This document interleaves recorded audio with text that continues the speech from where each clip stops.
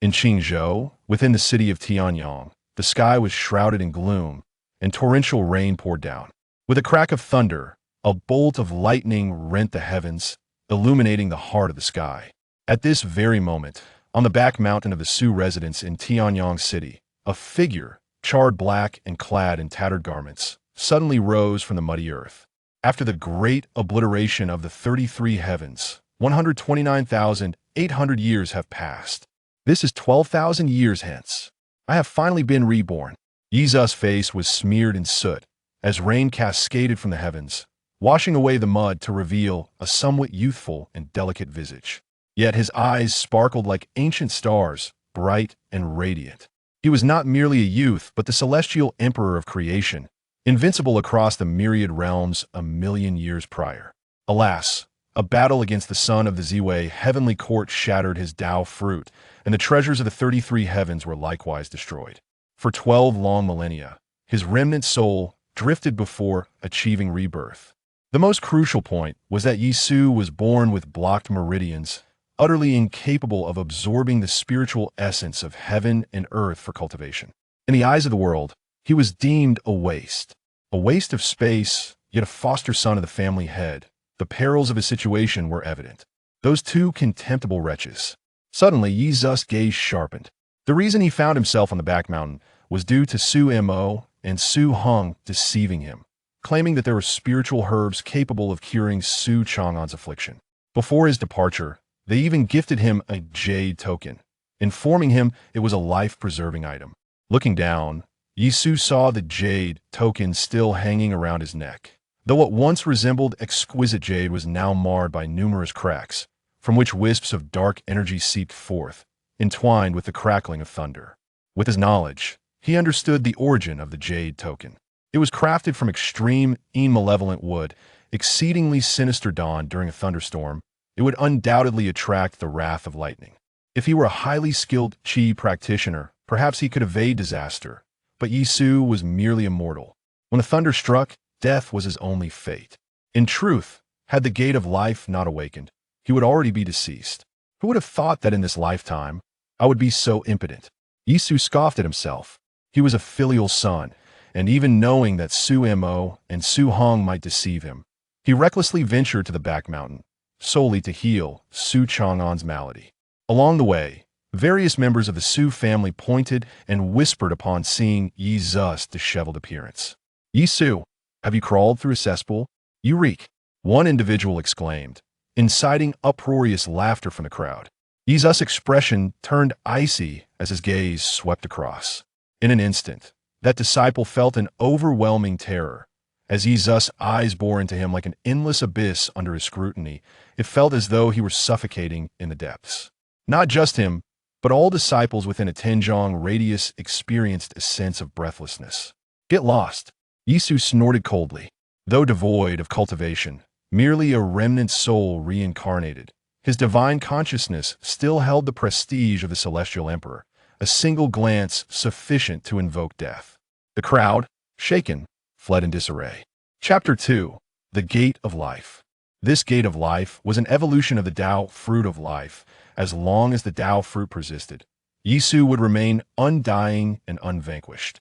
Regrettably, the Son of Heaven bore the weight of the heavenly Tao, unrivaled across the world, and with the might of the heavenly Tao, struck him down. Even though he had mastered 33 paths, he could not contend with the Son of Heaven. However, it was precisely because Yisu grasped the Tao of life that, in his final moments, he entrusted his remnant soul to the Gate of Life, allowing him to reincarnate. As Yizu's consciousness surged into the Gate of Life, the next moment, a stream of luminous energy erupted from the gate, flowing from Yizu's mind into his body, dispersing throughout his limbs and bones. The life force surged within, and his injuries healed almost instantaneously.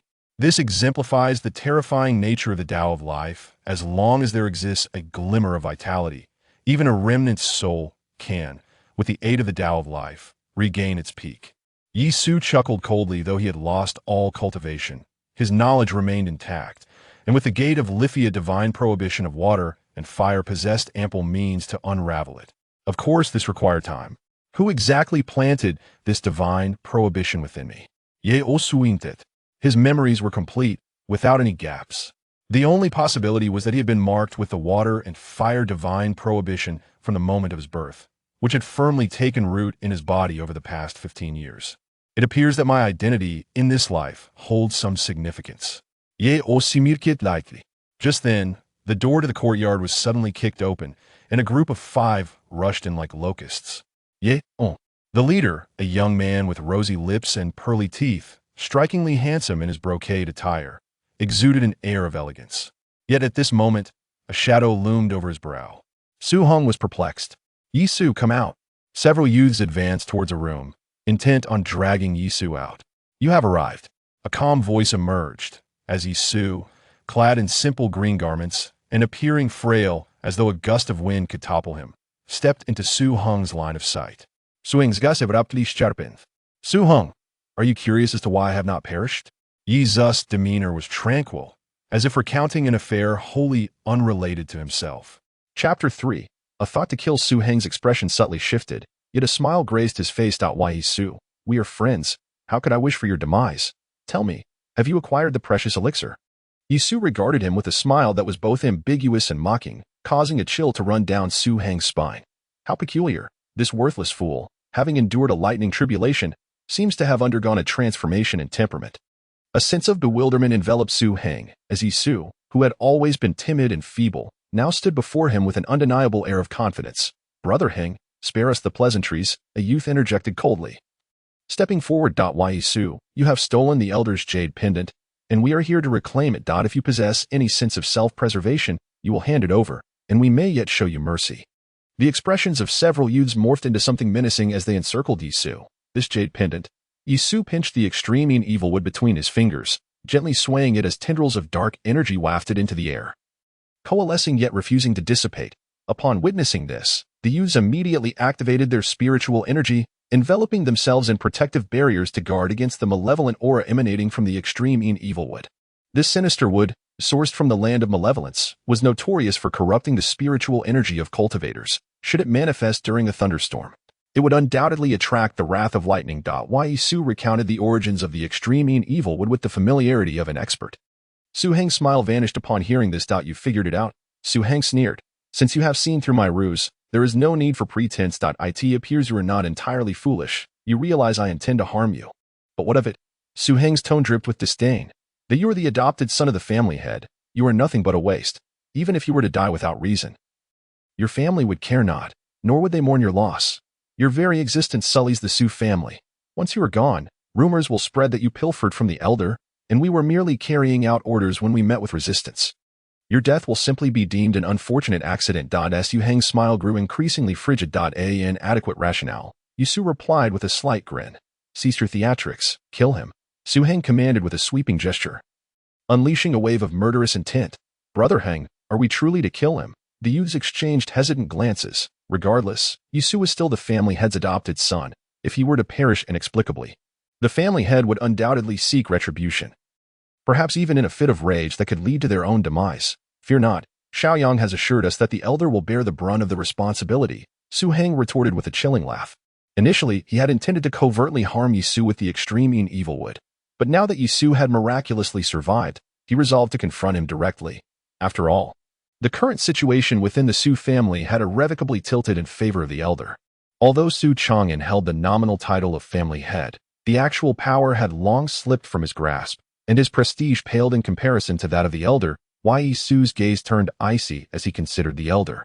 Su Qifeng, whose ambitions had always aimed at seizing control of the Su family and displacing Su Chang'an. At this moment, it was audacious of him to openly send others to take his life. With a whoosh, receiving Su Heng's affirmation, one of the youths advanced, channeling his spiritual energy as if a fierce tiger descending a mountain, his fist enveloped in a sharp aura, hurtling toward Yi Su. Overestimating oneself, Yi Su scoffed, his consciousness stirring. In his gaze, a flash of white light seemed to cut through the air like a celestial blade. The youth dashed toward him, yet before his fist could descend, his movements abruptly ceased, as if he had been anchored in place, utterly motionless. In the blink of an eye, Yi Su's consciousness extinguished the life force of this individual, reducing him to mere ashes. Subo, are you not going to take action? Su Heng furrowed his brow. He is already dead. With a single finger, Yi Su pressed against Subo's forehead, causing him to collapse to the ground like a marionette. His eyes vacant and breath non-existent, clearly lifeless. Su Su Heng's expression shifted dramatically as he rubbed his eyes vigorously, disbelief coursing through him. It cannot be. You are still a worthless fool. How could you possibly rival Su Bo? Chapter 4. Su Ziyue. Suddenly, an unusual sound reverberated, and a hazy divine light surged amidst the turbulent air. Su was enveloped in the divine radiance of the Gate of Life, resembling a deity. Although this divine gate wielded merely a fraction of its true power, it was more than sufficient to withstand their onslaught. Su gazed at them with indifference, as if observing mere ants. With the Gate of Life present, Su Heng and his companions were utterly incapable of inflicting harm upon him, while a single thought from him could reduce them to nothingness. Attack together, Su Heng bellowed. And the three youths instantly followed his lead. With a thunderous roar, all four, being chi practitioners of the dragon elephant realm, united their strength, awakening the dragon vein and unleashing a ferocious aura. They simultaneously invoked their divine abilities. And the brilliant spiritual light coalesced into a vividly lifelike dragon. As the dragon's claws descended, the shockwave shattered, landing upon the divine light. However, when the dragon's massive claws made contact with the divine radiance, it was as if tofu had struck against stone, resulting in a resounding crash as it disintegrated into dust. It is impossible, absolutely impossible. Su Heng was filled with dread. You cannot be Yi Su. You are certainly not Yi Su. How could a worthless fool surpass me? Su Heng struggled to accept this reality. The three youths were equally terrified, their divine abilities utterly incapable of breaching Yi Su's defenses. You are all destined to perish. It matters not whether you accept it or not. Yi Su spoke with an indifferent tone. Why Yi Su? Should you dare to kill us, the Grand Elder will not let you off easily. Su Heng retorted, his voice laced with a fierce facade. Yet, Yi Su, in his past life, was the celestial emperor of creation, decisive in his actions, and viewing all beings as mere fodder. He acted according to his own heart, disregarding rules and principles entirely. With a swift motion, Yi Su's gaze fell upon the four, his celestial consciousness slicing through their minds like a blade. In an instant, their thoughts seemed to plunge into an endless abyss. Moments later, these four chi practitioners stood frozen like puppets, immobile in their positions. At that moment, the door to the small courtyard was abruptly flung open, and a young girl in a purple dress rushed in. Her beauty was exquisite, her nose like jade and her eyes like stars, with lips painted in a delicate red, her figure graceful. In her haste, her flowing hair danced wildly, adding an extra allure to her presence. Upon entering the courtyard, she immediately spotted the five eerily motionless individuals. Her gaze shifted to Yi Su. After a brief hesitation, she parted her crimson lips and inquired, "Are you all right?" Yi Su lifted his head, casting a faint glance at her before responding nonchalantly, "I am fine."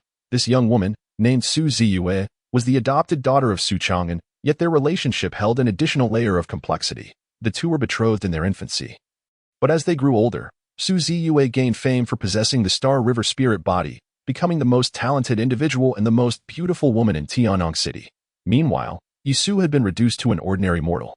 The chasm between them widened with each passing day, resulting in increasingly rare interactions. However, Yi Su was no longer the Yi Su of the past. In the presence of Su Ziyue, he exhibited an extraordinary calmness, devoid of any tumultuous emotions. Is everything truly fine? Su Ziyue inquired again, her unease growing at Yi Su's serene demeanor. Although her disappointment in Yi Su had deepened over time, having grown up together, she remained one of the individuals most concerned about him, despite their widening distance. Yi Su shook his head, assuring her, "It's nothing." Su Ziyue furrowed her delicate brows and glanced at Su Heng and the others, questioning, "What has happened to them?" Yi Su leisurely savored his tea, as if unaffected, and replied, "They are all dead." Chapter 5. The Celestial Gathering Technique. Dead. Su Ziyue felt a chill run down her spine. She activated her true energy, strands of it swirling around Su Heng and the others, seemingly to assess their state. After a few moments, Su Ziyue's fair complexion darkened. "Did you kill them?" Her voice was laced with both rage and astonishment. How could Yi Su dare to kill so recklessly within the Su residence? Did he not fear the repercussions from their clan rules? Upon hearing Su Ziyue's inquiry, Yi Su nodded in affirmation. "Yi Su, you are exceedingly reckless. Su Heng is but a lackey of Su Xiaoyang. He has long sought your demise. By killing Su Heng now, you have left a handle for him to grasp. Su Xiaoyang will surely not let this pass lightly." Su Ziyue exclaimed in fury. Angering the Grand Elder, even if she intervened, it was unlikely to end well. Yet, Yi Su appeared utterly unconcerned. "That is not your concern." Su Ziyue, exasperated to the point of laughter, reflected on how throughout their lives, Su had always relied on her to clean up the mess whenever he faced bullying. And now, he was choosing to disregard her? In a fleeting moment of thought, Ziyue felt a mix of exasperation and amusement, her eyes reddening, yet she resisted the urge to shed tears of grievance. Do not flatter yourself. In a month, the martial arts convention of Tianyang City will take place, and the top 5 will secure places in the entrance competition of the Tianqing sect. I have no time to concern myself with you. Ziyue replied coldly, if you still harbor any fear, then accompany me to meet the Grand Elder. Otherwise, I cannot save you. I, Su, have no reverence for heaven and earth, nor for the Emperor. A mere mortal holds no power to instill fear in me. I shall no longer concern myself with you. Ziyue's eyes glistened with unshed tears as she flicked her sleeve and turned to leave. Wait, Su suddenly called out. Ziyue scoffed internally. He truly remained a coward. How could such a person be her husband?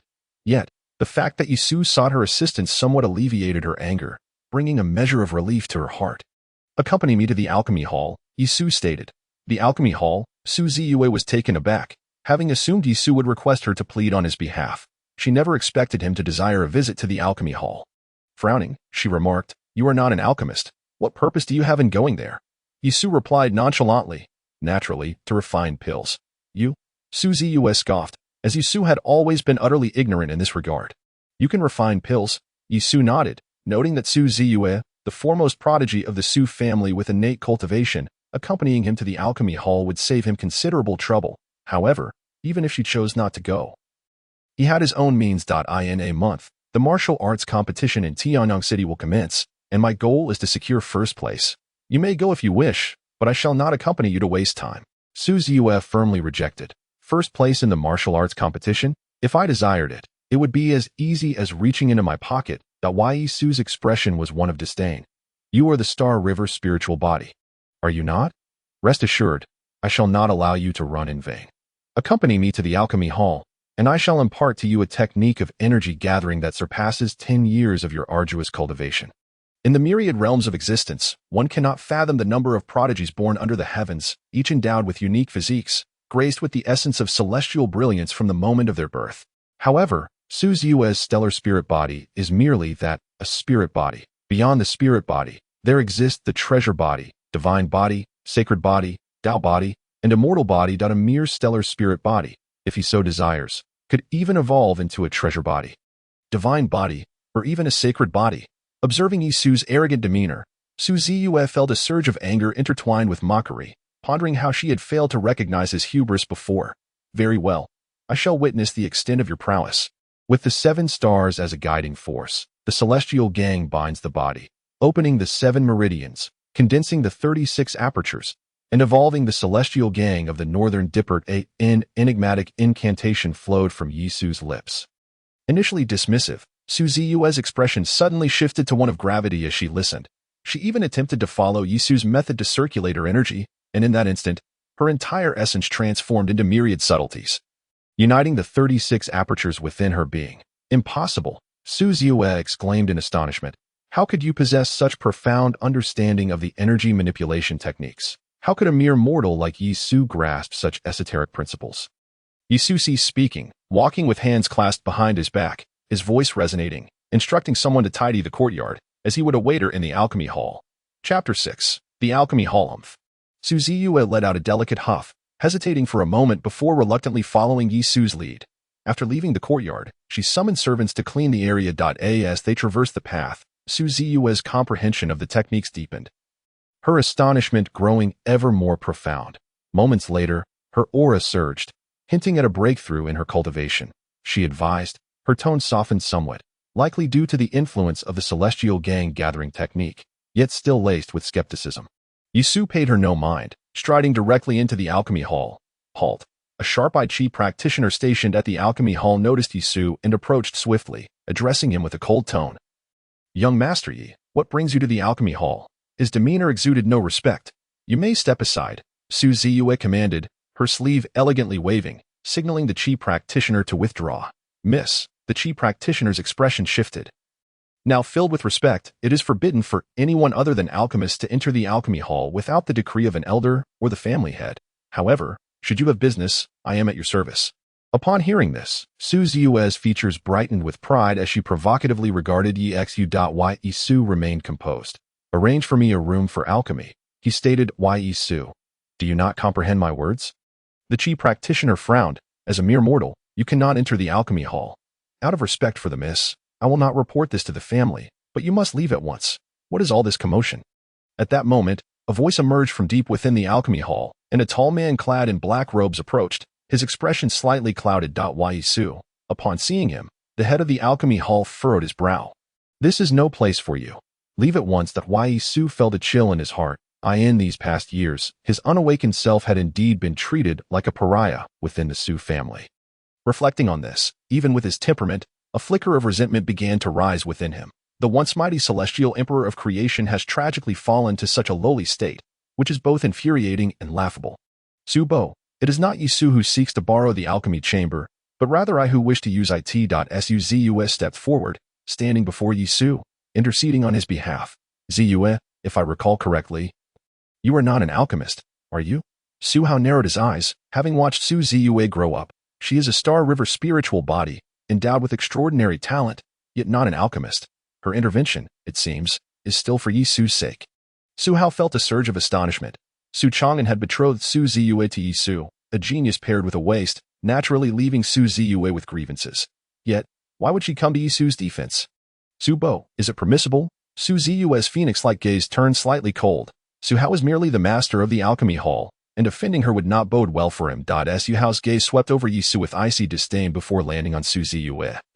Revealing a smile. Of course, it is permissible. However, Master Lingwei is currently refining pills. I shall not concern myself with whether you are concocting elixirs or cultivating energy, but should you disturb Master Lingwei's work, you shall bear all consequences. Master Lingwei is also present. Ziyue's expression shifted slightly. This Master Lingwei is the Su family's sole alchemist, a fourth-grade spiritual alchemist, holding a status only second to the family head and the elder.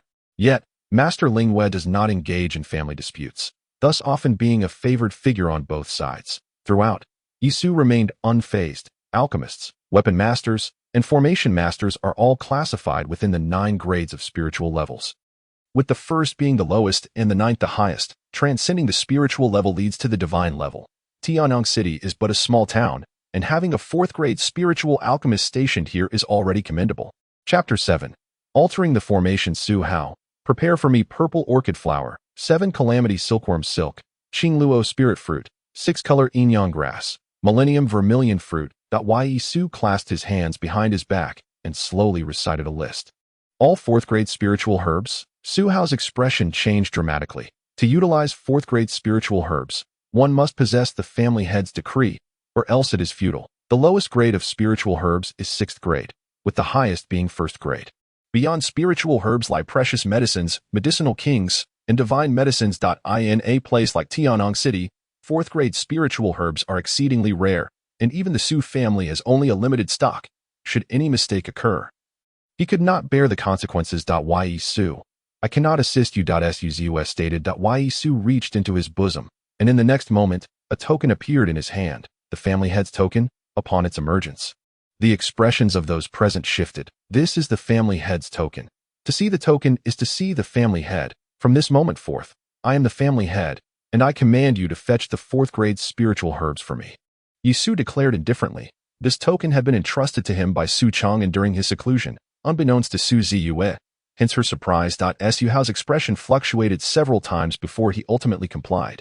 The weight of the family head's token is too significant for him to disregard. Ye Su, since you possess the family head's token, why then do you require my company to the alchemy chamber? Ziyue's beautiful eyes brimmed with anger. In her view, Ye Su was toying with her. You shall find out soon enough, after about the time it takes to brew a cup of tea. Su Hao returned with the spiritual herbs. He then led the two into the 2nd floor, entering an alchemy chamber. The chamber was completely sealed, spanning 3 zhang in diameter, its floor etched with intricate fire array inscriptions.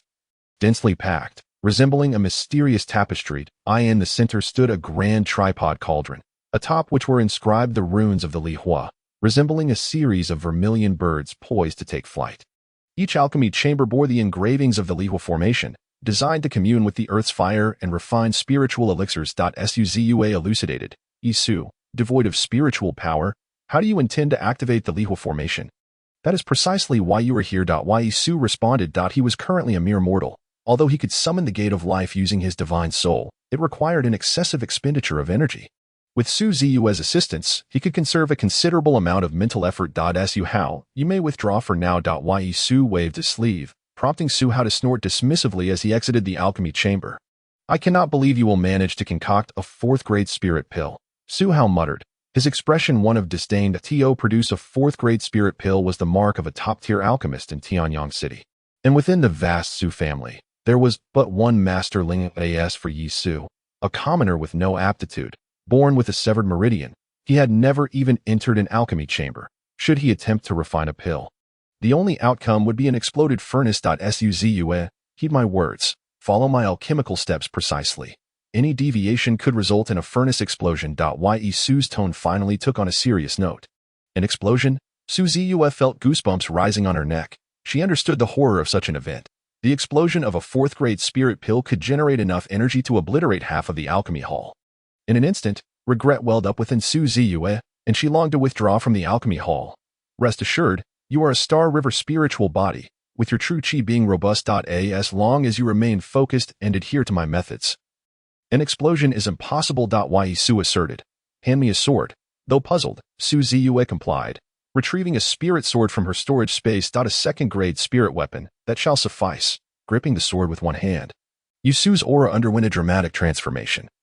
As if he had morphed from a frail scholar into an indomitable sword deity. Clang, clang.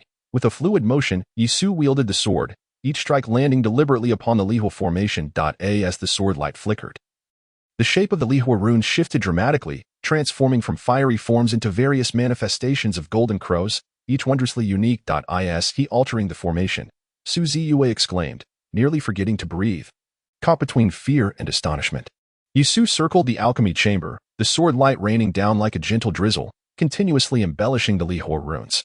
Fine beads of cold sweat began to form on his brow. After half an hour, Yi Su sheathed the sword, standing panting, drenched in sweat, utterly fatigued. Boom, nourished by the true chi, radiant patterns erupted with brilliant divine light, the illumination hazy, as if golden crows were soaring into the heavens. With the explosion of divine light, a terrifying heat instantaneously engulfed the alchemy chamber. Waves of crimson flames surged from the depths, transforming into a brilliant red-gold hue through the alteration of the runes, coalescing towards the grand tripod cauldron. Chapter 8. Golden Crow Divine Fire. Has the power of the earth fire seemingly intensified? Su Ziyue marveled. Previously, she had entered the alchemy chamber to observe alchemists at work, familiar with the forms of earth fire. However, now, after Yi Su's modifications, the potency of the Lihua formation appeared to have increased exponentially, and the Lihua had undergone an evolution. Morphing into an unknown flame. I have transmuted the Lihua runes into Golden Crow Divine runes. Converting the earth fire into Golden Crow fire, as a Star River spiritual body, you are undoubtedly familiar with the Golden Crow Divine Fire. Yi Su spoke calmly. Is this the Divine Fire? The Golden Crow Divine Fire? Su Ziyue found it hard to believe. Yi Su shook his head. It was impossible for him to summon the Golden Crow Divine Fire out of thin air. This earthly fire had evolved into spiritual flames, merely enhanced by the Golden Crow Divine patterns, yet it still bore a considerable gap from the true Golden Crow Divine Fire. Nevertheless, it was more than sufficient for refining the 7-turned Yuan spirit pill. Su Ziyue, you may begin, Yi Su instructed. Su Ziyue nodded numbly. Within the span of a single hour, she had undergone an overwhelming array of experiences, feeling akin to a marionette, completely guided by Yi Su. Sizzle. Su Ziyue placed various spiritual herbs into the great cauldron, enveloping them with the true energy of the galaxy. As the Golden Crow Divine Fire surged forth, remarkably, her true energy remained unscathed by the flames. The terrifying heat permeated through the stellar true energy, refining each of the spiritual herbs. Is this the art of alchemy? Su Ziyue exclaimed with delight, her expression mirroring that of an innocent child. Pure and charming. Do not allow yourself to be distracted, Yi Su admonished. Su Ziyue's focus sharpened instantly, concentrating her mind. At that moment, Yi Su resembled a teacher, while Su Ziyue embodied the role of a student. Any members of the Su family witnessing this would surely be left astounded. Yi Su closed his eyes, extending his thoughts to sense the changes within the three-legged cauldron. Heavenly Gangs gathering chi. 7 stars in unity. Heavenly Gang seal. Su Ziyue activated the Heavenly Gang's gathering chi technique, her fingers dancing swiftly, faintly, The 36 celestial constellations materialized in the void, the 7 stars suspended high above, her fingers intertwined. And the seal began to coalesce. In an instant, the 36 constellations and the 7 stars transformed into a grand seal, resembling a disk, descending from the heavens, boom, like celestial bodies calming the seas. The boiling alchemical furnace fell silent. As the golden crow divine fire continuously poured into the cauldron, refining the spiritual herbs, Su nodded slightly. The fact that Ziyue could grasp the heavenly gang seal in such a brief span of time indicated her remarkable talent. A truly malleable genius. Now, I shall impart to you the method of pill formation. Suddenly, a voice resonated in Ziyue's mind. She was taken aback, and Su's voice echoed again. Do not be startled. It is I who communicate with you. Remember this well, for any mistake is unacceptable. Ziyue's beautiful eyes widened in disbelief as she gazed at Su. The ability to communicate silently could only be performed by those who had achieved the realm of void awareness and spiritual cultivation. Su was merely immortal. How could he possibly transmit thoughts to her? However, given the critical moment in alchemy, Ziyue dared not let her focus waver. The path of alchemy consists of 72 veins, each with its own principles, yet the method for refining the 7-turn Yuan spirit pill did not require overly profound techniques. Breathe deeply and concentrate. I shall now teach you the method of the Qian pill vein. Su's voice continued. Point your finger to the heavens. As a being of the stellar river, you are most suited for this technique. Following this, waves of information flooded into Ziyue's mind, her thoughts rapidly digesting the knowledge imparted by Su. Soon committing the method to memory. Gurgle, gurgle. Within the 3-legged cauldron, the spiritual herbs had been refined, transforming into pools of essence, bubbling and releasing fragrant vapors that enveloped the alchemical chamber. Ziyue concentrated her spirit. Her fingers fluttered like butterflies amidst blossoms, each formation of the seal infused with true energy descending into the cauldron. As the seal emerged, the golden crow divine patterns resonated with one another. And miniature golden crows sprang forth, flapping their wings and diving into the cauldron like moths drawn to a flame. Boom. Suddenly, the alchemy chamber trembled violently as the divine patterns of the golden crow flickered rapidly. With each flash, immense geothermal energy was devoured and transformed into the sacred flame of the golden crow. Su. This force is too overwhelming. I cannot control it. Ziyue, her fair forehead beaded with perspiration, anxiously glanced at Su. Unbeknownst to her, she had already regarded Su as her pillar of strength. Su furrowed his brow slightly, and with a calm demeanor, he opened his eyes and approached Ziyue from behind. Resting a hand upon her right shoulder, Ziyue's fragrant shoulder trembled. With a mere thought, the essence of the gate of life surged through his arm and into Ziyue's body. In that moment, her aura surged explosively. The power of the stellar true qi increased dramatically, and the seals of the law descended in succession, causing the golden crow divine patterns to shine even more brilliantly. As if a great sun had risen, accompanied by a thunderous roar, the entire alchemy hall shook violently, with geothermal energies flowing back upwards into the chamber where Su and Ziyue resided. Countless golden crows flapped their wings, painting a magnificent scene. Chapter 9. The tremor of the alchemy hall. Master Lingyue's expression was grim. This batch of pills was a 5th-grade spirit elixir. He had spent over a month gathering materials and poured in tremendous effort, only to face an unexpected calamity just as he was about to solidify the pills. How could he not be enraged? With a cold snort, Master Lingyue activated his magical powers, sealing the alchemy furnace before storming out to the entrance of the hall. Su Hao, get out here. You are the master of the alchemy hall, overseeing its operations. If you are unaware, who else would be? Master Lingyue's gaze was Do you have any notion of how much time it takes to refine a 5th-grade spirit elixir? If something goes awry with this batch, even 10 of your heads would not suffice. Cold sweat dripped from Su Hao. Master, there is a problem with the geothermal energy. I truly do not know the cause. It is all Su's mischief. Please follow me. As soon as he finished speaking, Su Hao headed towards the 2nd floor, a cold smirk forming within him. Su, you are truly foolish, having offended Master Lingyue. Even the family head cannot save you. It is common knowledge that Master Lingyue has a peculiar temper. Those who cross him rarely end up well. The adopted son of the family head. Su, Master Lingyue's countenance turned frigid. How could you conduct yourself in such a manner? You actually allowed him into the alchemy hall. While scolding Su Hao in fury, Master Lingyue ascended to the 2nd floor. A scorching aura emanated from the alchemy chamber. The heat was terrifying, even making Su Hao feel alarmed. Master Lingyue's gaze revealed a hint of confusion. This aura likely did not belong to ordinary geothermal energy. What on earth are they doing in there? Yi Su, Master Lingwei is outside. You must come out immediately. Su Hao shouted from outside the door. This is bad. We must have disturbed Master Lingwei with our alchemy. Yi Su, what should we do? Su Ziyue's expression was anxious, her brows furrowed with worry. Yi Su replied nonchalantly. Focus on solidifying the elixir. The 7-turn Yuan spirit pill is in its final steps. Crucial for his cultivation. Even if it were the Heavenly King himself, Yi Su would never allow him to enter the alchemy chamber and disrupt the refining process, with a flick of his broad sleeve. A beam of white light shot forth from his cuff, causing countless golden crow divine patterns to suddenly resonate, resembling golden chains that envelop the entire alchemy chamber. Yi Su, if you do not open the door, then I shall break through. Su Hao shouted, muttering to himself, is that fool not dead in there? Notwithstanding this, Su Hao did not hold back. As a practitioner of the empty void realm, he unleashed his power, transforming his mana into a cerulean dragon that roared forth, sweeping through the winds and clouds towards the alchemy chamber. However, the moment the dragon made contact with the bronze door, the golden crow divine chain rang out resoundingly, and the golden crow divine fire surged upwards, causing the dragon to wail and dissipate into azure smoke. Master, we cannot breach the entrance. Su Hao exclaimed, wide-eyed and dismayed, casting a helpless glance at Master Lingwei.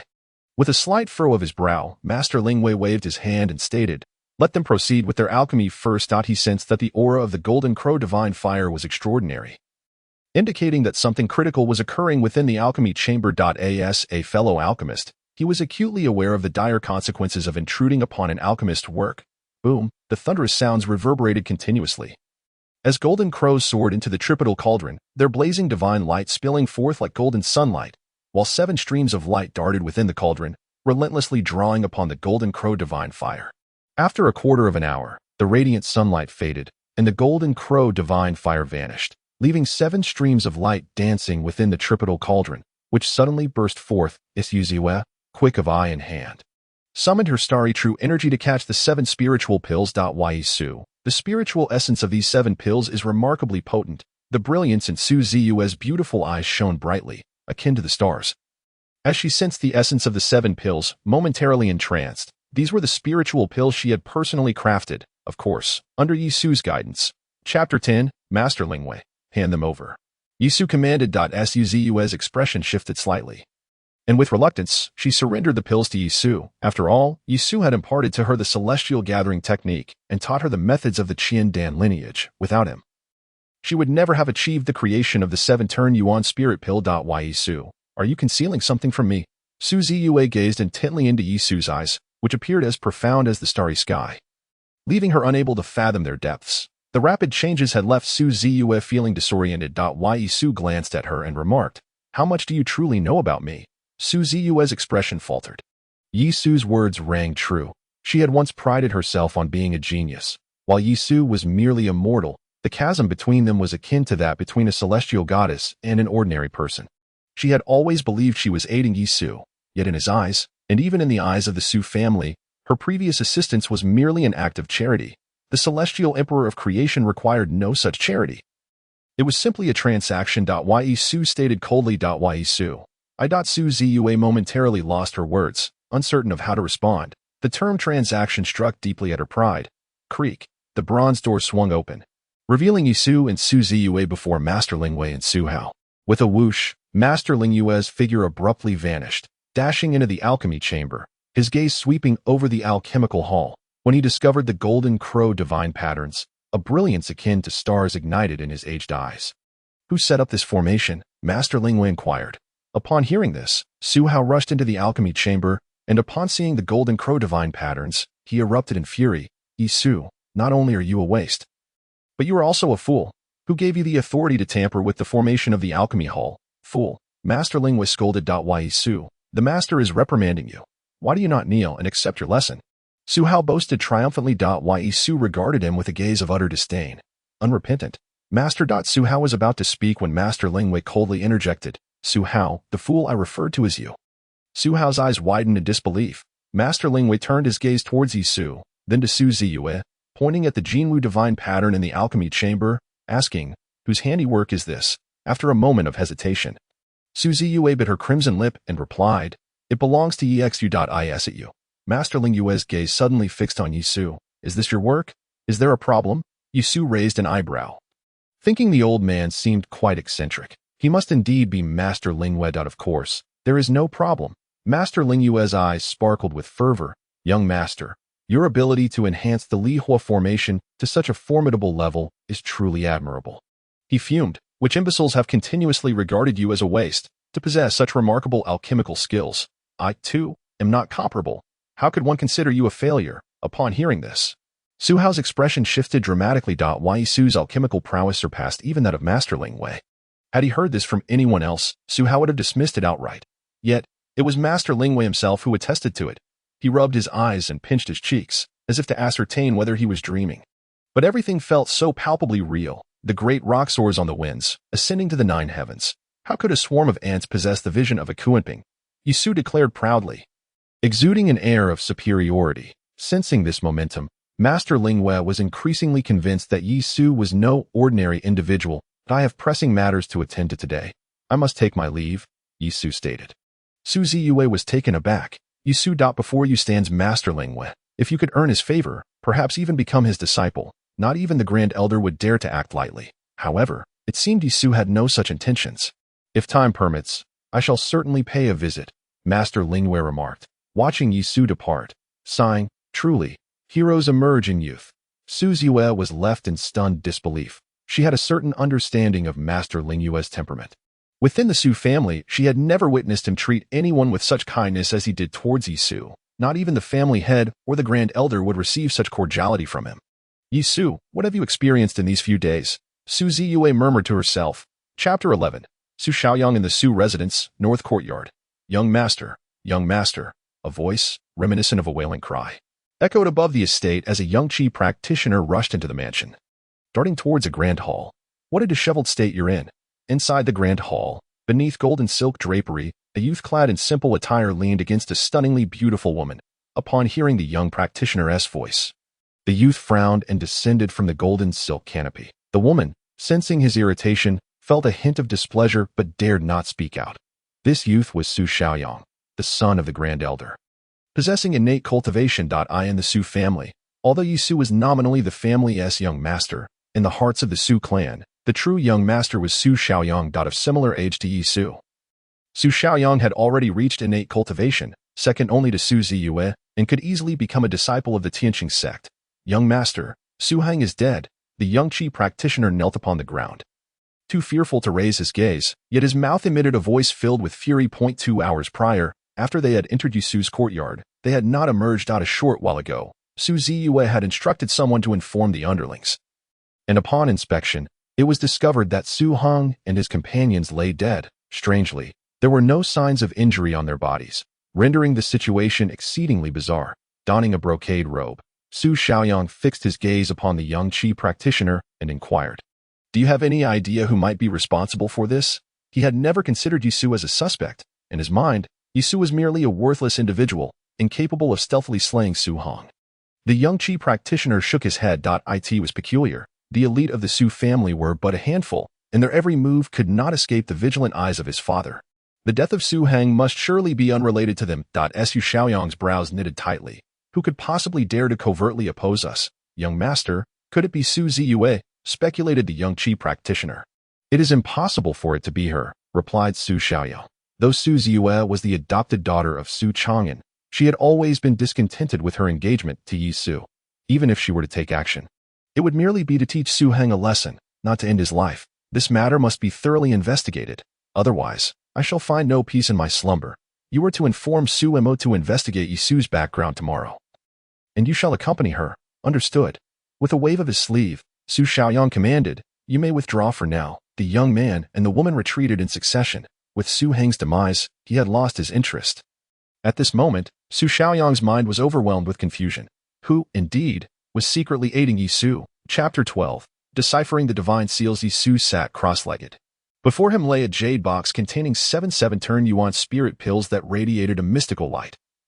Casting a warm glow upon his face, soft as jade. He poured the 7 spirit pills into his palm, took a deep breath, and swallowed them whole. These 7 pills, having undergone refinement by the Golden Crow divine fire, though not of the 5th grade, contained a power that far surpassed that of 5th grade spirit pills. To ingest them in one go would be a challenge even for practitioners at the empty void realm.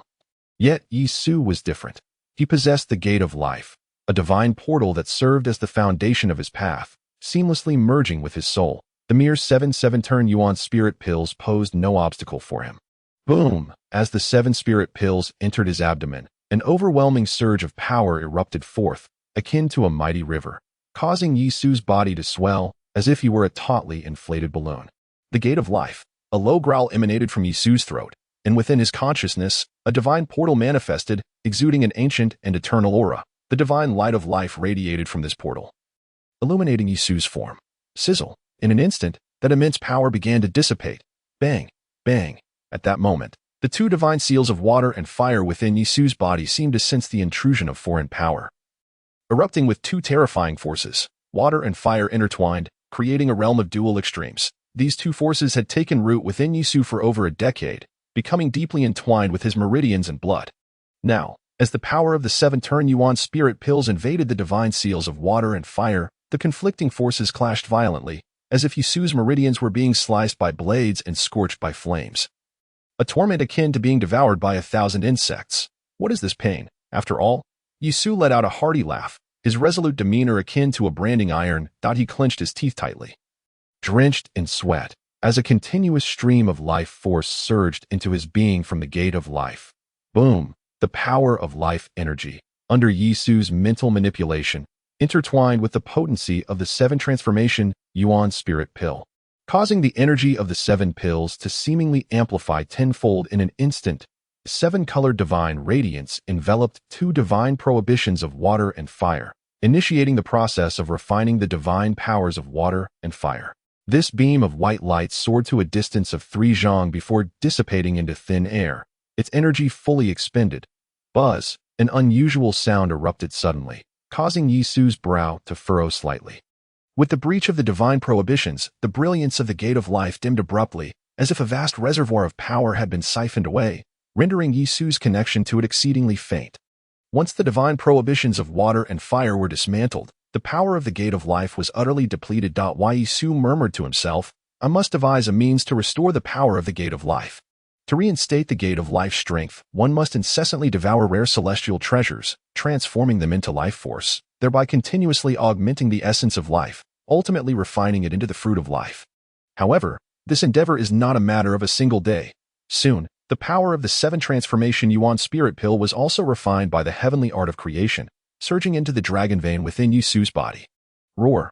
Faintly, it seemed as though a resounding dragon's roar erupted, as the dragon vein appeared to transform into a true dragon, coiling within Yi Su's form, emanating an aura of formidable might. If Su Ziyue were present, she would undoubtedly recognize that Yi Su's dragon vein surpassed even spiritual bodies by several magnitudes. Half an hour later, Yi Su's aura returned to tranquility. His thoughts delved into his mind, introspecting the changes within his body. Chapter 13.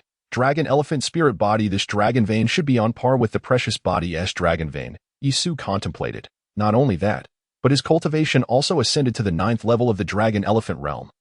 Reaching the pinnacle of this stage, he could have utilized the residual power to leap directly into the innate realm, yet Yi Su chose not to do so. In this life, as in his previous one, he is merely an ordinary mortal body, and an ordinary mortal body, to transcend the same realm's precious body, divine body, holy body, and even the Tao body and immortal body, must possess a formidable physique. Otherwise, relying solely on the heavenly art of creation and the Gate of Life, he might not even surpass the distance he traveled in his previous life. Yi Su had long considered this. He needed to cultivate the dragon elephant heavenly art to forge the dragon elephant spirit body. This body refining technique is the supreme secret art of the dragon elephant heavenly sect, the most powerful body refining sect of his past life. In his previous life, he was unable to change his course halfway through due to already possessing a body refining method, thus he could only tread his chosen path to the end, fearing to break and start anew with the dragon elephant heavenly art. Yet this life is different. Everything begins anew, and the dragon elephant heavenly art is entirely tailored for him. Had the previous incarnation of Yi Su perfected the dragon elephant heavenly art, the outcome of his battle with the Prince of Ziyue would remain uncertain. Yi Su stepped out of his chamber, gazing at the starry sky, his eyes profound. Prince of Ziyue, our battle has only just commenced. The stars shimmered brightly, a crescent moon hung at the horizon, casting its gentle radiance upon the myriad mountains and valleys. Yi Su's mind was tranquil. The dragon elephant heavenly art is immensely powerful, arguably the foremost body-refining technique throughout history, yet it bears a drawback: resources. The cultivation of the dragon elephant heavenly art demands an inexhaustible wealth of resources. In the heyday of the dragon elephant celestial sect, its leader would expend the resources of an entire realm in a single day of cultivation, a testament to the terrifying might of the dragon elephant technique.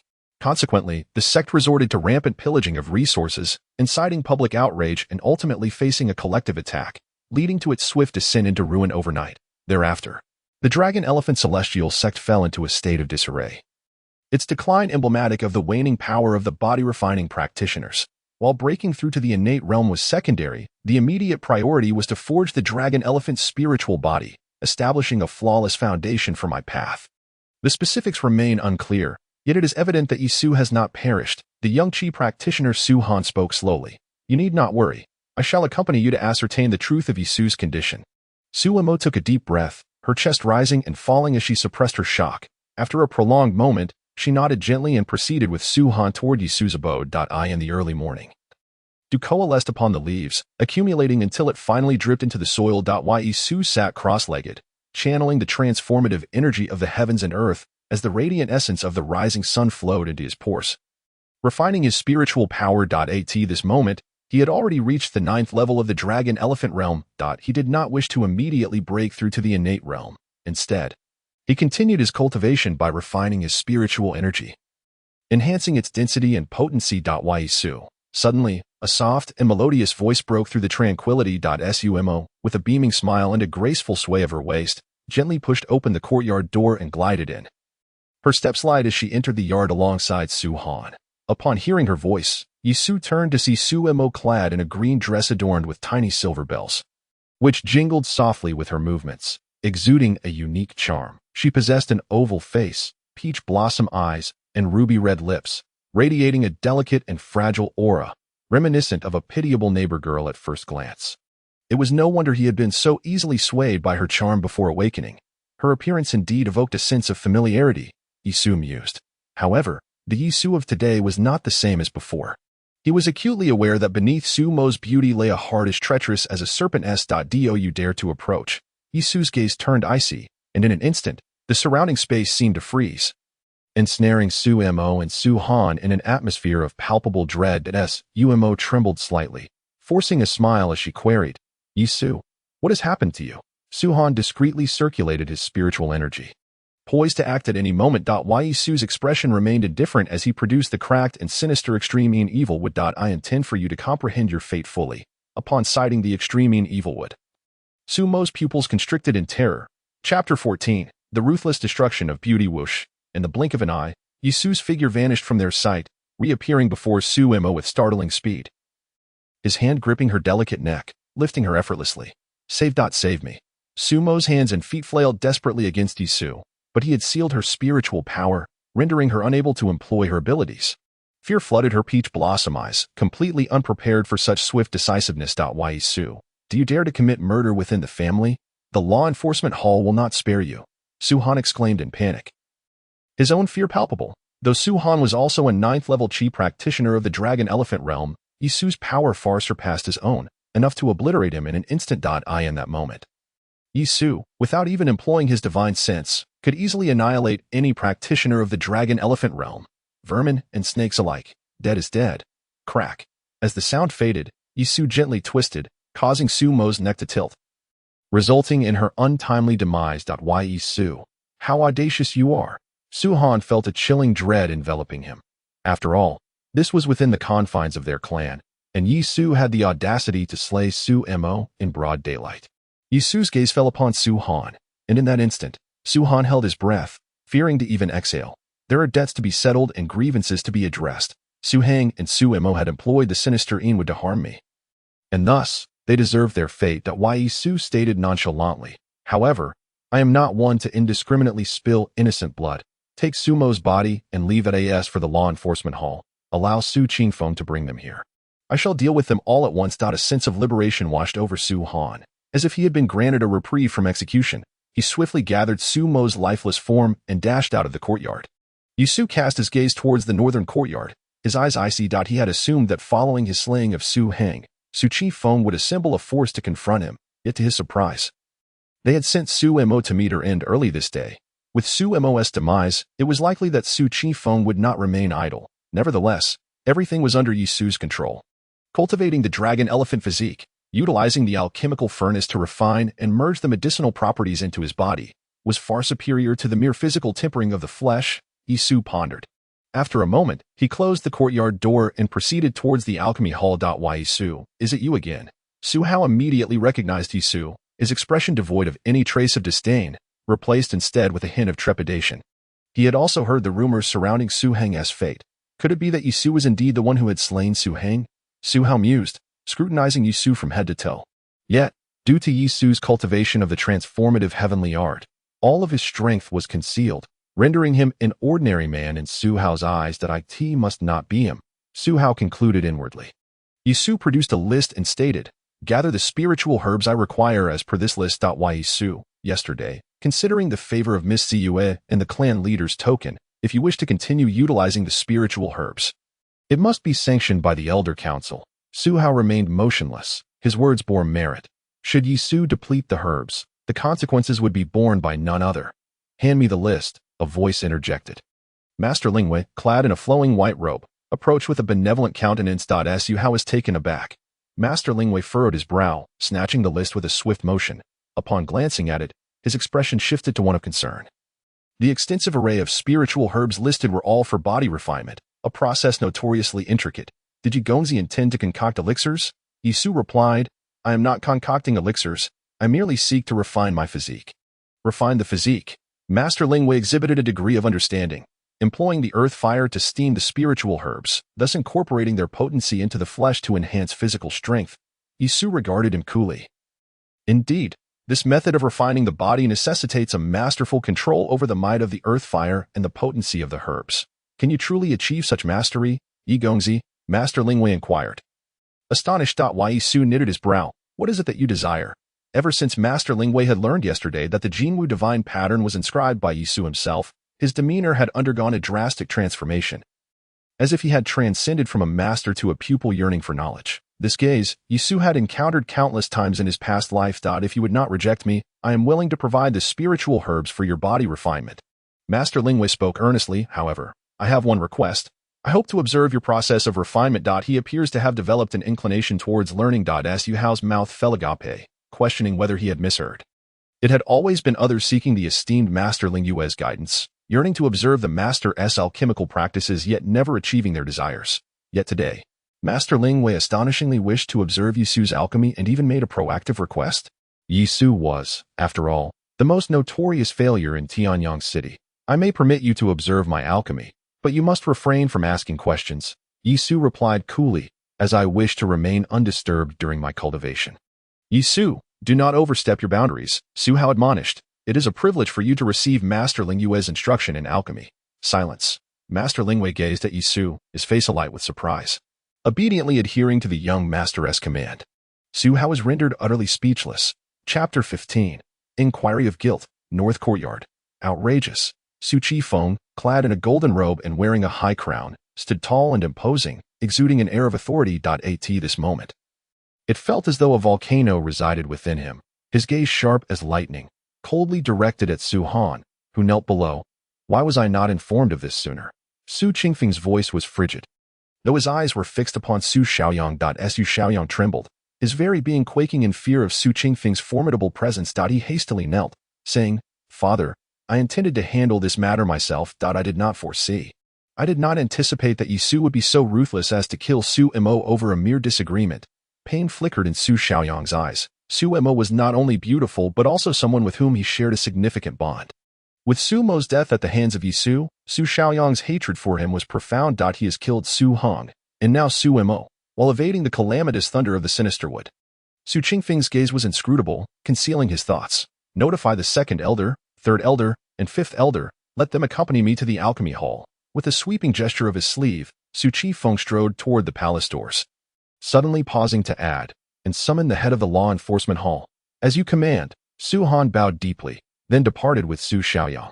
After a short while, Su Qingfeng and his entourage arrived outside the alchemy hall. A formidable aura enveloping the entire premises. I was unaware of the Grand Elder's arrival and extend my apologies for the lack of proper reception, Su Hao remarked as he sensed the commotion and stepped outside. Recognizing Su Qifeng with clarity, "Where is Yi Su?" Su Qifeng inquired coldly. Su Hao hesitated for a moment before responding, "Yi Su is currently in the alchemy chamber. Lead me there." Su Hao's expression shifted, and he promptly guided the way.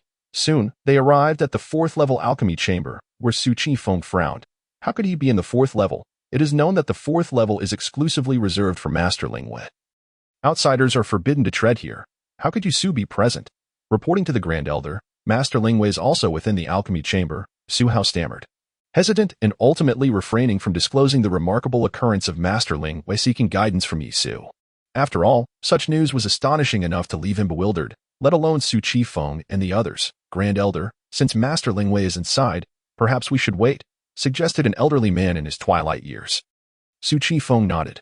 Master Lingwei, being the foremost alchemist in Tiannong City, held a status non-inferior to his own. It would be a grave miscalculation to provoke him over a mere Yi Su, potentially driving Master Lingwei away from the Su family, an outcome far too costly. The group fell into a contemplative silence as they awaited developments.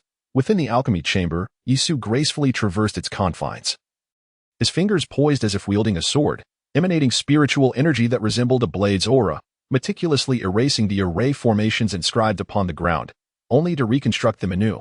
Master Lingwei, observing intently from the side, scrutinized Yi Su's movements in the runes he inscribed. Each time he felt compelled to inquire, he recalled Yi Su's words, forcing himself to swallow his questions. A sense of trepidation enveloped him, akin to a student in the presence of a teacher, filled with both anticipation and a hint of fear. "Next, I shall dictate your actions," Yi Su stated calmly. "Very well." Master Lingwei nodded in agreement. For reasons unknown, a myriad of faces from Yi Su's past students surfaced in his mind, their expressions mirroring that of Master Lingwei. He shook his head, chuckling softly, and began preparing for body refinement. "Ignite the flames," he commanded. Upon hearing this, Master Lingwei's spirit surged. He promptly summoned his magical powers, igniting the earthly fire, which erupted fiercely from beneath the ground. Enhanced by the Golden Crow's divine pattern, the flames surged dramatically, transforming the alchemy chamber into a veritable sea of fire. Observing this, Master Lingwei channeled a portion of his power to shield Yi Su, who felt a warmth envelop him. With a thunderous roar, the cries of countless golden crows echoed as they danced amidst the inferno, the alchemy furnace glowing a fiery red, emanating plumes of white smoke. "Add the herbs," Yi Su instructed. Master Lingwei's expression shifted as he deftly manipulated his power, causing various spiritual herbs to descend into the furnace. Sizzle, the terrifying heat scorched the herbs, which melted into the spiritual liquid at a visible pace, releasing a rich, fragrant aroma that was utterly intoxicating. In that moment, Yi Su shed his upper garments, leaping into the alchemy furnace with a single bound. Chapter 16. Body Refinement. Yi Su's voice resonated as he sat cross-legged within the furnace, his torso bare. "Dragon elephant heavenly skill," he bellowed, the dragon veins within his flesh erupting in a triumphant roar, his aura fully unleashed, resembling a divine dragon coiling around him. The dragon elephant heavenly skill activated. Yi Su's vital energy surged within the spiritual liquid, boiling like a vast ocean, his physique glowing a deep crimson. Sizzle, thick white smoke billowed from Yi Su's body, as if he were being roasted. The high temperature of the spiritual liquid surged within him, searing through his meridians and internal organs like molten lava. Yet, Yi Su's breathing technique was extraordinarily refined. As the liquid flooded into him, he exhaled a cloud of white vapor, expelling the remnants of the spiritual liquid. However, the searing heat remained nearly unbearable. A low growl emanated from his throat, akin to a beast roar. Yet, throughout it all, Yi Su kept his eyes firmly shut, not even furrowing his brow. This unwavering resolve was truly formidable. Master Lingwei marveled at this, acknowledging that had it been him, he would have long since leaped from the furnace. Unable to endure the heat, "Lingwei, I shall now impart to you a method to help you refine the earthly fire and evaporate the impurities of the spiritual herbs." Suddenly, a voice emerged from Yi Su's lips. Subsequently, an esoteric incantation resonated within the alchemy chamber. Master Lingwei listened intently, his smile growing ever more radiant. Boom! With a snap of his fingers, Master Lingwei's magical power surged like a dragon, ascending into the heavens. This manifestation of power transformed into an immense celestial dragon, encircling the alchemy chamber. Upon the dragon's back were inscribed various spiritual patterns, each representing a seal, totaling 72 in number. This is the 8-9 forging method, utilized for the refinement of weapons. However, There exists a resemblance between body refining and weapon crafting. Yi Su imparts the 8-9 forging method to Lingwei, intending for Lingwei to treat his physical form as a spiritual instrument. Undergoing repetitive tempering. Halt. Lingwei bellowed, his hair standing on end, as 72 mystical seals were etched upon the alchemy chamber. The golden crows wailed mournfully, seemingly suppressed by the 8-9 forging method, with a mighty gesture. Lingwei pressed down, beginning to coalesce a mystical seal within his palm. Once the seal was formed, a terrifying force of absorption surged forth, consuming the golden crows. The mystical seal resembled a lotus blossom, comprising a total of 72 petals, which gracefully descended into the alchemical furnace. Boom! In an instant, the spiritual liquid transformed into molten metal, wildly pouring into the lotus seal, each petal suddenly radiating with brilliant, divine light. This lotus slowly settled upon Yi Su's forehead, immediately imprinting a lotus seal upon it. Boom, boom, boom. In the next moment, torrents of robust energy surged from his forehead, coursing through Yi Su's limbs and bones. As if 72 celestial rivers were inflating his body, cracking sounds emanated from within Yi Su, as his sinews and meridians expanded in an instant, his height increasing, muscles bulging with newfound strength. No longer resembling a delicate scholar, his physique was harmoniously proportioned, embodying the perfect golden ratio. Exuding an aesthetic allure, with a long exhale, Yi Su expelled a cloud of turbid air. The completion of the lotus seal had consumed the essence of the spiritual liquid and the divine fire of the golden crows from the alchemical furnace. Yi Su mused inwardly. "Young master, why have you halted?" Master Lingwei inquired, puzzled. He was at the empty realm cultivation level, and the lotus seal he had just formed possessed immense power, making it implausible for Yi Su to digest it in a short span of time. Hence his question. Nevertheless, even so, it could not mask Master Lingwei's admiration and reverence. Yi Su smiled gently, seemingly touched by Master Lingwei's sincerity, fostering a slight fondness for him.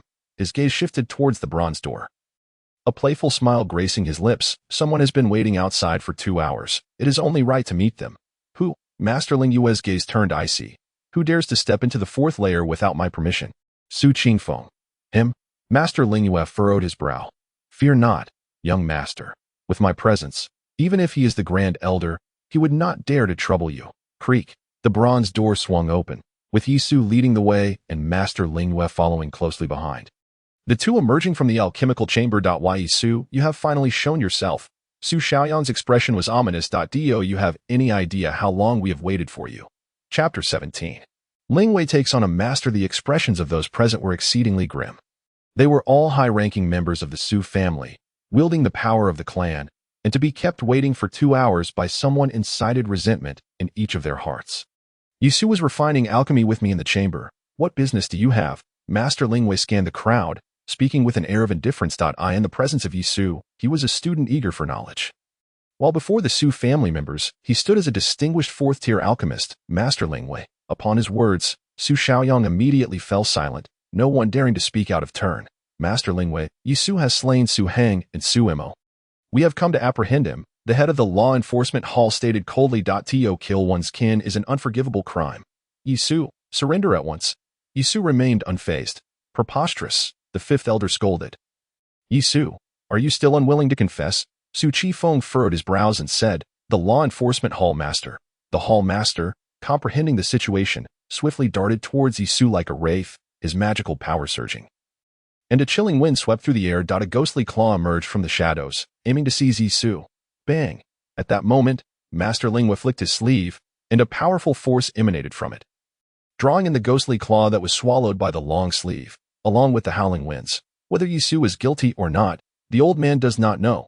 Master Lingwei spoke slowly. "However, since all are present, I wish to announce something today." "Please, master, go ahead." The law enforcement hall master and the others exchanged glances, suppressing their rising anger. Could it be that the master intends to take Yi Su as his disciple? A foreboding feeling surged within Su Xiaoyang. "If young master does not mind, I am willing to take you as my teacher." Suddenly, Master Lingwei bowed deeply to Yi Su, his expression sincere and his gaze fervent. "Am I seeing things? Did I mishear?" The 2nd elder's expression changed drastically. Master Lingwei was actually proposing to take Yi Su as his teacher. Both Su Xiaoyang and Su Qifeng were equally astonished. In their view, Master Lingwei would at most accept Yi Su as a disciple. Yet, Master Lingwei wished to become Yi Su's student, a 4th-grade alchemist from Tianyang City, the foremost alchemist, wanting to become a disciple of a waste? The crowd felt as if they were caught in a dream. Su Hao, however, was not overly shocked by Master Ling Yue's attitude towards Yi Su, yet the master suddenly offering to become his disciple still left him quite astonished. Young master, am I not qualified enough? Master Lingwei, seeing Yi Su's hesitation to respond, grew anxious and hurriedly inquired once more. Why Yi Su slowly shook his head. Your aptitude is too poor, and your age too advanced. Even if I were to accept you as a disciple, you would never be able to comprehend the mysteries of life and death, nor attain longevity. Yi Su sighed. No, a frenzied glint appeared in Master Ling Yue's eyes. I do not desire longevity. I have chosen to be an alchemist and have dedicated my life to the Tao of alchemy. I wish to progress further along this path, after this alchemical endeavor. Master Ling Yue's mind was as clear as a mirror. Relying solely on himself, he would likely remain stuck at the 5th grade alchemist level for the rest of his life. Only Yi Su could assist him in breaking through this bottleneck. Very well, if you are adamant about making me your teacher, I shall accept you as a registered disciple.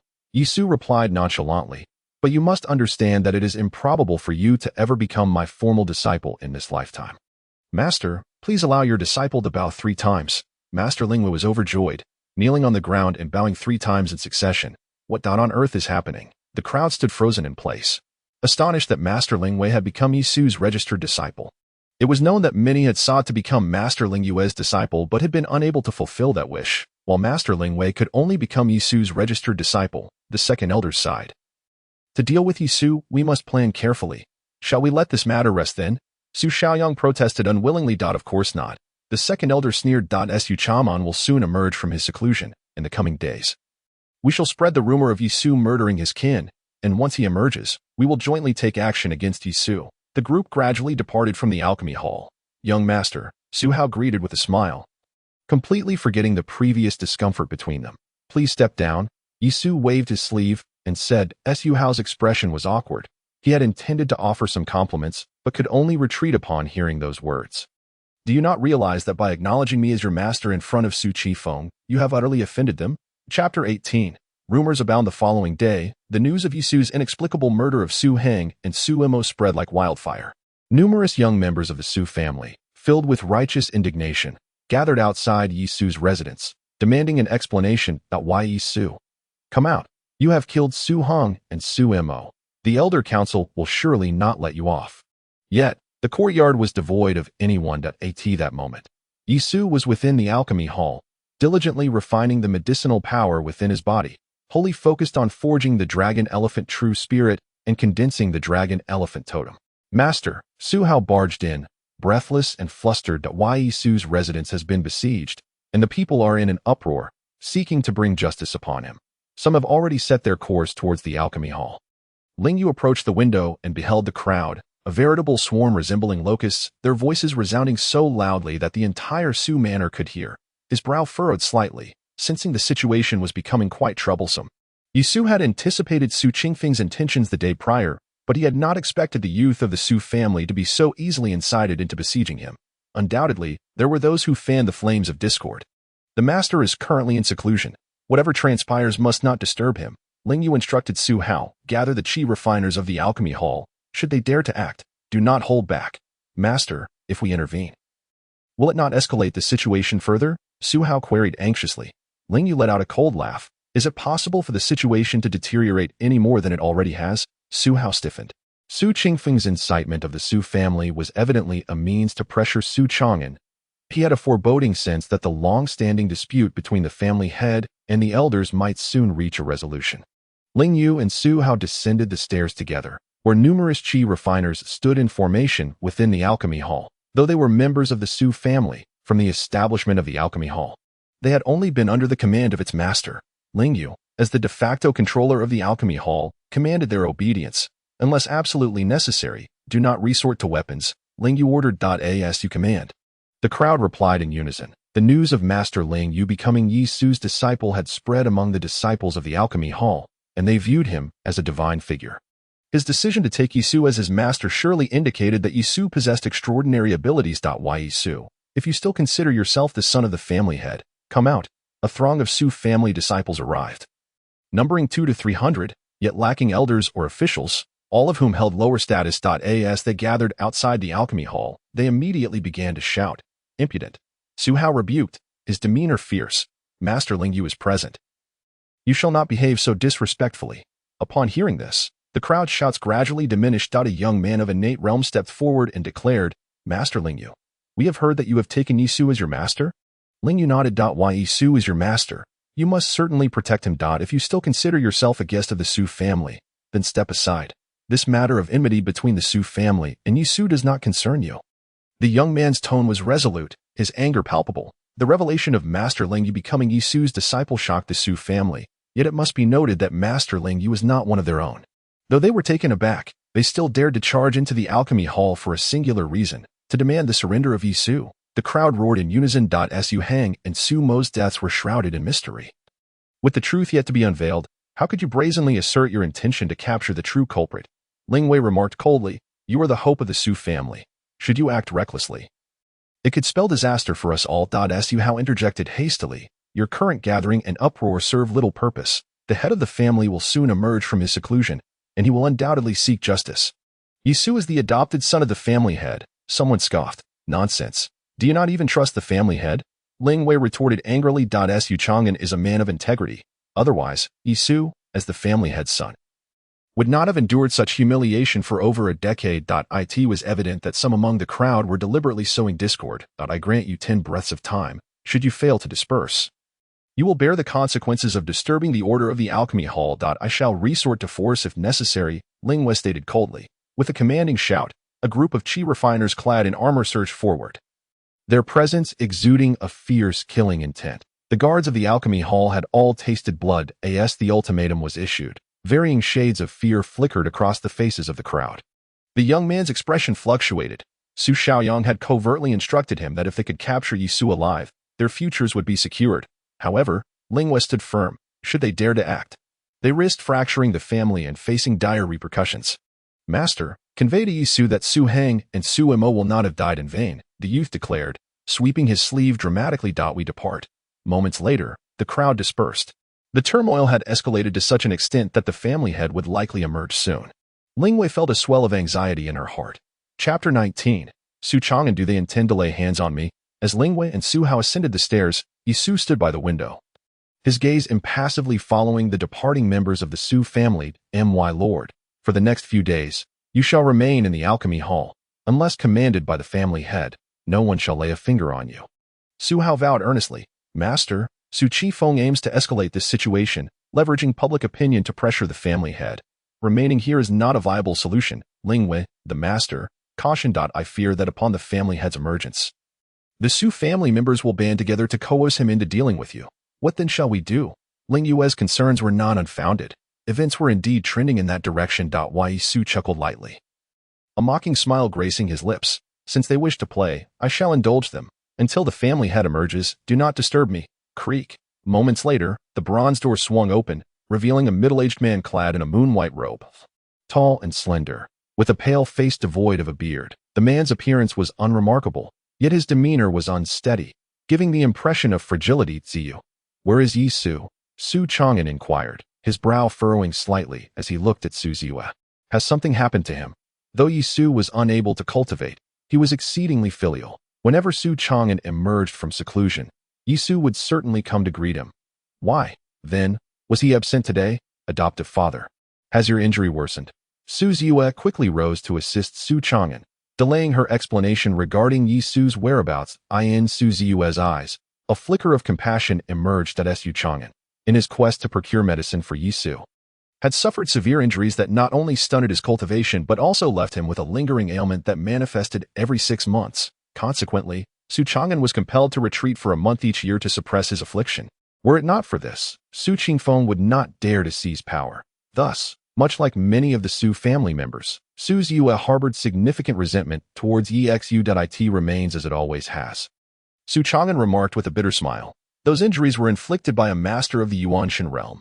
Merely surviving is a stroke of celestial fortune, let alone daring to hope for more. Ziyue, tell me honestly, what has become of Yi Su? Su Chang'an asked, his demeanor growing serious. Perhaps it is not entirely a negative turn of events, Su Ziyue revealed, recounting the events surrounding Yi Su, including his confrontation with Su Hang and Su Mo. Without withholding any details, is it possible that he has begun to cultivate? Su Chang'an erupted into laughter, only to be abruptly interrupted by a fit of violent coughing. Yizue sighed inwardly. Throughout their lives, Su Chang'an's concern for Yi Su had consistently eclipsed her own, which was one of the reasons for her estrangement from him. Foster father, the atmosphere within the residence is charged with fervor, and there are calls to deal with Yi Su. This is a delicate situation, Su Ziyue stated. Furrowing his brow, Su Chang'an acknowledged the gravity of the matter. As the head of the Su family and Yi Su's adoptive father, any perceived partiality could lead to discontent among the family members. Do you comprehend the full extent of the situation? He inquired, turning his gaze towards Su Ziyue, shaking her head. Su Ziyue confessed that after leaving the alchemy hall, she had been engrossed in mastering the Tiangang gathering qi technique imparted by Yi Su, leaving her little time to monitor his affairs. Moreover, Yi Su's transformation had created a profound psychological disparity for her, and she found herself struggling to adapt. Should we pay him a visit? Su Ziyue suggested. Su Chang'an shook his head. Emerging from seclusion only to visit Yi Su would undoubtedly lead to unfavorable interpretations. In that case, it is perhaps best to forego the meeting. At that moment, a voice called from outside the hall. Subordinate Su Yuan requests an audience with the family head. A cold smirk crept across Su Chang'an's face. Su Qifeng, you were truly impatient, sending the second elder to welcome me. Upon exiting the grand hall, they encountered the stooped figure of second elder Su Yuan, who clasped his fist respectfully. Second elder, there is no need for excessive formalities, Su Chang'an replied.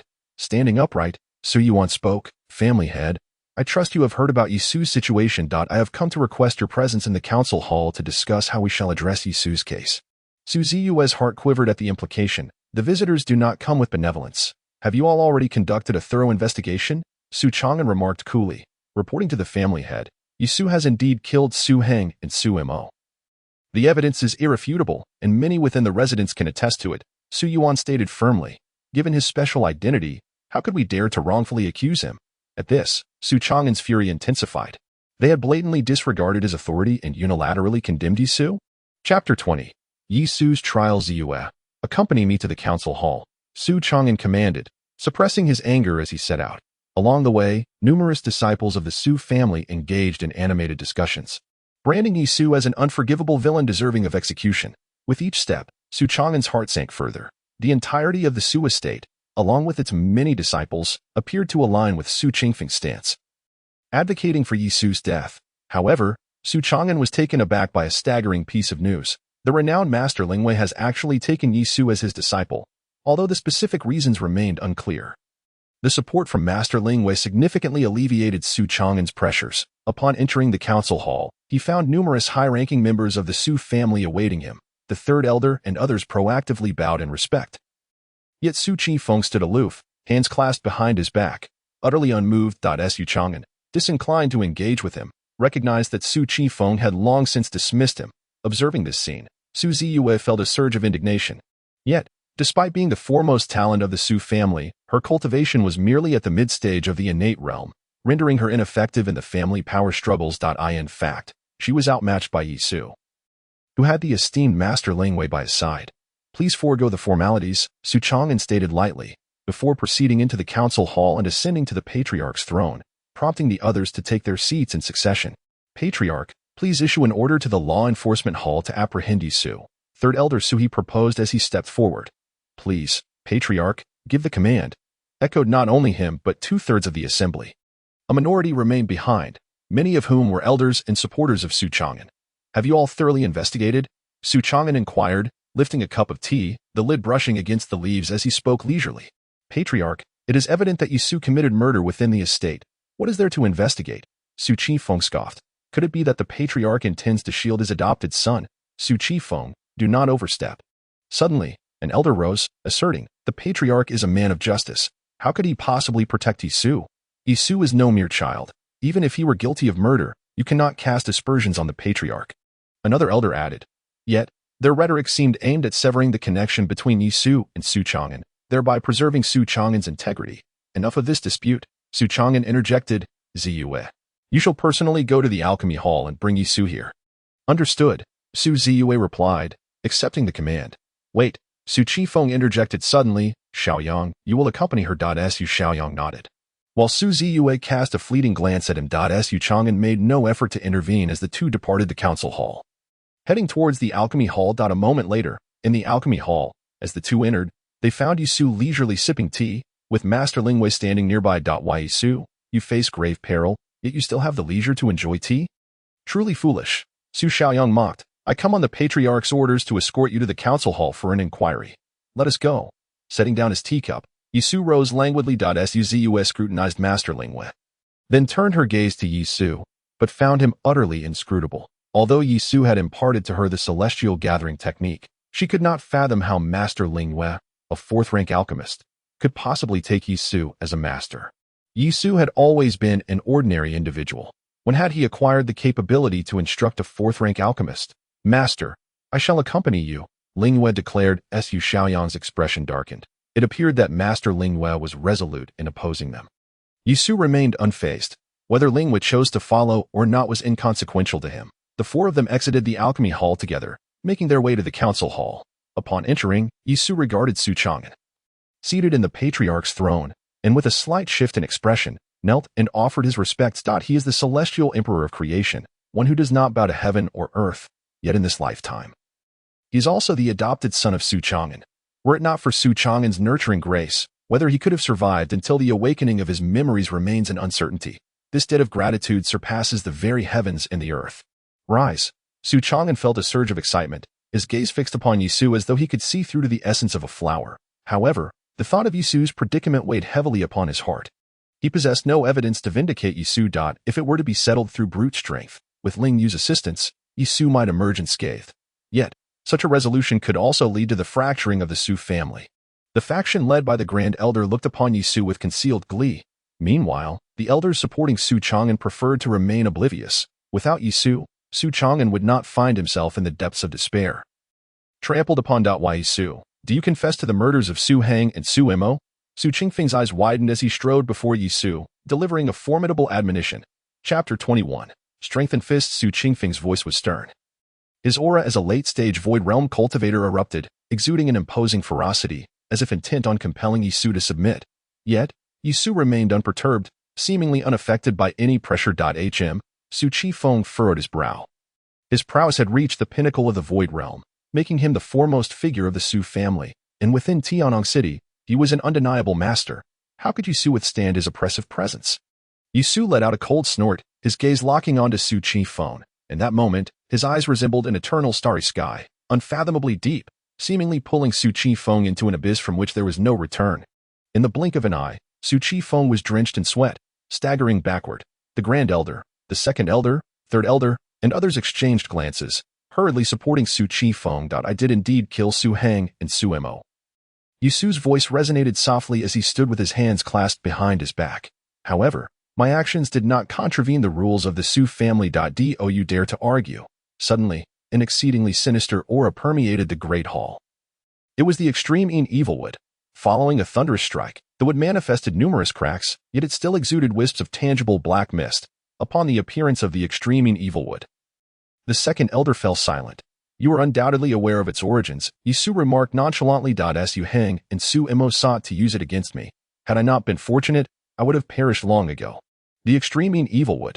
Upon seeing the object in Yisu's possession, Su Chang'an immediately rose, his teeth clenched in fury. How could a demonic artifact from the dark path manifest within the Su family? Su Chang'an scoffed. Su Qifeng, while I was in seclusion, I entrusted family matters to your stewardship, and this is the answer you provide me. The Su family is an affiliate of the Tianqing sect, which represents righteousness and has always been at odds with the demonic sections. The emergence of the extreme evilwood within the Su family could lead to dire consequences. Su Xiaoyang's expression faltered slightly.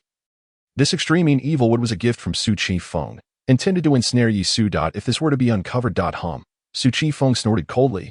Yisu, how can you prove that the extreme evilwood was used by Su Heng and Su Emo to entrap you? If you can provide evidence, I shall overlook the past and announce your innocence to the Su family. However, if you cannot. Do not blame me for taking action against you, with both Su Heng and Su Emo deceased. Only Su Xiaoyang knew the truth. Thus, this matter would leave no witnesses. Thus, Su Qifeng remained unperturbed. Indeed, the Second Elder, Su Yuan, remarked, if you can indeed prove that the extreme evilwood belongs to Su Heng and Su Emo, we shall not trouble you, and I will personally apologize to you. Su Chang'an took a deep breath, suppressing his fury. and turned his gaze towards EXU.AT. That moment, all eyes within the grand hall were fixed upon Yi Su. Yi Su's lips tightened slightly. With Su Heng and Su Emo deceased, even if he possessed unparalleled abilities, it would be impossible for him to trace back to Su Qingfeng through the extreme evil wood. However, he did not require any proof. As the Immortal Emperor, if he wished to eliminate a person, there was no need for subtleties. Yi Su, how will you prove it? Su Qingfeng's face bore a mocking expression. The matter of the extreme evil would could never be conclusively resolved. Should Yi Su fail to provide evidence, he could easily attribute the blame of the extreme evil wood upon Yi Su, slandering him as colluding with demonic forces, thus ensuring Yi Su's utter destruction. The higher-ups of the Su family, aligned with the First Elder, began to sneer at this turn of events, since proof cannot be established. Let us proceed according to clan regulations, the Second Elder stated coldly. Colluding with demonic forces is a grave transgression. Such crimes warrant execution. Suhi echoed. The clan elders from the Master S faction remained silent. Indifferent to Yi Su's fate. An overwhelming aura began to erupt, suggesting an impending assault on Yi Su. Indeed, my dictated reason. Yi Su smiled lightly. Had you all acted with more decorum, I might have allowed you to continue living. Alas, you have chosen the path to your own demise. Ha ha ha. Yi Su, you are indeed both foolish and mad. Seize him. At Su Qingfeng's command, the Second Elder Su Yuan gathered his magical power, his palm seemingly harboring layers of void, intricately interlinked, and in an instant, Yi Su found himself ensnared in a profound abyss. Do you dare to rebel? Su Chang'an roared in fury. Master, think twice. The faces of numerous elders changed dramatically, hastily attempting to prevent Su Chang'an from taking action. Lingwei remained motionless. He had received Yi Su's orders en route and required no intervention. Furthermore, although Lingwei was a fourth-rank alchemist, he was merely at the initial stage of the Void Realm, rendering him ineffective in this conflict. Second Elder. Su Qifeng glanced at Su Yuan, assuming a posture of execution. Su Yuan's smile was frigid. Yi Su had already fallen into his grasp, and with his dragon elephant realm cultivation, how could he possibly resist? Boom! Yet, at that very moment, an overwhelming divine consciousness, akin to the collapse of celestial pillars, surged forth, forcefully shattering Su Yuan's consciousness. Su Yuan's expression quivered as Yi Su's divine will transformed into a towering emperor, whose imperial might was unparalleled, swiftly breaching Su Yuan's mental defenses. Boom! Su Yuan's body trembled violently, his magical power dissipating in an instant, and the divine restraints binding Yi Su crumbled immediately. Su Yuan's form gradually collapsed to the ground. Second Elder, Su Qingfeng's expression shifted drastically. Su Yuan was of mid-void realm cultivation. How could he have died without cause? The sudden turn of events left everyone stunned, unable to articulate their shock for a prolonged period. Fear also crept onto Su Xiaoyang's face as he recalled the fates of Su Heng and others, and he exclaimed, Father, the mysterious figure behind Yi Su has appeared. Nonsense. How could Su Qifeng ever believe the nonsense uttered by Su Xiaoyang? Yi Su, you have colluded with the demonic path, and now you secretly plot against the Second Elder. I shall personally suppress you. The primordial opening seal. Su Qingfeng waved his hands, and a tempest surged forth. His palms transformed into enormous fans, with immense power surging forth, striking towards Yi Su in midair. This divine art is of the 9th rank, with the 1st rank being the lowest and the 9th rank the most formidable. This particular technique is classified as a 3rd-rank divine art. As Su Qingfeng's palm descended, an imprint resembling a mountain emerged in the void. As the imprint pressed down, the air shattered explosively, and the entire hall transformed into a vacuum. Su Qifeng, cease this at once. Everyone, stand back. Su Chang'an's eyes widened in disbelief as he forcefully summoned his own energy, unleashing a wave that sent the elders surrounding him flying, standing upon the 7 stars. Su Chang'an flickered 7 times in succession, suddenly dashing before Yi Su, attempting to block the primordial opening seal. Yet, before Su Chang'an could act, the colossal palm imprint began to crumble inch by inch. Su Qifeng stood like a statue motionless. This bizarre scene sent shivers down the spines of all present. Elder, the assembly of elders was utterly bewildered, standing frozen in place. Ziyue's beautiful eyes shimmered. She had witnessed the deaths of Su Heng and others, and was no stranger to the manner of Su Qingfeng's demise. Yet, an undercurrent of fear gripped her heart. This was a perfected Qi master of the Void Realm, and Yi Su had claimed to kill him without hesitation. What kind of transformation had he undergone to wield such eerie power? Lingwei remained calm, fully aware that Yi Su was no ordinary individual. Without absolute certainty, how could he dare attend a banquet fraught with peril? Elder, the high-ranking members of the Elders faction cried out in despair, each one incredulous that Su Qifeng had met his demise shrouded in mystery. From this day forth, You shall all heed the commands of the family head. Those who defy this edict shall face death. Yisu's voice was cold as he fixed his gaze upon the multitude of elders and clan leaders. The crowd was engulfed in confusion, glancing between Yisu and Su Chang'an, with some still harboring resentment. A chi master of the early Void Realm scoffed, "Yisu, you conspire with the dim." Before the words could escape his lips, his voice was abruptly silenced, blood streaming from his 7 orifices, evidently obliterated in spirit. "Is there anyone else who dares to defy?" Yisu asked coolly. Led by the third elder Suhi, the elders, clan leaders, and attendants all knelt before Yisu and Su Chang'an, bowing their heads in submission. "We shall abide by the family head's command." Su Chang'an found himself entrapped in a surreal spectacle. After dedicating over a decade to contend with Su Qifeng for the position of family head, he now witnessed Yisu, having just begun his cultivation, obliterate Su Qifeng and the second elder Su Yuan. He was engulfed in profound shock, unable to extricate himself from the overwhelming revelation. "Young master, how shall we deal with Su Xiaoyang?" Sui fixed his gaze on Su Xiaoyang. His tone icy. He was the quintessential opportunist, swaying with the winds of fortune. Now that Su Qifeng had fallen, Su Xiaoyang, as his sole heir, had often bullied Yisu. Naturally, Yisu would not let him escape. Thus, Sui readily volunteered to curry favor. Upon hearing this, Su Xiaoyang's heart sank to the depths of despair. He looked at Su He, suddenly letting out a piercing wail. Was this the very subordinate who had once been fiercely loyal to his father? With his father deceased, Sui immediately turned against him, even seeking his life. He laughed maniacally, a deranged sound that elicited expressions of pity from some onlookers. Yet, no one dared to speak in defense of Su Xiaoyang. In the current state of the Su family, Yisu was akin to a deity. To provoke him would likely lead them to suffer the same fate as Su Qingfeng. But why Yisu, whether you wish to slay or torment?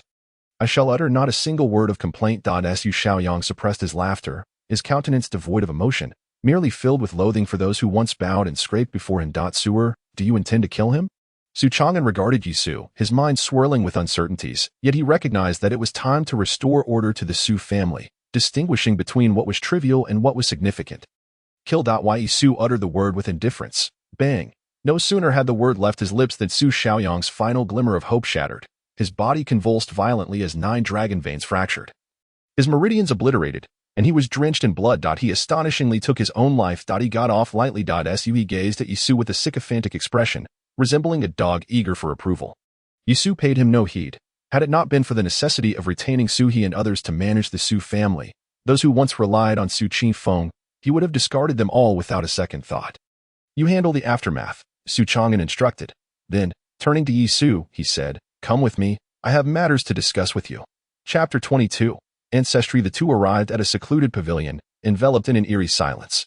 Yisu personally poured tea for Su Chang'an, whose gaze flitted over the teacup, the perplexity in his eyes deepening. Why Yisu's demeanor appeared to belong to an entirely different individual, rendering him utterly unfamiliar to Su Chang'an.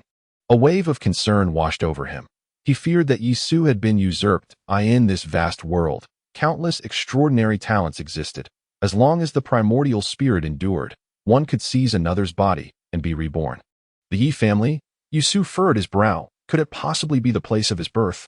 After all, Su Chang'an bore the surname Su, while he was named Yi. If he were an adopted son, he should rightfully carry Su Chang'an's surname. Why Yisu chuckled inwardly. In this life, his lineage was indeed extraordinary. Are you unaware? Su Chang'an's brow knitted in concern. Why Yisu had informed him that he had acquired what he needed, which he interpreted as Yisu having obtained the Yi family's legacy. However, judging by Yisu's demeanor, he was evidently unaware. At that moment, Su Chang'an could only manage a bitter smile. Wait. Why Yisu delved into his memories, his gaze suddenly sharpening. Is it the Yi family of Tianqin City? The Yi family, one of the 7 titans of the southern domain, dominated Qishou, a veritable first-rate power in the region. However, 15 years prior, the Yi family suffered a devastating blow, leaving them in disarray. All descendants became crippled, and the resources of Qingzhou were nearly devoured by the 6 other giants. The ancestral land of the Yi family was mockingly referred to as Tianqin City. Could it be that he was of the bloodline of the Yi family from Tianqin City? Since you are already aware, I shall not conceal it from you. Su Chang'an sighed heavily and said, 15 years ago, before the Yi family encountered calamity, your grandfather, my benefactor Yi Qingqiu, entrusted you, still swaddled in infancy, to the Su family, asking me to care for you. At that time, his ascension to the head of the Su family was aided in secret by Yi Qingqiu. Thus, Su Chang'an had devoted himself to caring for Yisu. even going so far as to seek remedies for him, resulting in a lingering ailment that proved difficult to cure. 7 days later, the Yi family underwent a momentous transformation that reverberated throughout the southern domain. Su Chang'an's gaze toward Yi Su brimmed with compassion. He was originally destined to be a favored child of heaven. Yet in a single night, he encountered a tremendous upheaval, leading to an innate severance of his lineage. Such a predicament would likely be unbearable for most, had it not been for Yi Su's extraordinary strength. Su Chang'an would have kept the secret hidden indefinitely. While Yi Su's expression flickered slightly, devoid of any profound hatred, instead revealing a hint of mockery. The only forces capable of severely wounding the Yi family would be the exalted top-tier powers that reign supreme over the Ziyue continent. In his current state, he was far from being their match. Nevertheless, as a descendant of the Yi family, he bore the obligation to avenge their grievances. What exactly transpired? Yi Su inquired as Su Chang'an shook his head. Lamenting that the events concerning the Yi family had unfolded too abruptly, even the titans of the southern region were oblivious. However, since that fateful day, all members of the Yi family had been rendered powerless, either having their limbs incapacitated or their meridians shattered, their strength plummeting to rock bottom. Qingqiu the elder. Su Chang'an gritted his teeth, his visage filled with unbridled hatred. He had been reduced to a mere puppet. Yu Qingqiu had not only saved his life but had also aided him in rising to prominence. Now, Su Chang'an found himself unable to assist him, a feeling of helplessness nearly overwhelming him. Suddenly, Su Chang'an produced a crimson silk pouch from his bosom, which presumably contained the elder's instructions. Yi Su accepted the pouch without opening it. Within his eyes, divine patterns intertwined, as if penetrating Su Chang'an's very essence. Delving into his soul, your soul has sustained grievous injuries. If this continues, you will have but a year left. Yi Su spoke solemnly. Is this the injury you sustained while searching for medicine on my behalf back then? Su Chang'an was taken aback. Yi Su had discerned his affliction with a mere glance. However, he was not entirely convinced by Yi Su's words. Master Lingwei treated him regularly and had managed to stabilize the damage to his soul. How could he possibly have only a year remaining? You need not doubt. Yi Su continued. The injury to your soul is indeed quite troublesome. The elixir Master Lingwei prescribed can only slow the rate of corruption to your soul but cannot halt it. If I am not mistaken, you have likely been afflicted by the soul techniques of a qi cultivator from the Dongdian realm. Upon hearing this, Su Chang'an's expression changed drastically. He had indeed been severely wounded by the soul technique, rendering him unable to find a cure for many years. Unless a master of the Yuan spirit realm intervened, he could only rely on elixirs to delay the resurgence of his affliction. Let us set aside matters concerning the Yi family for now. Since my grandfather entrusted me to you, you are my adoptive father and have provided me with nurturing grace. Yi Su stated. In a few days, I will personally seek a remedy for you. You must not take risks. Su Chang'an interjected. Fear not. I would never undertake an endeavor without assurance. Yi Su suddenly broke into a smile, his youthful, handsome face radiating a warmth reminiscent of a gentle spring breeze. Su Chang'an was momentarily stunned. In that moment, Yi Su resembled the Yi Su of old. With Su Qingfeng's demise, should this news spread, the Su family would undoubtedly descend into chaos. What you must do now is to soothe the hearts of the people. Uniting the Su family as one. Master Lingwei and Su Ziyue had been waiting here early on. Yi Su. Thank you for today. Su Ziyue suddenly bowed deeply. Today, Yi Su had not only eliminated Su Qifeng but also removed a significant threat from Su Chang'an's side, ensuring the stability of the Su family, something Su Ziyue could not have achieved. It is but a trifling endeavor. Yi Su gently brushed his sleeves and turned to the two, inquiring, Do you have any further matters to discuss? Ling Yu spoke up. Master, with your profound knowledge of both ancient and modern times, why not devise a formation for the Su family? Should any external threat arise, it would prevent the family from crumbling in an instant. Su Ziyue gazed at Yi Su with hopeful anticipation. From this day forth, in Su Ziyue's eyes, Yi Su had transformed into a figure of boundless capability, and the previous disdain was but a distant memory. After a moment's contemplation, Yi Su seated himself at the table, retrieving paper and pen to draft a list, which he promptly handed to Ling Yu, commanding, Retrieve the spiritual materials listed above. I shall commence the arrangement tomorrow. Su Ziyue, should you find yourself free, do join us. Filled with elation, Su Ziyue eagerly accompanied Ling Yu to gather the necessary materials. Yi Su filled a cup with tea, unhurriedly unfurling a silken pouch. Within it lay a jade slip. Pressing the slip to his forehead, an image materialized in his mind, an elderly man with graying temples, clad in a blue robe, his visage kind and gentle. Su'er, if one day you uncover the truth of your origins, do not venture to Tianqin City, nor seek the truth. Simply live well and embrace the life of a mortal. Drip. Yisu seemed to hear the sound of tears cascading. As he touched his cheek, the image gradually fading away. Do not seek the truth. Could it be that the enemy is too formidable? Yisu scoffed, deridingly proclaiming, aside from the emperor, who beneath the heavens could stand against me? Chapter 23. The method of small Zhou contemplation. The following day dawned with the soft glow of early light. Yisu sat cross-legged upon a mat, and within his corporeal form. His blood coursed like a mighty river, accompanied by the sound of crashing waves. As he began his bodily refinement, his muscles became increasingly well-defined, resembling the exquisite forging of gold and iron, radiating a sense of aesthetic beauty. Yet, his strength was far from sufficient. To achieve the true spirit of the dragon elephant, he required at least tenfold the power. After a stick of incense had burned, the golden rays of the rising sun bathed the earth. And Yisu opened his eyes. The forging of the dragon elephant's spirit body proved exceedingly arduous. It demanded not only a wealth of resources but also relentless honing. Even if he were a reincarnated celestial emperor, he could do little to hasten the slow progression of his cultivation. At that moment, Ziyue's voice echoed, as she and Lingyu appeared, one after the other, in Yisu's courtyard. Yisu rose, restraining his aura, and a resonant trumpet-like sound emanated from within him, calming his entire being. This is what you requested. Ziyue produced a storage bag and handed it to Yisu, with a flicker of his consciousness. Yisu discerned the contents within the bag. It seemed to encompass the entirety of the Su family's resources, comprising at least fourth-grade spiritual materials, and perhaps even precious materials. These items will yield limited potency for the formation. Yisu remarked, furrowing his brow. These are all the Su family's assets. When I retrieved the spiritual materials using my adoptive father's token, the elder guarding the pavilion wore a pained expression. Ziyue retorted, visibly dissatisfied. Master, how formidable a practitioner can this formation withstand? Ziyue inquired earnestly. The formation cannot target the primordial spirit, thus, it can at most repel practitioners at the cave heaven realm. If a practitioner at the primordial spirit realm were to invade the formation with their spirit, it could collapse in an instant. Despite possessing the insights of a celestial emperor, the limited spiritual materials prevented him from crafting a cataclysmic killing formation. Upon hearing Yisu's words, both Ziyue and Lingyu exchanged glances, their faces reflecting a profound astonishment. In the realm of Dongtian, the practitioners of Qi, when placed within the bustling city of Tianyang, undoubtedly rank among the elite.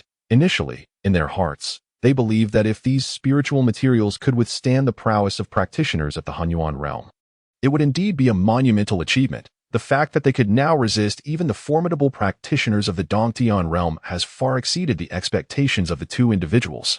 Yet, Yisu remained unsatisfied. Ziyue, come with me, he commanded. What for?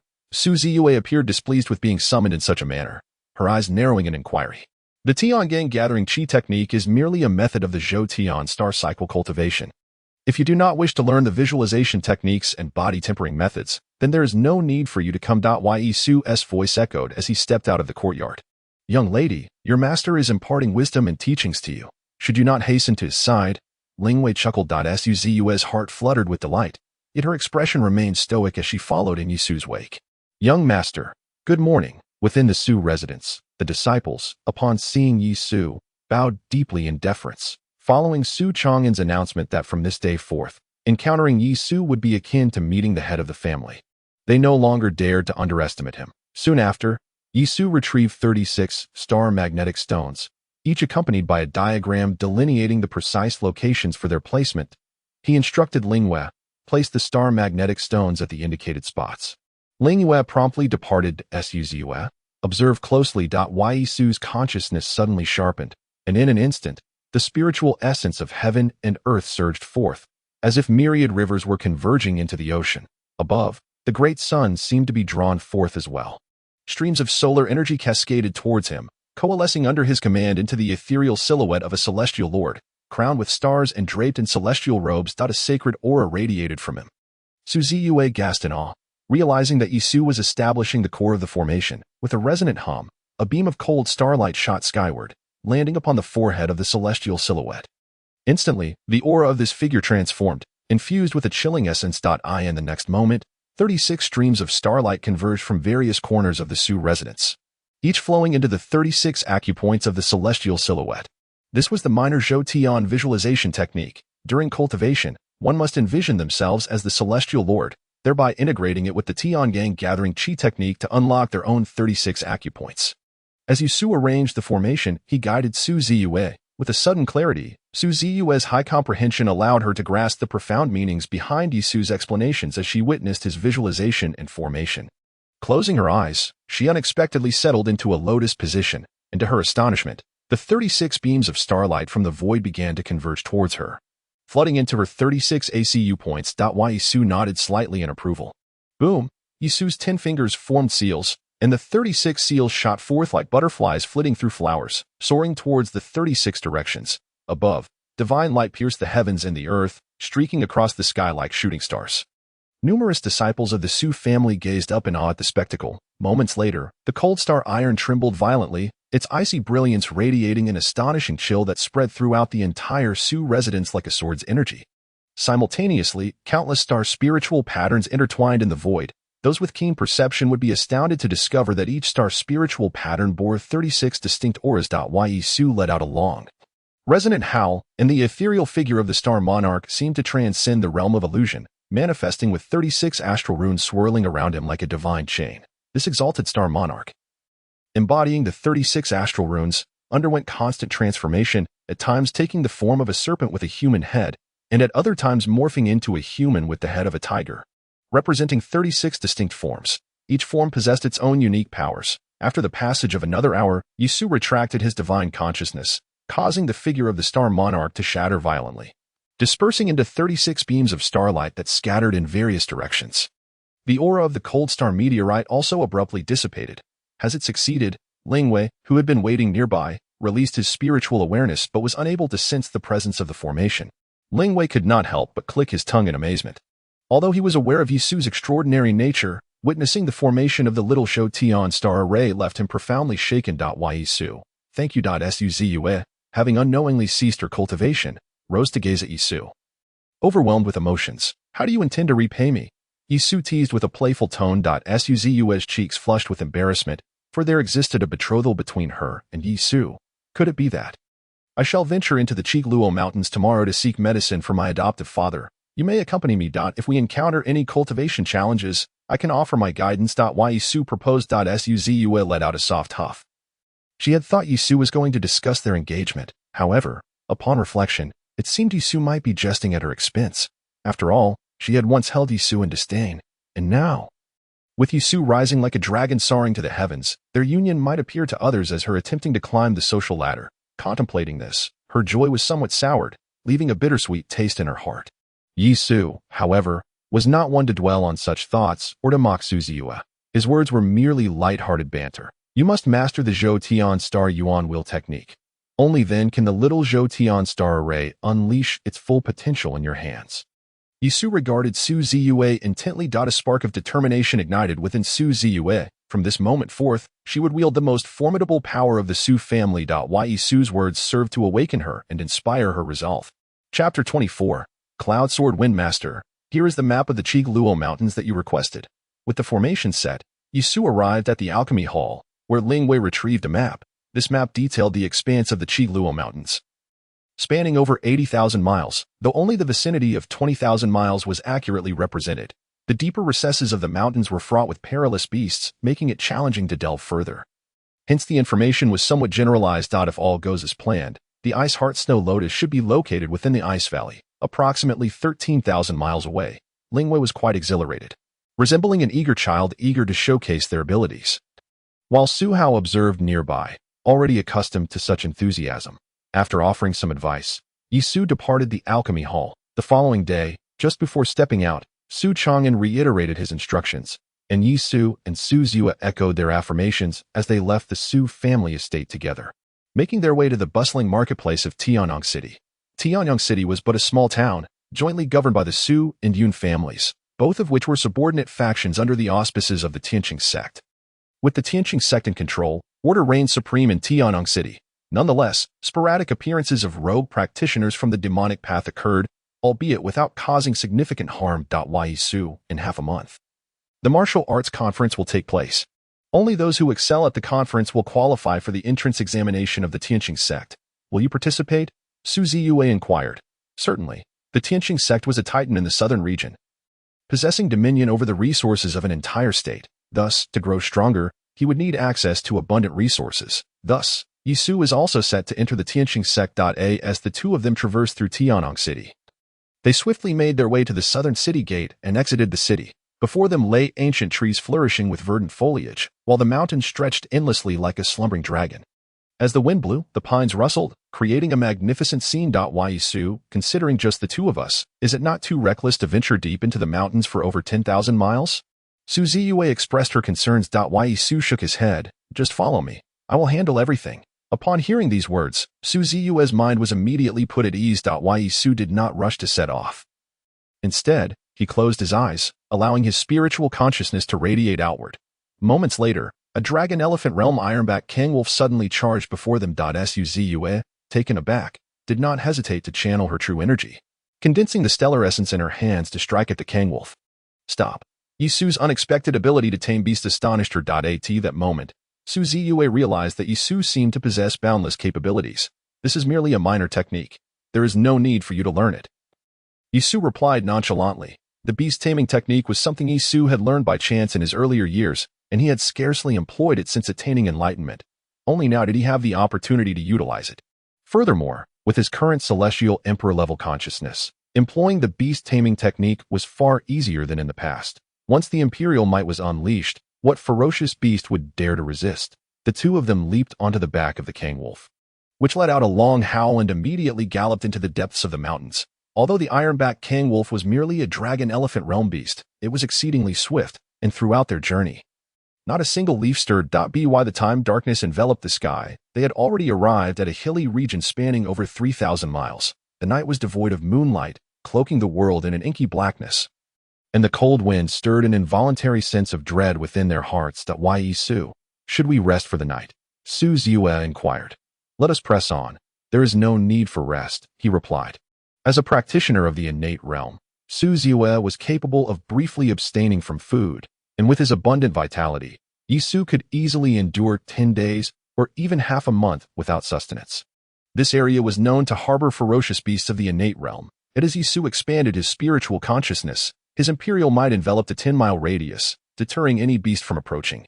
This spectacle left Ziyue in awe. 3 days passed in the blink of an eye. Suddenly, a sharp roar resonated from within an ancient forest, its intensity so great that it reverberated with spiritual energy, causing leaves to cascade down and the entire forest to tremble. It seems someone is hunting a beast of the calming realm, Ziyue remarked. The sound echoed from over 10 miles away, yet it reached their ears with startling clarity, indicating the beast's formidable strength. Shall we take a detour? She suggested. No need, Yisu replied, as he commanded the ironback king wolf to howl and charge toward the source of the beastly roar. Moments later, the roars grew louder and more mournful.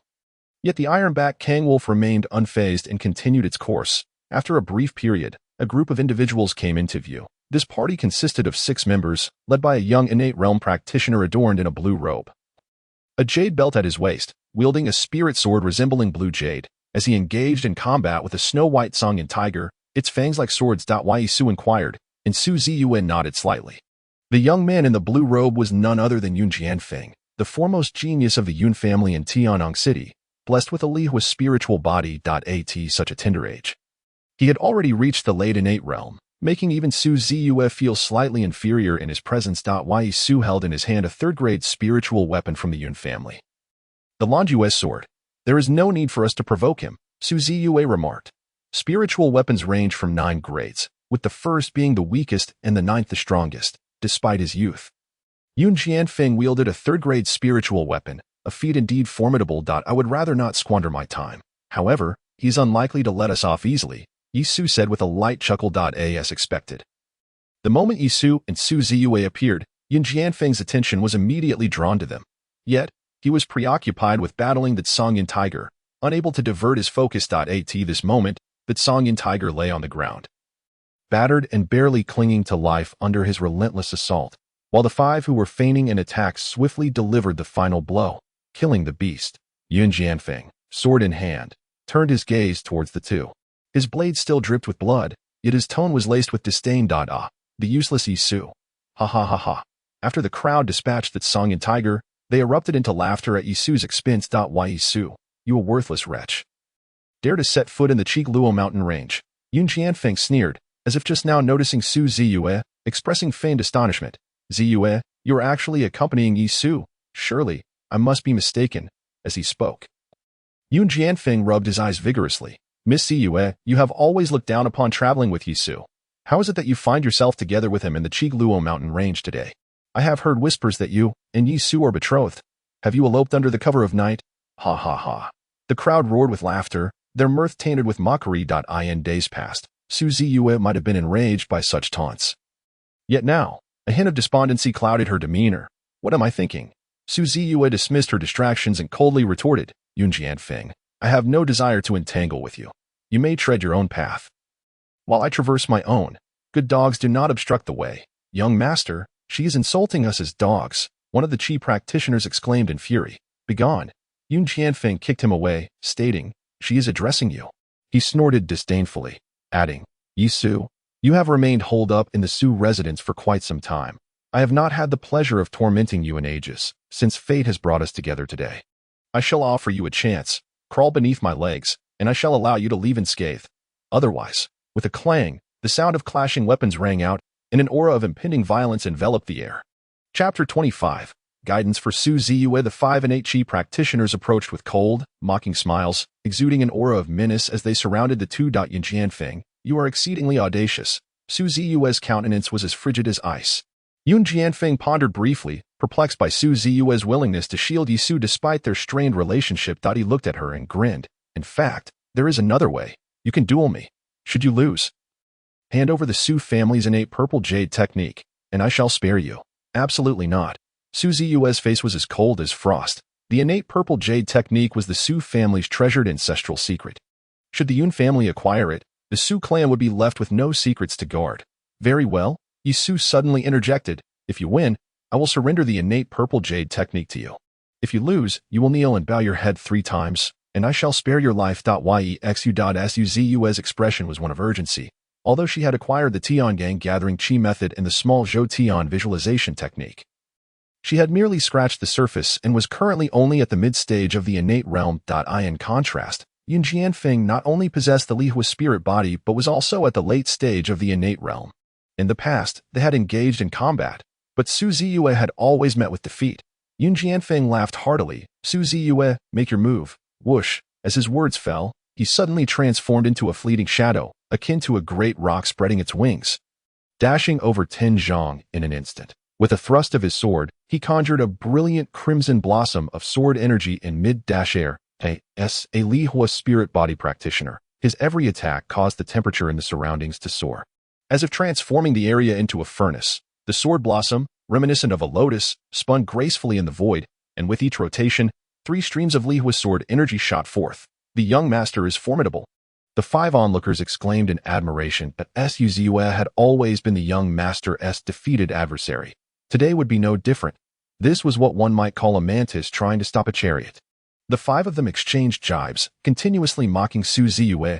Humph. With a soft snort, Su Ziyue abruptly activated the Tiangang gathering Qi method, and the stellar essence surged forth. The power of the stars was inherently sharp.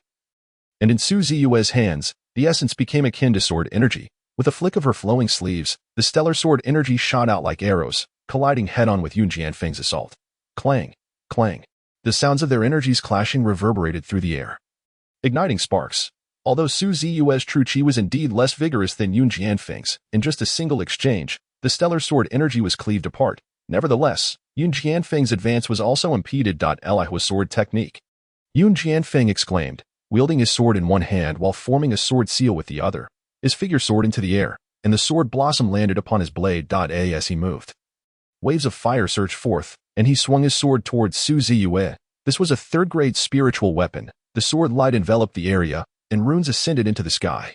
The power of the sword blossom surged dramatically as its petals unfurled, condensing into a vividly lifelike, 1 zhang long dragon, engulfed in flames, its massive claws descending upon Su Ziyue. The sudden shift in Yun Jianfang's assault took Su Ziyue completely by surprise. As the dragon's claws descended, the air within a radius of 3 zhang was whipped into a frenzy, slicing towards Su Ziyue like knives, the oppressive aura enveloping her heart.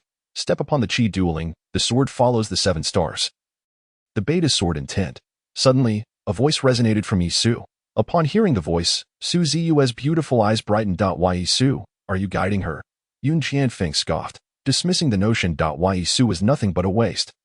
The idea that a waste could instruct an innate realm chi practitioner was utterly ludicrous. His sword intent surged forward like fire, relentlessly advancing, completely disregarding Yi Su. Clang, clang, clang. Yet at that moment, bolstered by Yi Su's guidance, Ziyue formed hand seals, activating the Tian Gang gathering chi method and employing the small Zhou Tian visualization technique. To her astonishment, 7 stars manifested around her. Whoosh, as the dragon's claws descended, Ziyue stepped forward, precisely evading the attack. Her movements were extraordinarily exquisite. Within the immediate vicinity, the dragon was unable to touch a thread of her attire. This is impossible.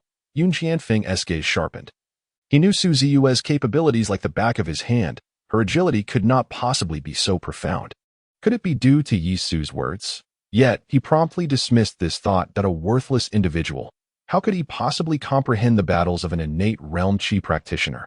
Not only him, but the 5 spectators were also filled with astonishment. They observed with clarity, and it was precisely due to Yi Su's words that Ziyue seemed to attain enlightenment. Otherwise, she would have been compelled to unleash her Star River spirit body at the very first moment. With this strike, let us see how you evade. Yun Jianfang scoffed coldly. Invoking his Li Hua true energy, the sword light surged forth, resembling an ocean of fire that engulfed the surrounding space within a Tianzhong radius entirely. Ziyue too found herself entrapped within the sea of flames. Boom, like a tempest, Yun Jianfang became the sovereign amidst the inferno. 1,000-thread sword net. His true energy surged into the spirit sword, which rang out with a metallic resonance. The runes intricately carved upon the blade ignited, causing the entire sea of flames to expand violently. Subsequently, waves of Li Hua's sword energy coalesced, forming an overwhelming sword net that completely sealed off Ziyue's escape routes. The young master has actually invoked a 3rd-grade divine ability. One person gasped in astonishment. With this divine ability unleashed, Ziyue was undoubtedly destined for defeat. Boom, boom, boom, boom, boom. Columns of blazing flames ascended, twisting like dragons and pouncing like tigers. The Li Hua sword energy intertwined and crisscrossed, seemingly intent on reducing Ziyue to mere fragments. Yi Su observed the duel between the two with an impassive demeanor. He had already conveyed the essence to Ziyue.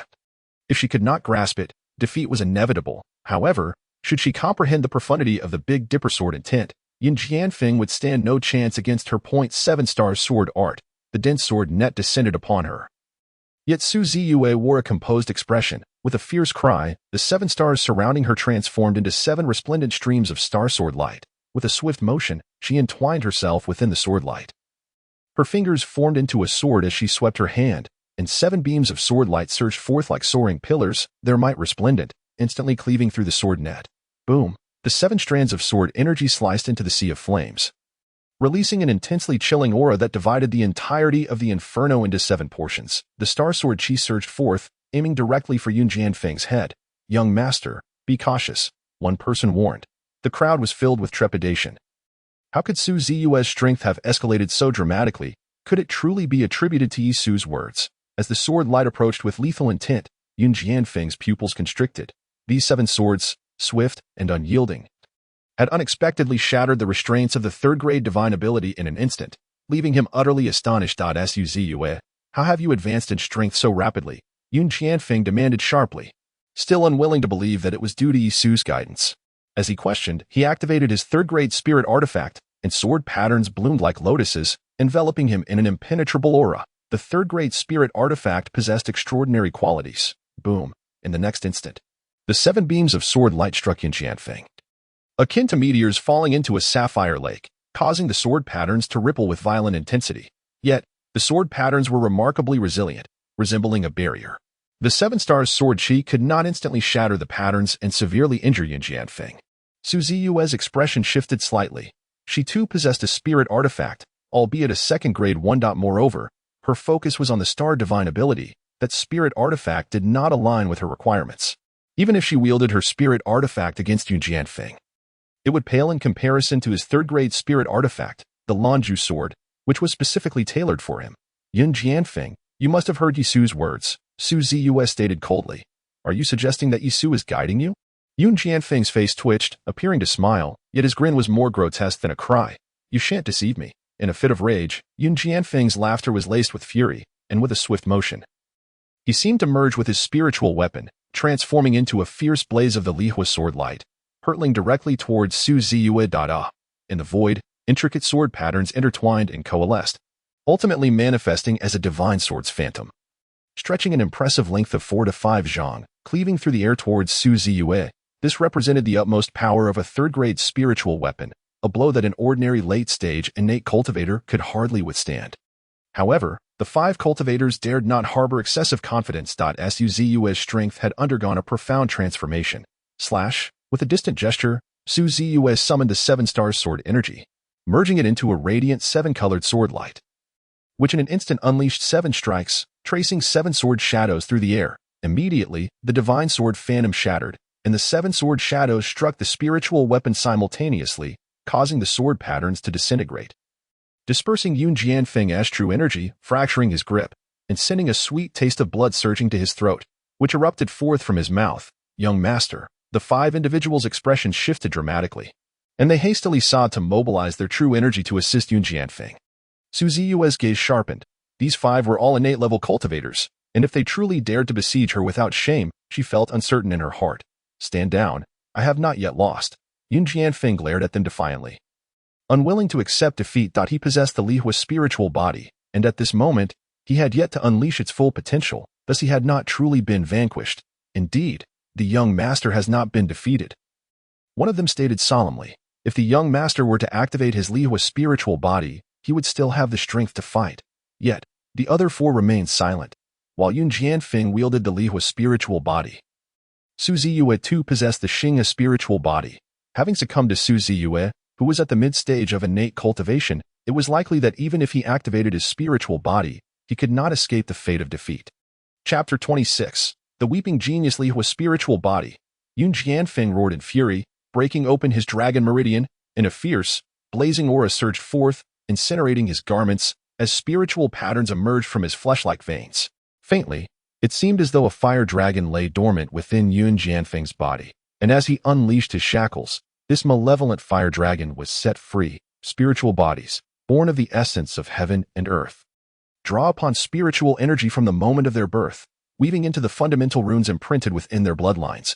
Like Yun Jianfang, being of the Lihua spiritual body, he would invoke the Lihua spiritual energy at birth, thereby condensing it into fundamental runes that merge with his blood. The higher the cultivation, the greater the power of these fundamental runes. Such spiritual bodies are remarkably pure, often capable of unleashing tremendous force.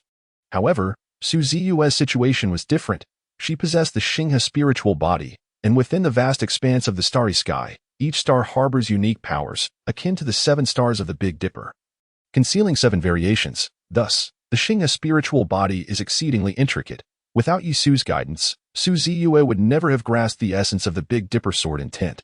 It was likely that she would never comprehend the true principles of the Xinghe spiritual body throughout her lifetime. Of course, even with Yisu's aid, fathoming the profound mysteries of the myriad paths of the Xinghe would still be a formidable challenge. Boom! As Yun Jianfang activated his Lihua spiritual body, the Lihua spiritual patterns coiled around him like a dragon, rendering his true energy exceptionally pure and instantaneously amplifying his strength.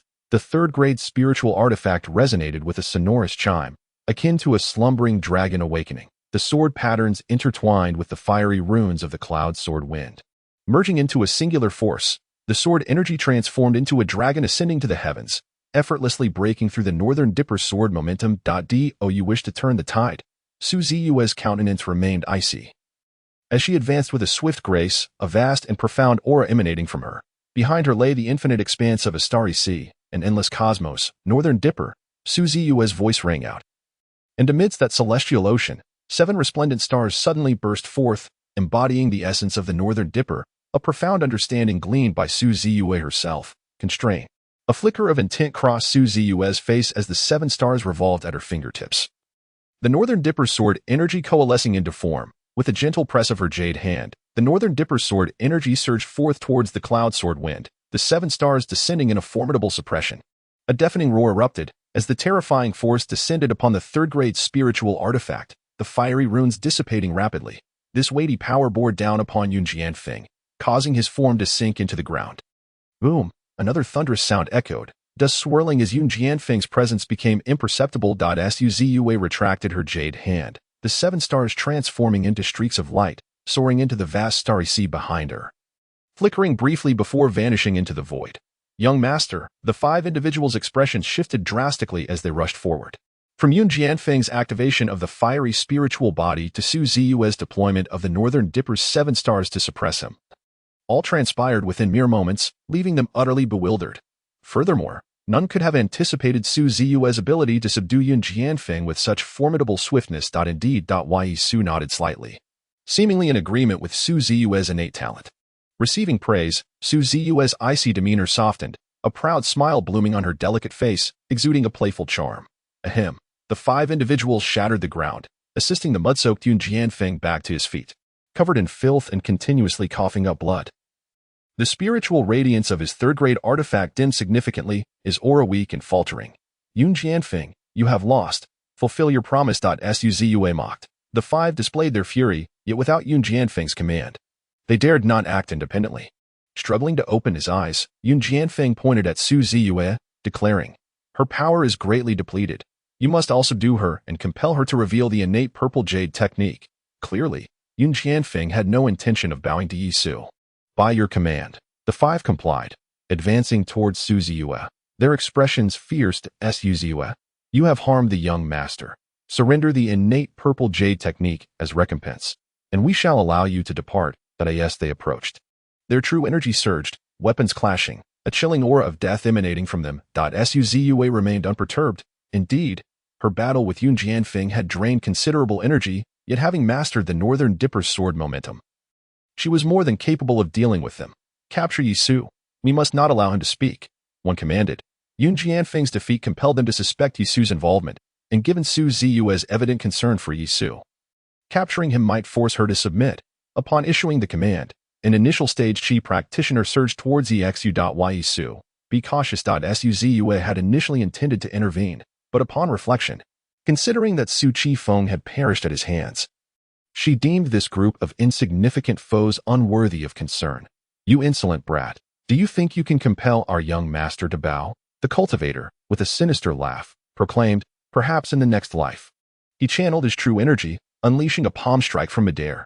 Instantly, an imprint of his palm materialized in the void, resembling 5 outstretched fingers, descending upon Yi Su with oppressive force. Clearly, this individual had underestimated Yi Su. "After my awakening, you shall be the first innate realm cultivator to perish at my hands," Yi Su remarked, a slight smirk gracing his lips, a blend of derision and mockery. With a thunderous roar, the palm imprint descended, yet Yi Su remained as steadfast as a mountain. Within him, the sound of cracking bones echoed, akin to thunderclaps, while his vital energy surged like boiling mercury, reminiscent of a volcano on the verge of eruption. Suddenly, with a resounding boom, Yi Su's dragon vein activated, unleashing a roar that reverberated through the heavens. His blood and spiritual power merged completely into his fist, striking forth like a dragon, unleashing a tempestuous force akin to the Milky Way crashing down. This overwhelming power left the cultivator aghast, unable to fathom that Yi Su possessed such formidable strength. Like a celestial river, the force shattered the palm imprint in an instant and struck him squarely. With a thunderous crash, the cultivator was sent flying like a kite with its string cut, his internal organs obliterated, blood frothing from his mouth, and within mere moments, he succumbed to death. The 4 onlookers were taken aback, astonished at how the formerly incapacitated Yi Su had become so formidable. Yet, their own survival was at stake. Su Ziyue invoked the North Dipper sword technique, merging as one with the essence of the cosmos. Though the 4 cultivators were mid-stage innate realm, they were utterly no match for Su Ziyue, who dispatched them with ease. Yi Su paid them no heed. Well aware of Su Ziyue's prowess, the 4 posed no threat to her. He strolled leisurely towards Yun Jianfang, the foremost genius of the Yun family, who, at that moment, appeared as pale as a sheet. Upon seeing Yi Su, he bore an expression akin to encountering a ghost. Yi Su's display of strength had indeed astonished him. "By your head," Yi Su commanded coldly. "You worthless fool, do not even think about," Yun Jianfang began.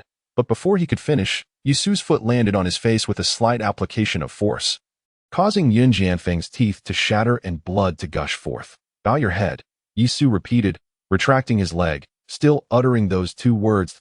He had no desire to humiliate Yun Jianfang, yet the humiliations he had endured in the past demanded retribution. Yun Jianfang's expression twisted with rage. Yi Su, you shall not compel me to bow before a worthless being. Though he recognized the connection between Su Ziyue's growth and strength and Yi Su, he was unwilling to admit that it was due to Yi Su's guidance. Did he have to concede that he was inferior to a mere waste? Out of the corner of his eye, Yun Jianfang glanced at Su Ziyue and the four others, but the light in his gaze dimmed progressively. Initially, he had hoped that the others could surpass Su Ziyue, but it was now clear that this was nearly impossible. At that moment, a shadow suddenly loomed in his vision as Yi Su raised his foot once more, aiming to stomp on Yun Jianfang's head. Wait! Yun Jianfang's eyes widened in horror, yet Yi Su paid him no mind. Bringing his foot down upon Yun Jianfang's head, burying it into the ground. Bow your head, Yi Su reiterated. Yun Jianfang felt as though he might go mad, his mind screaming in fury. However, upon witnessing Yi Su's impending move, he hastily withdrew his head and knelt before Yi Su. Thud, thud, thud. Yun Jianfang respectfully knocked his head 3 times against the ground.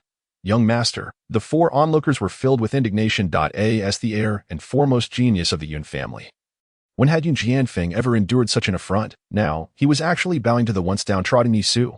Yi Su, are you satisfied?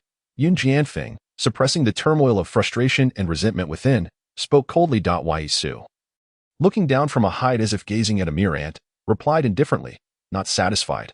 Kneel 30 more times. Yun Jianfang felt a surge of rage, yet when he caught sight of Yi Su's foot, he took a deep breath, quelled his anger, and kowtowed an additional 30 times. Su Ziyue approached Yi Su, her gaze falling upon the pitiful sight of Yun Jianfang, a wave of compassion welling up within her. How unfortunate to offend him, of all people. One must remember, Su Qifeng had met his demise at Yi Su's hands. Young master, upon Yun Jianfang finishing his kowtows, the 4 rushed forward to assist him. Glaring fiercely at Yexu. As you have ventured into the Qigluo mountain range, you must possess crystal stones. Hand over 100,000 crystal stones, and I shall permit your departure, Yi Su stated coolly. Yi Su, do not push your luck. Yun Jianfang's eyes blazed with fury. I have already kowtowed. Do you still demand money? Do you truly believe I would not dare to fight to the death with you? Boom! Suddenly, Su Ziyue unleashed a palm strike, and before anyone could react, Yun Jianfang was sent flying several dozen feet, tumbling and wailing in pain. The onlookers exchanged glances, their anger stifled. I in this world, might dictates right.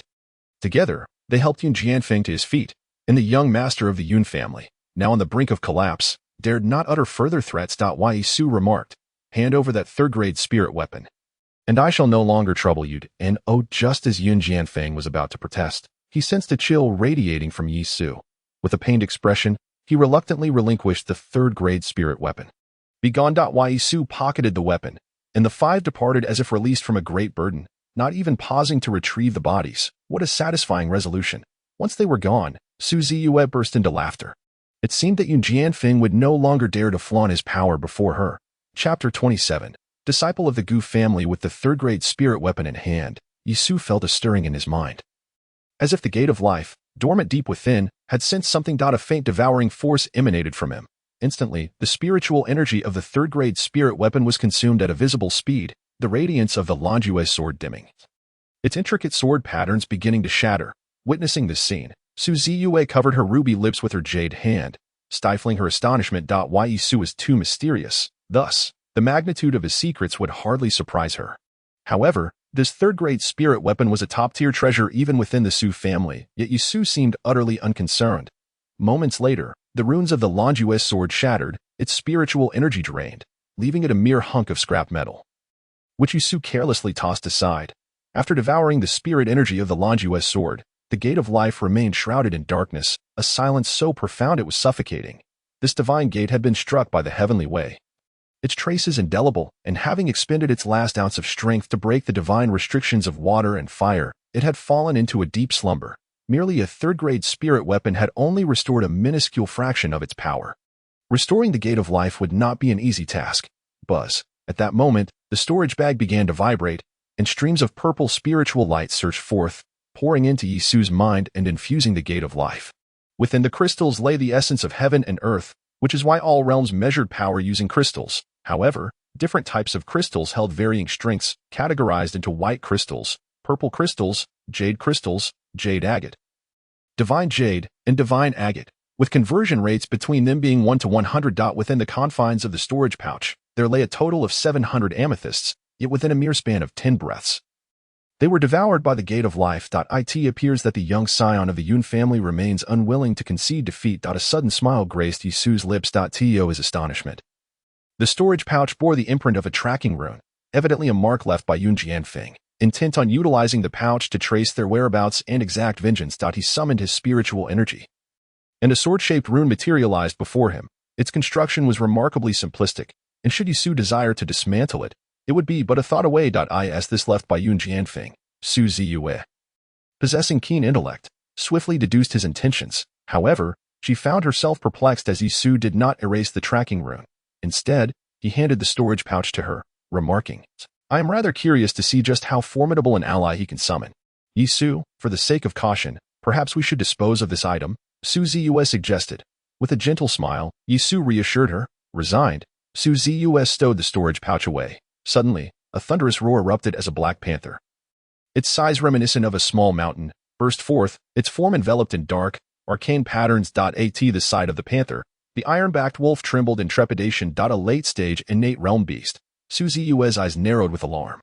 "Do not be anxious. This is the beast I have summoned for our transport," Yi Su replied nonchalantly. As they delved deeper into the mountains, the beast grew increasingly formidable, and this black panther was a creature of agility, capable of traversing 4,000 to 5,000 miles in a day. In contrast, the iron-backed wolf was far too sluggish. Upon breaking free from Yi Su's mental grasp, the iron-backed wolf bolted toward the mountain's edge like the wind, while the black panther crouched low.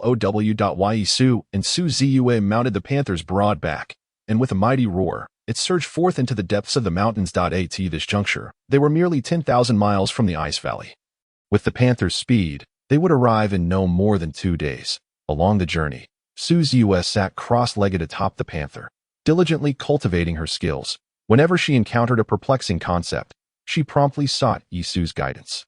Her own cultivation was steadily advancing, now but a step away from the late innate realm. Yi Su, too, found no respite, employing the dragon elephant technique to refine his body. His vital energy flowed like quicksilver, faintly hinting at a burgeoning sentience, while echoes reminiscent of an elephant's call emanated from within him. This was a sign that he was on the verge of coalescing the true spirit of the dragon elephant. Of course, the duration required to achieve this remained uncertain. Meanwhile, Yun Jianfang had narrowly escaped, supported by 4 innate realm practitioners, as they journeyed westward. Clutching a talisman in his hand, he infused it with his vital energy, the characters coalescing within. This was a communication talisman, and Yun Jianfang was in the midst of correspondence. The others chimed in agreement that senior brother Gu is a disciple of the inner sect of the Tianqing sect. Within the Tianqing sect, numerous aristocratic families abound, and the Gu family is the bloodline left by the founding patriarch, serving as the apex of the family hierarchy. A significant portion of the sect adheres to the Gu family's lead. Senior brother Gu is a direct descendant of the Gu clan. By sheer coincidence, Yun Jianfang had become acquainted with senior brother Gu and willingly chose to follow him. Now that Yun Jianfang found himself in peril, it was certain that Gu would not remain indifferent. Half an hour later, a piercing roar reverberated through a valley, where a colossal serpent, its scales resembling molten gold, lay vanquished upon the ground, riddled with sword wounds. A young man, resplendently attired in brocade and adorned with a high crown, stood with his hands clasped behind his back, a beam of golden light swirling around him, moving with the swiftness of lightning, leaving behind fleeting golden afterimages scattered across the void. "Seal!" The young man let out a soft exclamation, his hand forming a sword gesture, and in response, a beam of golden light soared towards him, gradually diminishing in speed, revealing a golden flying sword. The sword measured merely 7 inches in length, yet its entire body was inscribed with runes, rendering it indestructible. "Brother, your mastery of the flying sword technique has grown remarkably. Within 6 months, you should be able to refine it into a sword pellet, stepping into the Hunyuan realm, and become a core disciple," remarked a young man clad in black, his eyes alight with fervor, not devoid of envious admiration as he gazed upon the golden sword. The flying sword technique is exceedingly lethal, yet this method is not something disciples from humble backgrounds can aspire to. Even for ordinary clan disciples, mastering the flying sword technique is a formidable challenge, as it necessitates the cultivation of a personal flying sword, which must be nourished incessantly with spiritual energy and rare treasures, requiring an immeasurable amount of resources. Were it not for Gu Qiuyang being a direct descendant of the Gu family, his current cultivation would render him incapable of practicing the flying sword technique. "Entering the Hunyuan realm is a mere trifle for me. However, enhancing the quality of my Yuandan is a daunting task," Gu Qiuyang murmured. The Yuan Dan is categorized into 9 grades, with the first being the weakest and the 9th the strongest. The gap between each grade is akin to a chasm. Ziyue Qiuyang, being a spirit body himself, could not guarantee surpassing the 5th grade. Brother Gu, you are a prodigy. You should at least be able to refine an upper 3rd grade Yuan Dan. The young man in black flattered with a smile. An upper 3rd grade Yuan Dan is indeed above the 7th grade. Let us hope for the best, Gu Qiuyang replied with a faint smile. Suddenly, a Qi practitioner from the Kongming realm burst into the valley. Bowing as he spoke, a young man from the Yun family seeks an audience. What business does he have? Gu Qiuyang inquired, his brow furrowing. It seemed he regarded Yun Jianfang with special attention only because he was a spirit body. Should he grow stronger in the future, he would serve as an ally within the family. Brother, judging by his demeanor, it seems he has suffered a setback, the Qi practitioner whispered. Oh, Gu Qiuyang scoffed. Let us see for ourselves. The 3 exited the valley, and upon seeing Gu Qiuyang, Yun Jianfang immediately knelt and exclaimed, Brother Gu, you must stand up for me. Yun Jianfang recounted the humiliation inflicted upon him by Yi Su, saying, Brother, he is not merely humiliating me. He is striking at your face, a wastrel from the Su family? Gu Qiuyang's expression turned cold. Yi Su's reputation as a waste was well known within the territory of the Tianqing sect. How dare he bully someone under my protection? This is the domain of the Tianqing sect. As the saying goes, one must consider the master before striking a dog. I shall confront him, Ziyue Qiuyang declared with a cold snort. The 4 from the Yun family felt a surge of displeasure at his words. Yet Yun Jianfang appeared elated, completely lacking the demeanor of a young master from a prominent family, resembling a mere lapdog. Prepare the corpse of the Qilian golden snake and follow me to pursue Yi Su. Gu Qiuyang commanded. The others naturally had no objections. Moments later, Gu Qiuyang ascended on his flying sword, transforming into a streak of sword light as he sped towards Yi Su, with the others channeling their spiritual power to follow in his wake. Chapter 28. Defeating Yun Jianfang. Again, the flying sword technique allows one to traverse vast distances in an instant. Wrapped in sword light, Gu Qiuyang streaked across the sky like a shooting star. However, after the passage of 2 incense sticks, the tracking rune conveyed that he and Yi Su were still over 200 miles apart. This lad's speed is astonishingly swift, Gu Qiuyang exclaimed in surprise. With a cold smile, he circulated his spiritual power, relentlessly pursuing. Yi Su pressed his lips together slightly. A quarter of an hour later, a beam of sword light descended from the heavens, and Gu Qiuyang appeared suspended in midair before Yi Su. His gaze sharp as a blade, fixated on Yi Su as he inquired, Are you the discarded scion of the Su family? Yi Su? Flying sword. Ziyue observed the golden sword light swirling around Gu Qiuyang. Her expression stern, the ability to soar through the skies and wield the art of flying swords unequivocally identified him as a Qi practitioner of the Void Realm. Who might you be? And why do you obstruct my path? Ziyue instinctively positioned herself in front of Yi Su, channeling her Star River spirit body, the 7 stars of the Big Dipper manifesting, her aura becoming vast and profound. The Star River spirit body. Gu Qiuyang's eyes brightened. You are Ziyue, the adopted daughter of Su Chang'an from the Su family, are you not? Who exactly are you? A flicker of emotion crossed Ziyue's face as she vaguely surmised that Gu Qiuyang was a formidable expert summoned by Yun Jianfang. I am Gu Qiuyang, a direct descendant of the Gu family, he declared with pride. For your sake, if you submit to me, I can spare Yi Su's life. A direct descendant of the Gu family. Ziyue was taken aback. Although she understood that the expert summoned by Yun Jianfang was no ordinary individual, she never anticipated that he could summon a direct descendant of the Gu family. It is worth noting that the founder of the Tianqing sect was an ancestor of the Gu family. A direct descendant of the Gu family holds a status that could rival the core disciples of the Tianqing sect. If Yi Su could slay a Void Realm practitioner, so too could Gu Qiuyang. However, should he eliminate Gu Qiuyang, the Gu family would undoubtedly pursue the matter, and in that event, even the Su family would be implicated, leaving Yi Su ensnared in the web of the Tianqing sect's laws. Whoosh, whoosh, whoosh. Soon, 2 Void Realm practitioners from the Tianqing sect arrived, accompanied by members of the Yun family. Yun Jianfang fixed his gaze on Yi Su and stated, Senior brother, this is EXU. Ziyue Qiuyang disregarded Yun Jianfang's words and turned to Ziyue, saying, You have 3 breaths to consider. As long as Senior Brother Gu does not pursue this matter, I can join his ranks and serve you. Ziyue replied, A mere Void Realm practitioner is not worthy of instructing those I have taught. Yi Su remarked indifferently, Do you seek vengeance for Yun Jianfang? Such audacity. Gu Qiuyang scoffed, If I am unworthy, then few in the entire Tianqing sect can claim otherwise. I in my 20 years of life I have yet to encounter someone as arrogant as you. Yi Su, you are the first. Ziyue, do not claim that I offer you no opportunity. Gu Qiuyang continued. Yi Su shall guide you in defeating Yun Jianfang. Now, I will instruct Yun Jianfang to battle you. How does that sound? He is a distinguished direct descendant of the Gu family, skilled in the art of flying swords, and surely cannot be inferior to a discarded scion. Were it not for his desire to win over Su Ziyue, he would have undoubtedly slain Yi Su without hesitation. That he sought to ensure that Su Ziyue would wholeheartedly submit to him as a vassal, senior brother. Yun Jianfang's expression revealed trepidation. He had suffered a severe beating from Su Ziyue, and despite having the support of the Yun family, he felt no confidence. Yi Su too was slightly taken aback. He had expected Gu Qiuyang to act directly, but was surprised that Gu Qiuyang had devised this strategy. If Gu Qiuyang were to successfully instruct Yun Jianfang to triumph over Su Ziyue, it was likely that she would indeed follow him loyally. Of course, with Yi Su present, there was no hope of that. Yun Jianfang, this is a Guiyuan pill. Within half an hour, it will restore your true energy and heal your injuries. Do not bring disgrace upon me, Gu Qiuyang stated coldly. As commanded. Yun Jianfang reluctantly consumed the Guiyuan Dan and began to sit cross-legged to heal his injuries. Yi Su, this senior brother Gu appears to be quite amiable. Sooner or later, I shall enter the Tianxing sect for my cultivation. Having an additional ally would be beneficial for both you and me.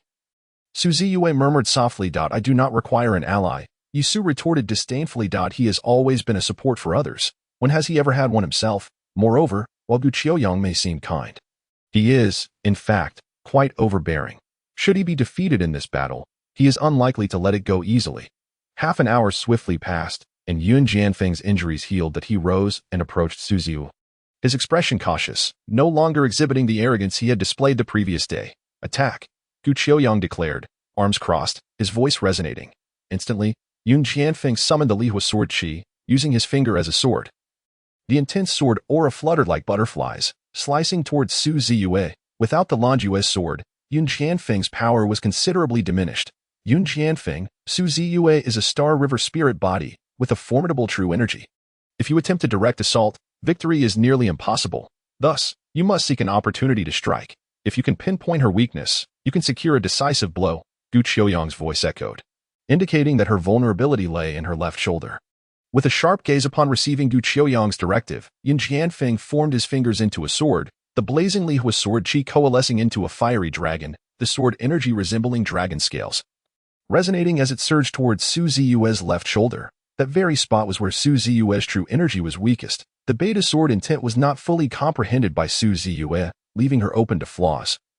In her left shoulder, where the flow of true energy was impeded, represented her greatest weakness. A single accurate strike could shatter her power. Though Su Ziyue heard Gu Qiuyang's voice, she did not panic. Instead, she contemplated the differences between Gu Qiuyang and Yi Su's guidance stemmed from the foundational techniques, deepening Su Ziyue's comprehension, whereas Gu Qiuyang was solely focused on the path to victory. The moment he spoke, the disparity was evident. Yi Su remained unmoved, not uttering a word. In his eyes, Yun Jianfang was rife with flaws. Even Gu Qiuyang was brimming with vulnerabilities. Facilitating Su Ziyue's victory was exceedingly simple. Yet enabling her understanding would require considerable effort. This battle would allow Su Ziyue to gain a clear awareness of her shortcomings, serving as a valuable trial for her. Tiangang's shield, the fiery dragon surged forth, targeting Su Ziyue's left shoulder. Yet she remained composed. The Beidou 7 stars encircling her suddenly arranged themselves into a diamond shape, resembling a colossal shield. This was a divine ability from the Tiangang gathering Qi technique, which Su Ziyue adeptly applied in the midst of battle. Boom, the fiery dragon collided with the Tiangang shield, sending sparks flying, while the shield began to crack, the fissures spreading like a spider's web. Senior brother Gu truly has a discerning eye, a young man in black flattered. Her weakness lies in the left shoulder. The onlookers nodded in unison. To them, it appeared that Su Ziyue had willingly compromised her Beidou sword intent, transforming her offensive stance into a defensive one to safeguard her weakness, all due to Gu Qiuyang's words. However, an instant later, everyone was left dumbfounded. Clang, clang. Su Ziyue summoned her stellar true energy, and the Tiangang shield shattered dramatically. Her former defense instantly transforming into a fierce offense, fragments of true energy morphing into radiant sword Qi, unmatched in brilliance. The transformation of her divine ability occurred in the blink of an eye. Yi Su smiled lightly, dismissing the matter. Indeed, Su Ziyue's left shoulder presented a flaw, yet her comprehension of the martial arts and divine abilities far surpassed that of Yun Jianfang. The transition from defense to offense. The seamless exchange of two different divine powers flowed like water. Without a certain level of insight, success was utterly impossible. It was at this very moment that Su Ziyue's aura surged dramatically, the potency of her stellar sword chi skyrocketing.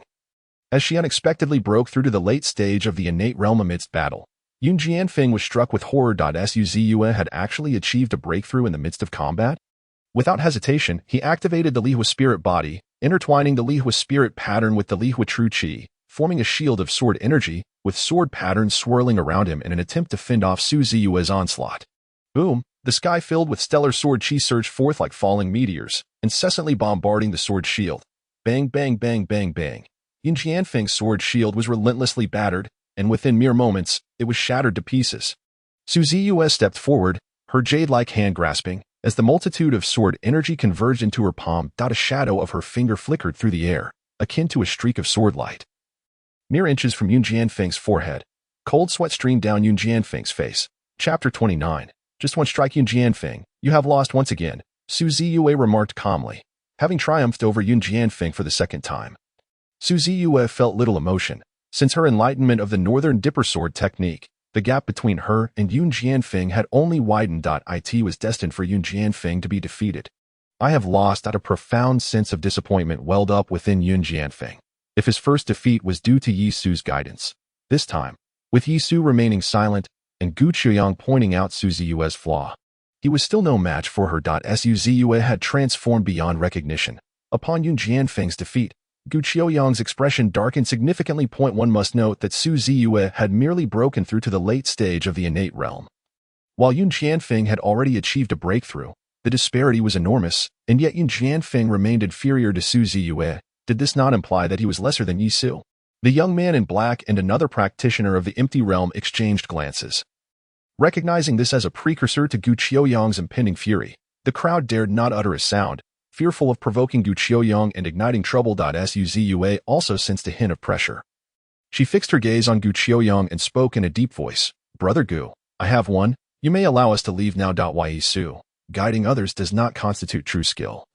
Gu Qiuyang retorted coldly. If you possess true ability, let us engage in battle ourselves. Brother, it would be utterly unfair for you to face Yi Su alone. Su Ziyue, countered. One is at the half-step of the empty realm.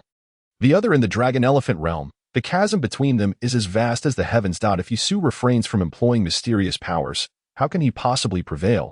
If I were to engage him, I would certainly refrain from utilizing the powers of the empty realm. Gu Qiuyang regarded Yi Su and inquired, are you at the 9th layer of the dragon-elephant realm? I shall fight you with my 9th layer of the dragon-elephant realm cultivation. Brother, there is no need for you to take the field personally. Allow me to handle it. The young man in black volunteered eagerly. No need for that. Gu Qiuyang waved his sleeve dismissively. I wish to see just how profound his skills are. Yi Su, do you dare? Why would I hesitate? Yi Su replied nonchalantly. However, since we are to duel, let us add a little wager. The losing party shall forfeit 300,000 crystal stones. 300,000 crystal stones. Yun Jianfang gasped in astonishment. Yi Su, the entire profit of the Su family for a year amounts to no more than 300,000 crystal stones. Where do you intend to procure such a sum? 300,000 crystal stones, I promise you. Gu Qiuyang scoffed. For him, such a trifling amount was insignificant. He cast a cold glance at Yi Su, stating, you have lost. If you cannot produce them, I shall sever your hands and feet. It is a binding agreement, Yi Su replied. You may strike first. I shall grant you 3 moves, lest others accuse me of bullying you. Gu Qiuyang, with his hands clasped behind his back, feigned magnanimity. 3 moves are unnecessary. 1 will suffice. Whoosh. Before his words had fully settled, Yi Su surged forward, his steps imbued with an ethereal grace that surpassed even Su Ziyue's. As he took his first step, the formidable aura of a 9th-level dragon-elephant realm practitioner erupted forth. The onlookers were taken aback. This force was likely on par with that of an ordinary initial stage innate energy cultivator. Yet Gu Qiuyang's expression remained unchanged. This power posed no threat to him. However, Su Ziyue was astounded. How had Yi Su unwittingly acquired such formidable strength? Boom. As he took his second step, Yi Su's momentum surged once more, his spiritual energy roiling as if a sea of stars were manifesting in the void above. Spiritual energy leaving the body, Yun Jianfang appeared utterly bewildered. For a dragon-elephant realm practitioner, spiritual energy could not leave the body to attack unless one had cultivated true qi. Yet here was Ziyue, capable of allowing his spiritual energy to attack externally. What a marvel! The young man in black glanced at him and remarked, as long as one possesses formidable divine abilities, spiritual energy can naturally leave the body. Boom, boom, boom. In the blink of an eye, Ziyue took 7 steps, his aura reaching its zenith. Within that sea of stars, 7 great celestial bodies floated and sank, their stellar energy swirling around him like a cascading waterfall. How could this young man's spiritual energy be so abundant? Gu Qiuyang felt a shock within. Ziyue's spiritual energy was not only plentiful but of a quality that rivaled his own true qi. It must be noted that he was a spiritual body. The true qi he cultivated bore the characteristics of his spiritual essence, far surpassing that of ordinary true qi. 7-star fist. Ziyue let out a long roar, the sound of dragon and elephant echoing from within him as he hurled his fist towards Gu Qiuyang. The 7 great stars transformed into a torrent of starlight, resembling 7 divine dragons coiling around his hand. With a thunderous boom, as Ziyue's fist struck, a long wave of energy rippled through the void. The air erupted with a sonic boom, an overwhelming force that threatened to consume all in its path. Was this still the power of the dragon-elephant realm? Yun Jianfang was utterly astonished. A practitioner of the dragon-elephant realm could not possibly wield such terrifying strength. No matter how strong he was, he could not hope to match senior brother Gu. The young man in black held immense confidence in Gu Qiuyang's prowess. The tiger and dragon Vidra seal. As Ziyue's assault approached, Gu Qiuyang's expression shifted dramatically. Casting aside the agreement of 3 moves he had previously made, Gu Qiuyang activated his arcane techniques, forming a fist seal with his hands, summoning the roar of the dragon and tiger, manifesting as phantoms in the void. Roar! He met Ziyue's punch head-on. Dragon roaring and tiger howling. A tempest of ferocity unleashed. Boom! In the next moment, Ziyue's fist shattered Gu Qiuyang's dragon-tiger seal, his punch unrelenting, not a trace of power wasted. As he charged forward with unyielding determination, this is mastery over strength. Ziyue sighed in admiration. Ziyue had once told her that true experts wield their power with such finesse that not a shred is squandered. At this moment, Ziyue's divine abilities exemplified this principle. His strength was perfectly condensed, effortlessly obliterating Gu Qiuyang's fist seal. The crowd was struck with astonishment as they realized that within the same realm, Gu Qiuyang and Ziyue were not even on the same level. The force behind this punch was already comparable to that of a late-stage innate realm practitioner. Yun Jianfang pondered silently. If he did not resort to his Lihua spirit body, he would likely find it difficult to withstand such a blow. Impossible. Gu Qiuyang's expression darkened. How could you, merely at the 9th level of the dragon-elephant realm, possess strength rivaling that of a late-stage innate practitioner? Gungjin spirit body. Gu Qiuyang could no longer concern himself with appearances. He roared, unleashing an aura sharp as a sword that surged forth. His hair standing on end, each strand resembling a blade, even a single hair akin to a divine sword. The Gungjin spirit body, one of the 5 elemental spirit bodies, naturally exuded an unmatched sharpness, which explained Gu Qiuyang's cultivation of the fiercely aggressive flying sword technique. Initially, he believed it would be a mere trifle to deal with Ziyue, yet the latter's strength far exceeded his expectations, compelling him to employ the Gungjin spirit body, Xianjin sword energy. With a thought, the 7-inch flying sword that circled around him suddenly moved, releasing brilliant golden sword lights that shone like the sun. Kill! Gu Qiuyang directed his sword towards Ziyue, the flying sword transforming into a beam of golden light that surged forth to strike. Be cautious, Ziyue cautioned. This flying sword is Gu Qiuyang's life sword, nurtured by heavenly treasures, its edge unparalleled. Should the sword energy strike, even a chi practitioner of the void realm would meet their end. Ziyue inwardly cursed, holding Gu Qiuyang in contempt. Although Gu Qiuyang had not employed magical powers, the flying sword could only be wielded by a chi practitioner of the void realm who had attained divine awareness. By using the flying sword, he had already breached his own established rules. Faced with the flying sword, Ziyue was almost certain to be defeated. Whoosh! The sword light pierced the sky like a long rainbow, the flying sword cleaving into the constellation waterfall, causing cracks to appear on 7 great stars. While Ziyue's divine abilities disintegrated at a visibly rapid pace. Once Gu Qiuyang's flying sword was unleashed, who could contend? The young man in black laughed heartily. The Yun family members were also gleeful onlookers. They disregarded Gu Qiuyang's inconsistency. As long as they kept it under wraps, who would be the wiser? The crowd shared a tacit understanding. Crack! Dozens of Xianjin sword energies erupted from the 7-inch flying sword. And in an instant, Yisu's divine abilities were shattered. Yet, Yisu maintained his composure. 7-star formation. He pressed down with his palm, causing the starry sea to tremble, and the previously fragmented divine abilities instantly reconstituted. 7 beams of starlight swirled between Yisu's fingers, interlocking, and with a single palm, he managed to pin Gu Qiuyang's flying sword beneath his hand. How could this be? The crowd gasped in disbelief. The flying sword technique could not even harm Yisu. Moreover, Yisu had actually subdued Gu Qiuyang's flying sword. It was known that this flying sword was originally a 4th-grade spirit weapon. And under Gu Qiuyang's nurturing, it had already reached the level of a 5th-grade spirit weapon. How could Yisu, a mere practitioner of the dragon elephant realm, suppress a 5th-grade spirit weapon? Chapter 30. Acknowledgement of defeat. Nonsense. The young man in black sneered. Yisu, you are certainly not at the 9th level of the dragon elephant realm. You concealed your true cultivation level from the start. What wrong is it for Gu Qiuyang to employ the flying sword technique? Indeed, another chi practitioner of the void realm echoed in agreement. Although the Yun family members were unaware of Yisu's true cultivation level, they firmly stood by Gu Qiuyang's side. Why Yisu? Hand over the flying sword to me, and I shall let bygones be bygones. Gu Qiuyang remarked that for sword cultivators, the mastery of flying sword techniques is foundational to their very existence, akin to a matter of life and death. What in the world could be so effortlessly obtained? Yisu scoffed, declaring that since Gu Qiuyang refused to concede, he would gladly accept the flying sword. Upon it, he had inscribed his consciousness and blood essence. Even if Gu Qiuyang were to possess it, he would be unable to wield it. Gu Qiuyang coldly commanded, hand over the flying sword, and I shall allow you to depart. In that instant, a glimmer of platinum light flickered in Yisu's eyes, slicing through the air like a blade, piercing into the flying sword. With a sudden gasp, Gu Qiuyang, sensing the shift in his spirit, coughed up a mouthful of blood, his countenance waning.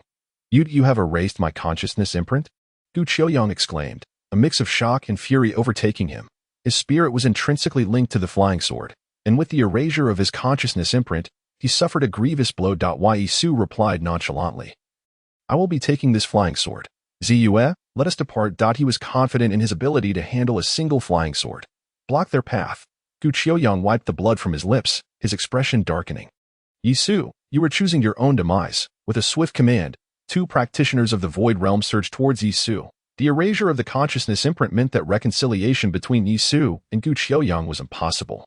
It was a matter of life and death. This conflict had transcended the grievances between Yisu and Yun Jianfang, evolving into a bitter enmity between Gu Qiuyang and Yisu. The theft of the flying sword was akin to severing Gu Qiuyang's limbs. He could not abide by it. With each step, Gu Qiuyang advanced toward Yisu, his aura as potent as a half-step into the primordial realm, soaring to the heavens. Even without the flying sword, he was a formidable half-step primordial realm golden elemental spirit. As for Yisu, despite Gu Qiuyang's disparagement of his cultivation not being at the 9th level of the dragon elephant realm, in Gu Qiuyang's eyes, Yisu was undeniably a true dragon elephant realm practitioner. The slander was merely a means for Gu Qiuyang to save face. Yet, Yisu remained unmoved. A chilling wind swept through as the black-clad youth transformed his fingers into claws, akin to ghostly talons, launching a spectral assault. The air was filled with an eerie wail reminiscent of wraiths. The talon aimed at Yisu's crown, a sight that sent shivers down the spine. Simultaneously, another practitioner of the void realm unleashed a Tinjiang sword aura, both converging upon Yisu with lethal intent. Yisu exhibited strength that rivaled that of the void realm, prompting these 2 to act with utmost seriousness. Unleashing their divine abilities, Ziyue felt a surge of anxiety. Her concern was not for Yisu's safety, but for the potential wrath that might lead him to slay Gu Qiuyang. Should Gu Qiuyang perish, the Tianqing sect would undoubtedly pursue the matter, implicating the Su family as well. The 2 divine attacks bore down.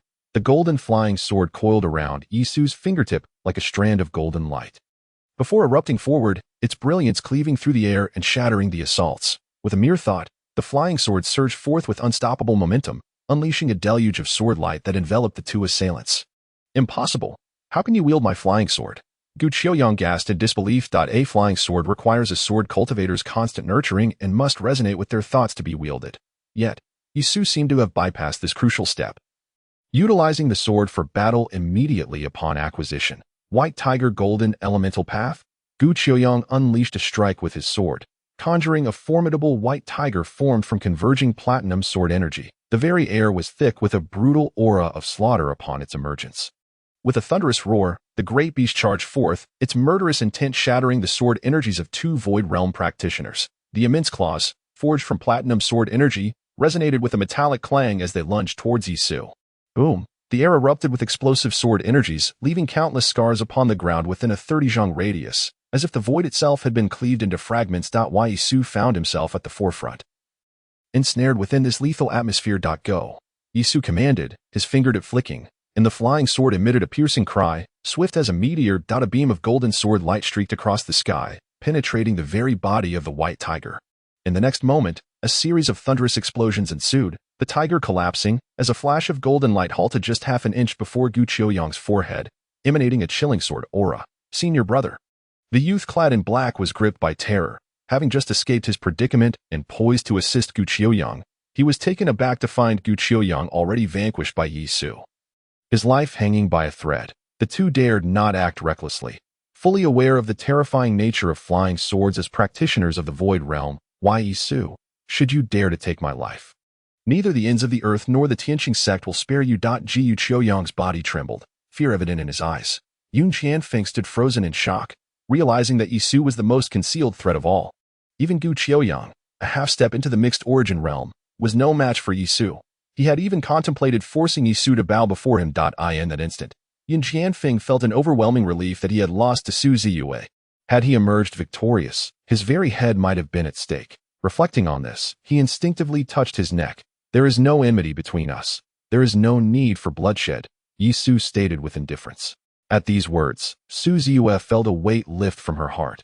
Given Ziyue's decisive nature in matters of life and death, she had genuinely feared he would slay Gu Qiuyang.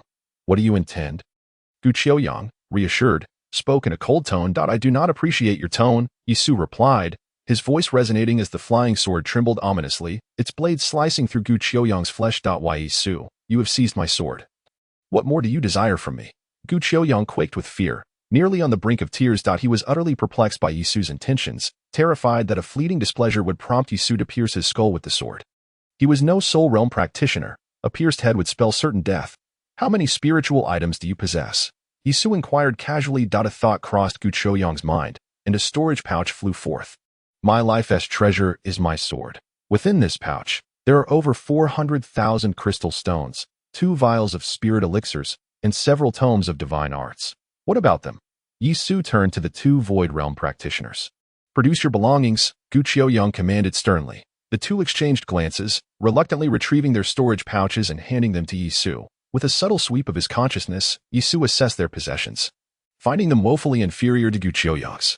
In light of your cooperation, I shall offer you an opportunity, Ziyue declared, stowing away the storage pouches. Assist me with the task, and upon its completion, I shall allow you to depart.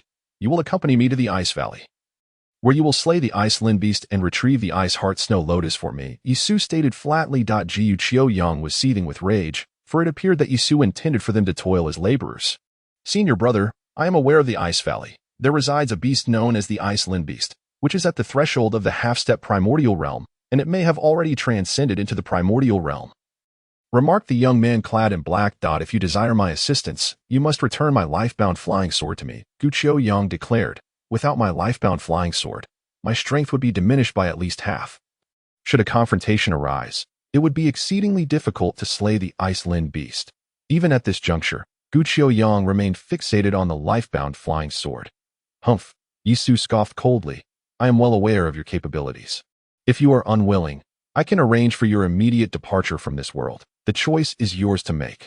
With that, Ziyue closed his eyes and extended 3 fingers. After a brief moment, he retracted 1 finger. A chill ran through Gu Qiuyang, for he comprehended Ziyue's intent. Should they fail to acquiesce within 3 breaths, all present, save for Ziyue, would meet their demise. As a direct descendant of the Gu family, Gu Qiuyang possessed a soul lamp. Upon his death, it would replay the scene of his final moments, transmitting it to the Gu family, leading to Ziyue's immediate pursuit. Ziyue, if I slay the Ice Lin Beast and procure the Ice Heart Snow Lotus for you, will you allow me to leave? Gu Qiuyang inquired again upon their arrival at the Ice Valley. The members of the Yun family and the 2 disciples of the Tianqing sect turned their gazes towards Ziyue. Only if you swear, Gu Qiuyang mustered his courage to proclaim.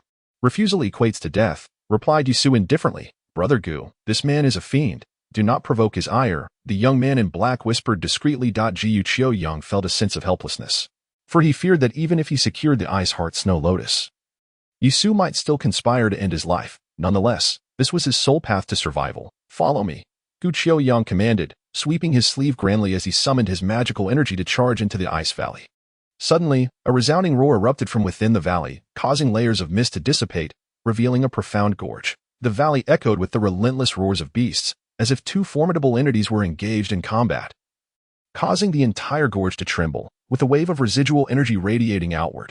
Could it be that someone has already arrived before us? Ziyue furrowed her delicate brows. Yisu's expression grew tense, and with a flicker of his consciousness, he swiftly absorbed the situation within the ice valley into his mind. Inside, a young man clad in black combat attire wielded a copper mace and was locked in fierce conflict with a ferocious beast covered in serpentine scales. With each strike, the copper mace shattered the beast's scales, rendering the Ice-Lin beast, a half-step primordial realm creature, utterly powerless before the combat-ready youth, a cultivator of the primordial realm. Yisu murmured. This ice valley harbored a primordial realm cultivator who had outpaced them, and his objective was undoubtedly the Ice Heart Snow Lotus. Jiu Qiuyang, too, was extending his spiritual awareness, but as he beheld the young man's visage, his countenance shifted dramatically, revealing a glimmer of fear. Liamo, he is actually within the valley, Gu Qiuyang exclaimed in shock. Being a direct descendant of the Gu family, the only individuals capable of instilling fear in him could not be mere commoners. Have you heard of Liamo?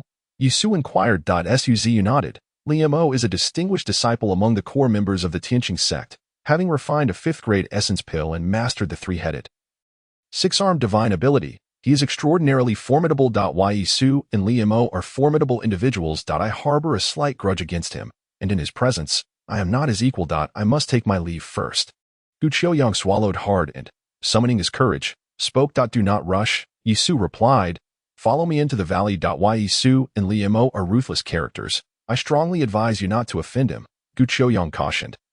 As he was truly reluctant to confront Liamo Clang, the flying sword emitted a sharp clang, its radiance flickering, suspended over Yisu's head. Yisu coldly declared, if you do not wish to meet your demise this very moment, you would do well to heed my words. With that, Yisu mounted the Black Panther and proceeded towards the ice valley. Jiu Qiuyang and the others, filled with trepidation at the sight of the sword above, followed into the valley with great reluctance. With Liamo restraining the Ice-Lin beast, the group made their way unimpeded to the depths of the ice valley. In a clearing, Liamo was engaged in a fierce battle with the Ice-Lin beast. Having gained the upper hand, the ground within a radius of several dozen yards was completely shattered, with depressions marring the surface and mountainsides collapsing, resembling a wasteland. Bang! Liamo's 6 arms moved in unison, 6 spiritual weapons striking the Ice-Lin beast, shattering its head immediately, leaving it gasping for breath on the ground. Jiu Qiuyang, I am not seeking trouble with you, yet you dare to come before me? Liamo mocked, wiping the blood from his bronze club. The young man, with his sword-like brows and bright eyes, was lean and sharp, exuding an air of danger. Liamo, do not be so arrogant. I may not be your match, but Yisu will undoubtedly surpass you, Gu Qiuyang mustered his courage to declare. Who is Yisu? Liamo's gaze sharpened, suddenly fixating on Yisu. Are you standing up for him? Among the cultivators present, only Yisu was truly unfathomable, even to Liamo. Whoosh! The golden flying sword transformed into a wisp of sword energy, wrapping around Yisu's hand. Yisu spoke calmly. Your grievances are of no concern to me. I merely seek the Ice Heart Snow Lotus. Jiu Qiuyang, your life-bound flying sword is actually in his possession, Liamo exclaimed in surprise, then laughed derisively. I see now. You must have overstepped your bounds, only to encounter an immovable obstacle. Huh? How significant is a life-bound flying sword to a sword cultivator? With Liamo's understanding, he certainly was not misled. He turned to Yisu and said with a smile, while I take great pleasure in your victory over Gu Qiuyang and your acquisition of his life-bound flying sword. Bang! The bronze club slammed down, and the ground where Yisu stood instantly turned to ash. Countless stones flying in all directions, dust swirling like a dragon. Yet, rather than feeling pleased, Liamo's expression shifted slightly. That blow did not strike Yisu. He vanished in an instant, his speed surpassing that of sound itself. I do not wish to fight with you. Hand over the Ice Heart Snow Lotus, and we shall coexist peacefully. Boom! In the next moment, the 9-headed flood dragon unleashed a torrent of flames, transforming the space beneath the 9 dragons' cover into a sea of fire. Limo's strength had evidently grown even more formidable that Ziyue Qiuyang's heart sank in terror, and he immediately summoned his powers, shielding himself and the members of the Yun family. As Ziyue also activated her stellar true qi. But her strength paled in comparison to Limo's. The stellar true qi crackled under the heat, and she was drenched in sweat, clearly unable to withstand it. What kind of divine ability is this? Limo asked in astonishment. I shall say it once more. I only desire the ice heart snow lotus and wish you no harm. The colossal phantom of the emperor spoke from the void. Its voice like thunder, resonating powerfully. A terrifying imperial might enveloped the void, instilling an overwhelming sense of oppression among the onlookers, rendering them nearly breathless. Limo's face flushed crimson, confronted by this imposing phantom of an emperor. He exhibited no fear, but rather erupted into boisterous laughter. What an intriguing supernatural ability. I have never encountered anything like it before. Since fate has brought us together today, I shall certainly seek to learn from it. Fellow Taoist, prepare yourself. With a resounding cry, Limo summoned his magical power, and astonishingly, for additional arms sprouted from beneath his armpits. He shook his head. 2 more heads emerged, resulting in the manifestation of the legendary 3 heads and 6 arms technique. A madman, Gu Qiuyang scoffed coldly to himself. His trepidation towards Limo stemmed from the latter's unpredictable nature and obsession with martial arts, which rendered him oblivious to the unspoken rules of their sect. Even though Limo hailed from the esteemed Gu lineage, Gu Qiuyang feared for his life should he cross paths with him. However, with Limo now preoccupied with restraining Yisu, he found an opportunity to slip away unscathed. Let us depart, Gu Qiuyang sneered, attempting to stealthily withdraw.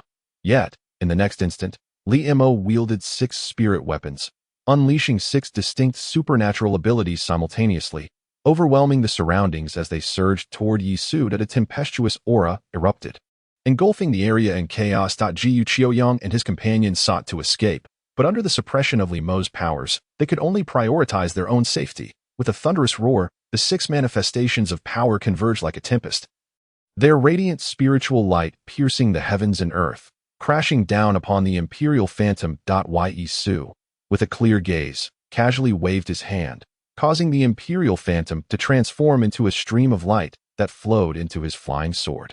In an instant, this sword, infused with divine intent, surged in power and split into countless beams of sword light, shooting forth like a meteor shower towards Limo. The clangor of their supernatural abilities colliding echoed through the air.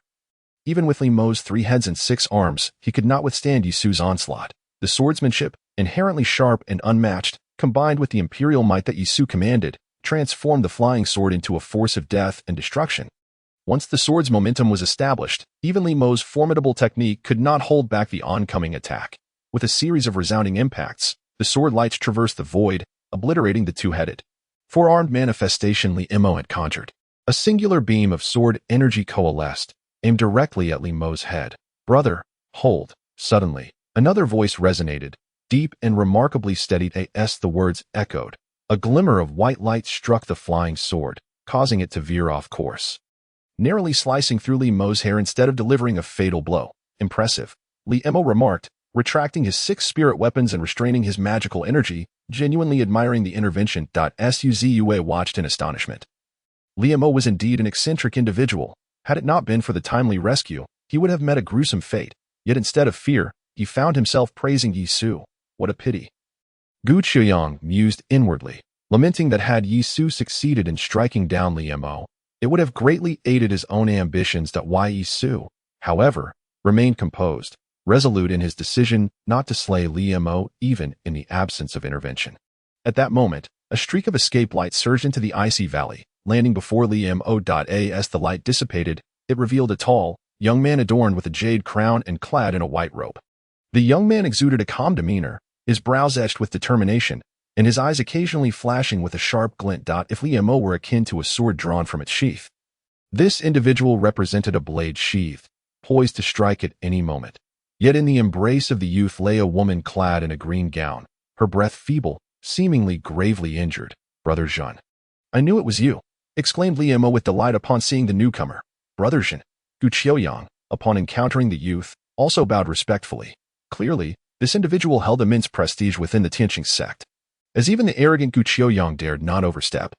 Sister Ouyang. Limo glanced at the woman in the youth's arms, his expression filled with concern. Zhen Taishu slowly shook his head, Do you have what I requested? Li Imo nodded. Brother, if Li Imo has been disrespectful in any way, I apologize on his behalf. Jin Taishu, disinterested in entangling himself with Yi Su, maintained a humble demeanor, offering a salute to Yi Xu. Yi Su fixed his gaze upon him, an unusual smile flickering across his face, suggesting an unexpected intrigue in Jin Taishu. Brother, this matter does not concern us. Shall we take our leave? Gu Qiuyang inquired cautiously. Jin Taishu regarded Gu Qiuyang and replied, You may go. Gu Qiuyang was overjoyed. After all, Jin Taishu was a formidable expert, ranking among the top 10 in the core at the late stage of the Hunyuan realm. With him present, even Yi Su, no matter how strong, would hesitate to obstruct him. If they desire it, let them fetch it themselves. In that case, brother, once you acquire the Ice Heart Snow Lotus, please vacate this place, Jin Taishu stated politely. He intended to harness the chill of the Ice Valley, utilizing the treasures brought by Li Imo to aid Ouyang Baobao's recovery. Otherwise, he would not have allowed Yi Su to take the Ice Heart Snow Lotus so readily. Yi Su and Su Ziyue entered a cavern, the resting place of the Iceland beast, where the Ice Heart Snow Lotus thrived amidst the lotus pool, exuding a pervasive chill and releasing fragrant wisps. The Xianguang mirror, please. Jin Taishu gently set the green-gowned woman down, allowing her to sit cross-legged on the ground, and urged Li Imo promptly produced a diamond-shaped treasure mirror, intricately etched with profound runes. Upon receiving the mirror, Jin Taishu immediately infused it with his spiritual energy. With a hum, the mirror emanated beams of ethereal light, the runes dancing incessantly. Moments later, the ethereal light coalesced into a singular beam. Holding the treasure mirror, Jin Taishu directed it towards the woman in green, and the beam instantly illuminated her form. Suddenly, a series of dark energies manifested around her, resembling maggots burrowing into her flesh, an eerie sight indeed. Roar. Concurrently, a monstrous entity emerged within the mirror, shrouded in the dark aura, unleashing a deafening roar that shook the very earth. This scene was utterly bizarre. The monster appeared within the mirror, yet without it, the woman appeared unharmed. Brother, what manner of monster is this? Li Imo gasped. Never having witnessed such a strange occurrence, Jin Taishu remained silent. He had ventured into the Ten Evil Abyss with Ouyang Baobao, who insisted on accompanying him.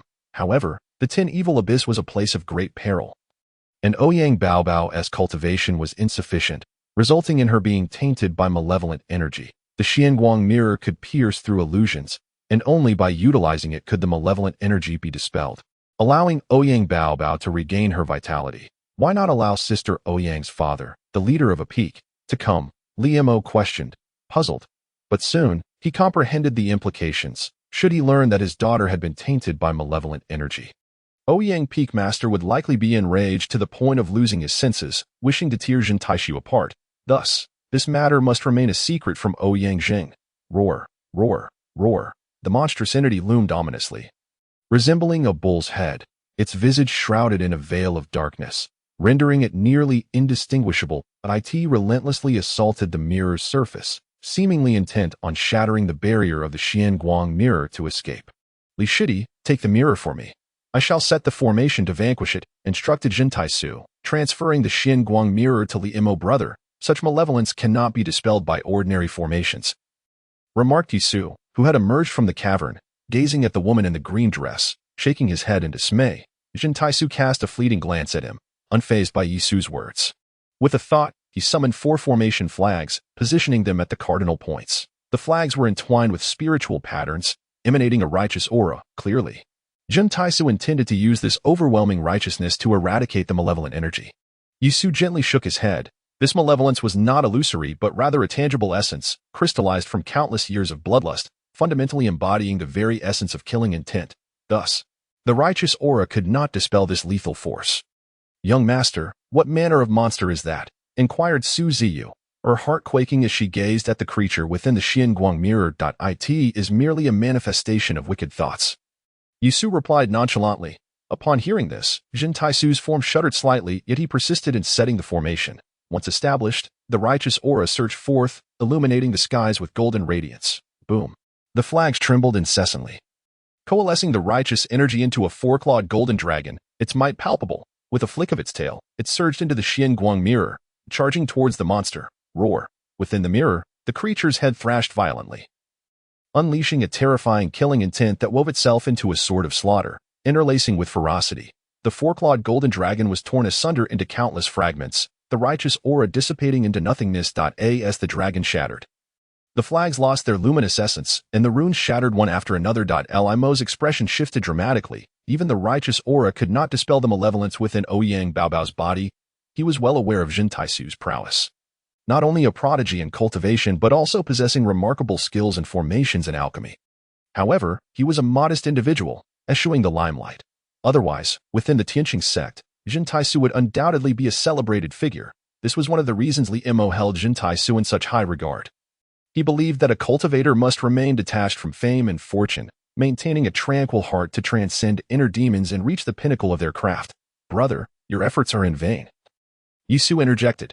This killing intent, born from malevolent thoughts, has transformed into a demon. It cannot be dispelled by conventional means. Do you possess a method to expunge this killing intent? Inquired Jin Taisu. Turning his gaze towards Yisu. Having heard Yisu's earlier words, he had begun to believe, and now, with Yisu speaking again, he was convinced of his capability to eliminate the killing intent.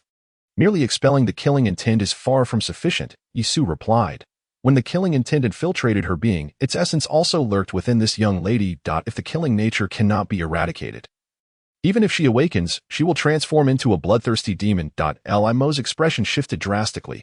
He did not wish for the lively and charming Ouyang Shiji to become a great demon, but rest assured, I possess a method to restore her, Yisu continued. Jin Taisu squinted. What is your ulterior motive in aiding me? We are but fellow souls adrift in the same turbulent sea, Yisu replied with a self-deprecating smile. Su Ziyue and Li Imo were left bewildered, entirely at a loss regarding the meaning behind their exchange. Jin Taisu appeared somewhat perplexed as he gazed at Yisu and vowed.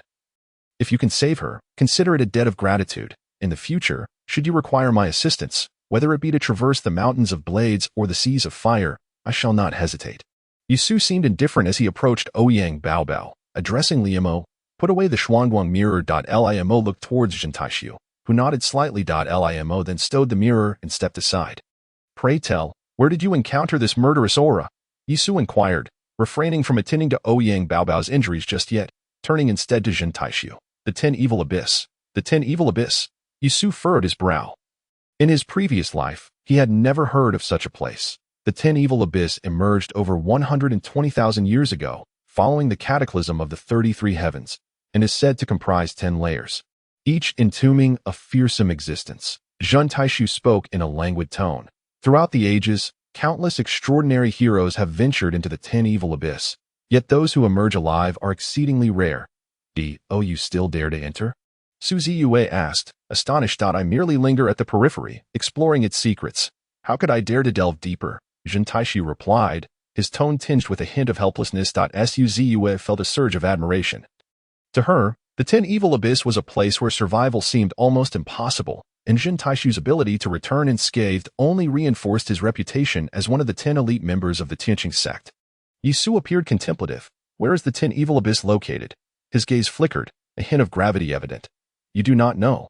Jin Taisu exclaimed in surprise. The 10 Evil Abyss is the most perilous place in the southern domain.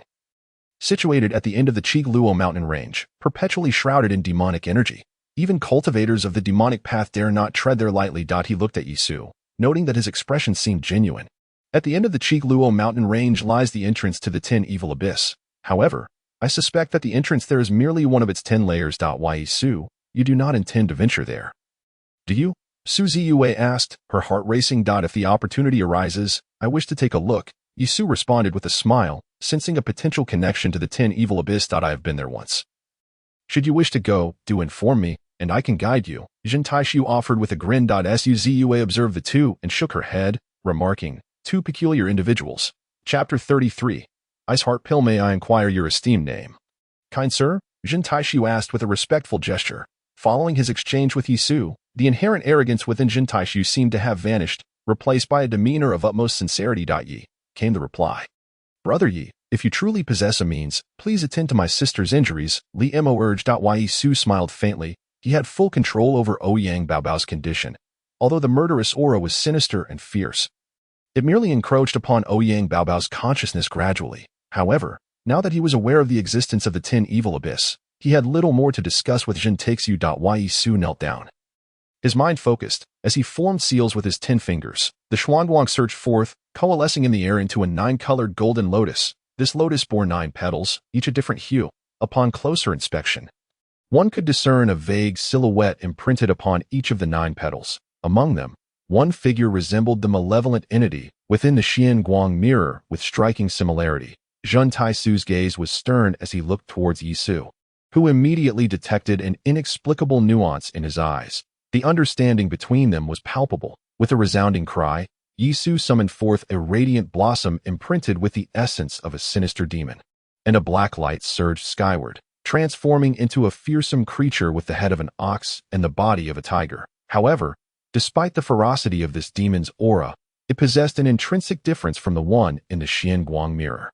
The demon within the mirror was forged from pure murderous intent, while this entity was under Yi Su's control, its gaze clear and infused with reason. As the demon manifested, it opened its maw and drew a powerful breath towards Ouyang Baobao, causing the dark energy lying dormant within her to surge forth like rivers returning to the sea, flooding into the demon's form. A roar erupted from the demon within the mirror as it writhed, ultimately transforming into a dark radiance that surged into the creature's mouth. A soft murmur emerged, and Ouyang Baobao opened her eyes, still somewhat dazed and bewildered, gazing at Zhun Taisu and asking, "Senior brother Zhen, what has happened to me?" Zhun Taisu assisted her to her feet, gently responding, "You were afflicted by murderous energy, but it was Brother Yi who saved you. Senior sister, this Brother Yi is truly formidable."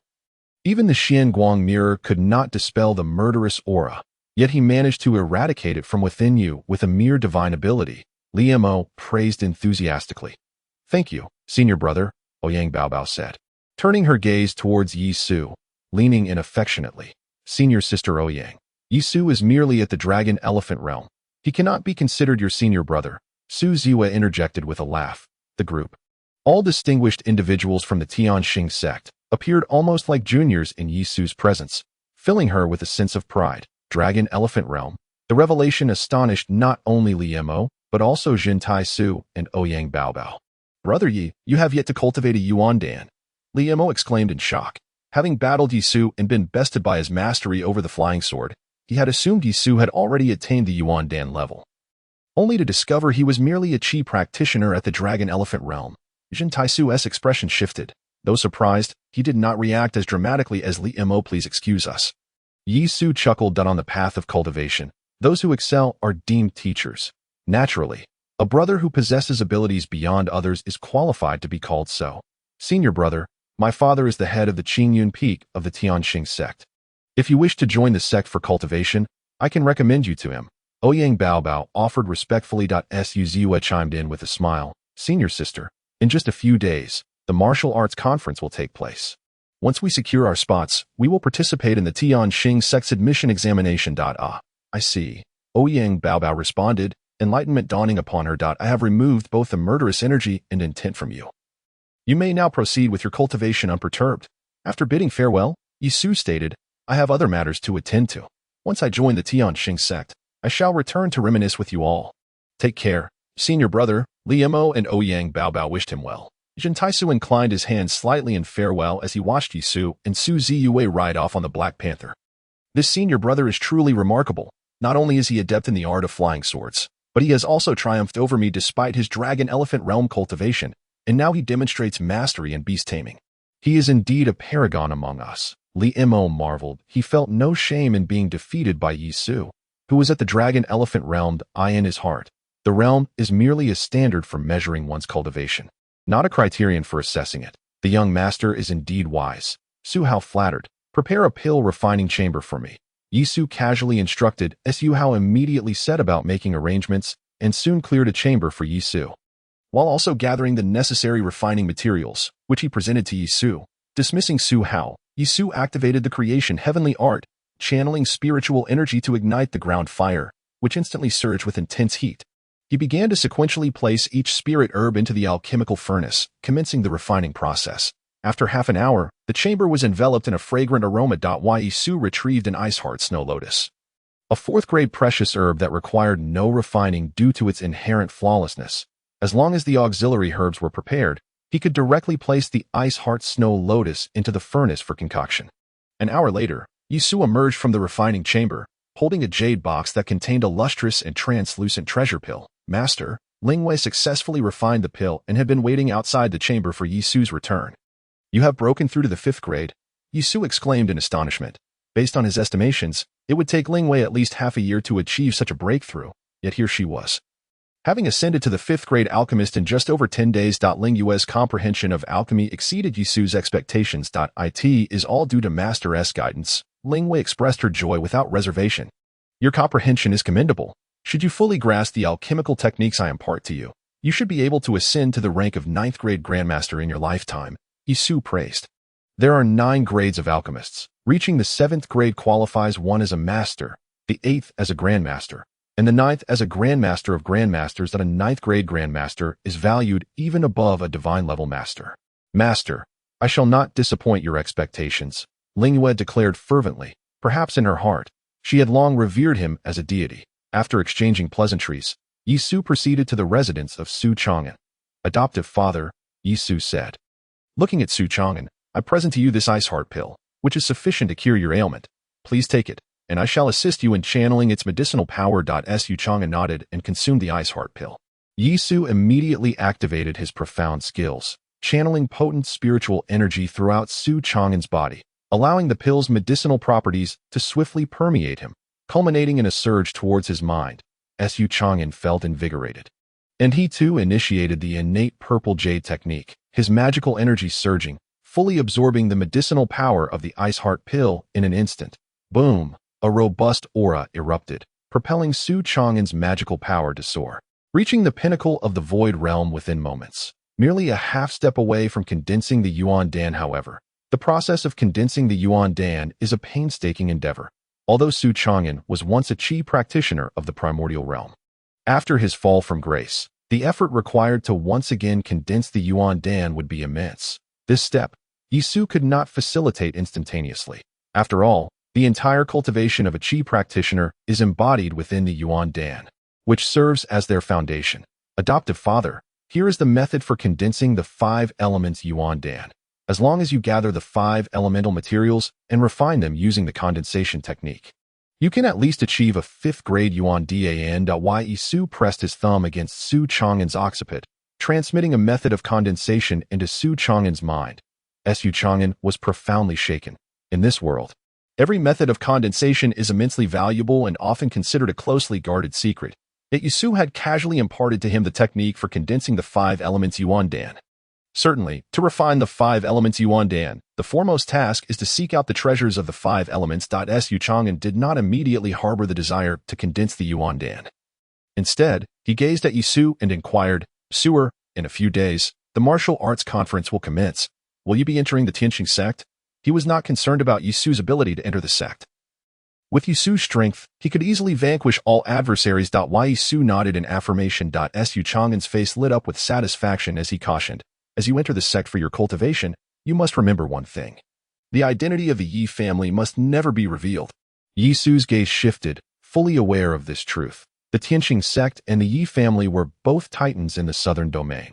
Although the Yi family had fallen from grace due to past grievances, the Tianqing sect would undoubtedly not tolerate disciples from the Yi family. Impossible, exclaimed the youth in black, incredulous that Yi Su could have escaped from Jin Taishu's clutches. Jiyu Qiuyang appeared less surprised, as he had some understanding of Jin Taishu's character. Have you all considered how to exact revenge? Gu Qiuyang queried. The group furrowed their brows in deep contemplation. Yun Jianfang suddenly had a spark of inspiration and spoke. Senior brother Gu, Yi Su is the young master of the Su family. He will certainly participate in the martial arts conference. Are you suggesting we take action during the conference? Gu Qiuyang frowned. Yun Jianfang shook his head, stating, to interfere at the martial arts conference would merely disqualify him. However, if we could frame Yi Su as a practitioner of the demonic path during the entrance examination of the Tianqing sect, he would undoubtedly face death. The chief examiner this time is, after all, your elder. Chapter 34. The emergence of true spirit in the Su residence. Within the alchemy hall, the sound of bubbling echoed. In a cauldron, Yi Su, bare from the waist up, immersed himself in the medicinal liquid, enveloped by spiritual mist as he refined his physical form within the elixir furnace. Lingyu skillfully controlled the flames, occasionally channeling her power to sustain the eternal fire. For several days, Yi Su had been employing medicinal baths to enhance his physical strength. nearly exhausting all the spiritual herbs in the entire Su residence, which incited considerable discontent among the clan elders. Only after Yi Su presented several 100,000 crystal stones to Su Chang'an did the murmurs of dissatisfaction subside. After prolonged physical tempering, Yi Su's vitality surged, and the aura of pure young energy surrounding him grew ever more robust. Akin to a dragon or an elephant. As time passed, the medicinal liquid in the cauldron visibly diminished, gradually absorbed by Yi Su's body. At this moment, Yi Su resembled a humanoid treasure. Should any practitioner of the demonic path behold him, they would undoubtedly be eager to refine him into a Dan. At noon, Yi Su finally absorbed the entirety of the medicinal bath, prompting Lingyu to withdraw her power, drenched in sweat. You've worked hard, Yi Su remarked, opening his eyes, which sparkled like stars. Lingyu was taken aback. In her memory, Yi Su had always looked down upon the world, yet here he was, displaying concern for others. Her aged face broke into a radiant smile as she repeatedly waved her hand, saying, "Not at all, not at all." Amused by Lingyu's modesty, Yi Su chuckled softly. He emerged from the medicinal bath, donned his clothing, and then seated himself on the mat within the alchemy chamber to begin regulating his body. Observing this, Lingyu quietly exited the alchemy chamber, gently closing the bronze door behind her. The days of medicinal baths have indeed greatly enhanced my physical form, Yi Su thought, his eyes gleaming with delight. The vigor within him now rivaled that of the so-called offspring of divine beasts. Moreover, during these past few days, his body had been absorbing the medicinal essence at an increasingly rapid pace. What would take others a day to absorb was nearly fully assimilated by him by the following day. At present, he is poised to embark on the endeavor of refining the true spirit of the dragon elephant. The dragon elephant heavenly art comprises 4 distinct realms: the dragon elephant spirit body, the suppression abyss divine body, the epic immortal body, and the primordial source form. The first 3 realms each contain 3 stages, while the 4th realm represents the consummate state of the dragon elephant heavenly art, a concept that has remained an elusive dream. Even the master of the dragon elephant sect from eons past could only attain the pinnacle of the epic immortal body. Undoubtedly, for the current Yi Su, the 4th realm is exceedingly distant. The first realm, the dragon elephant spirit body, consists of the true spirit realm, the elephant aspect realm, and the wish-fulfilling realm, each stage marked by an insurmountable chasm.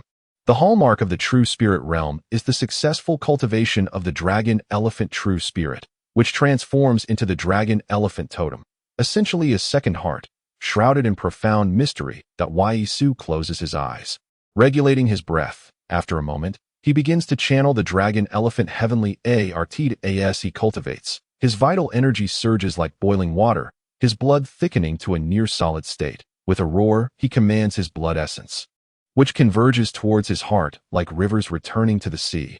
This heart pulsates with a resonant vitality, and amid this, the blood essence begins to coalesce into the form of a dragon and elephant, the celestial dragon entwining the divine elephant, as if manifesting a second heart. Thunderous booms resonate throughout the alchemical chamber, echoing like a tempest. Lingyu, stationed outside, hears the thunderous sounds and gazes on in profound reverence. In truth, he too yearns for longevity, yet his advanced age renders such aspirations unattainable. Dragon elephant true spirit, Yi Su bellows, his hair standing on end like swords, his heart racing furiously as an unceasing flow of vital energy courses into the dragon elephant, solidifying its ethereal form to near reality. Not only that, but the medicinal potency embedded within Yi Su's body is also rapidly assimilated, transforming into an overwhelming force that sustains his corporeal vessel. At that moment, the dragon roars and the elephant trumpets, seeming to come to life. The celestial dragon unfurls its body, meandering within Yi Su, while the divine elephant stabilizes his vital energy, preventing chaos from surging to his head. Witnessing this spectacle, Yi Su's lips curl into a faint smile. The first step has finally succeeded. He has successfully refined the dragon elephant true spirit, and now he must merely draw upon this power to transmute the true spirit into a totem, thereby transforming it into his second heart. Yi Su rises, the blood dragon coiling around his neck like a tattoo, intimately connected to his bloodline. Clenching his fist, the celestial dragon slithers onto his arm, and with a mighty punch, he strikes the alchemical cauldron, producing a resounding boom and leaving an imprint of his fist upon its surface. The cauldron shudders violently, causing the alchemical chamber to tremble as if it were an earthquake. Su Hao, filled with trepidation, understands all too well that this upheaval is the result of Yi Su's actions, feeling nothing but awe in his heart for Yi Su. This is merely the initial manifestation of my true spirit. And yet, even with just the power of the dragon spirit, I possess such formidable strength that I fear that once I step into the realm of true spirit, I could suppress the Qi practitioners of the void realm with my physical prowess. Yi Su murmured, "This alchemical cauldron is indeed a third-grade spiritual artifact. Such artifacts are exceptionally resilient. Even the physical bodies of void realm practitioners cannot compare. One can only imagine the extent of Yi Su's might." With a mere thought, the celestial dragon transformed into a streak of light, descending into his heart, intertwining with the divine elephant. The wild aura surrounding Yi Su dissipated, and he transformed into a slender, seemingly harmless youth. He exited the alchemical chamber, and Lingwei immediately approached to congratulate him, saying, "Congratulations, master, on achieving your divine skill. It is but a single step forward. It hardly qualifies as a success," Yi Su replied nonchalantly. Turning to Lingwei, "Tomorrow is the martial arts conference." Lingwei nodded, her brow furrowed in confusion. "Does master also wish to join the Tianqing sect for cultivation?" "Why not?" Yi Su inquired. Lingwei, perplexed, remarked, "With master's profound knowledge of alchemy and array formations, even as a guest elder in the Tianqing sect, you would more than suffice. Why must you demean yourself by becoming a disciple of the Tianqing sect?" This perplexity lingered in Lingwei's mind. Yi Su's expertise in alchemy was surely on par with that of a grandmaster. He might even surpass them. Such talent is coveted by the Tianqing sect, so why should he settle for being just a disciple? An ordinary man is innocent, yet the possession of treasure invites calamity, Yi Su replied with a gentle smile. Though he was protected by the consciousness of an immortal emperor, it was merely a remnant soul. Should he encounter a Qi practitioner who has formed their primordial spirit, he would be utterly powerless to obliterate it with his consciousness. Within the Tianqing sect, there are not merely practitioners of the primordial spirit realm, but also deities presiding over them.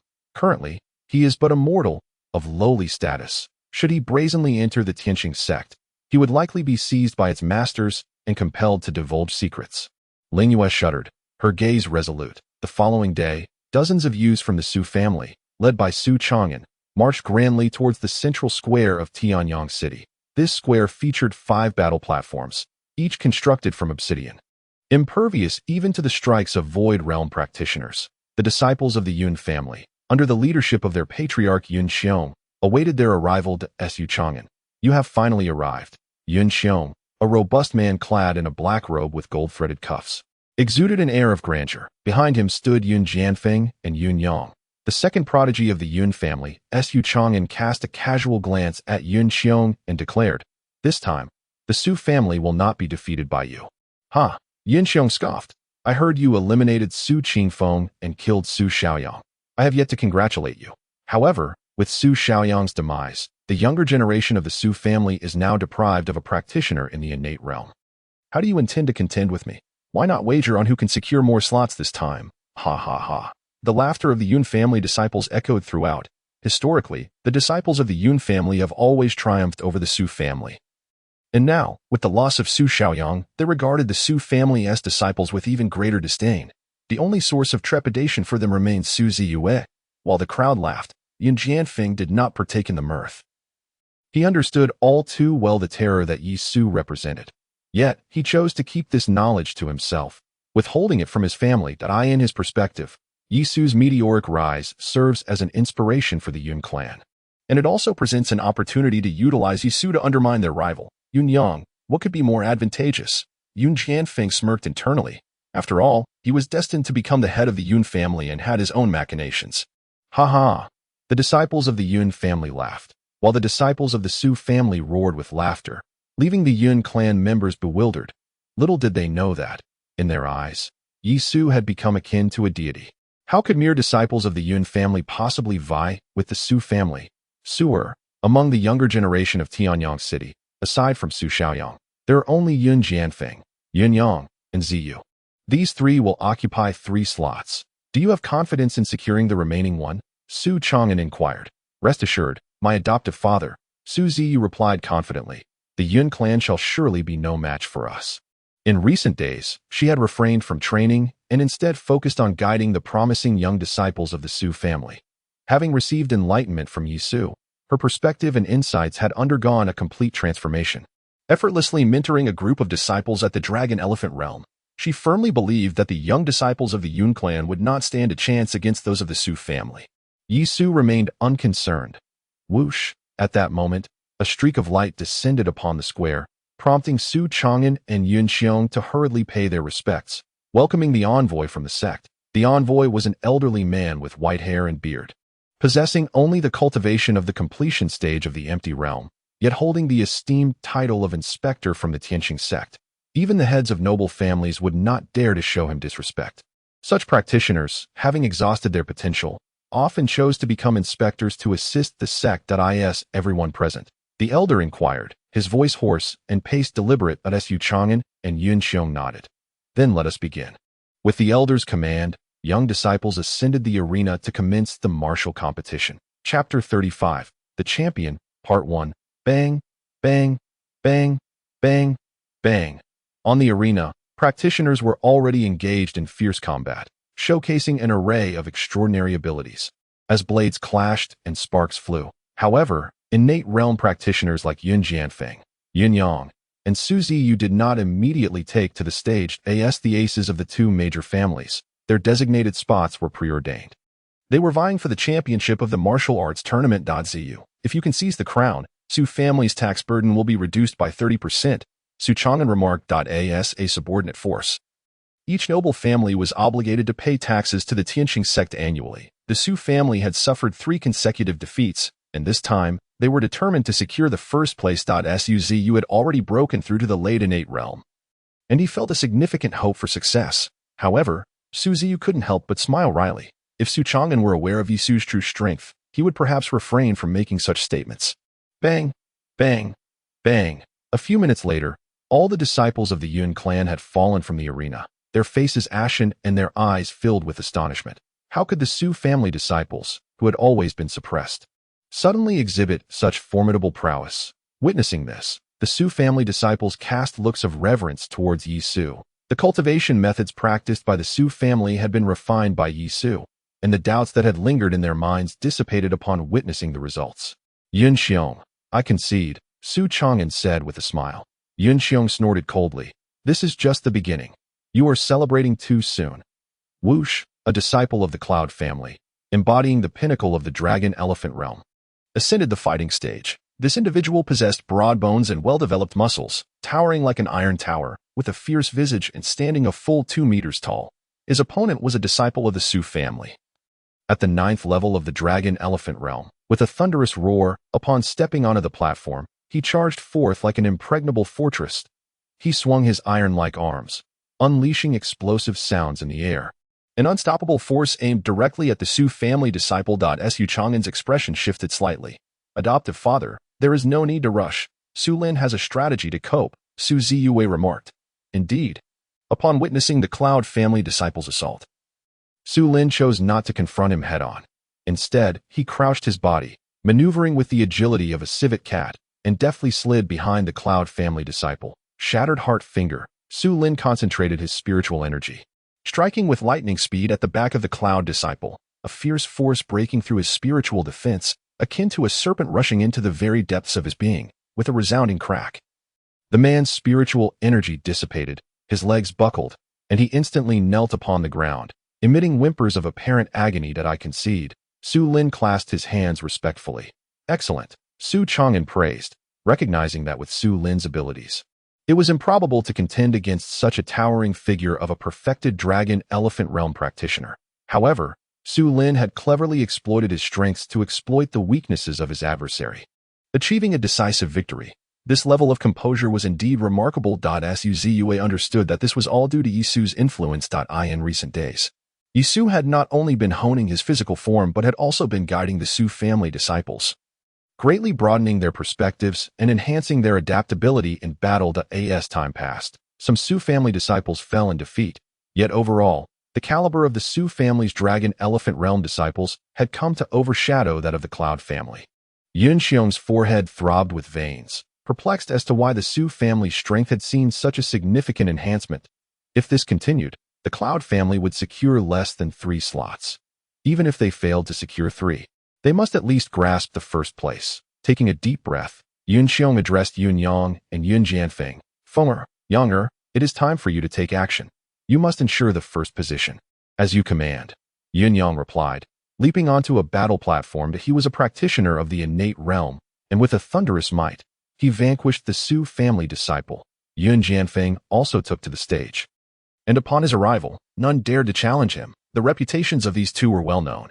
Unless one possessed the cultivation of the innate realm, none could stand against them. As the battle reached this juncture, the outcome had become evident. Yun Jianfang and Yun Yang dominated 2 platforms, securing 2 slots, while the Su family occupied 3, giving them the upper hand. Yun Xiong, do you still wish to wager on who will claim the top position? Su Chang'an laughed heartily. Humph. Yun Xiong scoffed. Do you think I fear you? Father, it is unnecessary to engage in such a wager, Yun Jianfang urgently interjected, sensing the precariousness of the situation. Fenger, do you lack confidence? Yun Xiong frowned, for Yun Jianfang had always been regarded as the leader among the youth of Tianyang City, and even Su Ziyue was no match for him. This title of champion had long been viewed by Yun Xiong as a certainty within his grasp. Yun Jianfang's gaze flickered. Father, I fought against Su Ziyue in the Qigluo Mountains, and after her breakthrough to the late innate realm, I am no longer her opponent. What? Yun Xiong's eyes widened in disbelief. You were defeated by Su Ziyue? Once these words were uttered, not only did the sky above tremble, but the disciples of the Yun and Su families, including Su Chang'an, were all rendered utterly astonished. Yun Jianfang's candid admission rendered the matter beyond doubt. Su Chang'an was overwhelmed with joy as he glanced at Su Ziyue, who responded with a gentle nod. On the battle platform, Yin Yang's expression shifted dramatically. He had always considered himself on par with Su Ziyue, proudly proclaiming himself the second most gifted talent in Tianyang City. Now that Yun Jianfang had been bested by Su Ziyue, did this not relegate him to the position of the third talent? Yun Yang found this notion intolerable. Nevertheless, he could not deny that he was no match for Yun Jianfang. The latter's acknowledgement confirmed that Su Ziyue had indeed triumphed over him. After all, how could someone as proud as Yun Jianfang admit to being inferior unless it were true? Yun Xiong's countenance darkened. Today he felt utterly humiliated. Is this truly the best your 2 families could muster? Finally, the inspector, who had remained silent until now, spoke up that he surveyed the 5 individuals on the battle platform and inquired. Yun Xiong nodded in response. Su Chang'an urged, Su'er, why do you not make your move? Yi Shulong strode forth with the confidence of a tiger, ascending one of the battle platforms. The Su family disciple wore a bitter expression. Pleading, young master, please show mercy. Hunyuan Kaibei hand. The individual spun his arms in a circular motion, resembling 2 colossal hammers. They crossed. The sound of the wind whistled ominously. With this strike, shattering stone was merely a formality. Yi Shulong extended his hand in a sweeping motion, dispersing the gentle force like a spring breeze nourishing the earth, swallowing the disciple's momentum. With a flick of his hand upon the Su family disciple, the force expelled him, causing the individual to slide off the platform. The spectators gasped. If Yun Jianfang's defeat at the hands of Su Ziyue was a significant event, then Yi Shulong's victory over a fully realized dragon elephant realm chi practitioner was nothing short of astonishing. The once dismissed Yi Shulong had evidently managed to cultivate. The Yun family disciples were left in disbelief, their expressions akin to seeing a ghost. How could this be possible? Yun Yang found it hard to accept. Yi Shulong had been widely recognized as a waste, a man without merit for miles around. How could he, in the blink of an eye, have achieved such prowess? Moreover, he had nonchalantly defeated a fully realized dragon elephant realm practitioner. This was utterly preposterous. Yun Jianfang's expression darkened. He knew all too well how formidable Yi Shulong could be. Su Chang'an, you truly are a cunning old fox, and your offspring are no less clever, each hiding their talents more deeply than the last. Yun Xiong's gaze turned murky, akin to that of a venomous snake. Fixating on Yi Xulong, Su Chang'an retorted with a smirk. Better than your venomous snake. The inspector lowered his eyelids, his gaze clouded with indifference, and disregarded the verbal sparring between the 2 family heads as he stated. Since 5 have been chosen, let them compete. I forfeit. Su Lin sighed bitterly, voluntarily withdrawing from the contest. A scene that was, of course, anticipated by all. His opponents included not only Yi Shulong but also 3 innate realm chi practitioners. How could a mere dragon elephant realm contender hope to stand against them? However, to everyone's surprise, Yi Shulong remained steadfast on the platform. Why Yi Shulong cannot possibly be aiming for first place, can he? Just look at his cowardly demeanor. The Yun family members mocked him, their derision seeming to ease their own embarrassment. The inspector, too, displayed a flicker of curiosity. He had presided over several martial arts tournaments, yet he had always witnessed dragon elephant realm practitioners voluntarily forfeit during the finals. After all, the disparity between dragon elephant and innate realms was vast. With fundamental differences in spiritual and true energy, even a spiritual body would find it incredibly challenging to triumph over an innate practitioner in the dragon-elephant realm. Now, he encountered a dragon-elephant realm chi practitioner unwilling to concede? From the words of the crowd, it seems this individual was once deemed a failure. How intriguing. The inspector cast a keen eye, watching Yi Su with great interest. Yi Su was neither a spirit body nor a treasure body. If he was not a fool, then he indeed possessed formidable strength. Yi Su, securing a place in the entrance examination is already a stroke of luck. Why don't you just scram? Yun Yang scoffed. As for scramming, you should be the first to go. Are you truly my rival? Ziyue mocked. Humph. Yun Yang's expression turned cold, rendered speechless by Ziyue's retort. Yi Su regarded him coolly and stated, "First, I shall take it. Just because you desire it, does that make it yours?" Yun Yang's countenance was one of disdain. "If you wish to claim first, you must first surpass me, the transformation of the once deemed failure." Yi Su, into a perfected chi practitioner of the dragon-elephant realm, was too great for Yun Yang to fathom. Furthermore, with the Su family having achieved resounding victory, Yun Yang was seething with anger, eager to use Yi Su as a means to vent his frustrations. "Inspector, I forfeit." That moment, Yun Jianfang suddenly bowed to the inspector and unhesitatingly withdrew from the arena. Chapter 36. The Champion, Part 2. Ziyue. Su Chang'an appeared bewildered. With Su Ziyue's strength, claiming the championship would be as easy as plucking something from a bag. How could she possibly forfeit? The Su family members were equally perplexed. "Father, trust me. Yi Su will not disappoint you," Su Ziyue asserted. Suer, a flicker of emotion crossed Su Chang'an's mind. Could it be that on that day in the main hall, it was indeed Suer who had slain Su Qifeng? This was a question that had long troubled Su Chang'an, remaining unresolved. The disciples of the Su family gazed at Yi Su, their expressions tinged with skepticism, although they held Yi Su in awe. They could not fathom how he could have cultivated to a level capable of defeating Su Ziyue in such a short span of time. Regardless, Su Ziyue had always been the indisputable foremost of the Su family since her emergence, making it nearly impossible for them to alter their perceptions. Su Ziyue, do you truly believe Yi Su can defeat me? Yun Yang sneered dismissively. If he were able to best me, I would henceforth avoid all members of the Su family. Since you have offered me such an opportunity, I shall not hold back. Not only he, but the members of the Yun family were also filled with joy, with Yun Xiong clasping his hands in gratitude. "Su Chang'an, thank you." Only Yun Jianfang wore a mocking expression. "Yun Yang, when you find yourself defeated by Yi Su, you will realize just how ignorant you truly are." He silently derided. Yi Su, prepare yourself. Yun Yang leaped into the air, resembling a white crane in flight, suddenly charging towards the arena where Yi Su stood. With a sweeping motion of his long sleeves, a beam of sword light shot forth like a venomous snake striking its prey, aimed directly at Yi Su. Suer, be careful. Su Chang'an instinctively warned. Yi Su's gaze remained indifferent as the sword light approached. He took a step forward, his fingers gently spreading apart, strands of sword chi swirling like fine threads between his fingertips. As the sword light descended, he clenched his fingers, producing a resounding metallic clang. He had actually grasped Yun Yang's sword in the palm of his hand. Yun Yang exerted force to withdraw his sword, but the spirit sword remained utterly unmoved. Yi Su's grip was like that of an iron vice, firmly imprisoning the weapon. The crowd was left in astonishment. That was a second-tier spirit weapon. Was Yi Su's physical body truly more resilient than a second-tier spirit weapon, capable of catching a sword barehanded? The inspector's expression subtly shifted, hinting at a semblance of amusement, with the wrinkles on his face gathering into a cluster reminiscent of desiccated tree bark, indeed showcasing his remarkable acumen. He could undoubtedly discern the formidable prowess of Yi Su's physical form. This also elucidated why Yi Su dared to confront those of the innate realm, for cultivators at the dragon-elephant stage. Surpassing the innate realm required either a precious body or a divine physique.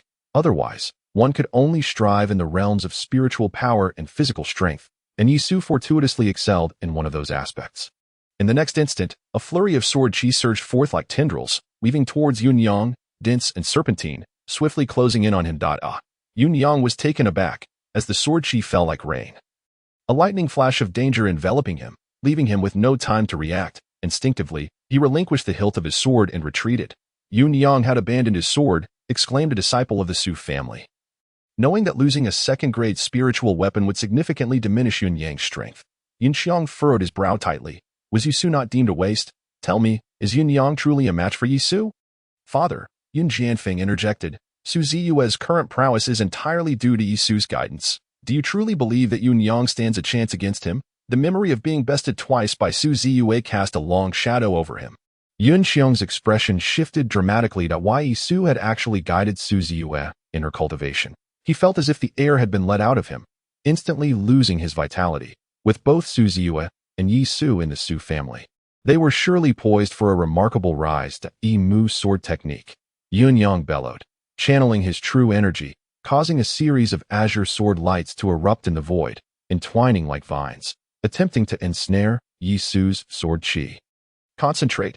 Yun Yang's fingers formed seals, the sword light swirling into what resembled a cage, seeking to bind Yisu.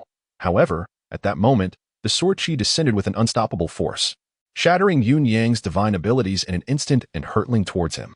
The crowd erupted in astonishment that Yisu had merely unleashed a single technique, leaving Yun Yang flustered, unable to counter two of his own techniques against Yisu's onslaught.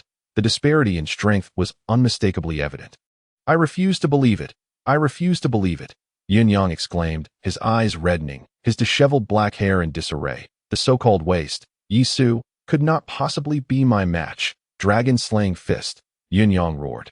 As a faint yet resonant dragon roar echoed in the ears of all present, he radiated an intense aura of murderous intent, his fist resembling a dragon's head, as if a hidden dragon were ascending to the heavens, propelling his punch forward. Thank you, my lord, Su Chang'an expressed with uncontainable joy, hastily bowing in gratitude. The inspector turned towards the assembly and declared, in 3 days, those who have secured their spots shall gather here. I shall escort you to Tianqing sect for the entrance examination. Understood. The crowd replied eagerly. Subsequently, the inspector departed alone. Yun Qiang's demeanor turned icy as he swept away, followed by numerous members of the Yun family.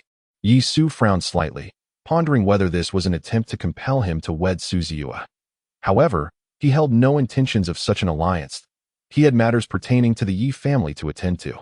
And with the emperor's watchful scrutiny over the heavens, a careless slip could lead to catastrophic consequences.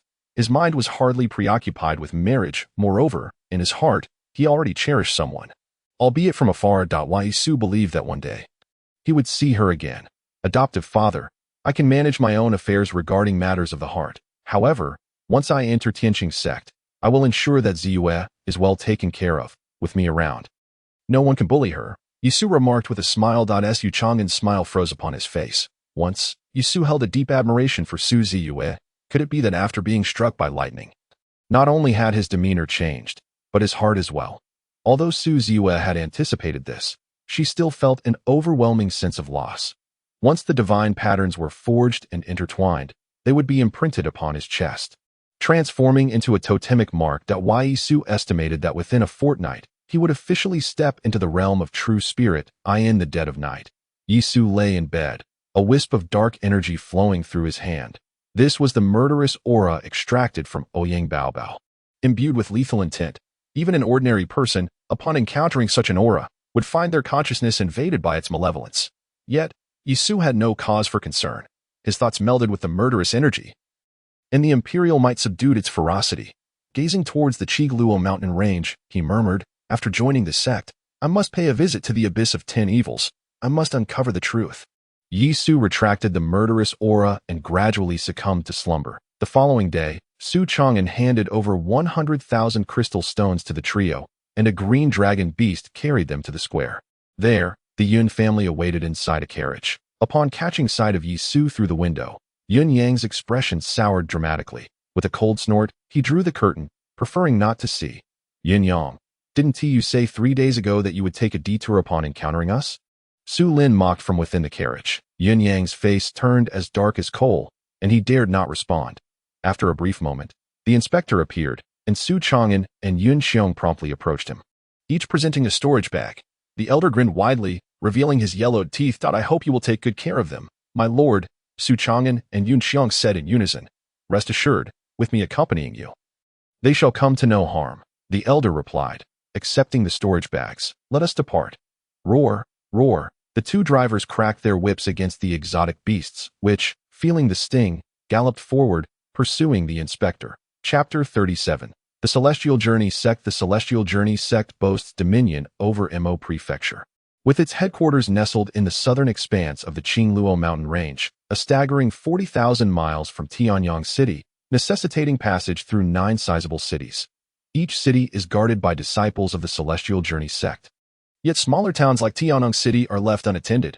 With 9 days remaining until we reach the Celestial Journey sect, this is truly tedious, Su Lin remarked languidly, his demeanor remarkably calm, although he had secured a spot. The odds of entering the sect for training were exceedingly slim. Historically, entrance examinations were predominantly the domain of innate realm disciples, with even prodigies from the ethereal realm participating. Naturally, there were practitioners of the dragon-elephant realm. But without exception, they all possessed spiritual or treasure bodies. Su Lin, with 9 days left, if you exert yourself diligently, you may yet attain the innate realm. Su Ziyue encouraged. 9 days. How is that even possible? Su Lin replied with a resigned smile. Yi Su appeared oblivious, wholly focused on refining the dragon-elephant totem that I find myself with nothing to do. If you are willing, I can offer guidance in your cultivation. Su Ziyue suggested, glancing at Yi Su, who remained unfazed. Really? Su Lin exclaimed joyfully. Thank you, Sister Ziyue. With Su Ziyue's guidance, Su Lin promptly adjusted his mindset and commenced his training. As evening fell, the carriage halted within the city. The inspector announced, "We shall rest for the night and continue our journey on the morrow." The multitude, of course, harbored no objections. Yunyang and Yun Jianfang circumvented Yi Su and entered the chamber, while Yi Su and the others also settled into their respective rooms, coexisting in peace. The passage of 9 days occurred in the blink of an eye. On the 10th day at noon, the sun ascended like a golden crow, casting its brilliant rays across the land, revealing a magnificent ancient city before the assembled crowd. This ancient city was extraordinarily grand, resembling a colossal beast from antiquity, sprawling across the earth. The city walls towered to a height of 100 zhang, and in the void above, beams of light darted about, emanating from formidable chi practitioners. The group disembarked from the carriage. Su Ziyue and Su Lin beheld the city as if they had discovered a new realm. Utterly awestruck, this city was at least 100 times larger than Tianyang City, and to the east lay a great river, winding around half of the ancient city like a flowing ribbon.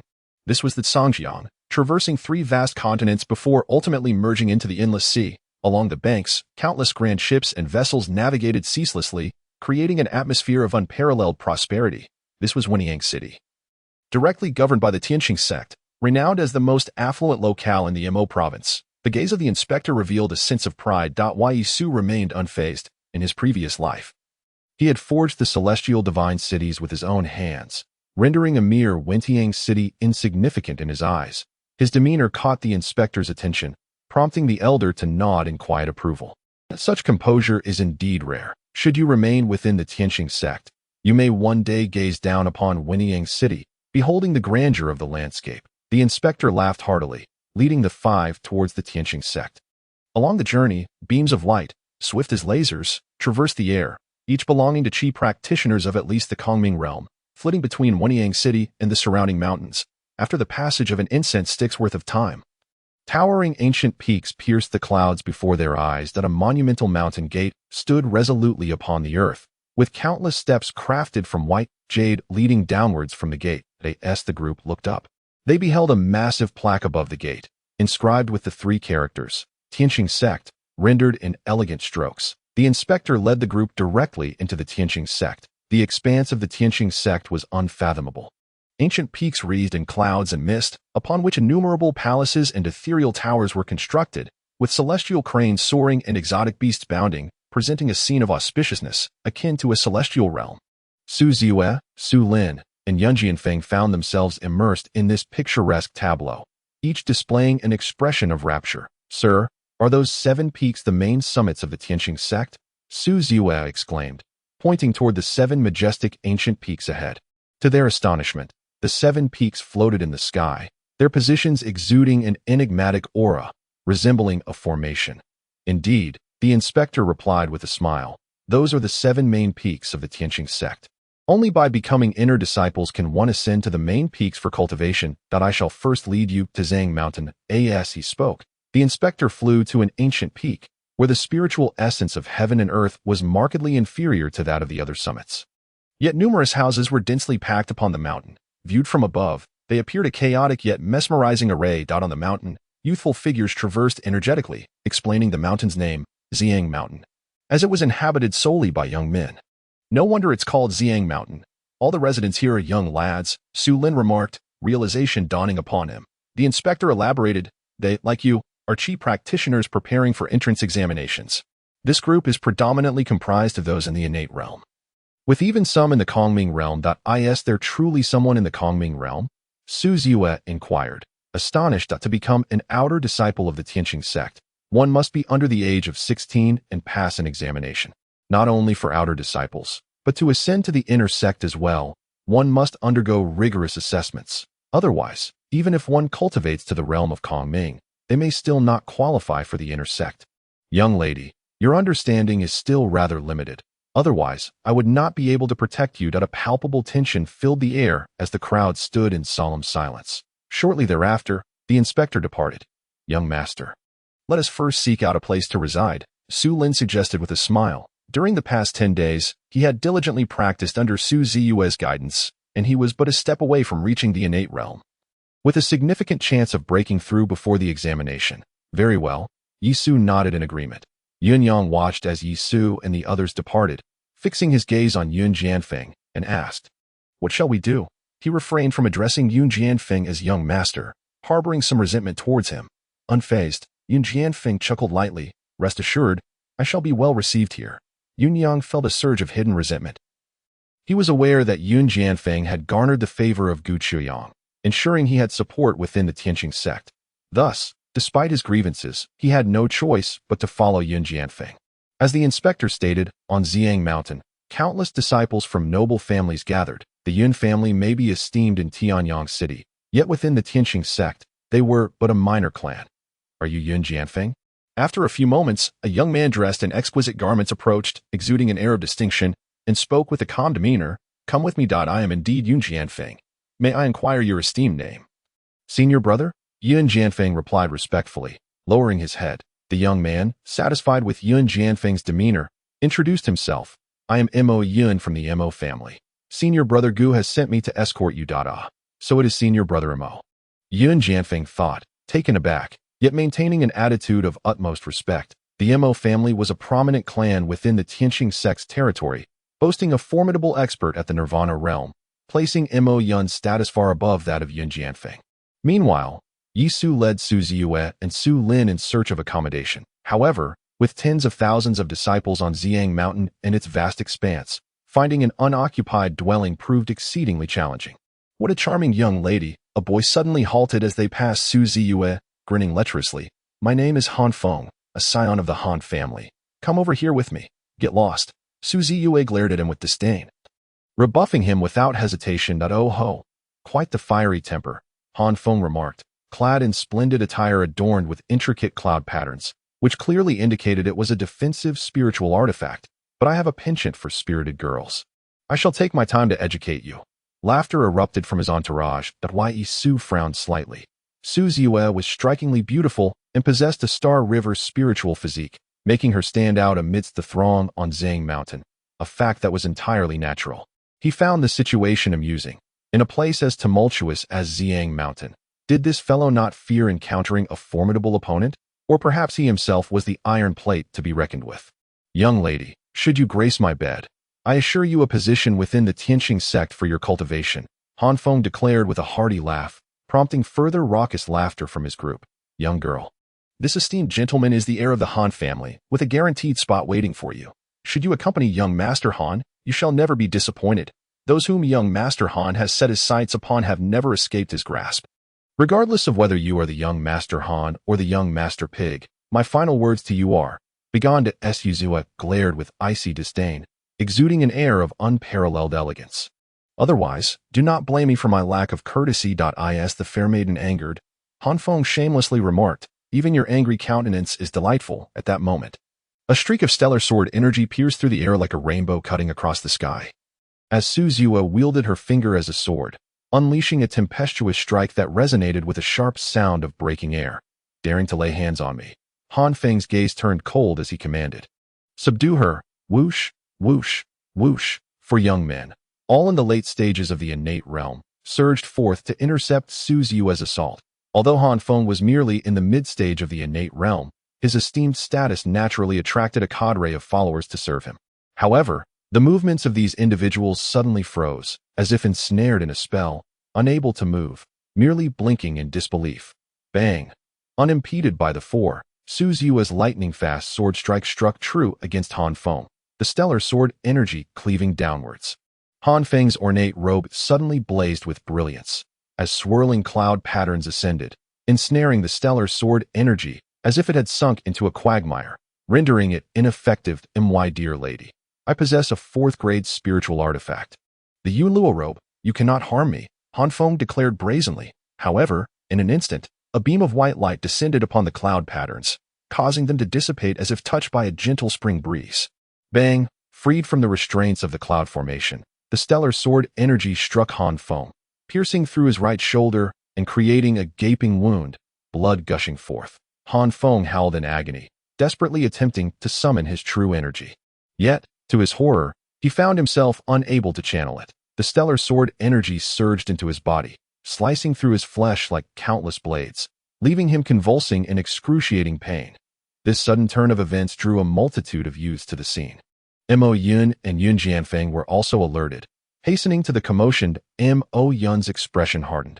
That girl was courting disaster by provoking Han Feng, and she would have to bear the consequences. Chapter 38, Celestial Spirit Body. Should he provoke Yi Su, Han Feng would likely not even comprehend the manner of his demise. Yun Jianfang internally scoffed, fully aware of Yi Su's formidable prowess. Contemplating this, he couldn't help but think of Gu Chuyang. I wonder if senior brother Gu has made the necessary preparations. He mused. As long as he can persuade the Gu family's examiner, even Yi Su's extraordinary abilities will stir no turmoil within the Tianqing sect. You will all die. You will all perish. Han Feng screamed hysterically, as the stellar sword energy constricted his meridians, inflicting unbearable agony. Nevertheless, he continued to rant while Yi Su stepped before Han Feng, and amidst the astonished gazes of the crowd, he placed a foot upon Han Feng's face. Crack! The sound of shattering bones echoed, sending chills through the onlookers. This was the scion of the Han family, yet a mere chi practitioner in the dragon elephant realm dared to insult him so? The Han family, a first-rate clan within the Mo province, was on par with the Mo family of Mo Yun, akin to a regional lord with immense power. Han Feng was the youngest son of the esteemed Han Sanyi. Known for his domineering and arrogant demeanor, he had never endured even the slightest humiliation. Well, Han Feng struggled desperately, but Yi Su's strength was overwhelming, like a divine elephant subduing a prison, no matter how he writhed. Yi Su remained unyielding. Louder, Yi Su said, his expression devoid of emotion. Upon witnessing this scene, the ethereal aura of the clouds stirred within Yun Jian, evoking memories of the Qing Luo mountain range, sending a shiver through his entire being. The Han family shall not let you escape. Han Feng's voice, strained and wheezing, struggled to maintain its composure. Yet he continued to exert the weight of the Han family upon Yi Su. 1 does not shed tears before witnessing the coffin. Yi Su let out a cold laugh, pressing his right foot forcefully into Han Feng's head, burying it into the earth, while Han Feng writhed like a serpent, consumed by agony. Yi Su, perhaps it is wise to know when to retreat. Ziyue advised. From the murmurs of the surrounding youths, she gleaned that the Han family, to which Han Feng belonged, was a prestigious lineage in Mo Shou, wielding immense power. The Su family had unwittingly provoked the Han family. Akin to recklessly testing the waters with stones, suddenly, a streak of light shot forth from the distance, descending into the crowd, unleashing a palpable aura of malevolence from its landing point. That a youth clad in black, with eyes sharp as blades and a presence formidable as a tempest, thundered, "Release him." His gaze locked onto Yi Su, brimming with lethal intent. It was Han Jiuli. Rumor had it that although Han Jiuli was not a direct descendant of the Han family, he was a prodigy among this generation of disciples, possessing a heavenly calamity spirit body, having cultivated to the realm of void and achieved mastery over magical power before even coming of age, making him one of the prominent figures of this gathering. With each word exchanged, Yi Su discerned Han Jiuli's identity. Yet another genius. A smirk played at the corners of Yi Su's lips, his expression mocking, while his foot continued to press down, fully embedding Han Feng's head into the soil. He turned to Han Jiuli and leaned in, asking, "Speak again if you dare." Seeking death, Han Jiuli's eyes glinted with cold light. It was a matter of principle for the Han family to dominate, never to be subjugated. Yi Su was clearly humiliating the Han family. Boom! With a flourish of his sleeve, Han Jiuli conjured his magical power into the form of a black dragon, swirling with dense mists as a colossal dragon claw descended from the heavens, aiming to strike Yi Su. This individual, a heavenly calamity spirit body, inherently possessed the ability to manipulate malevolent energies. Such energies, formed from the impurities of the world, could erode the vital energies of cultivators and corrupt the spiritual essence of enchanted weapons, representing an exceedingly sinister force. However, despite being a master of such powers, he was not of the demonic path. As his malevolence paled in comparison to that of demonic cultivators, this fool truly knows not the peril he invites, daring to provoke Han Jiuli. Laughter erupted among the crowd. Yet, some expressed pity, recognizing that individuals like Yi Su were of humble origins. Akin to them, mere disciples from lesser families, regarded as lowly within the Tianqing sect, that a spectacle was about to unfold. Mo Yun, reveling in the chaos, added fuel to the fire. Han Jiuli, this is an unprecedented humiliation. Were I in your position, I would never tolerate such disgrace. Do not tarnish the name of the Han family. How audacious! At that moment, a commanding voice resonated throughout Zhang Mountain. From the void above, a figure clad in white robes appeared, his countenance grave. As he pressed his right palm into the air, boom! In an instant, it seemed as though the entire void bowed beneath his palm. The flow of air stilled, and the black dragon froze mid-flight before erupting violently at a master of the cave heaven realm. Someone gasped in astonishment, as the ability to manipulate space through magical power was a hallmark of a cave heaven cultivator. It was a steward of the Tianqing sect. Recognizing the steward's robe, others marveled, astonished that a steward of the Tianqing sect had personally intervened. The crowd murmured in intrigue. The junior Han Jiuli respectfully acknowledged. "My respects to you, esteemed sir." As his gaze met the white-robed steward, his heart racing, swiftly retracting his magical power. Within the realm of the Tianqing sect, even the most formidable clans must adhere to its regulations. On the sacred grounds of Ziyang Mountain, conflict is strictly prohibited. My lord, you must advocate for me. Han Feng, having emerged from his tribulations, immediately cried out for justice to the white-robed steward. The steward cast a brief glance at him, inquiring, "Are you of the Han family?" Han Feng straightened his chest, nodding with pride. "And which family do you belong to?" The steward directed his gaze towards Exu. Yi Su replied with a smile. "From Tianyang City, the Su family." The mention of the Su family drew furrowed brows from the onlookers. "Which clan is that? Why have I never heard of it before?" "The Su family of Tianyang City is but a minor lineage." "Do you truly believe they would dare to provoke a scion of a first-rate clan?" The white-robed steward scoffed. Han Feng's face flushed with indignation. He wished to argue, but found himself at a loss for words. From an outsider's perspective, it indeed seemed that only the Han family had bullied the Su family, leaving Han Feng unable to defend himself. Moreover, he had initially insulted Su Ziyue, and Yi Su's reprimand was hardly unjustified. "My lord, it appears that my brother Feng has been subjected to a restriction. I hope you can intervene and lift it." Han Jiuli understood that the white-robed steward would not side with him and chose not to press further. The steward furrowed his brow, his eyes shimmering with intricate patterns as he regarded Han Feng. However, he was astonished to discover that he could not perceive the restriction within Han Feng at all. Though surprised, the steward maintained a calm demeanor, secretly transmitting a message to Yi Su. "Kid, you've gained an advantage. Please give me some face." Yi Su found it amusing that the steward was clearly unable to unravel the restriction and sought his assistance. If he were unable to do so, it would render him a laughingstock in the eyes of the crowd. With a mere thought, Yi Su dispelled the runes within Han Feng, who immediately sensed the flow of spiritual energy and promptly expressed his gratitude to the white-robed steward. "Thank you, my lord." The steward's lips twitched slightly. This was hardly his merit. In just a few days, the entrance examination for the Tianqing sect will take place, and I hope you all can calm your minds. A restless spirit will make it exceedingly difficult to pass the 3 trials. With a final admonition, the white-robed steward vanished into the clouds. "Kid, during the entrance examination, I shall settle the score with you." Han Jiuli gave a cold snort and departed with Han Feng. "Let us also take our leave." Yun Jianfang and Mo Yun blended into the crowd. Yi Su, why did he not take action against us? Su Ziyue asked, astonished. The Han family is a first-rate clan, yet the steward's stance seemed to favor the 3 of them. Yi Su chuckled, offering no explanation. The Tianqing sect is not a paradise. It too harbors its share of conflicts. Among these, the most intense rivalry exists between the noble families and the cold-blooded clans. This white-robed steward may very well belong to the latter, for why would he show such partiality, young master? Sister Ziyue, we should seek out accommodations. Nightfall approaches.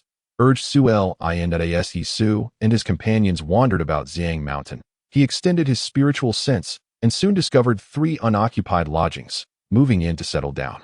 This location, perched on the mountainside and adjacent to a flowing stream, featured a waterfall cascading from the peak, its thunderous roar echoing through the air, creating quite the din. What a splendid place, Su remarked with a smile. Su Ziyue and Su Lin exchanged glances, speechless. The noise of the waterfall was so disruptive that it hindered their cultivation. Hardly a splendid place. This area housed dozens of other lodgings, yet at that moment, none were inhabited. As Su Ziyue and Su Lin settled in, they seized every moment to cultivate and enhance their prowess. Su also stepped out of the house, gazing at the waterfall. This magnificent cascade extended over 100 zhang, crashing into a pool nestled halfway down the mountain, with water flowing down the gully towards the valley below. Harnessing this force would allow me to temper my physique, and before the examination, I shall surely refine the dragon elephant totem. That a smile graced Su's face. The impact of the waterfall was immensely powerful. When it struck his body, it perfectly honed every part of him, allowing the medicinal essence hidden within to manifest fully. Su approached the waterfall, inhaled deeply, and activated the dragon elephant divine skill. He leapt into the air, plunging beneath the waterfall. Thunderous roars erupted. The waterfall cascaded like a celestial river, its terrifying force crashing upon Su, who was instantly submerged in the depths. After a few breaths, he slowly floated back to the surface. This force must weigh at least 100,000 jin, Su murmured. Upon entering the first realm of the dragon elephant spiritual body, one possesses a strength of 100,000 jin. Su became increasingly convinced that he would refine the dragon elephant totem before the examination. Dragon elephant divine skill. Su returned beneath the waterfall, but this time he summoned the true spirit of the dragon elephant. The dragon spirit emerged from his body, coiling like a celestial dragon, while the elephant spirit stood firm like a heavenly pillar, grounding his physical form. Su felt as if he were rooted to the earth. Bang! A deafening sound resonated as Su astonishingly withstood the onslaught of the waterfall. The splashes cascaded into the pool, invigorating him. However, he could only endure for half a stick of incense before he could no longer maintain his stance. The waterfall's relentless assault left his body weary and sore, and he sensed that continuing would surely injure his internal organs, posing a latent threat. That he swam to the shore, channeling spiritual energy to dry his clothes. Upon raising his head, he noticed Su Ziyue and Su Lin had unknowingly emerged from the house, staring blankly at the drenched Su. "Young master, you are truly my idol," Su Lin exclaimed, giving a thumbs up. Chapter 39. 3 Trials. Su Ziyue, too, felt an irresistible urge to extend her thumb in admiration.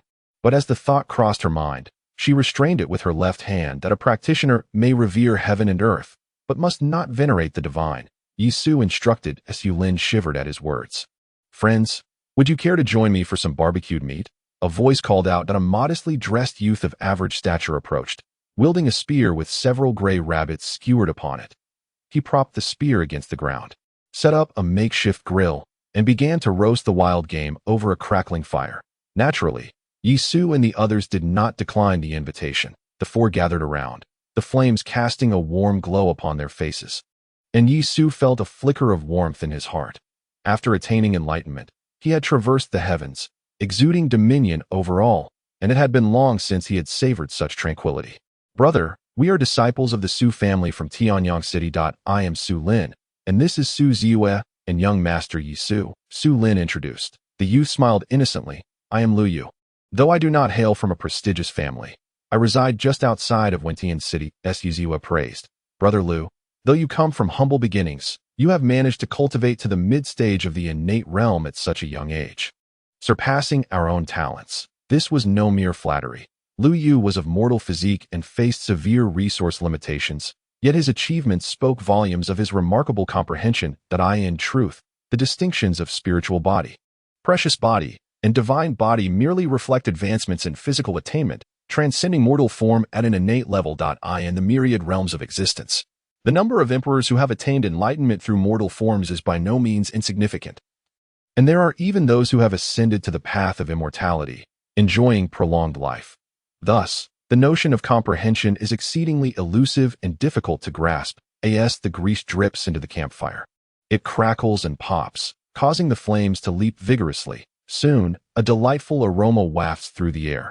Lu Yu retrieves cumin and other seasonings, passing them to the others, and once the three have flavored their portions, he too adds his own seasonings, after which they all begin to feast with great relish. Although Ziyue is a woman, her manner of eating is remarkably bold, displaying no less vigor than that of the three men. Moments later, they recline on the grass, still yearning for more. Brother Lu, your family has resided in Wintian City for generations. You must be quite familiar with the examination rules of the Tianqing sect. Am I correct? Ziyue inquires. Indeed, Liu responds with a smile. The Tianqing sect's examination consists of 3 trials. Only by overcoming all 3 can one become an outer disciple of the sect. Should one fail, they will be sent down the mountain. What are the 3 trials? Su Lin asks eagerly. The Tianqing sect holds its examination once every decade, and as the Su family is merely a minor clan. It is only in recent years that Ziyue has emerged as a spirit body. Most of the clan's disciples from days gone by were eliminated in the second trial, rendering them quite unclear about the sect's regulations. The first trial is to traverse the pure spirit pool. Lu Yu, patting his round belly and letting out a satisfied burp, continues, in truth, the pure spirit pool is not a test. It primarily serves to ascertain whether any of the examinees have practiced demonic arts. Once discovered, regardless of talent or potential, they are summarily dismissed. Ziyue nods slightly. Aware of the pure spirit pool, the Tianqing sect prides itself on being righteous and stands firmly opposed to the demonic path. Hence it places great importance on this trial. Nevertheless, each examination still sees individuals harboring a sense of luck. Once caught, they face expulsion at best, or the complete eradication of their cultivation at worst. Yisu is lost in thought. To him, the dichotomy of righteousness and demonic paths is merely a struggle for doctrinal supremacy. Since the dawn of creation, the innate gods and demons have been in constant conflict. Yet what can be done about it? Countless paths ultimately lead to the same destination. The second trial is to ascend the heaven-peaking platform, which tests the disciples' comprehension. Liu elaborates. The platform consists of 100 stone steps, each concealing profound abilities and even formations. The abilities range from simple to intricate. As long as one can ascend 30 steps, they are deemed to have passed. Has anyone ever reached the pinnacle? Su Lin asks with anticipation. Liu smiles wryly. Reaching the summit is exceedingly difficult. Even the so-called greatest genius of the Tianqing sect in a millennium, Elder Wu Lanting, only managed to ascend to the 95th step. Leaving a monument upon no one has ever reached the 100th step. You must understand, once one ascends to the 80th step, a monument can be erected for future generations to venerate. What an honor that is. The others gaze upon it with longing. I dare not be so extravagant. Su Lin chuckles. As long as I can pass, that is sufficient. His cultivation is already at the critical juncture of the dragon-elephant realm, and he only needs an opportunity to break through. And what of the third trial? Ziyue inquires. Heh. Liu chuckles, his expression somewhat resigned. The third trial is a martial contest. Each time the Tianqing sect holds its entrance examination, nearly 100,000 candidates apply, yet only 5,000 will be selected as outer disciples. Our starting point is inherently inferior to that of the aristocratic disciples. In the third trial, we are at a distinct disadvantage. However, for those with true insight, ascending the 80th step may lead to exceptional acceptance into the sect, even if they are eliminated in the third round. Su Lin, in contemplation, remarked, I have heard that those who enter the top 10 are rewarded by the sect. Liu nodded, clarifying that this applies solely to the third round, yet most of those who achieve the top 10 are disciples from noble families, with only a scant few hailing from humble origins. It was only a decade ago that Brother Li Ryu, emerging from a humble background, claimed victory, astonishing the sect. He is now one of the core 10 elites. Li Su's gaze flickered. This was the second time he had encountered the name. Lu Yu looked up at the heavens, where dark clouds drifted across the sky, the bright moon partially obscured, casting a dim light over the mountains and ravines that lie in the distance. Ancient peaks stood illuminated. As the waterfall continued its relentless hammering, the true essence of the dragon and elephant grew increasingly refined, manifesting as a dragon pattern and an elephant pattern. Gradually transforming. Su Lin's cultivation successfully broke through to the innate realm after 3 days, filling him with ecstatic joy. Su's method of body tempering under the waterfall left Lu Yu in awe. Having experienced the cold winds of Han, he now held Yisu in even greater esteem. The refinement of the dragon and elephant totem was to occur today. It was already the 9th day, with the entrance examination commencing tomorrow. Over the past few days, Han Juli had not troubled him. Yisu sat cross-legged beneath the waterfall, the cascade pounding against his body, turning his skin a deep crimson. Now, he could remain steadfast beneath the waterfall. The immense force of 100,000 pounds relentlessly tempered his physique.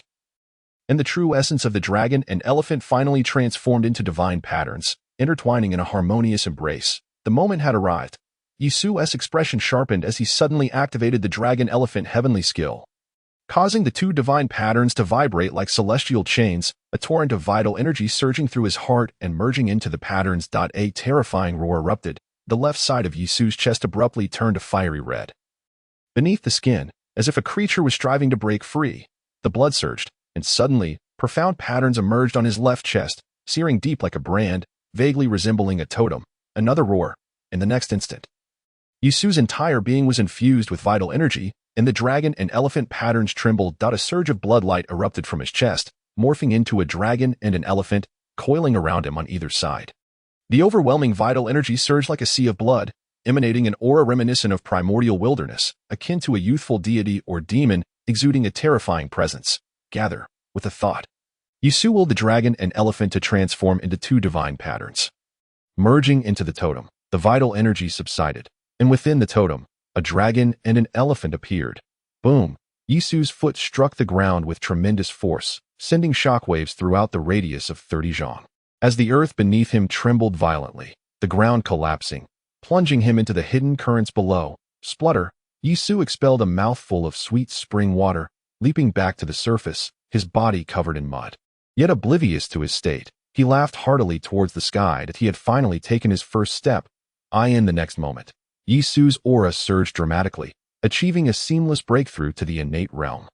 Being originally at the 9th level of the dragon-elephant realm, had it not been for the need to refine the dragon and elephant totem, he might have already leveraged the resources of the Su family to advance to the void realm. For him, there were no bottlenecks in his early cultivation, only the singular challenge of the dragon-elephant spirit body. Yisu. How do you haha. Su Ziyue emerged upon hearing the sound, and upon seeing Yisu's appearance. She was initially taken aback before bursting into laughter. At that moment, Yisu resembled a drenched chicken. Su Lin and Luyu were also present, both struggling to suppress their laughter, enduring considerable discomfort. Yisu displayed an embarrassed expression, and with a sudden movement, plunged into the pool. When he emerged, he was completely clean, transformed back into a youthful and delicate-looking young man. Tomorrow is the entrance examination for the Tianqing sect? Yisu inquired. The three nodded, not comprehending Yisu's implication. Su Lin. Luyu, your understanding is rather ordinary, yet traversing the ascending heaven platform is not overly difficult. The challenge lies in the third trial of martial combat. Yisu stated matter of factly. Su Lin and Luyu exchanged glances, both showing a hint of resignation. These two divine abilities, commit them to memory. As long as you can grasp 1/10 or 1/12, they will suffice for the third trial. Yisu concluded, extending his hands and gently touching their foreheads with his fingers. Divine knowledge surged into their minds. They calmed their thoughts and, after a brief moment, opened their eyes simultaneously. Thank you, young master. Thank you, brother Yi. Su Lin and Luyu bowed deeply. The divine abilities Yisu imparted were not of the highest caliber, merely 4th tier, but they were tailored specifically for the two of them. Complementing their cultivation methods. If utilized properly, they could significantly enhance their strength. Although many would participate in the entrance examination for the Tianqing sect, there were only 2,000 to 3,000 practitioners at the late stage of the innate realm. With those in the empty void realm being exceedingly rare, mastering the divine abilities taught by Yisu would indeed enable them to gain entry into the Tianqing sect. Yisu chuckled and said, if you wish to thank me, then procure a few wild delicacies for me as a treat. We will go at once, Luyu and Su Lin replied, immediately rushing off. Chapter 40. The Purification Pool. Boom. The resounding chime of a bell echoed across Thing Mountain the following day. In the void above, hundreds of streams of light descended, heralding the arrival of various inspectors. Among them, an elder of the Hunyuan realm spoke with a voice as thunderous as a bell. Today marks the day of the examination. You all must hasten to the purification pool today. As soon as the words left his mouth, countless figures rushed out from their dwellings, tens of thousands of practitioners gathering in unison, their vitality surging like smoke. brimming with vigor. Yi Su and his companions were swept along with the throng, making their way toward the purification pool. The purification pool is a crucial site for the Tianqing sect. Located to the west of the sect, bordering the ancient peaks where the outer disciples reside, its expanse stretches over 50 miles, a vast expanse of azure waves shimmering under the blazing sun. The water in the purification pool is crystal clear, and its immense surface can accommodate thousands of people crossing simultaneously. Behind the purification pool stood a towering ancient peak, several hundred zhang high. Stark and devoid of vegetation, known as the Ascending Heaven Platform. I trust you are all aware of the rules. If anyone regrets their decision now, it is not too late, the Hunyuan inspector stated coldly. Otherwise, should any deceit be discovered, there will be no leniency. Thousands of youths murmured amongst themselves, the air buzzing with excitement. Yet none stepped forward. Commence, the various inspectors declared in unison, and in an instant, each youth stepped into the purification pool. Beginning their crossing, the water of the purification pool reached only waist deep, adorned with floating lotus flowers, exuding an enchanting fragrance. Yi Su. How does this purification pool discern the demonic cultivation methods within the practitioners? Ziyue expressed her bewilderment. While everyone was aware that the pure spirit pool could reveal demonic energy, the underlying principle remained a mystery. Enlightenment dawned upon her. Within the waters of the pure spirit pool, there must exist a unique energy that resonates with the true qi and magical power of the qi practitioners, thereby autonomously unleashing their strength and manifesting it outwardly. Consequently, any qi practitioner who cultivates demonic techniques would inevitably fall under the pool's perceptive influence. Suddenly, a multitude of ferocious beasts erupted above the pure spirit pool, accompanied by the howls of malevolent spirits, as swirling black mist coalesced like sinister energy that refused to dissipate. Bold aberrations, daring to defile the sacred ground.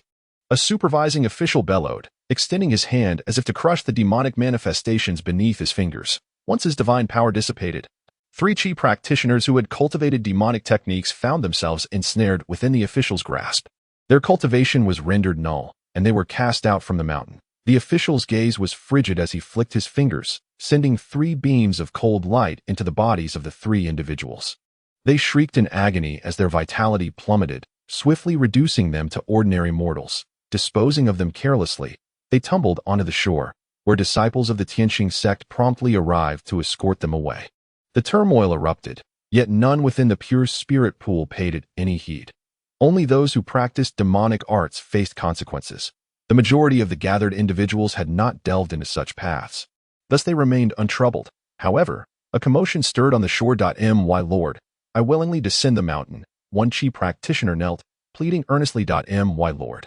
Soon, one after another, qi practitioners emerged, including even one at the Void Realm. Begone, the various supervising officials glared at them disdainfully, prompting the crowd to hastily flee down the mountain. Initially, they had harbored hopes of evasion, but upon witnessing the fate of the 3, fear gripped them all. Although they had cultivated demonic techniques, their hard-won powers were not something they wished to squander. Nor did they desire to revert to the beginning. After the uproar subsided, the scene fell into silence. Suddenly, beams of white light emanated from beneath the pure spirit pool, surging toward Yisu's body.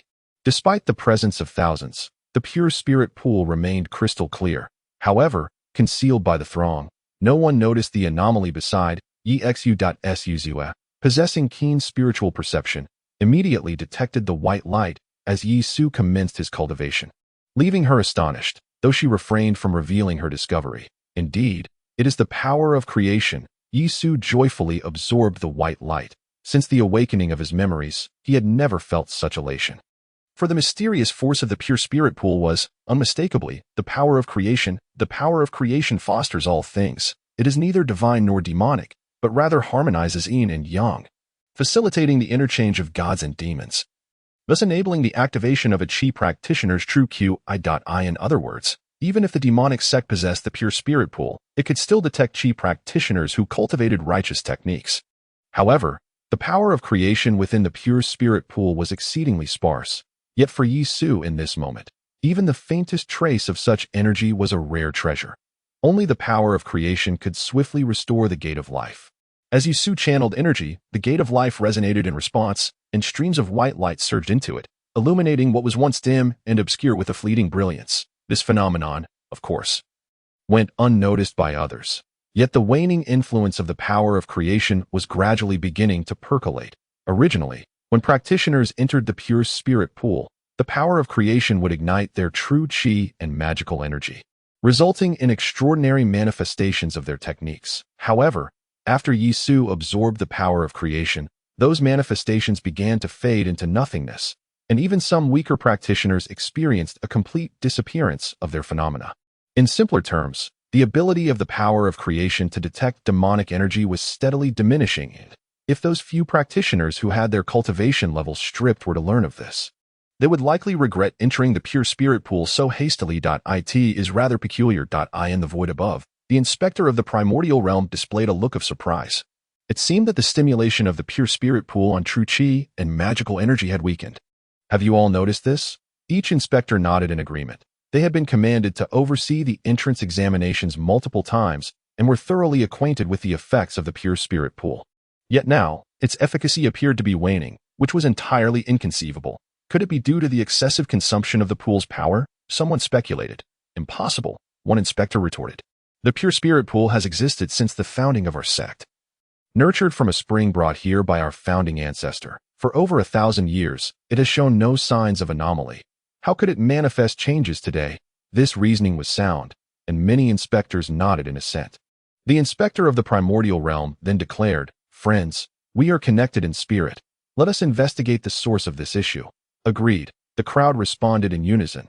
Over 100 perfected practitioners of the void and those of the primordial realm activated their spiritual senses, forming a vast net that enveloped the entire pure spirit pool. Ziyue, however, sensed the spiritual web of the inspectors and felt a mix of anxiety and exhilaration. She had no doubt that this group was mobilizing their senses because of Yi Su.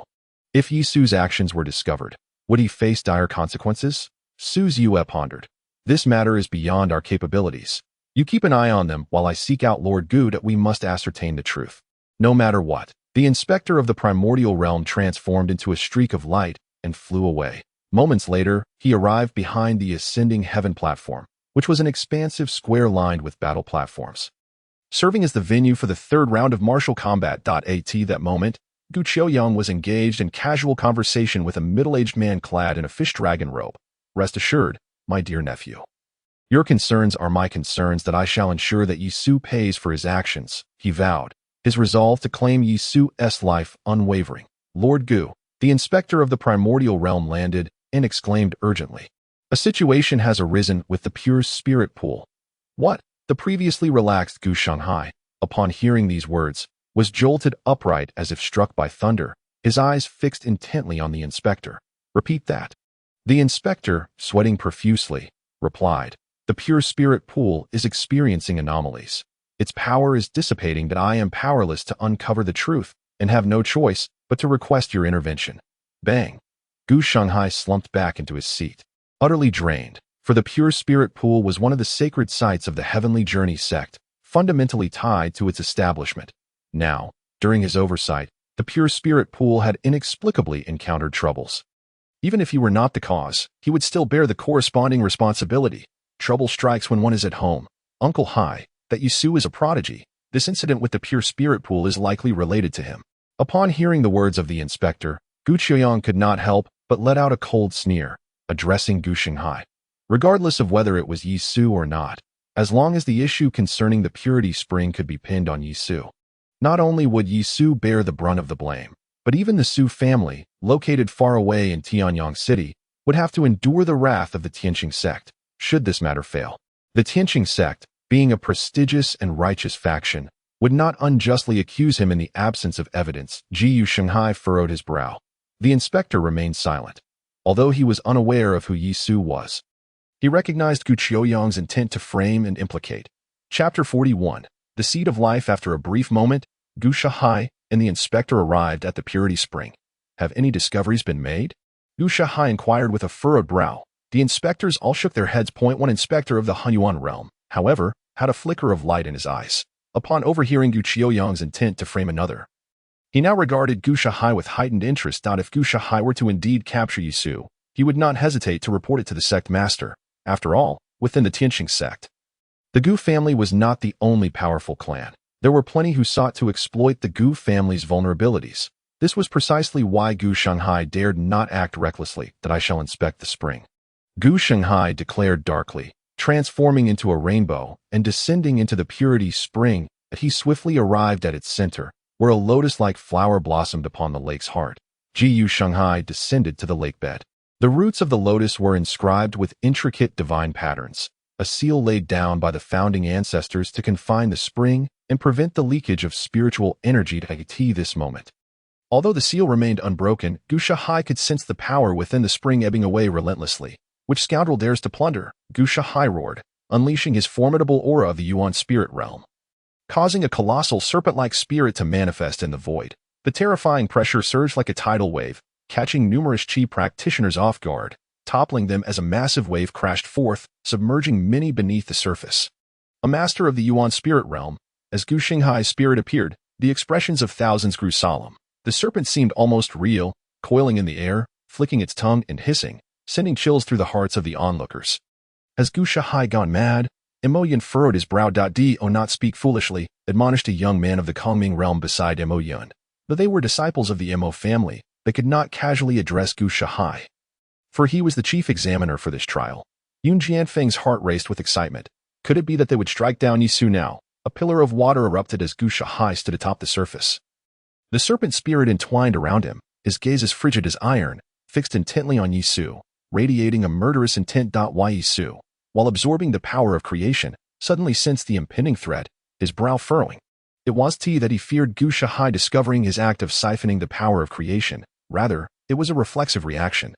Moreover, if Gu Shanghai were to realize that the changes in the purity spring were connected to him, he would undoubtedly act to suppress him immediately. What a grand display, Yi Su scoffed. To think even the chief examiner could be summoned. The enemies he had within the Tianqing sect were none other than Gu Qiuyang and the Han family.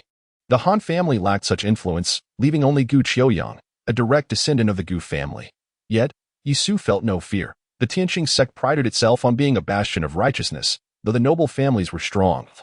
They were still restrained by the humble lineage. Surely, Gu Shanghai could not disregard the broader implications and directly target him. Could he? His demeanor was as calm as still water, embodying a sense of individuality while absorbing the power of creation. Upon witnessing Yi Su's expression, Gu Shanghai's fury intensified. Sir Gu, the examination is still underway. One of the inspectors reminded him. Yu Shanghai snapped back to reality, hastily retracting his spiritual essence and departing from the pure spirit pool. He addressed the crowd, let the examination continue.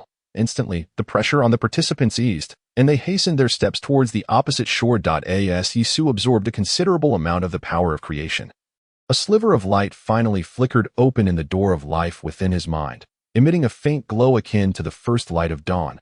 Behind this portal lay an emptiness, an abyss of boundless darkness. However, with the influx of creation power, a glimmer began to materialize, though it was no larger than a bean, flickering uncertainly. After the power of creation surged into the door of life, it was all channeled into this tiny orb of light. My Dao fruit. Yi Su was taken aback. This light represented the shattered fruit of life, a remnant from the battle years ago that had left the door of life severely damaged. To restore it, he needed to reconstitute the fruit of life. At this moment, the minuscule light resembled a seed taking root within the door of life, as the power of creation flowed into it, seemingly awakening the vestiges of vitality within the seed, with strands of green light gradually rising. The process was excruciatingly slow. Yi Su gave a wry smile. Despite his arduous efforts and the perilous risks he undertook to absorb the creation power, he was still unable to coax the seed of life into germination. Yi Su, be cautious, a voice echoed in his ear, breaking his concentration. It was Su Ziyue, who had likely discerned Gu Shanghai's intentions and was cautioning him. He was in no position to confront the Tianqing sect head-on. One by one, the disciples waded through the water, their extraordinary phenomena waning significantly, as many had already reached the opposite bank, awaiting the inspector's instructions. As he passed the center of the lake, an idea crossed Yi Su's mind, but upon sensing the formation, his thoughts of consuming the spring of creation dissipated entirely. After all, it was a sealing formation left by a deity. Should it be breached, the power of creation would burst forth, and even if he managed to absorb it, he would certainly be discovered. Yi Su turned his introspection towards the door of life, where he observed the green light of the seed coalescing into a fragile green sprout. seemingly just breaking through the soil. With a shift in his thoughts, the door of life abruptly closed. A radiant smile illuminated Yisu's face, exuding warmth and vitality. Indeed, he had not anticipated that the pure spirit pool was a wellspring of creation, refined from spiritual energy, capable of revitalizing the seed of life. Ziyue regarded him with a twinge of apprehension in her heart. After a stick of incense had burned away, all the disciples had crossed the pure spirit pool. Ziyue Shanghai continued to patrol the area, his consciousness scanning every inch of land. Yet he found nothing. The expressions of the inspectors were equally grim, as one inspector from the primordial void realm declared, "We may proceed to the second stage." The crowd looked up, gazing at the ascension platform ahead. Each step was spaced several yards apart, with the runes on the steps invisible to the naked eye. Commenced the ascent, with the inspector's command. The Qi practitioners began their climb. The ascension platform was exceedingly vast, each step capable of accommodating thousands. Following the inspector's directive, more than 20 Qi practitioners from the primordial void realm led the charge up the steps, while others with remarkable speed closely trailed behind them. Bang, bang, bang, bang, bang, bang, bang. In the next moment, a cacophony of explosions echoed as a multitude of cultivators from the void realm charged recklessly, inadvertently triggering the mystical powers inscribed upon the steps. Fortunately, the potency of the first tier's mystical power was not particularly formidable, and the foremost group consisted of at least late-stage innate realm practitioners, thus posing no threat to them. Subsequently, a second wave of individuals began their ascent to the celestial platform. The nature of the mystical powers altered to everyone's astonishment. After the initial tier's mystical power erupted, the runes continuously transformed and recombined, manifesting into an entirely different kind of mystical power. The elder who arranged the formation was truly remarkable. Ziyue marveled. During her confrontation with Yun Jianfang, the mystical powers had flowed seamlessly, appearing effortless. Yet only those who had attempted it could comprehend the arduousness of instantaneously transforming one mystical power into another. This celestial platform boasts 100 tiers of mystical powers, each possessing hundreds, if not thousands, of variations of veritable terror. You need not be astonished, Yisu elucidated. Mystical powers are techniques. Ordinary mystical powers cannot be altered at will. However, once you grasp the method, you can master myriad techniques, transforming mystical powers at your discretion. Is this the power of the laws? Ziyue inquired. Astonished, Yisu shook his head. The method is not the law. It merely signifies your profound comprehension of the technique, reaching an alternate realm, which you may interpret as an artistic conception.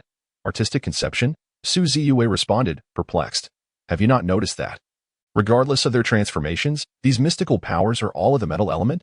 Yisu patiently explained. I understand now. Ziyue realized. The first tier can amalgamate hundreds and thousands of mystical powers because it contains the essence of the metal element. The essence resides within the mystical powers, allowing for unrestricted transformation.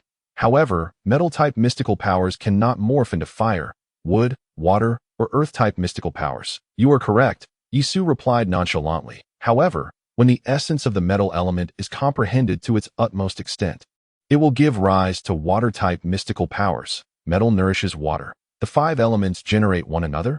Yisu nodded in affirmation. Ziyue appeared as though she had discovered a new continent, brimming with delight. She activated the 7-star steps, her movements light as a swallow, and alighted upon the first tier, deliberately triggering the mystical powers above. Boom! The mystical powers erupted, igniting a chain reaction. Every mystical power on the first tier detonated. Each distinct and without overlap, a late-stage innate realm practitioner. Ziyue emerged unscathed, yet many early-stage cultivators were adversely affected, with numerous individuals being struck by the mystical powers and subsequently falling from the celestial platform. Leaving in dismayed, Ziyue was wholly engrossed in her own epiphany, continually ascending while deliberately activating the mystical powers to verify her conjectures. The result was that many cultivators were drawn into the fray. Vociferously cursing, Su Lin and Lu Yu exchanged glances, having initially perceived Yisu as a ruthless individual, only to realize that Ziyue was equally formidable. Her actions had offended a third of the innate realm practitioners. Young master, are we in danger of being besieged? Su Lin queried, apprehensive. Chapter 42, Step by Step Towards the Heavens, Part 1. Han Juli, Gong Sun Yu. Why not engage in a contest to see who can ascend higher? Sun's robes billowed as he turned his head towards a man and a woman. Among them, one man is Han Jiuli, while the other, a woman, is Gongsun Yu, the cherished jewel of the Gongsun family. One of the three foremost clans of Mazhou. All three possess mid-level cultivation in the Void Realm and are imbued with spiritual bodies, capable of navigating the 30 steps below with formidable magical power. Their intention, of course, is to etch their names on the monument. Sun, you are far too arrogant. Gongsun Yu, with her ethereal beauty and a voice as melodious as a golden oriole, now appears icy and aloof. Those who can inscribe their names on the monument are undoubtedly the Armée de la Armée of talent. Moreover, we have a prodigy from a humble background right beside us. Gongsun Yu's gaze falls upon a youth to her left, whose handsome features seem to float above the clouds as he strides upon the steps. Any divine ability that approaches him is incinerated by fierce flames before it can reach him. Hearing that a vermilion bird body has emerged this time, could he be Huiyunjie? Sun's expression becomes slightly grave, although Huiyunjie is at the initial stage of the Void Realm. His vermilion bird body likely places his strength on par with theirs. Ascending the celestial platform also heavily relies on one's comprehension. Their divine abilities and spiritual artifacts hold no advantage on the celestial platform. Gongsun Yu, there is no need for you to bolster others while diminishing your own prestige. Does the celestial sect lack powerful bodies? Yet, how many can truly ascend to the 80th step? Han Jiuli scoffs. Enough with the trivialities. Let us see who can look down upon the celestial platform. Sun's demeanor is bold. His magical power radiates in a complete sphere, and divine runes manifest, resembling an ancient bell that encases him as he charges toward the celestial platform. Gongsun Yu and Han Jiuli also spring into action. Below, the onlookers, practitioners of Qi, gaze at the three galloping ahead, their faces betraying envy. Although there are dozens of practitioners in the Void Realm, none can match the prowess displayed by Gongsun Yu and her companions. Will they succeed in etching their names on the monument? The crowd speculates that to inscribe one's name on the monument, to be revered and worshipped by future generations, is a glory beyond compare. Su Lin and Lu Yu ascend the steps last, unleashing their golden divine abilities, which manifest as blades of energy slicing through the air. Yet, before they can close the distance, Su effortlessly dispels their attacks. He raises his gaze, his eyes landing upon ancient steels, yet his expression remains as tranquil as water. Having basked in too much glory, he finds no interest in the celestial sect's tradition of name inscribing. Suddenly, Su's gaze catches on the pinnacle of the celestial platform, where a unique bronze ancient bell hangs from a stand. Even from several hundred zhang away, he can discern the intricate runes etched upon it. The runes are extraordinarily peculiar, resembling various forms of life, and merely gazing upon them evokes an overwhelming vitality. Lu Yu, do you know the origin of that ancient bell? Su inquires. Lu Yu's eyes shift, following Su's pointing finger to the bell, and he replies with a smile. This bell, along with the pure spirit pool, is a treasure left behind by the founding ancestor. It is said that the bell itself is a divine weapon, inscribed with the legacy of the founding ancestor. Striking the bell grants one access to that legacy. However, to strike the bell, one must reach the summit. For millennia, even Elder Wu Lanting has faltered at the 95th step, and it is likely that no one has ever ascended to strike the bell. Speaking of Wu Lanting, Lu Yu's expression is a mix of admiration and regret. Su's gaze revealed a hint of intrigue. He was indeed curious as to why the ancient bell bore innate divine patterns. You need not rush. I shall take my leave first. With a swift motion, Su darted towards the ascending steps. Each of his strides was impeccably timed, landing precisely where it seemed to sidestep the focal points of the divine powers, allowing him to ascend the mountain with effortless grace in mere moments. Su had traversed the 30th step, leaving the onlookers in awe. Was he the same Su who had humiliated Han Feng on Xiang Mountain? Indeed, he possessed remarkable skill. The crowd gasped in astonishment.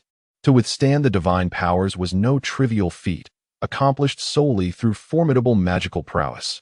Yet, the true mastery lay in discerning the flaws within those powers. Let us follow him, exclaimed one, eyes alight with determination, eager to trace Su's path. After all, Su had unveiled the vulnerabilities of the divine powers. If they could follow in his footsteps, they too might evade triggering such forces. However, as they stepped onto the very points where Su had landed, myriad divine runes manifested, unleashing a torrent of divine might that rained down upon them in an overwhelming spectacle. The scene descended into chaos, filled with lamentation. What remarkable insight this young man possesses. In the void above, the inspectors cast their gazes upon him, noting how Su had navigated each step without inciting the divine powers, his speed unwavering as he left the group far behind. Humph, Gu Shanghai scoffed, exchanging glances with the other inspectors, all too aware that Gu Shanghai, burdened with culpability, was in no mood to provoke trouble. Su, even if you surpass this trial, it will avail you not. He thought with derision. In due course, I shall mark you as a follower of the dark path and cast you into the depths of hell. The four of them had long since slowed their pace. Each step was taken with meticulous calculation, for should they trigger the divine powers, they would find themselves in dire straits. Su, your brilliance is too conspicuous, Ziyue observed, her heart steady, yet her brow furrowed. The Su she knew was not one to seek the limelight. Why was he behaving so unusually now? Meanwhile, Yun Jianfang glanced at Su, a glimmer of cold light flashing in his eyes, before silently continuing his ascent up the steps. Not a problem, Su replied nonchalantly, maintaining his swift pace. With a leap, he ascended another step, leaving the onlookers utterly astonished. When did the heavenly platform become so effortlessly accessible? An empty void cultivator gaped, having toiled to reach over 40 steps, yet in comparison to Su, felt utterly humiliated. What a prodigy, a true marvel, the crowd exclaimed in unison. Wasn't Elder Wulon also like this once? One inspector murmured, their hearts aflame with excitement at the unfolding spectacle. It was evident that another genius was on the verge of emerging. Indeed, the current Wulon Pavilion pales in comparison to its former glory. Gu Shanghai stated coldly, you truly believe a mere novice in the initial stages of the innate realm can rival Wulon Pavilion? If Su could leave his mark, expelling him from the sect would prove quite the challenge. Should Su prove comparable to Wulon Pavilion, it would be a foregone conclusion that he would become the dazzling new star of the Tianqing sect. The inspectors remained silent, resigned to their fates of mediocrity, deeming it unnecessary to engage in verbal disputes with Gu Shanghai and embroil themselves in unwarranted conflict. My heavens, he is about to catch up with the prodigies of the three great families. An astonished Qi practitioner exclaimed, this moment. Some had already exhausted their strength, pausing to observe Su. Upon witnessing Su's incredible speed, gasps of astonishment erupted from the crowd. More and more individuals halted to watch. He is closing in. Mo Sun's expression grew grave. In his heart, the ascending heaven platform was their stage to showcase their brilliance, and it was intolerable for an obscure young lad to steal the spotlight. The emergence of a talent from a humble background was hardly advantageous for the aristocratic families. Gongsun Yu remarked indifferently that Su, being in the early stages of the innate realm, had already reached the 58th level. Once his divine abilities were unleashed, he could instantaneously annihilate a practitioner in the void realm, and even they would suffer injuries.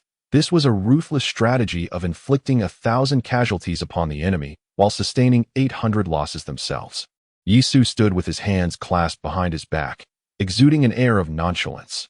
Boom, boom, boom. The incessant sound of explosions reverberated, as if this place had transformed into a cage. Even Yunjia could not escape unscathed. Damn it!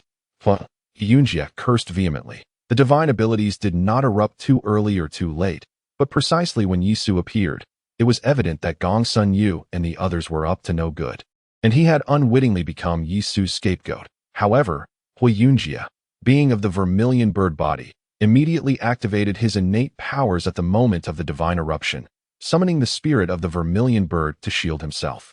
He managed to stabilize his form temporarily, yet under the onslaught of the divine force, his aura fluctuated wildly. As for Gongsun Yu and the others, they were well prepared. Once the divine abilities were unleashed, their spiritual artifacts radiated brilliance, and their spiritual armor shimmered resplendently. From a distance, the 60th level had transformed into a battlefield. Many were concerned for Su. How could a mere innate practitioner contend with the might of divine abilities? Ziyue's face darkened, for with her intelligence, how could she not discern the nefarious intentions of Gongsun Yu and his companions? Yun Jianfang shook his head in silence. Is he dead? Gu Shanghai's consciousness extended outward, but failed to detect Su's presence. The inspectors wore grim expressions, daring neither to express their anger nor their fear. However, as the residual waves dissipated, a figure emerged as if traversing an uninhabited realm, swiftly stepping from the 60th to the 61st level. Su is unharmed. The numerous disciples from humble backgrounds exclaimed with delight, "Impossible!" Gongsun Yu and his companions also sensed Yi Su's aura. As their gazes shifted, they beheld Yi Su ascend to the 61st level with an air of ease and grace. How could he, being merely an innate practitioner, withstand the forces of the Void Realm? Han Julie's heart filled with dread. It must be understood that even the three of them, protected by their spiritual armor, had faced violent impacts during the eruption of the divine abilities, their auras unstable. Yunjia's face twitched. Could he truly be an innate realm chi practitioner? There was indeed a secret concealed within this young man. Gu Xinghai's eyes gleamed with a fierce light. Though he was clearly in the innate realm, he had emerged unscathed from the tempest of divine abilities, prompting Gu Xinghai to entertain such speculation. Moreover, Gu Chuyang, being from the direct lineage of the Gu family and trained in swordsmanship, would find it challenging to suffer losses even against an ordinary practitioner of the mixed element realm. How could a Yi Su compel him to expend such effort in persecution? It was said that this individual had once been a waste, only to transform into a genius overnight. Could it be? Gu Xinghai's eyes brightened with newfound clarity. After the cataclysm of 33 days, countless inheritances and divine artifacts lay buried within the fractured fabric of time and space. Should anyone manage to unearth these treasures, it would hardly evoke surprise. Could it be that Yi Su possesses a relic from the primordial era? Contemplating this, Gu Xinghai's gaze grew fervent. Upon the ascension platform, Yi Su stepped beyond the tempest of divine powers, swiftly ascending to the 65th step, leaving Gongsun Yu and the others, their expressions grim, rooted in place. There was no hope left. Gongsun Yu sighed that Yi Su was merely 5 steps away from them, though the distance spanned only a few dozen zhang. It felt as insurmountable as reaching the heavens. While Yi Su effortlessly soared upwards, they found themselves unable to follow suit. Han Julie's ire flared, for on Xiang Mountain, he had suffered humiliation at the hands of Han Feng. And today, on the ascension platform, he endured further disgrace from Yi Su, an affront that the self-proclaimed genius could not accept. Yi Su, I shall kill you, Han Jiuli vowed fiercely, having weathered a tempest of divine powers. Gongsun Yu, alongside the others including Yunjia, sustained varying degrees of injury. Their pace increasingly hindered. It was only after Yi Su ascended to the 70th step that they managed to reach the 62nd.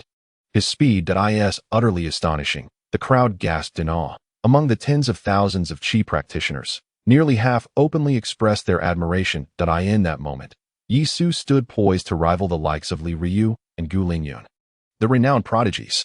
Yet, within their hearts, they believed he still fell short of Wu Lanting, a figure acknowledged as a once-in-a-thousand-years genius by the Tianqing sect, who ascended to divinity by his 30th year, something few could achieve. Look, he is about to ascend to the 80th step. The crowd's attention sharpened, countless gazes converging upon Yi Su. A focal point of anticipation, Yi Su maintained an air of calm as he leaped and landed upon the 80th step. A collective tension gripped the onlookers, but as no divine powers erupted, they exhaled heavily in relief. Nonsense, someone scoffed that Yi Su clearly hasn't exerted himself to the fullest. I wager he could, like senior brother Li Ryu, reach the 93rd step. You overestimate him, another countered. Beyond the 80th step, each tier becomes increasingly arduous. He cannot possibly continue to ascend effortlessly. The crowd nodded in agreement. Nevertheless, once Yi Su achieved the monumental feat of inscribing his name upon the stone tablet, his renown was destined to echo throughout the Tianqing sect. Quite intriguing, Yi Su mused, his brow arching as he traversed the stone steps.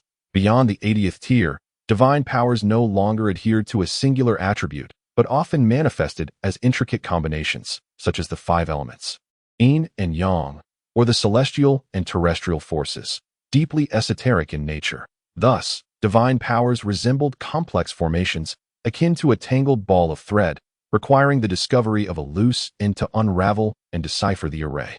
This monumental undertaking would be overwhelming for many, yet Yi Su remained remarkably composed, endowed with the divine consciousness of an immortal emperor. With a mere thought, he could perceive the structure of the formation, effortlessly identifying its flaws. However, this was a testament to Yi Su's extraordinary nature. A reincarnation of an immortal emperor. Were a mere mortal in his stead, they could never possess such vast divine consciousness. Hence, those who could ascend to the 90th step were all exceptional individuals. In a fleeting moment of thought, Su had already ascended to the 90th step amidst the gaze of myriad spectators, taking in the inscriptions along the way. Upon reaching the 90th tier, Su paused, his eyes falling upon a name, Zhen Taishu. This lad truly possesses remarkable patience, Su remarked with a faint smile. He had encountered Zhen Taishu once and was intimately familiar with the subtleties and complexities of Zhen Taishu's character. Given his profound background, aspiring to reach the pinnacle would likely not pose a significant challenge for him. Su continued his ascent. Below, the crowd had grown numb, clamoring that Su could never ascend to the 90th step, let alone be compared to individuals like Li Ryu, appearing as wilted as frostbitten eggplants, listless and dispirited. Many of the overseers were positively ecstatic, having never witnessed such a spectacle before. Yu Shanghai's expression shifted from dark to one of intensity. The higher Su climbed, the more potent the divine artifacts he possessed. Igniting his desire to seize them, Mo Sun and Gong Sun Yu wore expressions of despair, realizing only now that they were not on the same level as Su. What did it matter how high their comprehension was? Han Jiuli snorted coldly. In the third trial, I shall surely take your life, Li Ryu. Upon reaching the 93rd step, Su's gaze fell upon a stone tablet. This step housed only 3 tablets, 2 of which were ancient and weathered, while one was newly inscribed with the name Li Ruoyu. The strokes of Li Ruoyu's calligraphy were unlike any other, silver hooks and iron strokes, dancing like dragons and phoenixes. His writing exuded a simplicity that conveyed a profound artistry. Furthermore, one could glean aspects of Li Ryu's personality from his handwriting. What a remarkable individual, Su mused. If given the chance, he would like to meet this foremost body cultivator of the Tianqing sect. As he ascended further, he encountered only 2 stone tablets, one ancient and the other new, inscribed with the name Guling Yun and the phrase Tian Yuan divine body. It was evident that this person was exceedingly proud. However, Su merely cast a cursory glance. In his previous life, he had slain countless holy bodies at the hands of this individual, and numerous Tao and immortal bodies were no exception. A mere divine body was akin to an ordinary body. The 95th step bore only a single stone tablet, Wu Lanting. At that moment, beneath the celestial platform, tens of thousands erupted into a frenzy, with many overseers trembling in excitement. After a millennium, a genius rivaling Wu Lanting had emerged. The throngs of people roared like a tidal wave, their voices echoing throughout much of the Tianqing sect. While the crowd was in a state of euphoria, Su's heart remained as clear as a mirror, undisturbed. His gaze lingered on the inscription of Wu Lanting, a faint smile gracing his lips. This most gifted prodigy in the history of the Tianqing sect exhibited a full and rounded script, imbued with righteousness, worthy of the phrase Haoren Jingqi. The seemingly modest Tianqing sect harbored hidden talents. Su shook his head with a light chuckle. After a brief pause, he pressed onwards to My heavens. Does he intend to reach the summit? Exclaimed an overseer, momentarily forgetting decorum at this moment. None in attendance could maintain their composure. They were like fervent devotees gazing up at Su, who appeared almost divine. In times past, Wu Lanting had been the idol in the hearts of Tianqing sect disciples. Yet today, Su shattered Wu Lanting's record. Taking his place as the new deity, the further one walked on the celestial platform, the greater their future achievements. A consensus among the disciples of the Tianqing sect that Su's pace gradually slowed as he neared the pinnacle. The formation around him contracting with an exquisite grace. He had no doubt that upon reaching the 99th step, he would face a flawless divine-level formation. Divine prohibition. The crowd watched him with rapt attention. Unwilling to miss a single movement, as Su ascended to the 99th step, he shifted his foot, stepping towards the final threshold. Buzz! Suddenly, countless runes ascended autonomously, evolving into mountains and valleys, the sun, moon, and stars that in the midst of the formation. Su appeared as diminutive as a speck of dust. The final array unexpectedly activated on its own. Not a soul dared to blink. All eyes riveted on this historic moment. Su's foot lingered momentarily in midair, slightly tilting to the right, before firmly landing on the 100th step. With a hum, in the next instant, myriad divine patterns shattered, the extraordinary phenomena dissipated, and a breeze swept in, stirring Su's garments. He had succeeded. The first person in history to reach the summit.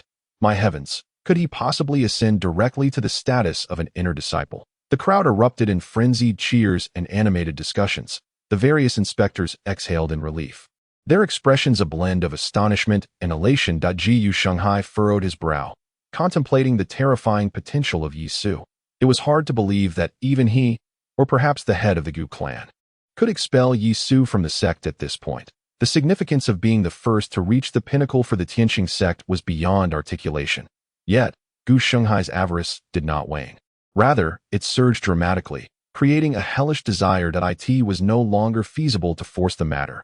A flawless plan was imperative, he mused. Sister Ziyue, starting today, the Su clan shall also make its mark within the Tianqing sect. Shall we not? Su Lin gazed up at Yi Su, as if beholding a deity. Although Yi Su had advised him to revere the heavens and earth, rather than the divine, Su Lin found himself unable to comply.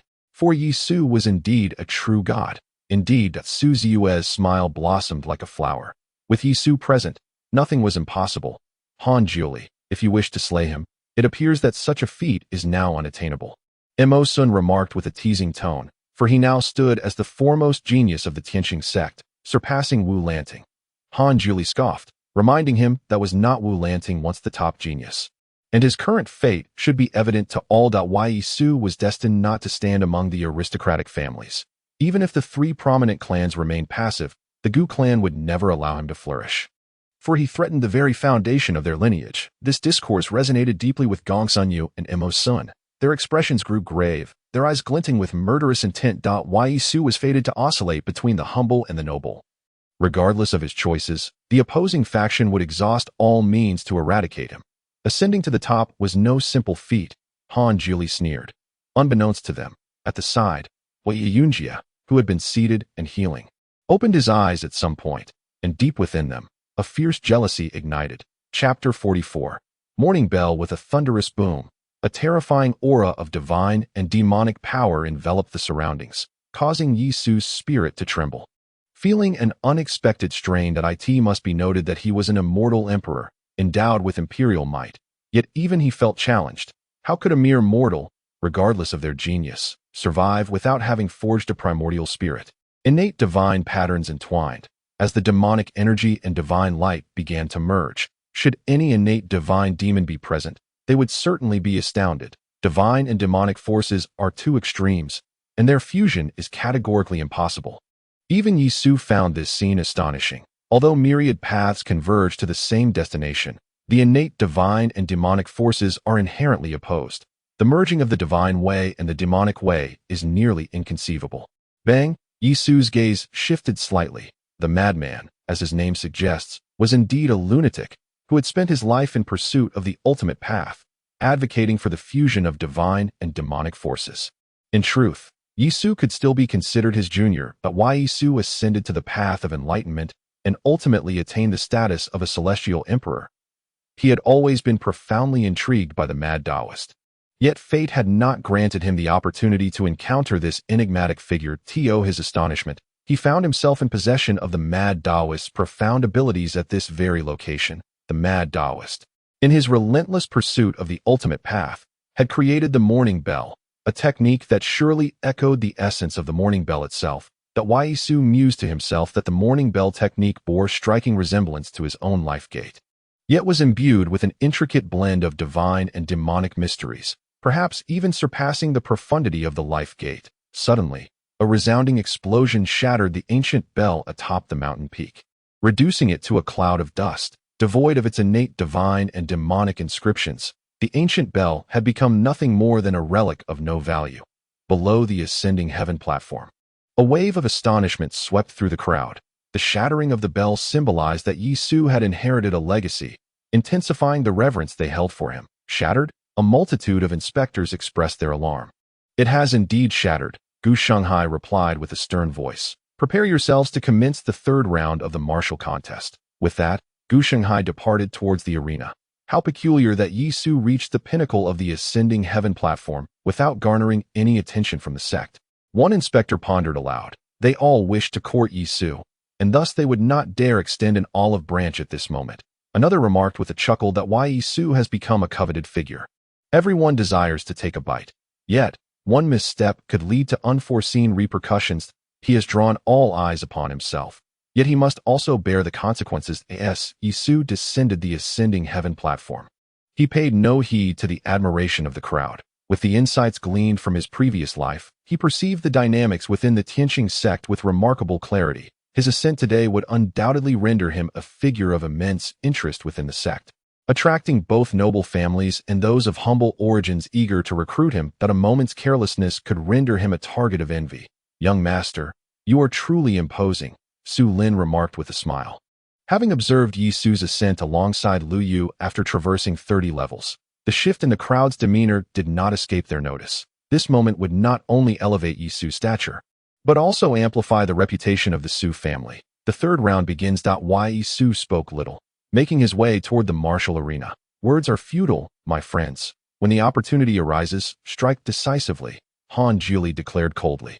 "You need not instruct us. We are well aware of our course of action," Gong Suanyu and Mo Sun replied nonchalantly. Within the martial arena, hundreds of battle platforms stood resolutely, each forged from golden crystal, capable of withstanding the onslaught of Qi practitioners at the Hunyuan stage, serving as more than adequate examination platforms. Following the second round, half of the practitioners had been eliminated, yet 4,000 to 5,000 remained.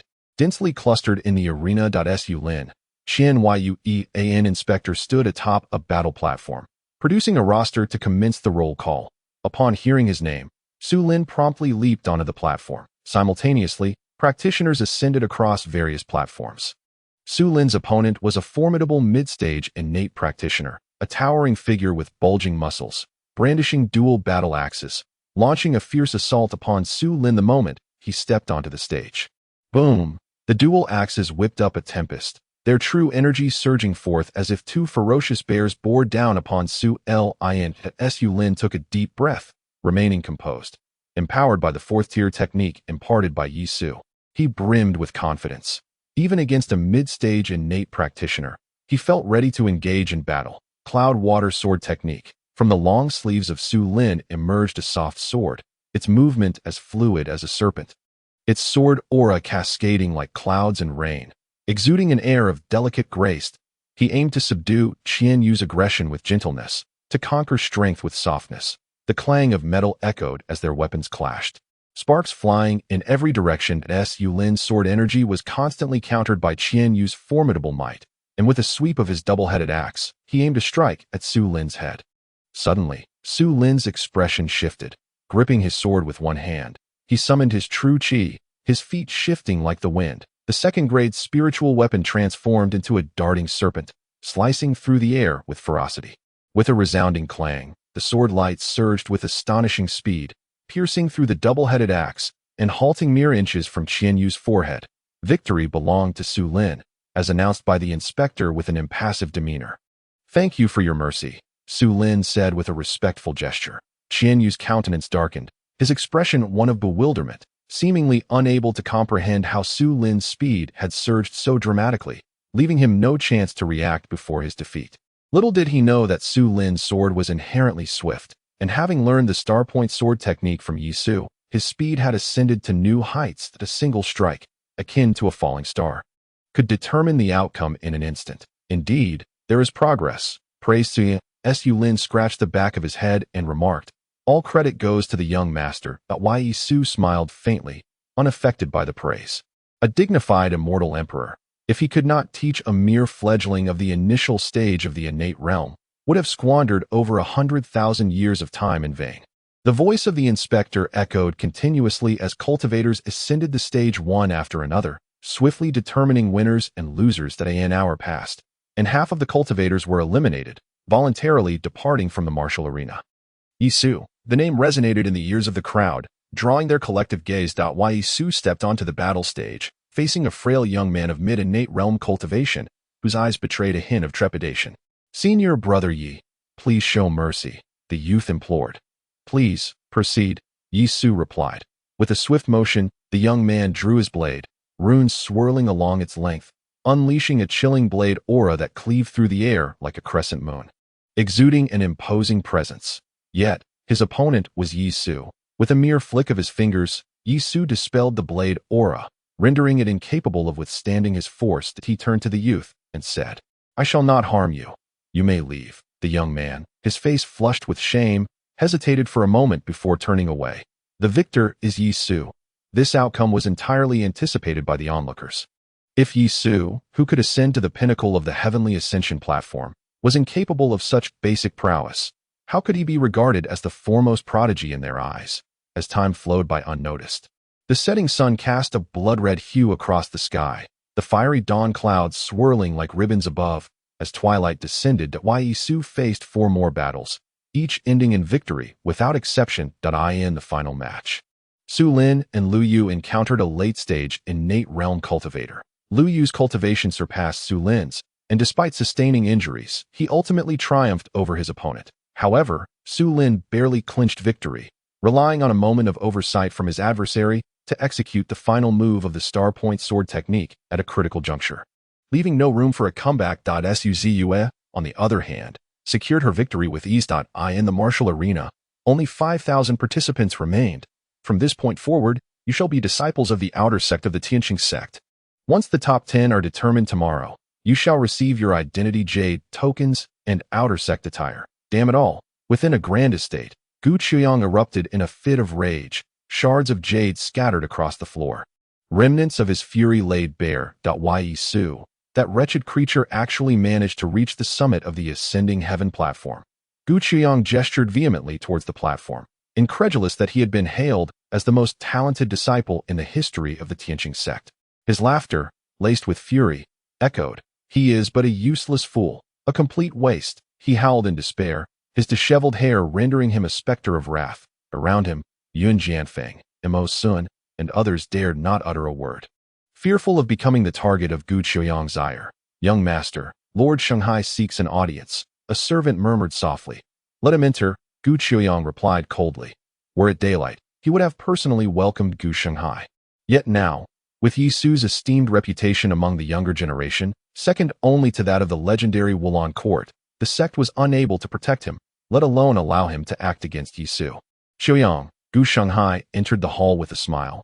"What has caused such an uproar?" "Uncle Hai, spare me the pleasantries. Can it be done?" Just a simple answer. Gu Qiuyang's murderous intent was unmistakable. Yu Shanghai hesitated for a moment, glancing at Yun Jianfang and the others. "You may leave." Gu Qiuyang waved his sleeve, and they complied, retreating from the chamber. Once they were alone, Gu Shanghai whispered, "This matter cannot be handled openly. We can operate in the shadows." The hushed tone of Gu Shanghai's voice reached Gu Qiuyang's ears. Chapter 45. A Snap to Suppress the Talented, Part 1. The demonic patterns inscribed upon this divine technique appeared to be missing a fragment. Yi Su scrutinized the mystical symbols on the morning bell, his brow furrowed. Could it be that the morning bell and evening drum were originally a complete divine technique? Was the bell merely a half-formed entity? He sought to delve into the extremities of the madman's path through the morning bell, yet its inscriptions were incomplete, lacking a crucial section. How had the founding ancestor of the Tianqing sect acquired this? Yi Su's frown deepened, an unsettling sensation gnawing at him. With no clear direction, he cast the thoughts aside, reminding himself of his current limitations. The path of extremity was not invincible. He would cultivate anew, steering clear of the old paths that would lead him, at best, to be no match for a sovereign. Yun Jianfang felt a chill in his heart. Only when Gu Qiuyang uttered his intentions did he realize that Gu Qiuyang aimed to send Mo Sun, Han Jiuli, and Gongsun Yu to their doom. Both knew Yi Su's temperament well. Anyone daring to harbor murderous thoughts towards him would undoubtedly face annihilation. But on that day in the Qingluo Mountains, Yi Su spared Gu Qiuyang due to the Gu family's influence and dismissed Yun Jianfang out of disdain.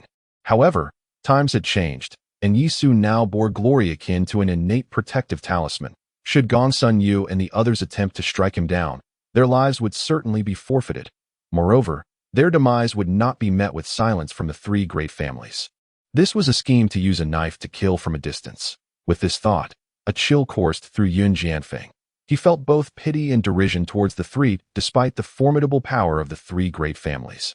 They were, in the eyes of the Gu family, mere pawns on a chessboard. "Today, the top 10 will emerge among you," Gu Shanghai proclaimed with a hearty laugh. "The top 10 shall receive generous rewards, and the top 100 will also be granted prizes. Step forth." With that, Gu Shanghai turned his gaze upon the assembly. Yesterday, the disciples of the Tianqing sect were selected, and today's contest for the top 10 shall witness the disciples voluntarily stepping onto the stage to accept challenges.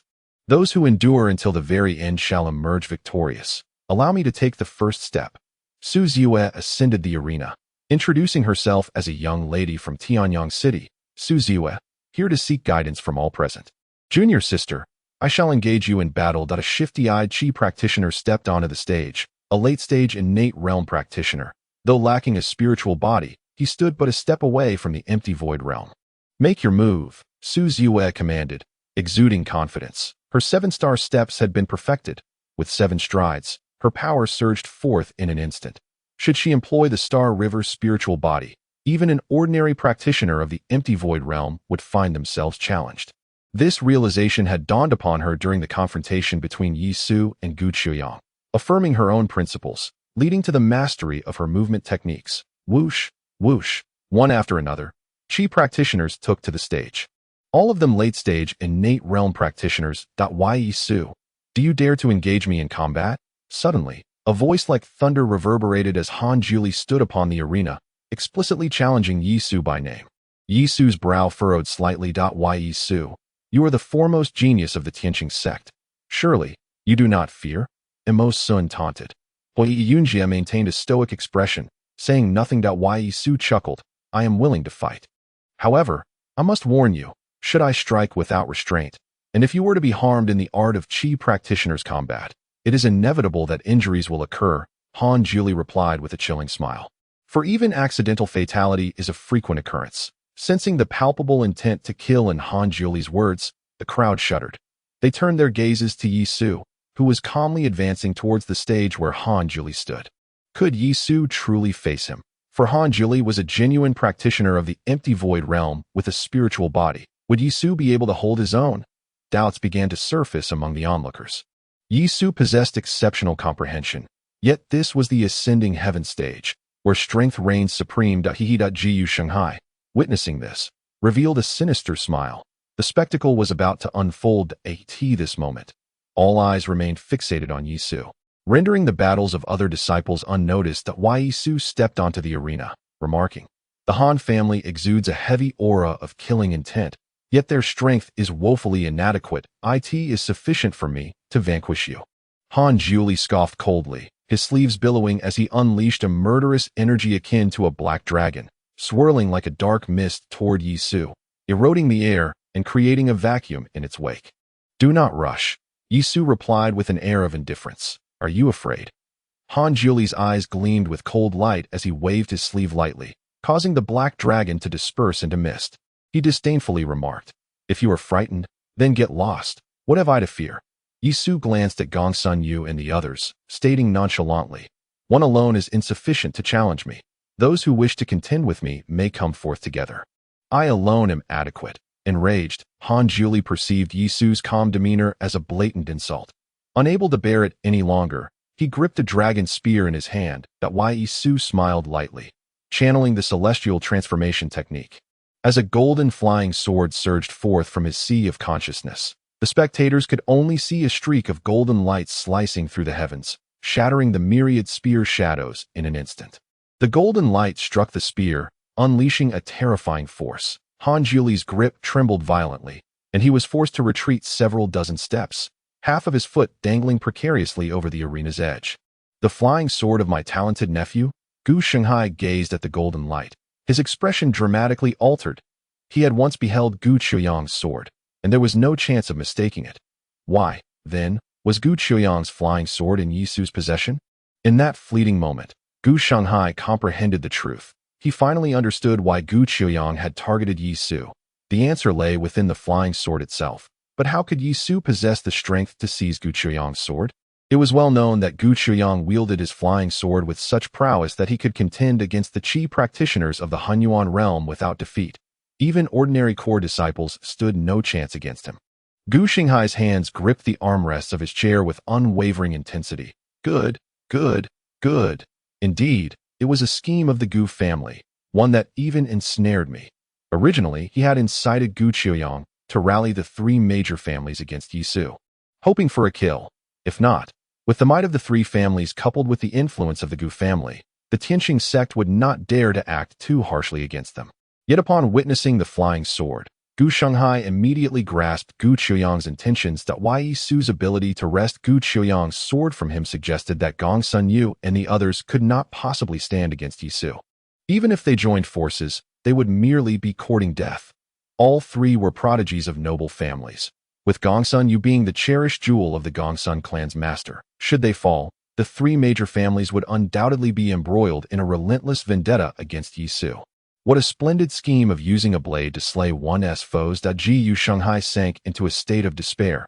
From this point forward, he would likely be unable to escape the treachery of Gu Qiuyang. Is this the flying sword? Han Juli was repelled by a single strike, his expression shifting dramatically. You are merely at the innate stage and have not yet cultivated divine consciousness, yet you can manipulate a flying sword to harm others? Not just him, but the moment the flying sword appeared, all present were filled with shock. An innate chi practitioner wielding a flying sword was utterly contrary to reason. I had mentioned that you could come at me together. I would not mind resolving this all at once. Yi Su stood with his hands clasped behind his back, golden light enveloping him, resembling a golden dragon. Sister, shall we engage? Emo Sun sought Gong Sun Yu's counsel. Let us go. Gong Sun Yu's beautiful eyes narrowed fiercely, transforming into a streak of radiant light as she leaped onto the battle stage, followed closely by Emo Sun and Hui Yunjia. 4 practitioners of the Kongming realm. What a grand display! Yi Su's expression conveyed a hint of amusement. That shall suffice to end you. Gong Sun Yu snorted coldly, producing a spirit artifact, a 5th-grade spirit sword, its hilt shaped like a phoenix's head.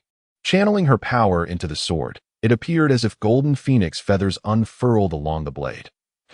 Yunjia also activated his spirit artifact, a 4th-grade item, a scroll which he held aloft, the power of the vermilion bird surging forth as a phantom of the bird emerged behind him. Emo Sun wielded a spirit dagger, its elongated blade crackling with electric light, radiating an unmatched ferocity. Upon witnessing Yi Su's flying sword, the expressions of the four grew exceedingly grave. Practitioners adept in the art of flying swords were far from ordinary adversaries. My lord, should we intervene? Inquired an inspector. Ziyue Shanghai raised his hand, granting them leave. As the chief examiner, his silence deterred any interference. The assembled disciples were stirred with excitement. Such a situation had never occurred in previous assessments. One person facing off against 3 Kongming realm spirit bodies, one of which was a treasured body. Just the thought was enough to ignite their bloodlust. Is there anyone else? Yi Su chuckled lightly, his smile gradually turning frigid, akin to ancient ice, and ominously proclaimed, "You may proceed to your deaths." Chapter 46. A snap of the fingers to suppress the prodigies. Part 2. Sister Ziyue, why must Hui Yunjia, hailing from a humble background, join forces to confront the young master? Su Lin expressed his bewilderment. Ziyue, with a cold smirk, remarked, though he hails from a humble background, his heart does not reside there. He merely seeks to be a lapdog for the aristocracy. His attempt to deal with Yi Su this time is nothing more than a gesture of allegiance. Ziyue could see through Hui Yunjia's intentions with clarity. How dare a mere mortal act so brazenly? Hui Yunjia let out a disdainful snort, his expression frosty as he held the spirit map aloft. With a mere thought, his magical power surged into the spiritual artifact, and a long cry echoed as a towering vermilion bird soared forth from the painting. With wings spanning over 10 zhang, the majestic bird blotted out half the sky, its fierce flames cascading down like a torrential downpour. While it unleashed divine fire from its beak, its talons poised to strike at Yi Su, Hui Yunjia, possessing the vermilion bird's divine physique, would have undoubtedly been the most radiant star among this cohort of disciples, were it not for Yi Su's sudden emergence. Thus, he harbored a deep-seated jealousy towards Yi Su. Otherwise, given Hui Yunjia's pride, he would not have so swiftly allied himself with Gu Qiuyang. Thunderstorm Blade. Emo Sun bellowed, gripping his sword with both hands. His magical energy surged like 2 great dragons as the winds and thunder entwined around the spiritual weapon, which, in an instant, expanded to a length of 10 zhang. With a resounding crash, he slashed forth, the tempest roaring as if 2 tornadoes were hurtling towards Yi Su. Phoenix Feather Sky Strike. Gong Sun Yu moved with grace and agility, appearing behind Yi Su in a flash. The runes on her 5th-grade spiritual sword vibrated with energy, as if a pair of phoenix wings were fanning behind her.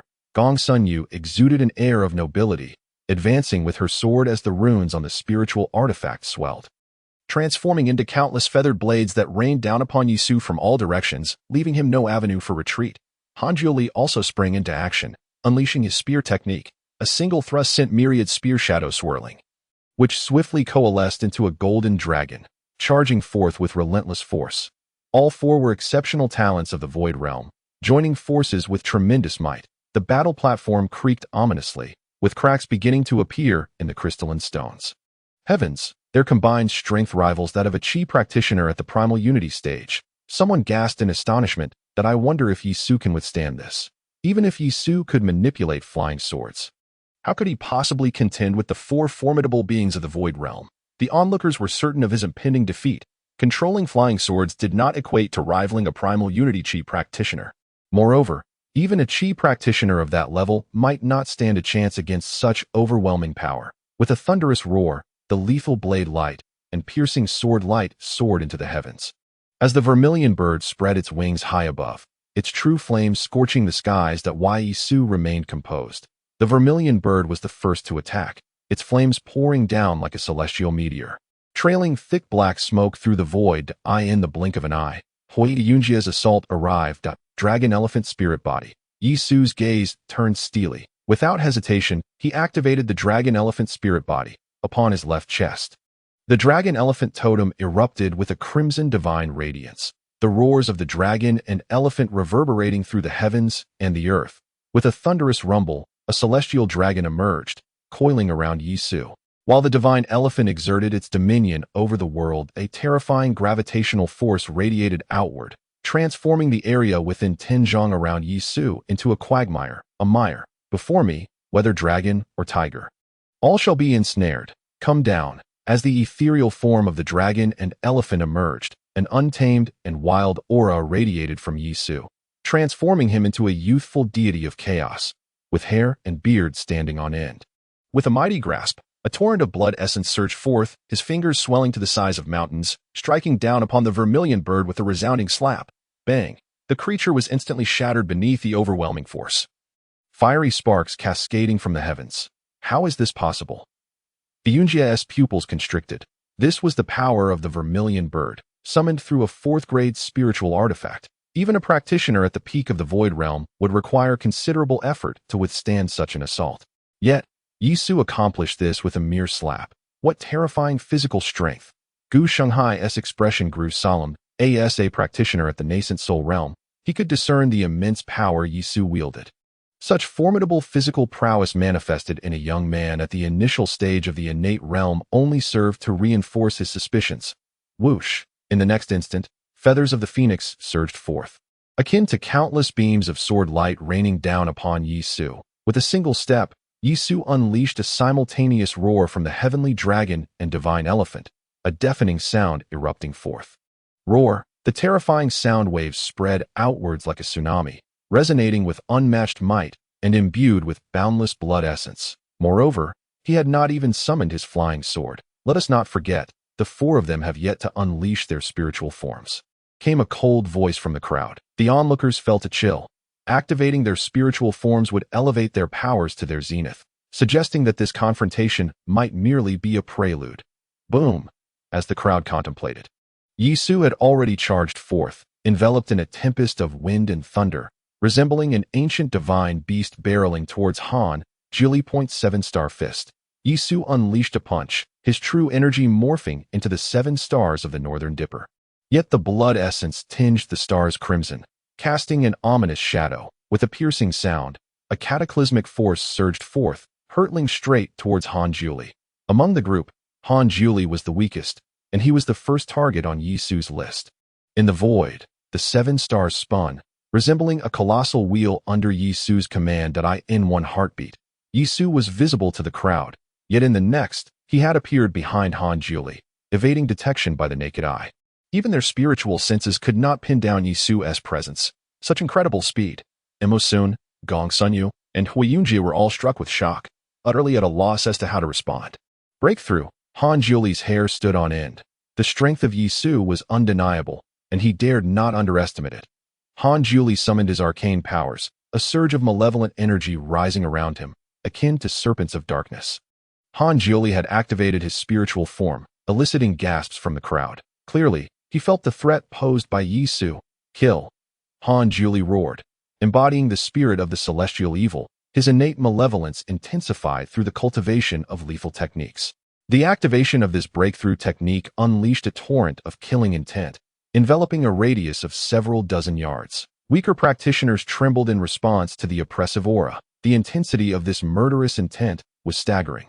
Han Juli's spiritual spear quivered, its dragon patterns resonating like the sound of dragon scales, as if a dark dragon was awakening in the void. Roar! The black dragon surged with an overwhelming intent to kill, its form undulating as it detached from the gun, transforming into a colossal black star suspended in mid-air.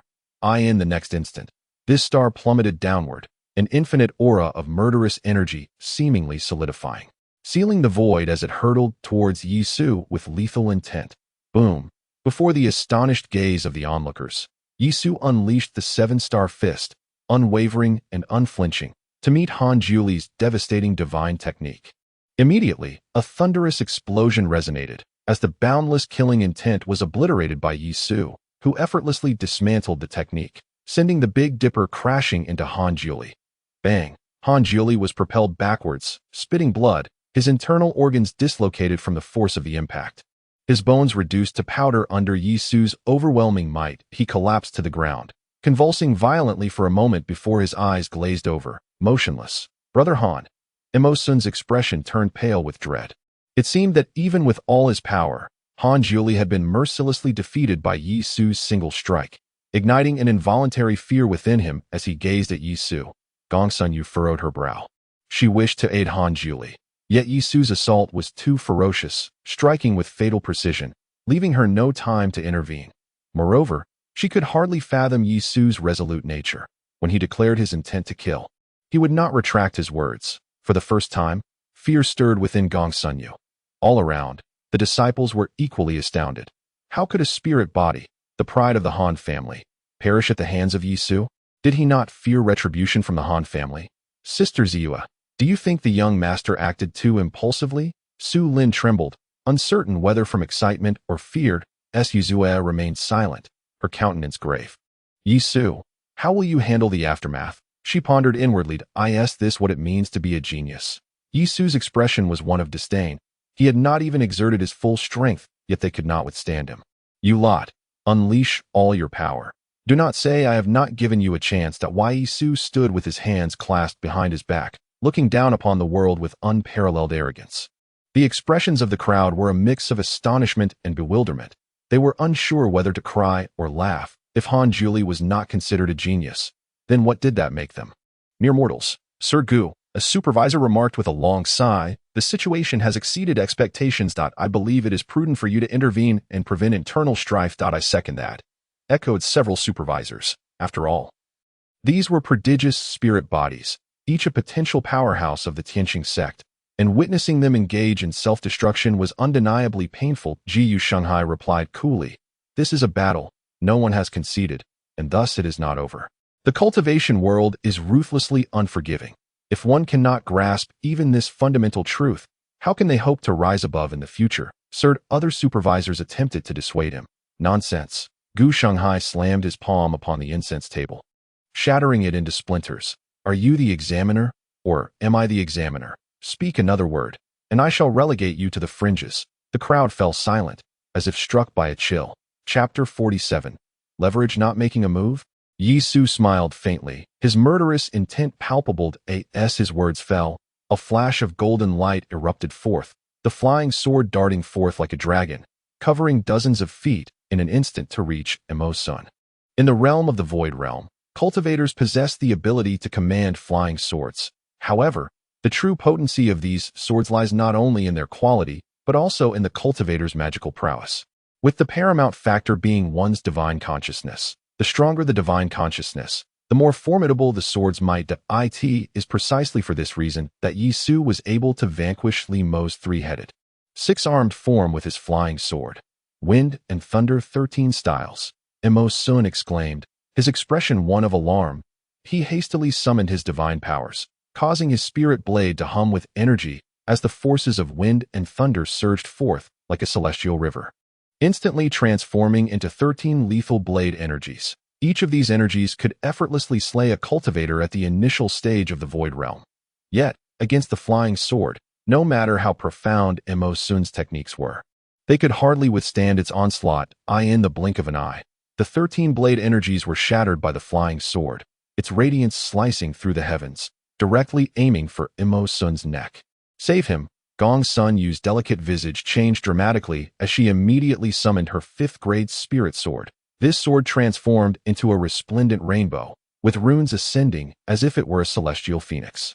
As the cry of the phoenix echoed, it spread its wings, its feathers resembling divine swords, crossing like a pair of scissors to cleave towards the flying sword. Simultaneously, Yun Jianfang exerted his utmost effort, his magical energy continuously flowing into the spirit diagram, which soared into the sky, expanding rapidly. In an instant, the spirit diagram enveloped a radius of 50 zhang, appearing from afar as though the firmament had been rent asunder.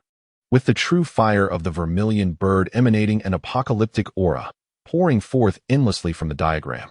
Bang, bang, bang, the feathers of the celestial phoenix clashed with the flying sword, producing a resounding symphony of metallic sounds. Yet, Yisu's flying sword was swifter than lightning, breaking free from the entanglement of the 5th-grade spirit sword in an instant, darting towards Mo Sun. The true fire of the vermilion bird cascaded down, enveloping Yisu in a sea of flames. Numerous vermilion birds soared through the inferno, elusive and spectral, while Yisu stood firm amidst the fiery tempest, exuding an awe-inspiring aura, akin to a divine elephant rooted in the abyss of heaven. Immovable as a mountain, though the true fire raged around him, Yisu remained unscathed. Why vermilion bird true fire is a transformation of the vermilion bird spirit pattern. How can he withstand it with his flesh? Yun Jianfang laughed maniacally, utterly incredulous at the scene unfolding before his eyes. Whoosh! At that moment, the flying sword pierced through the sea of flames, hurtling towards Moxun. In that fleeting instant, Mo Sun gathered his magical energy, activating his spirit form as strands of primordial spirit patterns emerged, amplifying his presence to an extraordinary degree. However, the speed of the flying sword was too great. The onlookers could barely perceive a flash of golden light piercing through Mo Sun's forehead, followed by the shattering of the spirit patterns adorning his body, leaving his eyes devoid of vitality. Brother! A heart-wrenching roar echoed as Mo Yun recklessly charged towards the battlefield. Mo brother, do not throw your life away. Yun Jianfang grasped Mo Yun tightly, the true fire energy surging into Mo Yun's body, momentarily restraining him. Mo Yun had treated him well. Otherwise, with Yun Jianfang's disposition, he would not have intervened to save him. It is your turn now. Yi Su's expression was icy as he dispatched Mo Sun with a single stroke of his sword.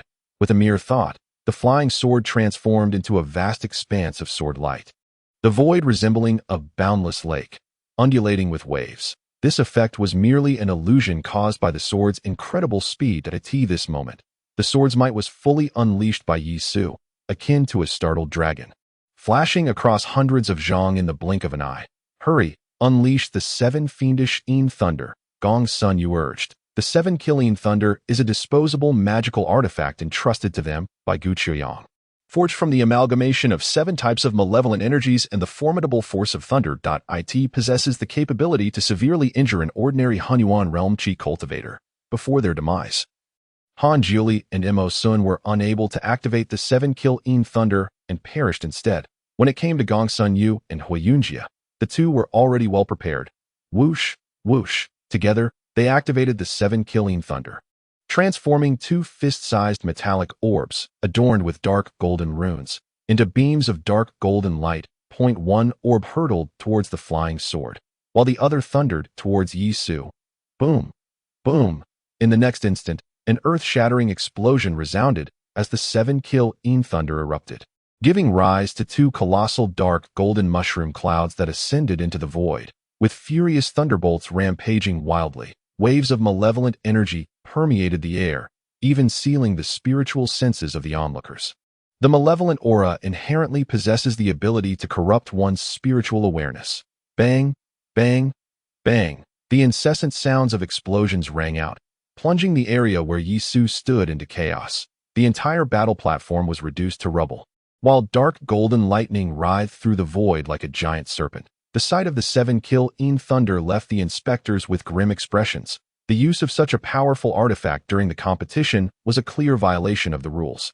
Yet, Gu Shanghai remained silent, and the group of inspectors feigned indifference. The Hunyuan realm inspector cast a casual glance at Gu Shanghai, a cold sneer forming in his heart. Had Yi Su perished, the devastation wrought by the 7-kill thunder was immense, obliterating everything within a radius of over 100 feet, and the mushroom cloud continued to swell, lingering in the air. You withstood the 7-kill thunder? Gong Sun Yu's delicate face paled. Even she, clad in precious armor and wielding a 5th-grade spiritual sword, would suffer grievous injuries. Huiyunjia's eyes twitched, suddenly realizing that he and Yi Su were on entirely different levels. Then, let death take its course. Yi Su's consciousness stirred, and the golden flying sword instantly split into 2 sword shadows in the blink of an eye. Golden light sliced through the air, surpassing the speed of sound, leaving 2 afterimages suspended in the void. The speed of the strike was unparalleled, as if the void itself had been cleaved in 2, with roaring shockwaves being stirred up by the flying sword, resembling 2 golden pillars of light. Bang!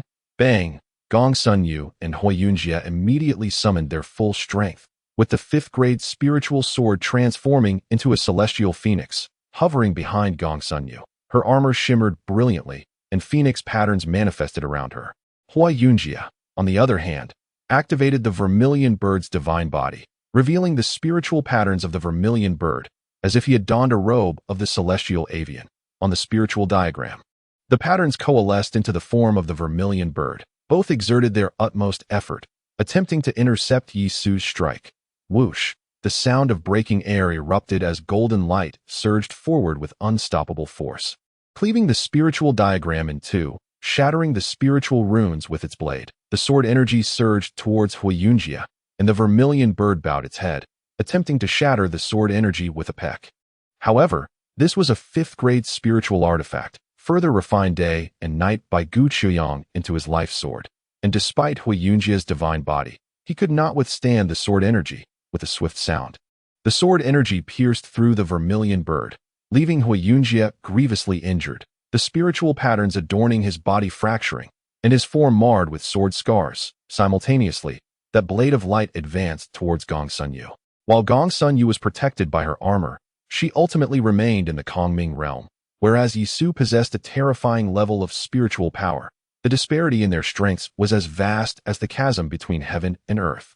The life essence of Gong Sun Yu ebbed away relentlessly, her complexion resembling that of golden parchment, blood trickling from her lips as she gazed at Yi Su. I am the daughter of the head of the Gongsun clan. How dare you attempt to kill me? In her view, although Han Juli and Mo Sun were the prodigies of their respective families, their status paled in comparison to her own. This young man is indeed ruthless. Gu Shanghai thought to himself in alarm that Yi Su reigned in his aura, transforming into an unremarkable youth, his presence gentle and warm, utterly unrecognizable as the fearsome deity who had just slain the 4 illustrious talents of the Void Realm. He paid no heed to the fading Gong Sun Yu, instead directing his gaze toward Gu Shanghai. You may announce it now. Hurry and save her. Upon hearing Yi Su's words, numerous inspectors immediately sprang into action, rushing towards Gong Sun Yu. She is beyond salvation. Yi Su replied nonchalantly, if I wish to kill her, there is no one under heaven who can save her. A chill ran through the hearts of the inspectors. The duel had yet to conclude, and it seemed premature to declare the outcome. One inspector, suppressing his fury, remarked, very well. That Yi Su, unperturbed, rested his head on his hands and mused, if you have reached a conclusion, send someone to inform me.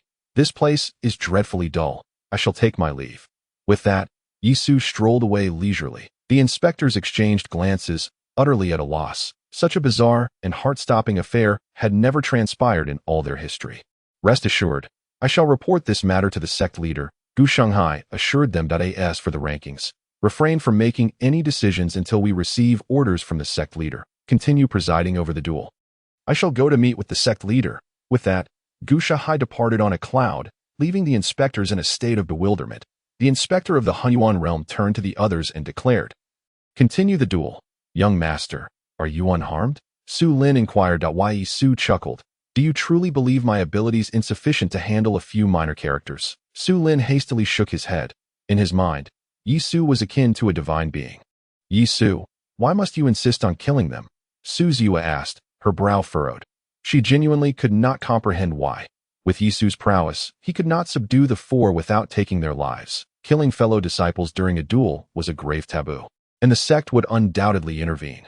Furthermore, the three prominent families would not let the matter rest. Yi Su understood Su Ziyue's concerns, which primarily revolved around the safety of the Su family, with a light laugh.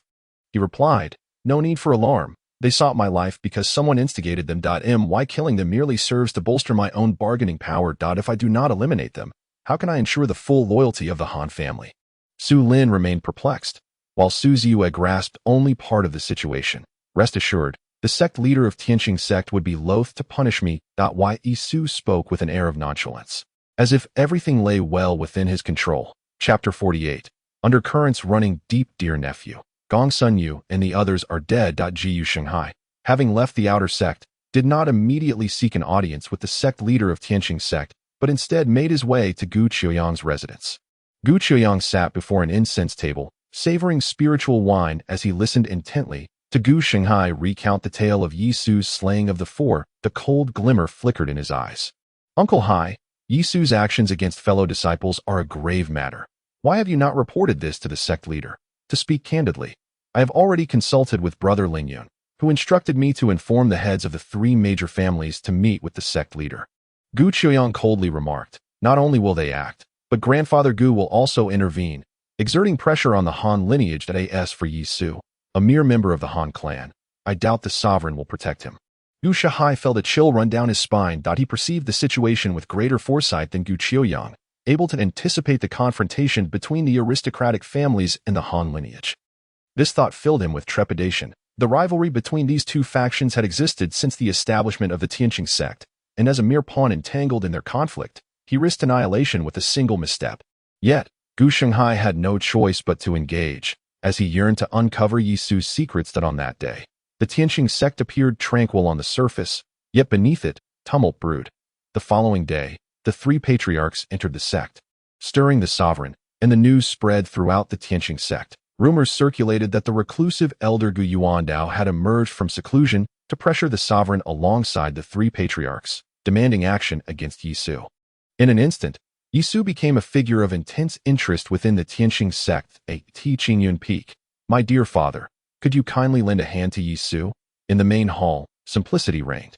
Ouyang Baobao clung to the right arm of the Peak Master Ouyang Zheng, behaving like a child as she incessantly coaxed him. The Peak Master, resembling a cultured middle-aged scholar with an elegant demeanor and fair complexion, remained steadfast, impervious to her entreaties. Yi Su is merely a newly initiated disciple. How would you know him? Ouyang Zheng regarded his precious daughter with a gentle tone. Your nature is innocent, but you must not allow yourself to be manipulated. He continued, Yi Su is a ruthless individual, displaying malevolence during competitions, inflicting harm upon his fellow disciples. Although I am currently unaware of the full circumstances, it is undeniable that Yi Su has committed murder. Regardless of the justification, harming one's peers contravenes the ancestral rules and is utterly rebellious. Father, Yi Su saved my life. Ouyang Baobao exclaimed in a moment of desperation. Outside the grand hall, Zhen Taishu and Li Mo exchanged glances, both wearing expressions of helplessness. He saved you. When did this occur? Ouyang Zheng's demeanor turned severe. Realizing she had let slip critical information, Ouyang Baobao hastily attempted to cover up the past, but Ouyang Zheng let out a cold laugh, saying, "It must have been Zhen Taishu, right?" Upon seeing Ouyang Zheng depart, Zhen Taishu and Li Mo entered the hall. Ouyang Baobao, spotting Zhen Taishu, clasped her hands together, feeling guilty. "Senior brother, Ouyang, we are heading to Xiang Mountain." Zhen Taishu, aware of Ouyang Baobao's desire to apologize, immediately interrupted her. "Very well." Ouyang Baobao nodded. Limo, bemused, noted that this senior sister, cherished by the Peak Master at Qingyun Peak, was treated with utmost respect, making her remarkably innocent. The trio soared down from Qingyun Peak and shortly arrived at Xiang Mountain. Zhen Taishu released his divine sense, which swiftly intertwined with another, causing a slight change in his expression as he instructed. "Follow me." A few breaths later, they arrived before a waterfall, where Yi Su sat cross-legged beneath its cascading waters. Sensing their arrival, he opened his eyes and rose slowly, as if strolling through a gentle rain, unfazed by the torrent. Impressive, Li Mo and Ouyang Baobao exclaimed in astonishment. Such prowess was indeed unparalleled among those of the innate realm as Ziyue emerged to greet them, her expression brightening as she bowed to each of them in turn. Yi Shixiao, we meet again. Imo clasped his hands together and still addressed Yi Su as his senior brother, admiration evident in his eyes. Currently, within the sect, your reputation is the most resounding, earning profound respect from all. Yi Su had ascended to the summit, slashing down the three great families' chi practitioners and a formidable entity of the empty void realm. His fame had spread far and wide. However, within the Tianqing sect, there existed two sharply contrasting opinions regarding Yi Su's fate. One faction advocated for his execution, while the other sought to protect him. This division had only grown wider between the cold-blooded lineage and the aristocratic faction, which was one of the reasons Li Mo held him in high regard. If senior brother Li Ryu emerges from seclusion, I shall certainly take you to meet him, Li Mo said with a smile. Yi Su responded with a faint smile. It seems I do not hold as much esteem in your heart as that esteemed senior brother Li Ryu. Limo felt a twinge of embarrassment. Zhen Taishu smiled lightly and remarked, Brother Yi, you need not worry. Both you and junior brother Ryu are exceptional talents. Yet junior brother Ryu is the only body refiner within the Tianqing sect. He has painstakingly cultivated from the dragon elephant realm, relying solely on his own exploration to become one of the core 10 elites. Brother Yi is also refining his physique. The hardships involved surely need not be elaborated upon. Earlier, he had been astonished to see Yi Su training under the waterfall. Nonetheless, in comparison to Li Ryu, Yi Su still fell short. Why Yi Su? I have already asked my father to plead on your behalf. If you can safely navigate this tribulation, I will certainly request my father to command that you come to Qingyun Peak. What do you think? Ouyang Baobao said with a smile that if it means preserving my life, I would naturally welcome it. Yi Su replied. Are you perhaps worried, Brother Yi? Zhen Taishu chuckled softly. Yet I cannot shake the feeling that you have everything under control. What leads you to such a conclusion? Zhen Taishu replied unhurriedly. If it were an ordinary person who had angered the three great families, even remaining within the sect would be a source of constant anxiety. Yet you, Brother Yi, still have the presence of mind to refine your physique. This speaks volumes of your composure in the face of overwhelming odds. When you eliminated them, you must have anticipated today's predicament. Such foresight is not typical of a hot-blooded youth. Upon hearing this, Su Ziyue's beautiful eyes slightly narrowed. She was acutely aware of Yi Su's thought processes, yet Zhen Taishu, having only met Yi Su once, could analyze his situation with such precision, demonstrating the depth of his insight. To be candid, even without the peak master's intervention, you should not be expelled from the sect. Zhen Taishu continued that I merely facilitated a favor for Ouyang. Limo and Ouyang Baobao were momentarily taken aback. They had not considered this angle. Yi Su chuckled softly, acknowledging Zhen Taishu's steadiness and depth, though he sensed the urgency to uncover his true nature. Just as Yi Su was about to speak, a grand voice resonated through the air. The sect master has decreed. Yi Su, heed the summons. Chapter 49. The Thousand-Stone Forest. The white-robed steward stood in the void, holding a jade scroll in his hands, proclaiming loudly.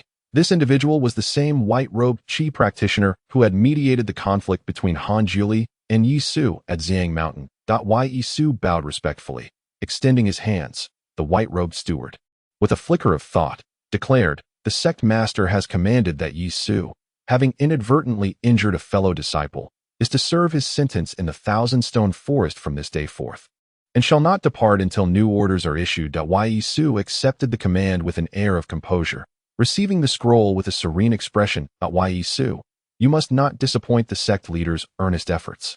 The white-robed attendant remarked meaningfully. With clarity of mind, Yi Su reflected on his impressive achievements, having slain the prodigies of the three major families and vanquished a formidable entity at the Void Realm, thus catching the discerning eye of the sect leader, who regarded him as a promising talent. This leader had not failed to meet his expectations.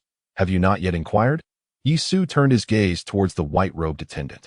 Ming Yutong, the attendant smiled before continuing. Prepare yourself and hasten to the Qianbei forest, lest others speak ill behind your back. Yi Su nodded, watching as Ming Yutong departed. Brother Yi, who would have thought the sect leader would assign you to the Qianbei forest? This is a subtle elevation through hardship. Zhun Taishu approached with a smile. Oh, you know what the Qianbei Forest is?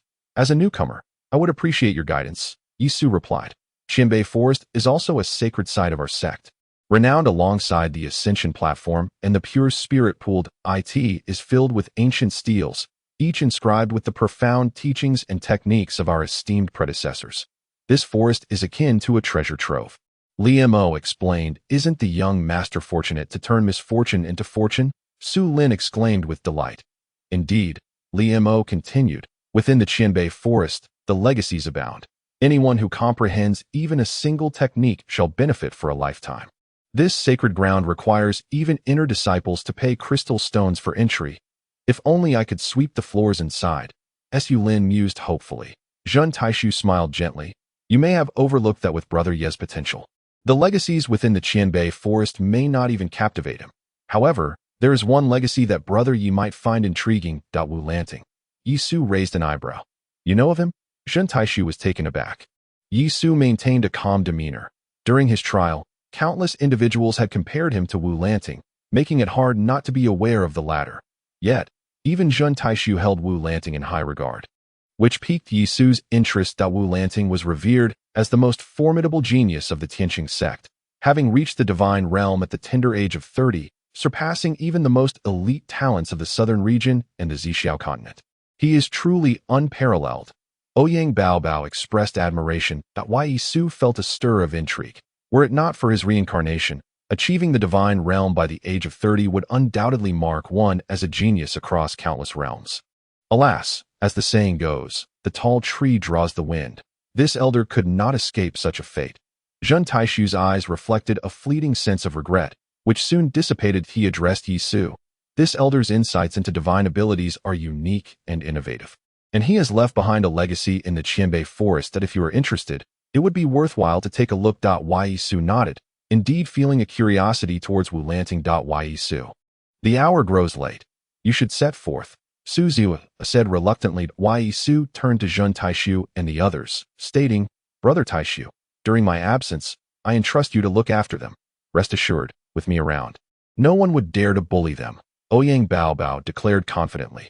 After bidding farewell to several companions, Yisu departed from Xiang Mountain, immediately greeted by someone who would escort him to the Qianbei Forest. Nestled between 7 main peaks, the Qianbei Forest appeared as a majestic sight, with ancient steels standing tall, evoking an atmosphere of antiquity. The newcomer halted. The 2 guardians of the Thousand Steel Forest, both accomplished practitioners of the Cave Heaven realm, frowned upon seeing Yisu and declared, disciples of the innate realm are not permitted entry. This is the decree of the sect master. Yisu produced a scroll. You are Yisu? The 2 exchanged astonished glances, and one of them took a step back and said, You may enter. Yisu and his companion stepped into the Thousand Steel Forest. Upon entering, they were greeted by a multitude of ancient steels, each inscribed with archaic runes resembling landscapes and creatures, a tapestry of the bizarre and the wondrous. However, the teachings at the periphery were rather rudimentary. Yisu could discern their profound mysteries at a glance. Within the forest, some practitioners were seated in meditation before the ancient steels, absorbed in contemplation. From this day forth, you shall tend to the Thousand Steel Forest. The guide instructed. I trust that Elder Ming has briefed you, so I shall say no more. With that, the individual departed. Yisu entered a simple thatched hut, sparsely furnished in an austere manner. He picked up a broom and began to sweep the leaves of the Thousand Steel Forest. The forest spanned dozens of miles. Although it was called the Thousand Steel Forest, the Tianqing sect had flourished for a millennium, boasting more than just 1,000 steels. Even the task of cleaning would require no small amount of time. As the cold wind howled and leaves fell to the ground, Yisu maintained a serene demeanor, channeling his innate energy as he swept away the fallen leaves. Since when did a mere sweeper appear in the Thousand Steel Forest? Someone remarked in surprise upon seeing Yisu. The Thousand Steel Forest was a sacred ground. How could it allow a young practitioner to clean such a hallowed place? Moreover, practitioners could summon the winds and rains, and with a single spell, could render the forest spotless. Why would a practitioner need to undertake such chores? He is a little devil, having slain the geniuses of 3 great clans before even formally entering the sect. He is now being punished by being sent to the Thousand Steel Forest, explained one who knew the circumstances. Is there truly such a punishment in this world? exclaimed another, eyes wide with disbelief. I would gladly accept such punishment myself. They had paid a considerable amount of crystal stones to enter the 1,000-steel forest for cultivation, yet Yi Su, without spending a single crystal, had been sent here as a penalty. This was hardly punishment. It was clearly a generous reward. The machinations of the upper echelons are beyond our comprehension. One sighed. We should focus on comprehending our spells. Our time is limited, Yi Su. I didn't expect you to arrive so early. A sinister voice suddenly echoed in Yi Su's ear. Yu Qiang, clad in golden brocade, appeared before Yi Su like a star surrounded by the moon. The practitioners around him were primarily disciples from noble families, many of whom were core members. Your nose is quite sharp, Yi Su retorted playfully. Since we are here to cultivate, you might as well come and help me clear the dust, Yu Qiang scoffed. Why don't you hurry along? A fierce practitioner with an intimidating demeanor revealed his malice. Yi Su cast a nonchalant glance at him. Within the Tianqing sect, it was likely only those from the three great clans would harbor murderous intent toward him. The sect master has merely assigned me to clean the 1,000-steel forest. He did not authorize anyone to command me. Yi Su replied coldly. Who do you think you are? Do you presume to be greater than the sect master? Impudent. The practitioner shouted. Do you not understand our identities? I have the audacity to kill members of the three great clans. What do I have to fear? Yi Su scoffed. Perhaps you should inquire with Gu Qiuyang, whose life-bound flying sword is in whose hands. Yi Su, cease this at once. Gu Qiuyang, consumed by a mix of shame and fury, found his life-bound sword snatched away. A disgrace for any sword cultivator, especially one hailing from the esteemed Gu family. The onlookers were taken aback by Gu Qiuyang's reaction, astonished that his flying sword had fallen into the hands of Yi Su. With a chilling laughter, Gu Qiuyang mused that not only among the aristocracy, but also within the ranks of the humble, there were those who harbored a deep-seated animosity towards Yi Su's expression shifted slightly. The so-called Void Realm was a diminutive world, a sanctuary where the essence of deceased Qi practitioners could be preserved, transforming into a small void that nurtured rare talents and treasures for future generations. Akin to a paradise of enlightenment. Yi Su's surprise, the sect master of the Tianqing sect had willingly relinquished a year's control over the Void Realm to rescue him. Gu Qiuyang, did you come here merely to add insult to injury? Yi Su remarked with an indifferent gaze. To be candid, I thrive in the 1,000 monolith forest. Laughter erupted among the crowd. Do you have any inkling that the 1,000 monolith forest is governed by prohibitive celestial talismans, rendering one incapable of wielding any power other than their physical strength? How long would it take an ordinary person to clear 60 miles of the forest? Just then, another individual was about to join in the mockery. Suddenly, a sharp sound pierced the air as a hand, large as a fan, struck the face of the Qi practitioner, sending him flying with a single blow. The man was left dazed, unable to comprehend what had transpired. I have no desire to engage in conflict. Step aside, Yi Su said coldly. The prohibitive talismans could restrain the true energy and magical powers of Qi practitioners, yet they could not bind physical strength. Yi Su was a formidable presence capable of contending with the Void Realm using sheer physical prowess. That a core disciple interjected. Everyone, select a monolith. Upon hearing this, the crowd ceased their quarrel with Yi Su and began to delve into the legacies inscribed upon the stones. The setting sun cast a blood-red hue across the 1,000 monolith forest. Individuals entered and exited in an endless cycle. However, those who could truly comprehend the legacies and grasp the profound mysteries of divine abilities were exceedingly few. Yi Su surveyed the throng of Qi practitioners with a flicker of intrigue in his eyes. While the knowledge within the 1,000 monoliths was of no use to him, the resources held by the inner and core disciples could certainly be of benefit. After contemplating for a moment, Yi Su set aside his broom and approached a seated Qi practitioner not far ahead. Forgive my intrusion, brother, Yi Su greeted with a smile. Who are you? The practitioner opened his eyes, revealing an expression of displeasure. It was hardly surprising. Having one's train of thought disrupted while seeking enlightenment would irk anyone. I am here to assist you in resolving your doubts, Yi Su replied. Brother, I have no time for jesting, the young man retorted, his demeanor turning cold. They had entered the 1,000 monolith forest by trading a substantial amount of crystal stones for time, making every second precious. Failing to grasp the essence of the legacies would render their efforts futile. If you have nothing of importance, I kindly ask you to leave and not squander my time, he added icily. Yi Su smiled nonchalantly. Unfazed by the rebuke, he turned his gaze towards the stone monolith before him, where intricate runes intertwined, faintly resembling a great rock soaring through the clouds. This was a divine ability. Yisu settled down, retrieved a piece of white paper, and took out a pen to begin sketching. The young man, his voice tinged with suppressed fury, was on the verge of unleashing his wrath upon Yisu. However, as his peripheral vision caught sight of Yisu's actions and shifted back to the paper, he was taken aback. "Brother, what are you doing?" He glanced at the stone tablet, and then back at the white paper. Noticing that the runes on both were indistinguishable, astonishment flooded the young man's heart. This boy had merely glanced at the runes and had committed them to memory, transcribing them onto paper. Such comprehension was nothing short of extraordinary. Nevertheless, the young man's expression remained somewhat frosty. The ability to recall runes did not imply the capability to unravel divine techniques or grasp the essence of truth. Yet, the subsequent actions of Yisu rendered the young man utterly speechless. After outlining the runes, Yisu set the white paper aside and retrieved another sheet, commencing the sketch of a different image. This new image depicted merely a portrait, a majestic rock soaring through the azure skies, newly emerged into the realm of clouds. The two images seemed to bear no connection, at most sharing a semblance. However, as he began to intertwine the two illustrations in his mind, the feathers of the rock transformed into runes, each rune intricately linked, ultimately forming the very body of the rock. All his confusion dissipated upon seeing the two images. "Senior brother, who exactly are you?" The young man gazed at Yisu in shock. His mouth agape.yexu.ye sued at such a familiar name. The young man savored the name, suddenly struck with clarity. "Are you not the little demon Yisu who wreaked havoc during the sect examination?" "Little demon?" Yisu chuckled. "What a delightful moniker. I quite like it. Indeed, Brother Yi is an extraordinary talent. What I have struggled to comprehend for 2 days, you grasp in an instant, leaving me feeling utterly inferior."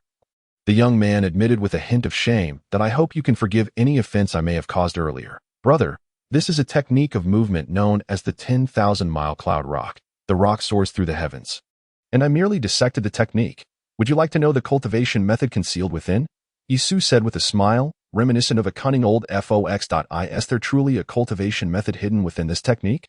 The young man asked, astonished once more that an inner sect disciple. His understanding allowed him only to discern that the stone tablet contained a divine technique. That Yisu nodded. "Brother Yi, you are assisting me so generously. Surely, you have a request?" The young man's gaze flickered. "Indeed, there is no such thing as a free lunch." Yisu replied nonchalantly, "I will help you decipher the cultivation method, and in return, you shall provide me with a 6th-grade wood-based precious herb." "How does that sound? A 6th-grade wood-based precious herb?" The young man furrowed his brow.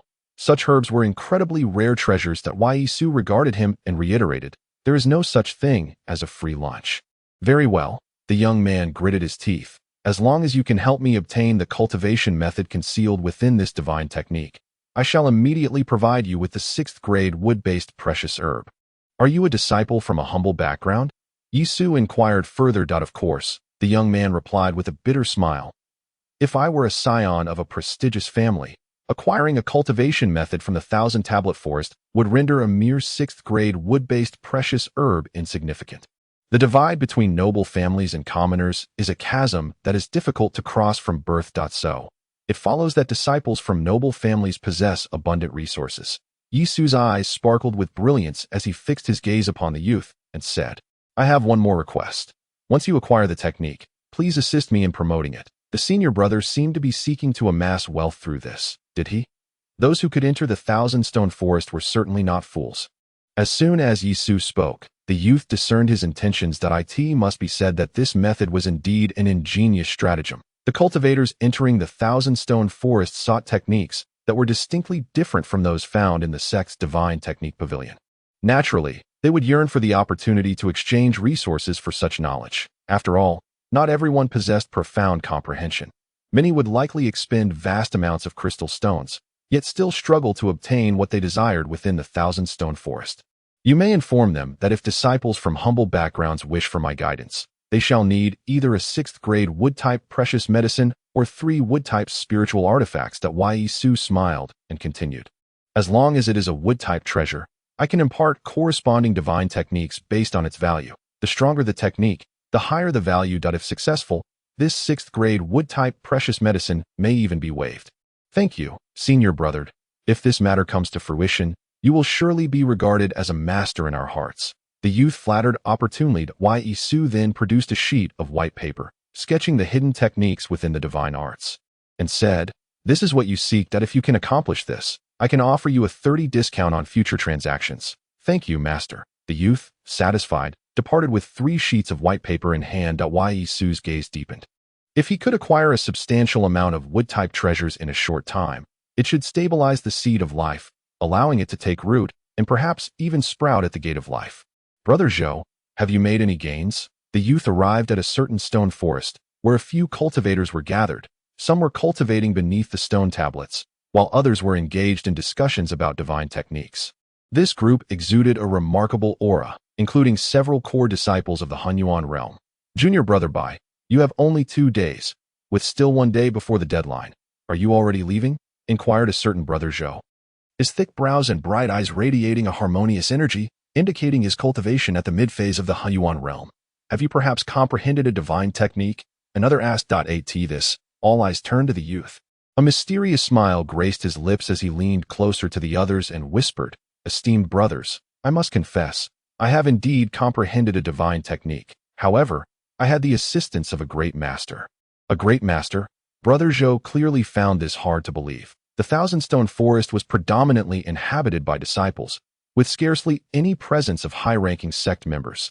There were rumors that Elder Wu Lan resided here. Yet no one had seen him for years. "You haven't encountered Elder Wu, have you?" Brother Zhou teased, prompting laughter from the crowd. The youth shook his head. "Elder Wu is elusive, appearing only as a fleeting shadow. How could I have the chance to meet him? Yet, this individual, like Elder Wu, is indeed a great master." With a swift motion, he channeled his energy, and his steps transformed into an extraordinarily profound art, reminiscent of a great rock soaring into the sky, vanishing in the blink of an eye from the crowd's view. In the next instant, a fierce wind swirled, and the youth reappeared before them. Behind him, a vivid illusion of a great rock unfurled its wings, exuding an air of dominance over the world. This divine technique was unmistakably the cloud rock body technique that Yisu had assisted him in comprehending. Although the Thousand-Stone Forest is governed by restrictive laws, the manifestation of supernatural powers is indeed attainable. "Is this the agility you have comprehended?" a practitioner of Qi exclaimed.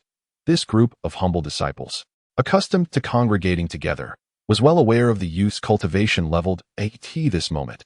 As the technique of the Wanli Yunpeng unfolded, everyone recognized the veracity of the youth's words. "I have witnessed a senior brother demonstrate your agility.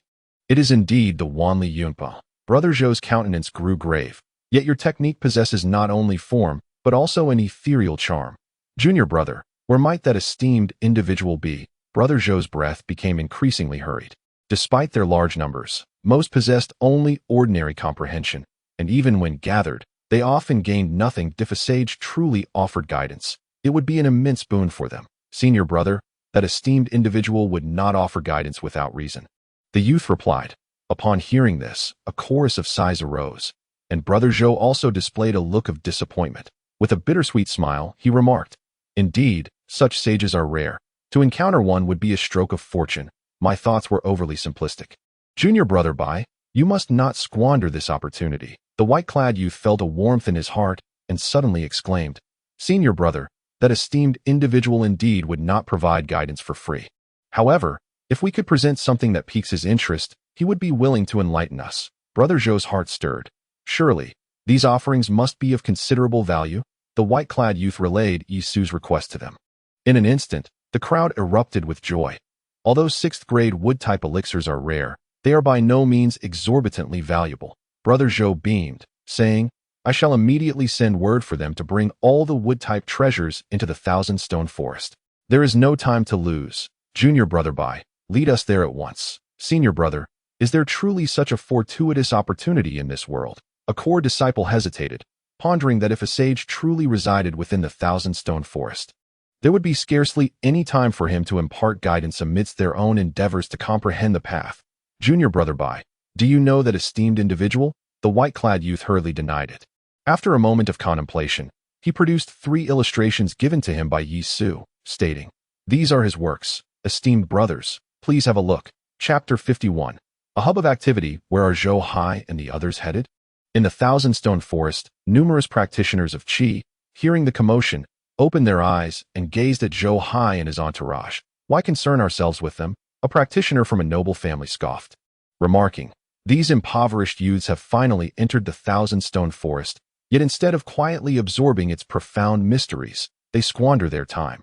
It's no wonder they will forever be beneath us. Upon hearing this, Zhou Hai merely smiled and chose not to respond. Initially, they were skeptical of the white-clad youth's words, but upon seeing the 3 illustrations, their doubts evaporated.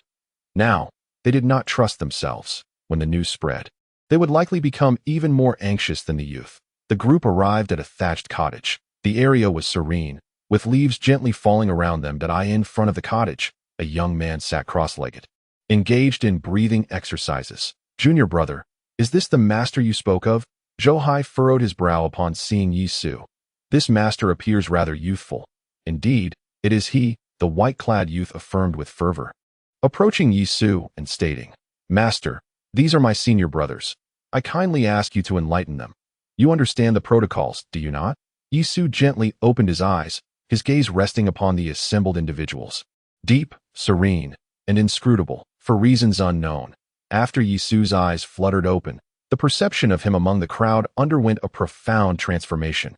Despite his physical presence, they felt an overwhelming sense of distance, as if he were a world away. Such was the collective sentiment. Master, I am Zhou Hai, a core disciple of our sect, and these are my junior brothers, Zhou Hai said, bowing respectfully. We have come seeking your guidance and assistance. As for the formalities.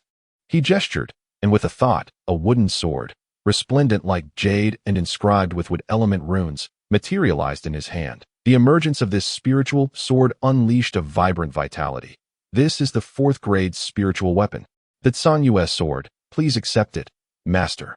Senior brother, we have yet to ascertain his true nature. Remarked one core disciple, his expression shifting subtly. Yi Su remained still as a mountain, unperturbed, and replied calmly, a mere 4th grade spiritual weapon cannot barter for the profound laws of the 1,000 Monument Forest.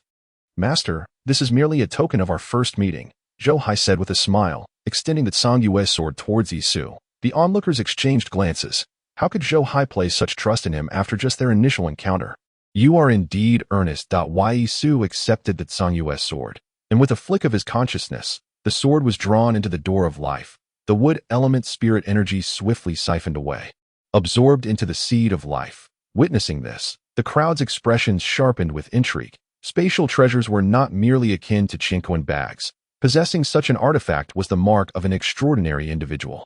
As Yi Su drained the spirit energy from the Ziyue sword, a shift in his thoughts manifested a celestial phenomenon above his head, as if he were encompassing the entire firmament within his grasp. This was an extraordinary manifestation conjured by his divine consciousness, a demonstration of his formidable capabilities. Seated on the ground, he remained motionless, yet the cosmic constellations continuously evolved, various formations and divine communications effortlessly at his fingertips. Devoid of any hesitance, the onlookers gazed in awe at the celestial transformations, their hearts racing in astonishment. The fluidity of his divine abilities, reaching the pinnacle within the realm of magical prowess, render the youth before them worthy of the title master.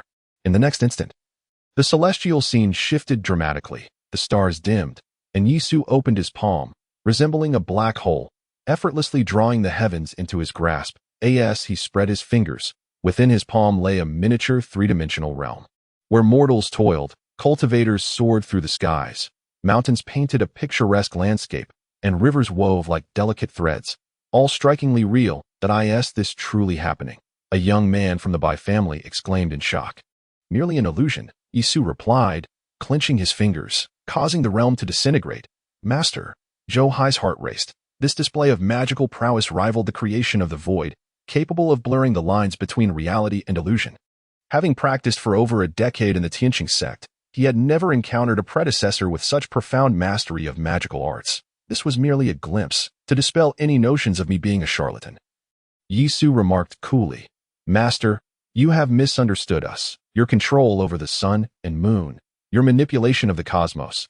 How could we dare harbor doubts? The crowd hurriedly clarified why Yi Su, uninterested in further explanations, addressed them plainly. I am disinclined to provide individual guidance. You shall transcribe the runes from the stone tablets and present them to me. Return at this hour tomorrow to collect them. Confusion reigned. Zhou Hai admonished. The temperament of such extraordinary individuals is often quite peculiar. If they were to learn of our covert investigation, it would undoubtedly backfire. Nevertheless, Zhou Hai felt an even greater perplexity. Among the core disciples of this generation, and even the inheritors, there seemed to be no such figure. Could it be that this master is an unparalleled predecessor of the Tianqing sect? Senior brother, as long as we can obtain what we desire, why concern ourselves with anything else? Remarked the youth with the surname Bai with a smile. At that time, we can help promote the master. Who knows, he might be so pleased that he would grant us some favors. Zhou Hai nodded, declaring, when the time comes, I will summon all the brothers from the Hanmen lineage to seek his guidance. The group laughed and chatted, swiftly departing from Yisu's line of sight. Yisu gazed down at the array of rune diagrams, a faint smile gracing his lips. The stone tablets of the Thousand Tablets Forest recorded the arcane arts and methods. But merely possessing a diagram, even if inscribed with runes, would cause it to lose the essence it held during its sculpting. Consequently, Yisu could only assist them in dissecting the profound meanings of the arcane arts. As for the techniques, unless he personally observed the stone tablet or conjured them from nothingness, he could not provide further insights. Subsequently, Yisu began to contemplate the morning bell. This arcane art was a legacy of the mad Taoist, containing profound mysteries that surpassed anything recorded in the Thousand Tablets Forest. Even he could not discern its secrets at a glance. During his cultivation, the heavenly transformation technique operated automatically, gradually enhancing Yisu's own practice, bringing him ever closer to the mid-stage of the innate realm. Of course, I shall not provide you with a second explanation. Master, to acquire the arcane arts of the Thousand Tablets Forest is already an immense honor. How could we dare to harbor any further extravagant desires? Zhou Hai exclaimed, his eyes fixed ardently upon the diagram of arcane arts. The runes depicted mountains and rivers, interwoven in complexity, yet with a mere glance. They could grasp the intricacies, unraveling all prior doubts with ease. Master, you are indeed a divine being. One of the core disciples exclaimed excitedly. Master, please accept our bow. The core disciples and inner disciples bowed deeply to Yisu. Their gestures were genuine, resembling devout followers who did not hesitate to express their admiration. It is essential to recognize that what Yisu offered them were treasures they yearned for, but could not attain. Yisu chuckled softly, envisioning how splendid it would be if Su Ziyue and the others could witness a throng of core and inner disciples respectfully bowing before him in gratitude. Brothers, do not forget to promote the master. The youth with the surname Bai reminded as the saying goes. Good wine needs no bush. Someone interjected. The master's skills are unparalleled. Even without us, there will be a steady stream of admirers. Stop fawning. Zhou Hai interjected. Go immediately to inform Brother Hong and the others of the situation, and have them come here. Understood. Several core disciples dispersed in different directions. Master, the disciples of the aristocratic families. Zhou Hai's expression faltered. Yisu spoke up. I will separate the Han men from the aristocratic families. The resources they must provide for my guidance will differ. Brother Zhou, is this true? Inquired a robust youth with a commanding presence. Fixing his gaze intently on Zhou Hai nodded, placing an arm around the youth's shoulder. Brother Hong, would I deceive you? Have you brought what you were tasked with? Brother Hong nodded, taking out the rune diagrams with a mix of skepticism and belief, promptly handing dozens of them to Yisu. Master, we shall return tomorrow, Zhou Hai stated. There is no need to wait until tomorrow. Let it be today. Yisu pondered for a moment before suddenly saying, there is one more matter. Please speak. Master, I shall gladly brave any peril. Zhou Hai replied earnestly, it's not about traversing knife mountains or walking through fire. If you have nothing pressing, could you assist me by tidying up the Thousand Steel Forest? Yisu gestured towards the broom set aside.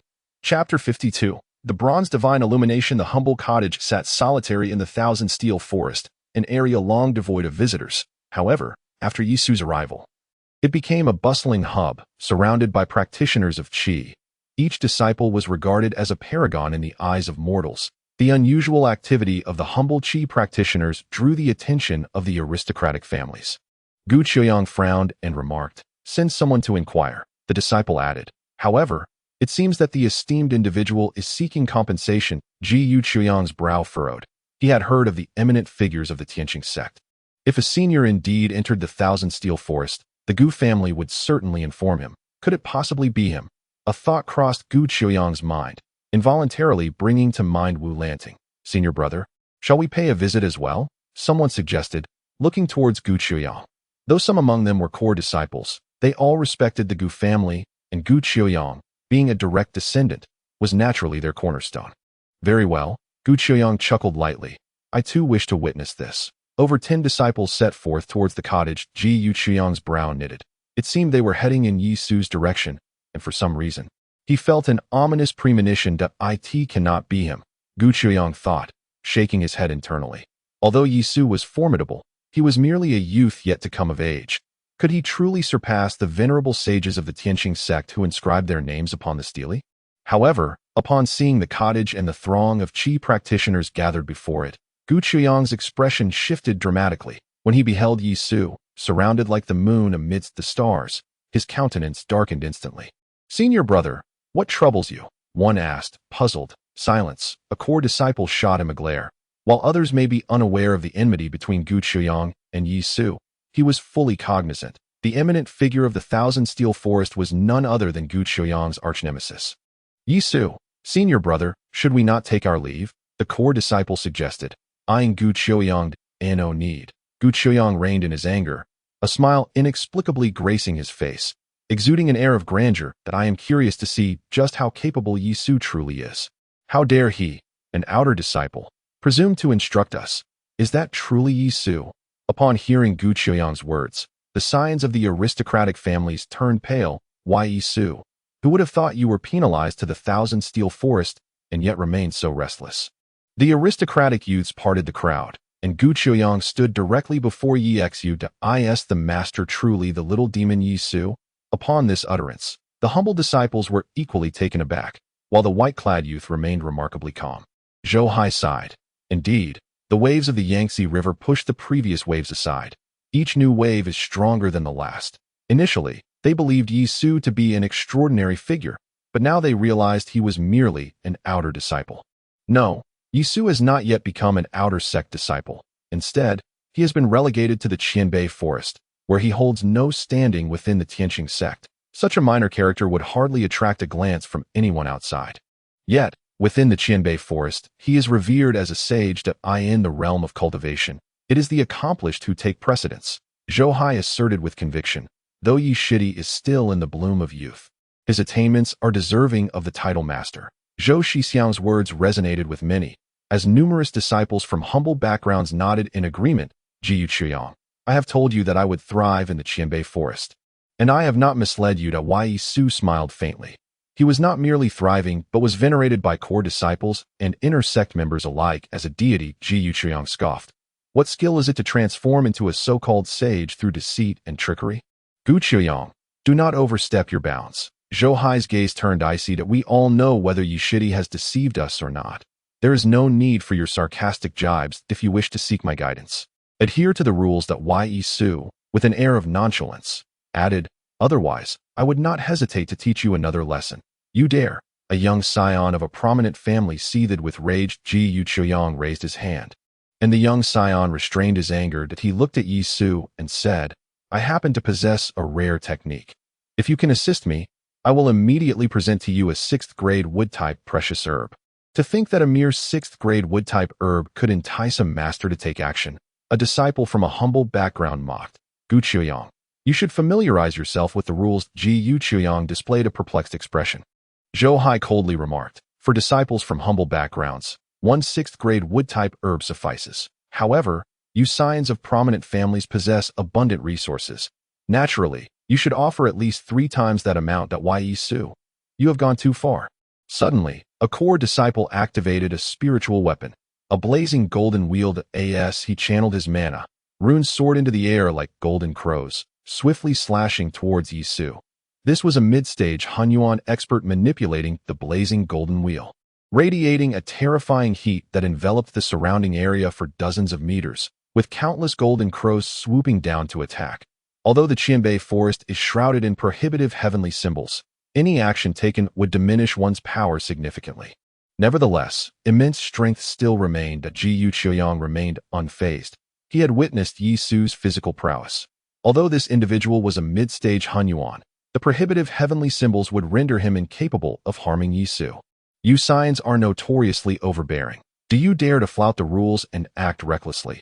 Even here in the Qianbei forest? Zhou Hai chuckled coldly, wielding a bronze war spear as Zhou Hai infused his mana. The bronze spirit light surged, accompanied by thunderous radiance, as the spear tore through the air with overwhelming might, shattering the golden crows that came within its reach. This bronze spirit light was, in fact, a type of divine ability. Bronze divine illumination, that is, Elder was divine ability. The core disciple's expression shifted. This divine ability was of the 7th grade, unavailable even in the Tianqing sect's divine ability pavilion. Only within the Qianbei forest could such a technique be acquired in the vast Tianqing sect. Only the core disciple Han Daoxing had obtained it in decades. There was no doubt that Zhou Hai had comprehended this divine ability while in the Qianbei forest. Whoosh! The crimson flame wheel emitted a haunting resonance, its gears whirring, transforming into a radiant beam of golden light that collided with the bronze war spear. Bang! The ethereal brilliance of the bronze clashed with the fiery golden radiance, erupting in a tremendous wave of energy. Yet under the forceful restraint of the onlookers, it failed to affect anyone nearby. The bronze war spear remained suspended in midair, while the crimson flame wheel, along with the scion of a noble family, was sent hurtling backward. The glow of the crimson flame wheel dimmed significantly, as strands of ethereal bronze light ensnared it like maggots, voraciously devouring its power. Engaging in trade is inherently a matter of mutual consent. I shall not compel you, Yi Su remarked nonchalantly. Should you come to a realization, you are welcome to approach at any time. Humph. Gu Qiuyang scoffed disdainfully and swept away with a flick of his sleeve. Yi Su, abandon your hopes. We would rather perish than seek your assistance. That I would sooner discard it than offer it to you. The numerous noble scions, filled with righteous indignation, stormed off in fury. That was not the intention. Yi Su chuckled lightly. However, after Zhou Hai's intervention and his deliberate display of the bronze divine illumination, they have witnessed its might and may entertain other notions. Zhou Hai's strength was originally on par with that of the noble scion, which explained their astonishment upon seeing the bronze divine illumination. Now, with Zhou Hai's triumph over that individual, their thoughts would undoubtedly become more animated. The arcane mysteries within the Thousand Steel Forest, once comprehended, would be sufficient for a lifetime of cultivation. No one could resist such a formidable temptation. The group of noble scions would surely engage in double dealing with Gu Qiuyang.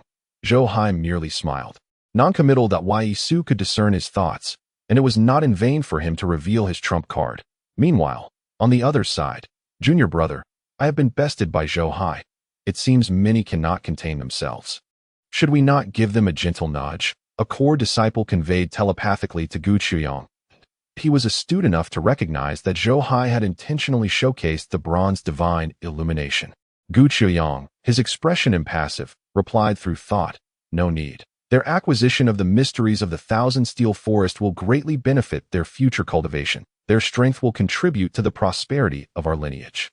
If I were to impede their access to these arcane teachings, though they may yield to the might of the Gu family, their hearts would inevitably harbor discontent. The disciple spoke up. Do you wish to seek his counsel? The disciple, steeling his resolve, admitted, I do. The core disciple beside Gu Qiuyang sighed inwardly, recognizing the man's steadfastness. Although Gu Qiuyang would not obstruct them, this presented a prime opportunity to gauge their loyalty.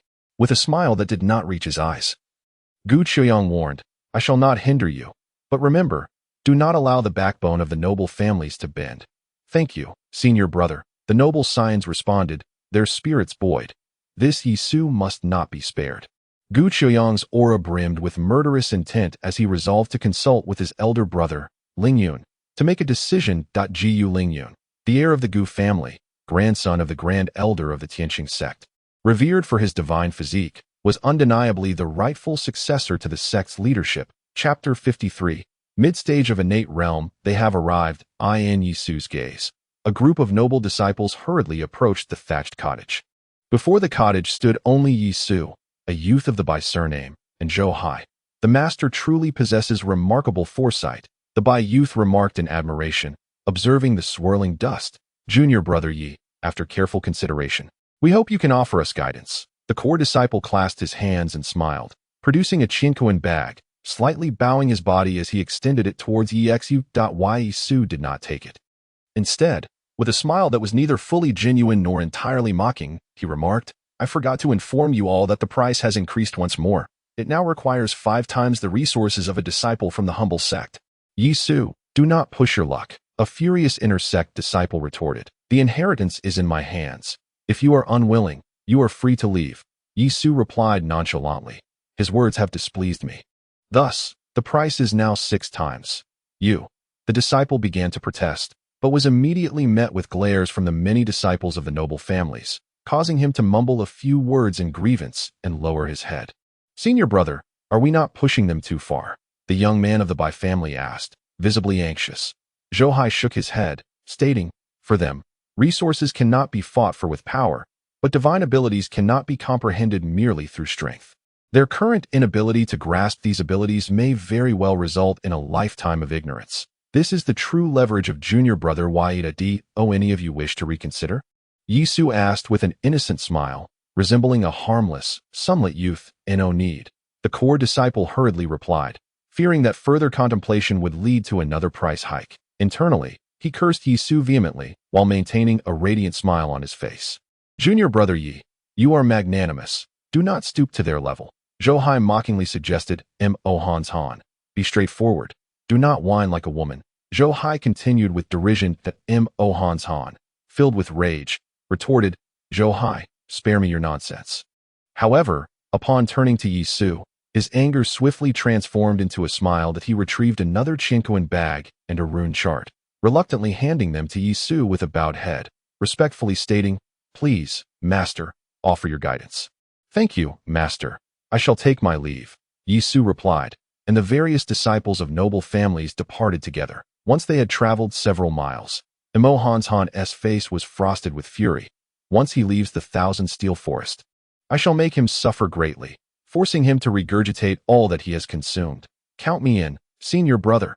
That scoundrel is utterly detestable. The noble disciples seethed, their expressions twisted in anger. Had it not been for their desire to acquire the divine abilities of the Thousand Steel Forest, they would never have bowed their heads to Yi Xu to D. You wish for me to tamper with the rune chart? Zhou Hai inquired, nodding. They are all elites from noble families. Should any errors occur during their cultivation of divine abilities, the noble lineage would undoubtedly suffer significant damage. The young man of the Bai family's eyes lit up. In that case, the noble families would lose a portion of their core strength. Yi Su replied coolly, the divine abilities of the Thousand Steel Forest may appear profound, yet most are merely spirit-level abilities, not having reached the divine level. If I am not mistaken, once they obtain these abilities, they will likely present them to the elders of their clans. Faced with a group of Nirvana Realm Chi practitioners, attempting to meddle would prove challenging and require considerable effort. Zhou Hai and the young man of the Bai family appeared contemplative. Moreover, in your eyes, am I merely a scheming villain lurking in the shadows?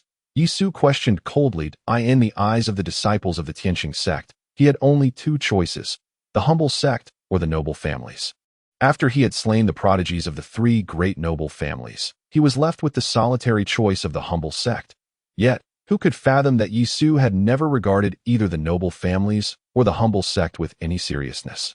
He would neither enter the humble sect nor choose the noble families. When he rises, both the noble families and the common folk shall tremble in his wake. This seed, nourished by an abundance of wood elemental essence, transforms the once diffuse radiance of life into a concentrated brilliance, as the seed of life begins to sprout roots, firmly embedding itself into the gate of life. Over 100,000 years ago, the fruit of life evolved into the tree of life, which upheld the gate of life. This moment, as the fruit of life shatters, Yi Su is compelled to reverse the course of fate, rearing the tree of life anew from the seed of life, ultimately to condense the fruit of life and restore the splendor of the gate of life. Yet, this endeavor is profoundly protracted. The resources rivaling those of third-rate noble families may appear bountiful, but before the gate of life, they amount to but a fraction of a billionth. Each wood-based treasure loses its luster, crumbling into dust. With each successive incantation, the wood elemental talismans shatter, rendered worthless. After the passage of 2 incense sticks, all the wood treasures he procured have devolved into mundane items, while the roots of the seed of life barely manage to anchor themselves into the gate of life. With the timeline for sprouting remaining uncertain that moment, within the gate of life, a pure surge of power flows forth, cascading into Yi Su's body. In an instant, his vital energy surges dramatically, in the blink of an eye. He transcends from the early stage of the innate realm to the pinnacle of its mid-stage. On the cusp of the late stage, he was already but a step away from the mid-stage of the innate realm. And the rejuvenating force from the gate of life is immensely potent. For an ordinary practitioner of the innate realm, it could likely propel them directly to the consummate stage, refining their consciousness and transmuting their magical prowess. However, despite this breakthrough, Yi Su's countenance reveals little wide as a reincarnated celestial emperor. He encounters no barriers in cultivation. As long as his power is sufficient, breakthroughs come naturally without the risk of falling into madness. Presently, his focus lies on the dragon elephant spirit body. Since he refined the dragon elephant totem and entered the first tier of the true spirit realm, his progress has been exceedingly sluggish, nearly at a standstill.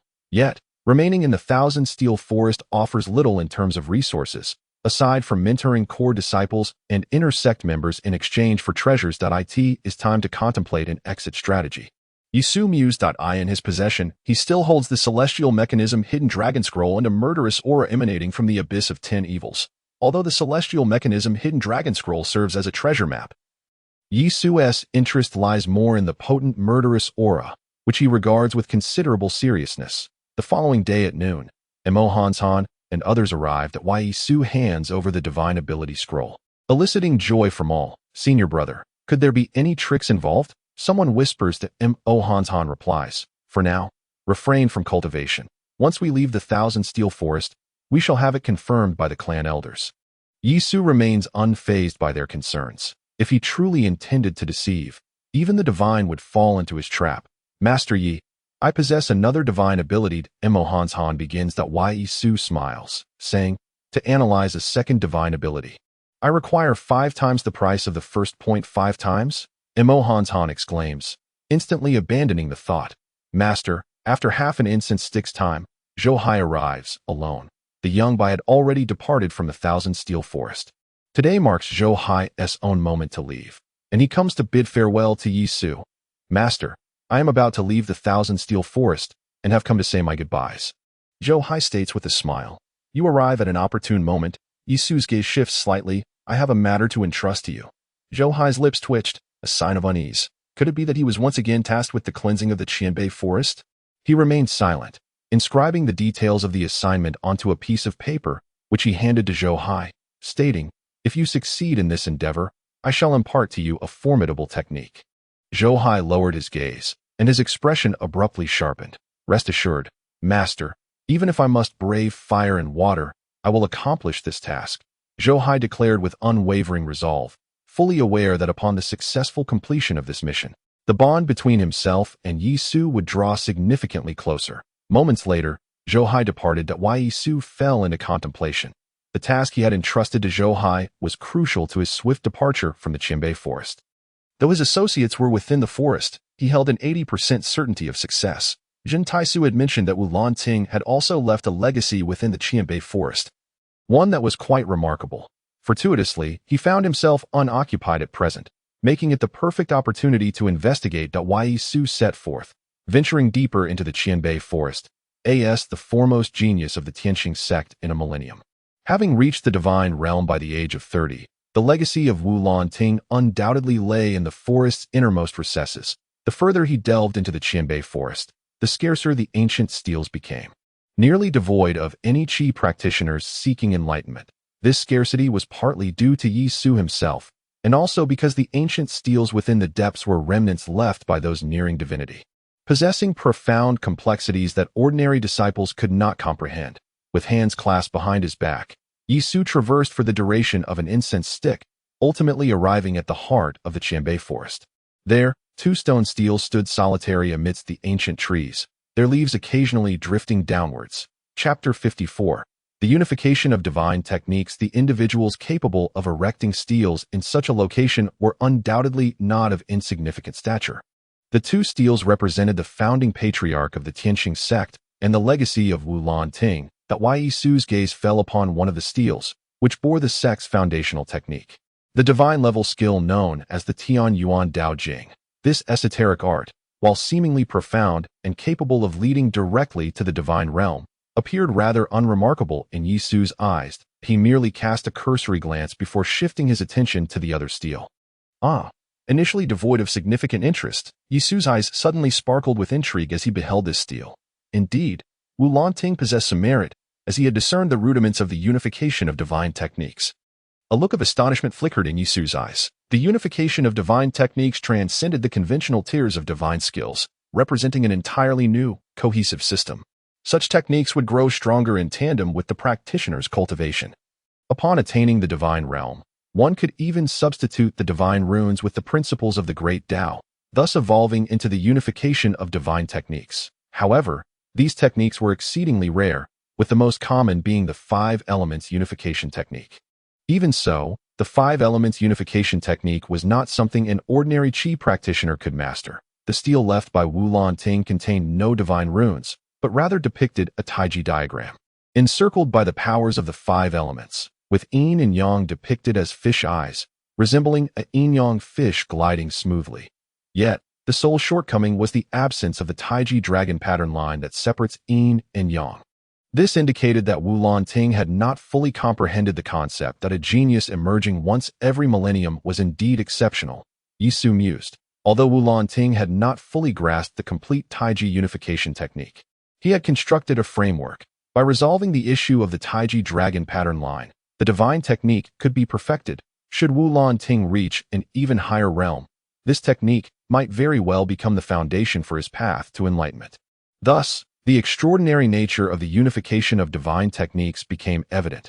Mastered, a multitude of qi practitioners ventured deep into the thousand-stone forest, each one curiously observing Yi Su. They were drawn to him, eager to witness the actions of this young master. The stone tablet before them was left by Elder Wu.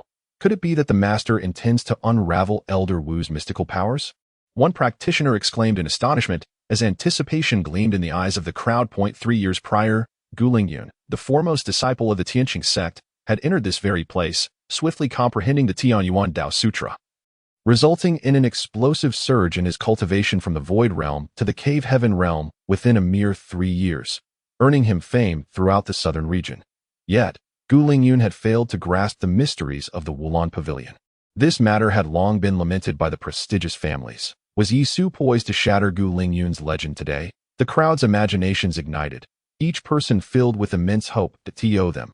Yi Su's ability to effortlessly decipher the mystical powers of the thousand-stone forest rendered him an almost omnipotent figure. If anyone among the younger generation of the Tianqing sect could unravel the mysteries of the Wulan Pavilion, it could only be Yi Xu.D. or not harbor overly grand expectations, spoke a voice from among the noble disciples, echoing with a somber tone. Elder Wu's powers are of a different caliber entirely compared to those of our predecessors. Indeed, the multitude of noble disciples concurred that Yi Su maintained a tranquil demeanor as the crowd speculated whether he could decipher the Wulan Pavilion's powers. However, his thoughts were occupied with how to refine those very powers. The essence of the Tai Chi unification technique lay within the Tai Chi dragon pattern line. This line delineated yin and yang, harmonizing the 5 elements, enabling the yin-yang fish to meld into one. That only by sketching the Tai Chi dragon pattern line could the technique attain perfection, while Yi Su could easily deduce the mystical powers of the thousand-stone forest. Facing the grand unification technique of the Wulan Pavilion presented a modicum of challenge. After all, each principle was intertwined with the profound mysteries of the universe. The Tai Chi unification technique, composed of 7 principles, was certainly no trivial matter. Regrettably, if only I were not left with merely a remnant of my soul's power, I could effortlessly deduce the Tai Chi dragon pattern line in the span of a single tea's brew. Yi Su mused with a quiet sigh. He settled into a meditative posture, releasing his consciousness, which surged into the yin-yang fish. Buzz. In an instant, the stone tablet, akin to a tranquil lake, rippled with subtle waves. As the yin-yang fish appeared to come alive, swaying its head and tail, as if longing to leap forth from the stone, Elder Wu's powers are indeed extraordinary. The crowd gasped in AWE. Yi Su's mind remained serene. They could only perceive the surface, oblivious to the true marvel of the Tai Chi unification technique. The yin-yang fish, seemingly brimming with vitality, was, in truth, devoid of a soul. His consciousness traversed the depths of the yin-yang fish, where the powers of the 5 elements and yin-yang intertwined within the waters. However, as the technique remained incomplete, Each force was chaotically disordered. The tumultuous energies surged like a mighty tide, overwhelming in their intensity. Even Yisu's consciousness was rapidly depleting. Why Yisu's expression hardened. When Elder Wu left behind this technique, his cultivation was likely at the divine realm, having thoroughly comprehended the principles of the 5 elements and yin-yang. Otherwise, a flawed grand unification technique could not possibly possess such formidable power.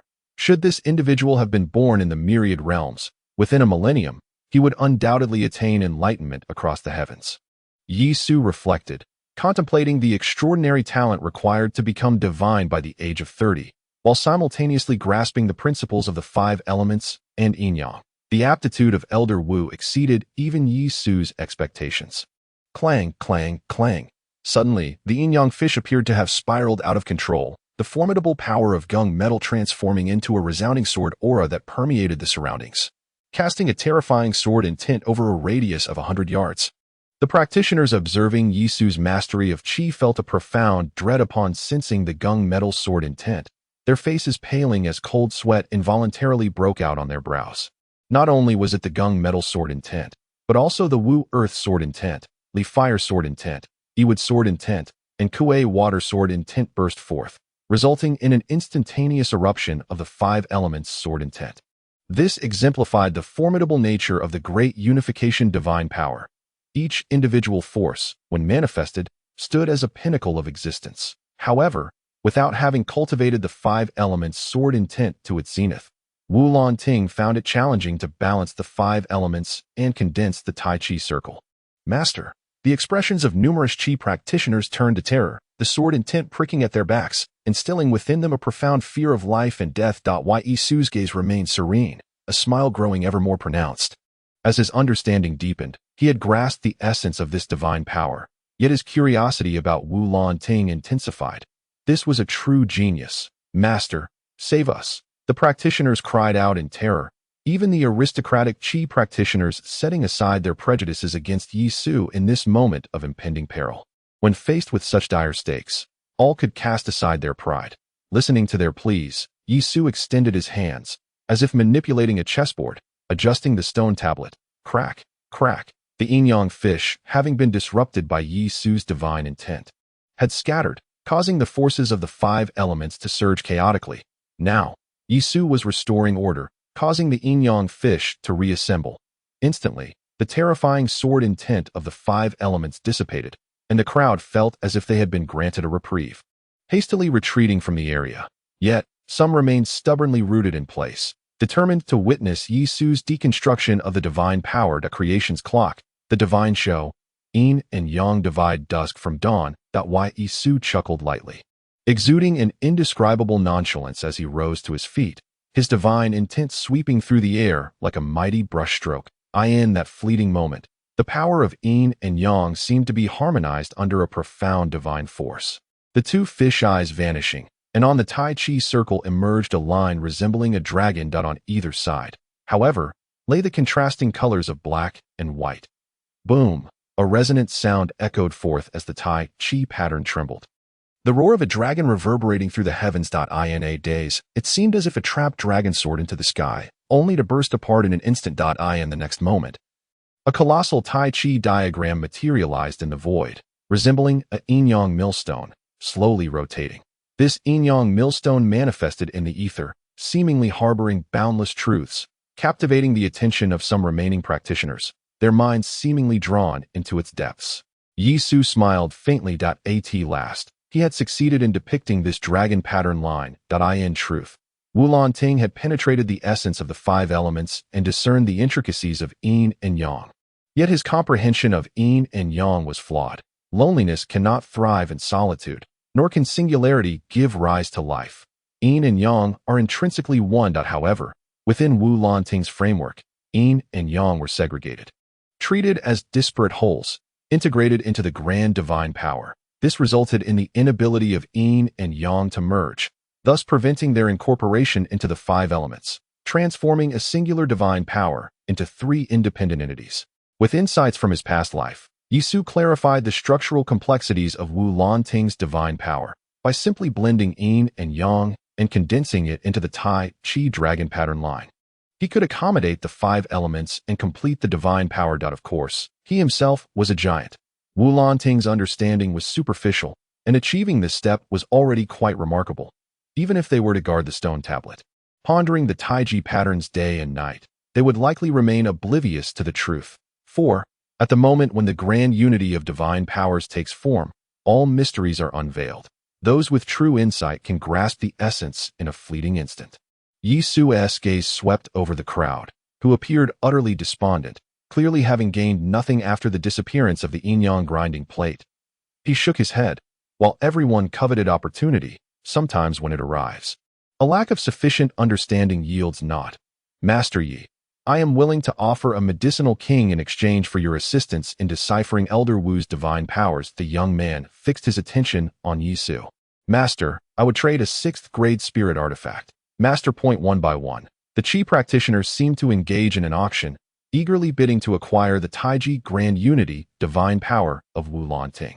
Observing the throng, Yi Su scoffed. Though their aptitude was lacking, their minds were quick. He disdainfully remarked, to speak frankly, this divine power cannot be conveyed through words. It can only be comprehended intuitively.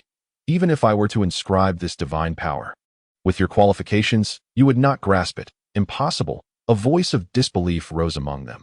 You must be deceiving us, wishing to monopolize Elder Wu's divine powers. Chapter 55. The white-haired youth. Yi Su found himself at a loss for words. Was there any need for him to deceive a throng of juniors? Master, have you truly comprehended the divine power? A strikingly handsome young man adorned with a jade crown inquired of Yi Su. Would you mind demonstrating the divine power before us? Do you understand the rules? Yi Su replied calmly. The crowd nodded, presenting their precious herbs in turn. This is your request, and I cannot refuse. However, your qualifications are too poor. Most likely, you will gain nothing, Yi Su stated, shaking his head. The faces of the crowd twitched. They had offered resources, and even if they couldn't glean an ounce of insight, could Yi Su not be a tad more tactful? Boom! Yi Su's expression hardened as he channeled his true energy, striking the stone tablet with a palm. Instantly, the power of creation surged into the Taiji pattern, and the Taiji dragon lines were activated, transforming into a hidden dragon soaring into the heavens. Subsequently, the Taiji diagram flew out from the stone tablet, spinning continuously, growing larger as if to envelop the entire firmament. Boom! However, the might of the Taiji Grand Unity divine power seemed to exceed Yi Su's estimates. As the diagram expanded relentlessly, appearing to encompass the entirety of the thousand-stone forest, just then, countless golden runes manifested in the void above, extending like a mountain range pressing down upon the Taiji diagram. Celestial band runes? Yi Su's brow furrowed. He had miscalculated the potency of the Taiji Grand Unity divine power, inadvertently triggering the celestial band runes. This was a serious matter. The thousand-stone forest was shrouded in celestial band runes, making it difficult for Qi practitioners to exert their strength to at this moment. The eruption of the Taiji Grand Unity divine power unexpectedly compelled the celestial band runes to activate autonomously. Boom! This was a talisman, entirely composed of runes, affixed to the void above the thousand-stone forest. The celestial band runes manifested, releasing streams of golden light from the runes, an overwhelming force suppressing the heavens, causing the Taiji diagram to halt its expansion. Nevertheless, this divine power was extraordinary. Even under the suppression of the celestial band runes, the Taiji diagram did not vanish. The powers of the 5 elements and the forces of yin and yang transformed into the divine might of Taiji, draining the spiritual energy within the thousand-stone forest entirely. Moreover, the power of the forbidden law heavenly talisman gradually became assimilated within the Tai Chi diagram. Who was causing mischief in the thousand-steel forest? Suddenly, a thunderous roar erupted, and above the forbidden law heavenly talisman manifested a towering white tiger primordial spirit, its aura of slaughter reverberating through the heavens and earth, akin to the clash of blades. The white tiger, standing upon the forbidden law heavenly talisman, unleashed its magical energy, causing the talisman to radiate with resplendent golden light, transforming into a golden divine tiger that cleaved into the Tai Chi diagram like a blade. With a crack, the Tai Chi diagram was severed in twain, slowly dissipating in the air. Roar! The grand unification divine ability of Tai Chi was shattered, and the white tiger primordial spirit descended upon the thousand-steel forest, taking the form of a middle-aged man clad in a white robe, adorned with an embroidered white tiger, exuding an aura of ferocity, his eyes sharp and piercing, fixed intently on Yi Su, who stood beside the stele. Disciple pays respects to Elder Qi. The numerous Qi practitioners exchanged glances, their attention turning to Yi Xu. It is you. Elder Qi's gaze bore down on Yi Su. Upon first sighting him, he had suspected Yi Su of orchestrating this chaos. Yet, given Yi Su's innate realm, it seemed implausible for him to stir such a significant commotion. Who could have anticipated that it was indeed him? Yi Su forced a smile and replied, I was merely experimenting with a divine ability. Who could have predicted it would trigger the forbidden law heavenly talisman? My disturbance of the elder was entirely unintentional. You are but an innate practitioner. How could you possibly wield a power comparable to that of a primordial spirit realm Qi practitioner? Elder Qi snorted, clearly skeptical of Yi Su's claims. Elder Qi, I can vouch for Yi Su. Interjected a humble Qi practitioner from a modest background that why Yi Su has comprehended Elder Wu's divine ability. What he was experimenting with just now was indeed Elder Wu's technique. Elder Wu? Which Elder Wu's divine ability? Elder Qi sneered. Years have passed. Whose abilities could possibly retain such formidable power? Suddenly, Elder Qi's expression shifted. The Elder Wu you speak of, could it be Elder Wu Lanting? The crowd nodded in unison. Elder Qi's heart trembled profoundly. And as he gazed at Yi Su, his eyes brimmed with astonishment. You truly have comprehended Elder Wu's divine ability. What difficulty is there? Yi Su replied nonchalantly. Elder Qi felt a pang in his chest. Wishing he could spit out a mouthful of old blood, the divine ability of Wu Lanting was something even Gu Lingyun could not fathom. How could it be so simple? It must be noted that Gu Lingyun is universally recognized as the foremost among the younger generation of the Tianqing sect. Arrogant, flippant, Elder Qi inwardly cursed, yet discreetly reigned in his aura, allowing a rare, gentle smile to grace his face. But why Yi Su? Do not let your talent lead to arrogance, young man. It is always wise to remain humble. Elder Qi, you misunderstand. Elder Wu's divine ability is indeed not difficult to comprehend. Yi Su asserted that I have been quite humble. To be honest, I only took a quarter of an hour.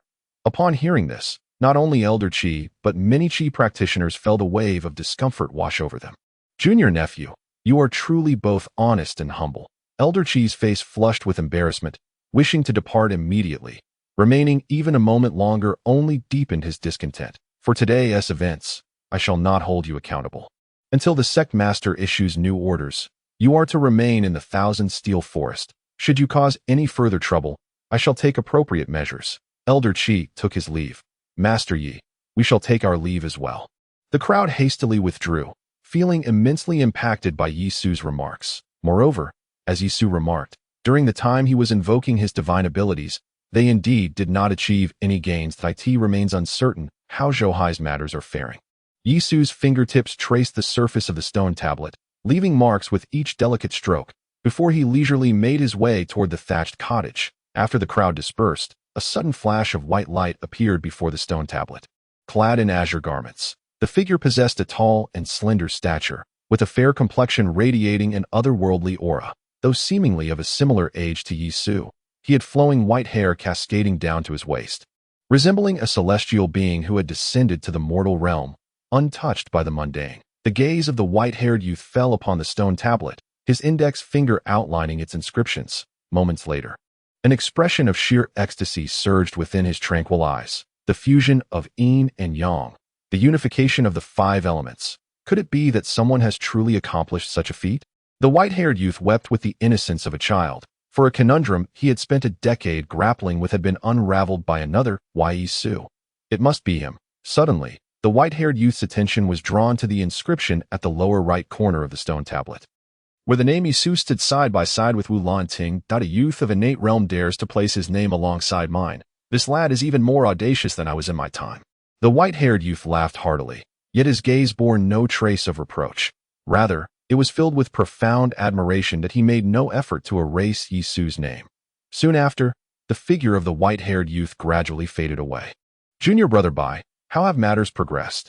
Jinlin Peak, one of the 7 principal summits, permits only core disciples to establish their own abodes for cultivation. Zhouhai's dwelling was situated on a cliff halfway up the mountain, surrounded by swirling clouds, while within, spiritual energy thrived, suffused with fragrant aromas, offering a realm of wonder. At this moment, within Zhouhai's abode, a gathering of core disciples assembled, among them a young man of the Bai surname.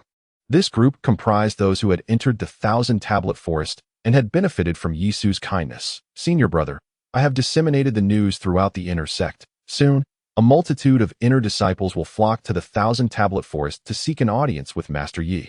The young man named Bai stated. After leaving the Thousand-Tablet Forest, he had been tirelessly spreading the word. What about your end? Zhou Hai inquired, turning to a sturdy young M.N. Jin Lin Peak. The news has already spread far and wide. Today, several brothers have ventured into the Thousand-Tablet Forest, each holding a message card from senior brother. Hong replied that I estimate that once they enter the Thousand-Tablet Forest, they will seek to pay their respects to Master Yi. Furthermore, to my knowledge, this news has reached the other 6 principal peaks as well. Well done, Zhou Hai clapped, a smile gracing his face. Senior brother, what shall we do next? A cultivator asked. All present understood that Zhou Hai's actions were entirely based on Yi Su's directives. It was precisely for this reason that they were so eager to assist him.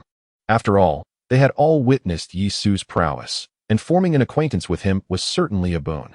Setting aside the legacy of the noble families, nearly half of the core and inner disciples of the Tianqing sect have benefited from Master Ye's grace.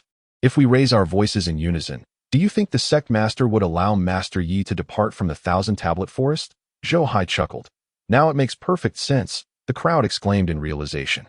As Zhou Hai articulated, nearly half of the core of the Hanmin lineage within the Tianqing sect has been entrusted to the inner disciples by Yi Su, rendering them akin to half-disciples of Yi Su himself. This profound favor is sufficient to inspire them to advocate on his behalf. Furthermore, Yi Su's identity has long been tacitly acknowledged by them as belonging to the Hanmin lineage. Thus, it is incumbent upon the Hanmin Qi practitioners to voice their support for the prodigies of Hanmin. Chapter 56. Who in the sect does not recognize you? Qingyun Peak. Zhen Taishu was diligently cultivating within his cave abode, emanating an exceptionally profound presence that enveloped the entire cave, rendering it akin to a quagmire. Majestic phenomena surged in the void, yet a sense of chaos prevailed, reminiscent of the primordial state before the universe was formed. Suddenly, Zhen Taishu opened his eyes, and the chaotic manifestations abruptly vanished, transforming into a colossal kunpeng that soared over the rivers and seas. Exuding an awe-inspiring grandeur, in the next moment, Li Mo burst into the cave in a flurry, exclaiming, "Senior brother, there is a significant matter." Zhen Taishu restrained his aura and smiled, saying, "Junior brother, when will you learn to knock before entering?" Li Mo awkwardly chuckled, scratching the back of his head, and replied, "Senior brother, are you aware that ever since Brother Yu was penalized to the Qianbei Forest, his residence has been thronged with visitors? Core disciples and inner disciples are coming in droves, all bearing treasures to pay their respects. Brother Yi has gained renown once again." Zhen Taishu's gaze flickered with intrigue. It had only been a few days since Yi Su entered the Qianbei Forest, yet he had already stirred up such a commotion. "Do you know the reason?" Zhen Taishu inquired. Imo grinned and said, "I heard that Brother Yi possesses unparalleled talent and can decipher all the mystical arts and techniques left by the predecessors of the Tianqing sect. Those visitors, ostensibly here to pay respects, are actually seeking his guidance. The Gu family likely never anticipated that Brother Ye's time in the Qianbei Forest would not hinder his cultivation, but rather provide him with a golden opportunity." Zhen Taishu's expression grew contemplative. The techniques within the Qianbei Forest, aside from the unified mystical arts of Wulan Pavilion, he could unravel them all. However, the news of Yi Su's prowess was spreading widely. "How far-reaching is this news?" Zhen Taishu asked. It is said to have circulated throughout the 7 main peaks and the residences of the inner disciples. Li Mo replied, his admiration for Yi Su evident. "It seems he intends to depart soon." Zhen Taishu's gaze deepened. Though he had only met Yi Su a couple of times, he had gleaned a certain understanding of his character. Yi Su's actions were undoubtedly not merely about amassing resources. "I wonder if he has comprehended the mystical arts of Wulan Pavilion." A thought flickered in Zhen Taishu's mind. "What prompts such speculation?" Li Mo queried. "Just wait and see. Within 3 days, the sect leader will issue a decree for Yi Su to leave the Qianbei Forest." Zhen Taishu remarked with a faint smile, "that I find myself increasingly eager for the expedition to the abyss of 10 evils, Tianyuan Peak. This principal peak stands majestically among the 6 others, soaring to great heights. Surrounded as if by a constellation of stars, crowned as the foremost among dragons, ethereal energies wafted like mist, with clouds swirling in resplendent hues, presenting a truly celestial mountain among the 7 peaks of the Tianqing sect. Each peak is presided over by a peak master, and the master of Tianyuan Peak is none other than the sect leader at this moment. Gu Qiuyang cautiously stepped into a magnificent palace, its golden splendor dazzling, with eaves and pillars intricately carved with golden dragons, resembling a nest of myriad dragons, exuding an air of opulence. This is the residence of Gu Lingyun, the chief disciple of the Tianqing sect's primary inheritance. Gu Qiuyang entered the imperial palace, markedly different from his usual audacious demeanor. He dared not even draw a breath. After a brief interval, he finally approached the main hall. Within the hall, there was but a single figure, strikingly handsome, adorned in a dragon robe, with brows like swords and eyes like stars, exuding an overwhelming aura of authority with every gesture. His gaze was frigid, reminiscent of a deity fallen to the mortal realm. Devoid of human emotion, indifferent to all. Elder brother, Gu Qiuyang spoke respectfully. Ziyue Lingyun responded with a soft hum, turning his attention to Gu Qiuyang. Do not waste my time. Elder brother, regarding Yi Su. I trust you have heard the news? Gu Qiuyang ventured cautiously that a mere mortal body is nothing to fear. Gu Lingyun retorted disdainfully. Ever since Yi Su had made his appearance at the Tianqing sect, Gu Lingyun had been monitoring him closely. However, upon discovering Yi Su was merely a mortal, he had ceased his scrutiny. How could a mortal body contend with a divine one? This was the foundation of Gu Lingyun's confidence, as well as the capital for his dominance over the younger generation of the Tianqing sect. Elder brother, Yi Su has comprehended the divine powers of the Wulan court, Gu Qiuyang stated. It happened just 2 hours ago. Is this true? The moment Gu Qiuyang's words left his lips, Gu Lingyun's indifferent expression abruptly vanished, replaced by a chilling severity. He fixed a penetrating gaze on Gu Qiuyang, causing him to feel as though he had plunged into an ice cavern. It is true. He activated the divine powers, even triggering the forbidden celestial talisman, alarming the elders guarding the Thousand Steel Forest. Gu Qiuyang replied, his body trembling with cold. Ziyue Lingyun furrowed his brow. The divine powers of the Wulan court were treasures he had long coveted, having already regarded them as his own. Now, someone had dared to seize his treasure? Gu Lingyun was seething with rage, yet he concealed his emotions, becoming ever more silent amidst his fury. How many are aware of your instigation of the 3 great families against Yi Su? Gu Lingyun suddenly inquired. Ziyue Qiuyang was taken aback, but nonetheless divulged everything. Ziyue Shanghai may remain, but that member of the Yun family should be eliminated. Ziyue Lingyun replied coldly. While the 3 great families are mere pawns of the Gu family, if this matter were to leak, it would undoubtedly have adverse repercussions. Ziyue Qiuyang's countenance grew grave. Has your life-bound flying sword been taken by Yi Su? You may leave now. Ziyue Lingyun waved his sleeve dismissively, and Gu Qiuyang, collecting his flying sword, promptly withdrew. Bring in Han Dao Xing. In the Thousand Steel Forest, Yi Su sat cross-legged before a thatched cottage, surrounded by a throng of people, their numbers swelling like a tide. Ever since Zhou Hai and the others had departed, an increasing number of core disciples and inner disciples had flooded into the Thousand Steel Forest, eager to pay their respects to him. Among this multitude were individuals from both the Han clan and various noble families. Yi Su noted a curious phenomenon. None of the top 10 core disciples had come forth. It seemed that those who had achieved such distinction were all proud and haughty individuals. How could they lower themselves to seek guidance from a junior? Thank you, Master Yi. Upon receiving the divine power illustrations, the crowd erupted in tears of joy, expressing their gratitude to Yi Su. Before long, the sky dimmed, and the bright moon emerged from the mountains, casting a silvery glow. Yi Su closed the door and began to organize the treasures of the various practitioners. Although the Tianqing sect did not particularly catch Yi Su's eye, it was still a significant force. These individuals were the elite of the sect, and their resources were indeed extraordinary, much to Yi Su's surprise. Among them, there was even the essence of Imu, the essence of the wood element, a pure manifestation of spiritual energy, is exceedingly rare and can typically only be found in sacred realms of celestial significance, greatly benefiting the seed of life. Yi Su, channeling the profound art of creation, connected his mind with the gate of life. A tremendous force emanated from within the gate, instantly drawing forth the wood element's spiritual energy from the precious herbs and treasures, infusing it into the seed of life. With the infusion of this wood energy, the seed's roots began to grow slowly yet steadily, delving deeper into the earth's core. Upon closer inspection, each root resembled a mysterious divine pattern, exuding a rich vitality. The seed of life shimmered with a verdant glow, giving rise to various extraordinary phenomena, teeming with life. Threads of celestial energy surged from the outside world, merging with the seed. Yisu finally felt a weight lifted from his heart. Although the seed of life was diminutive, it could now autonomously absorb the energies of the universe, marking a significant advancement. His gaze fell upon the ground, where numerous wood treasures had been reduced to dust and hundreds of precious herbs lay withered. Such abundant resources could have nurtured over 100 Qi practitioners at the empty void stage.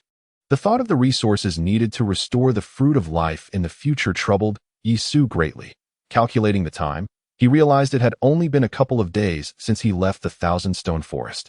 Yisu murmured to himself. He settled into a lotus position, circulating his profound energy to absorb and refine the celestial essence. The art of creation was supremely enigmatic. Even without deliberate cultivation, his physical form incessantly absorbed the energies of the universe. Just the day before, he had broken through to the mid-stage of the innate realm, yet now he found himself on the brink of another breakthrough. Nevertheless, he chose not to force it, but to let it unfold naturally. A sensational headline emerged.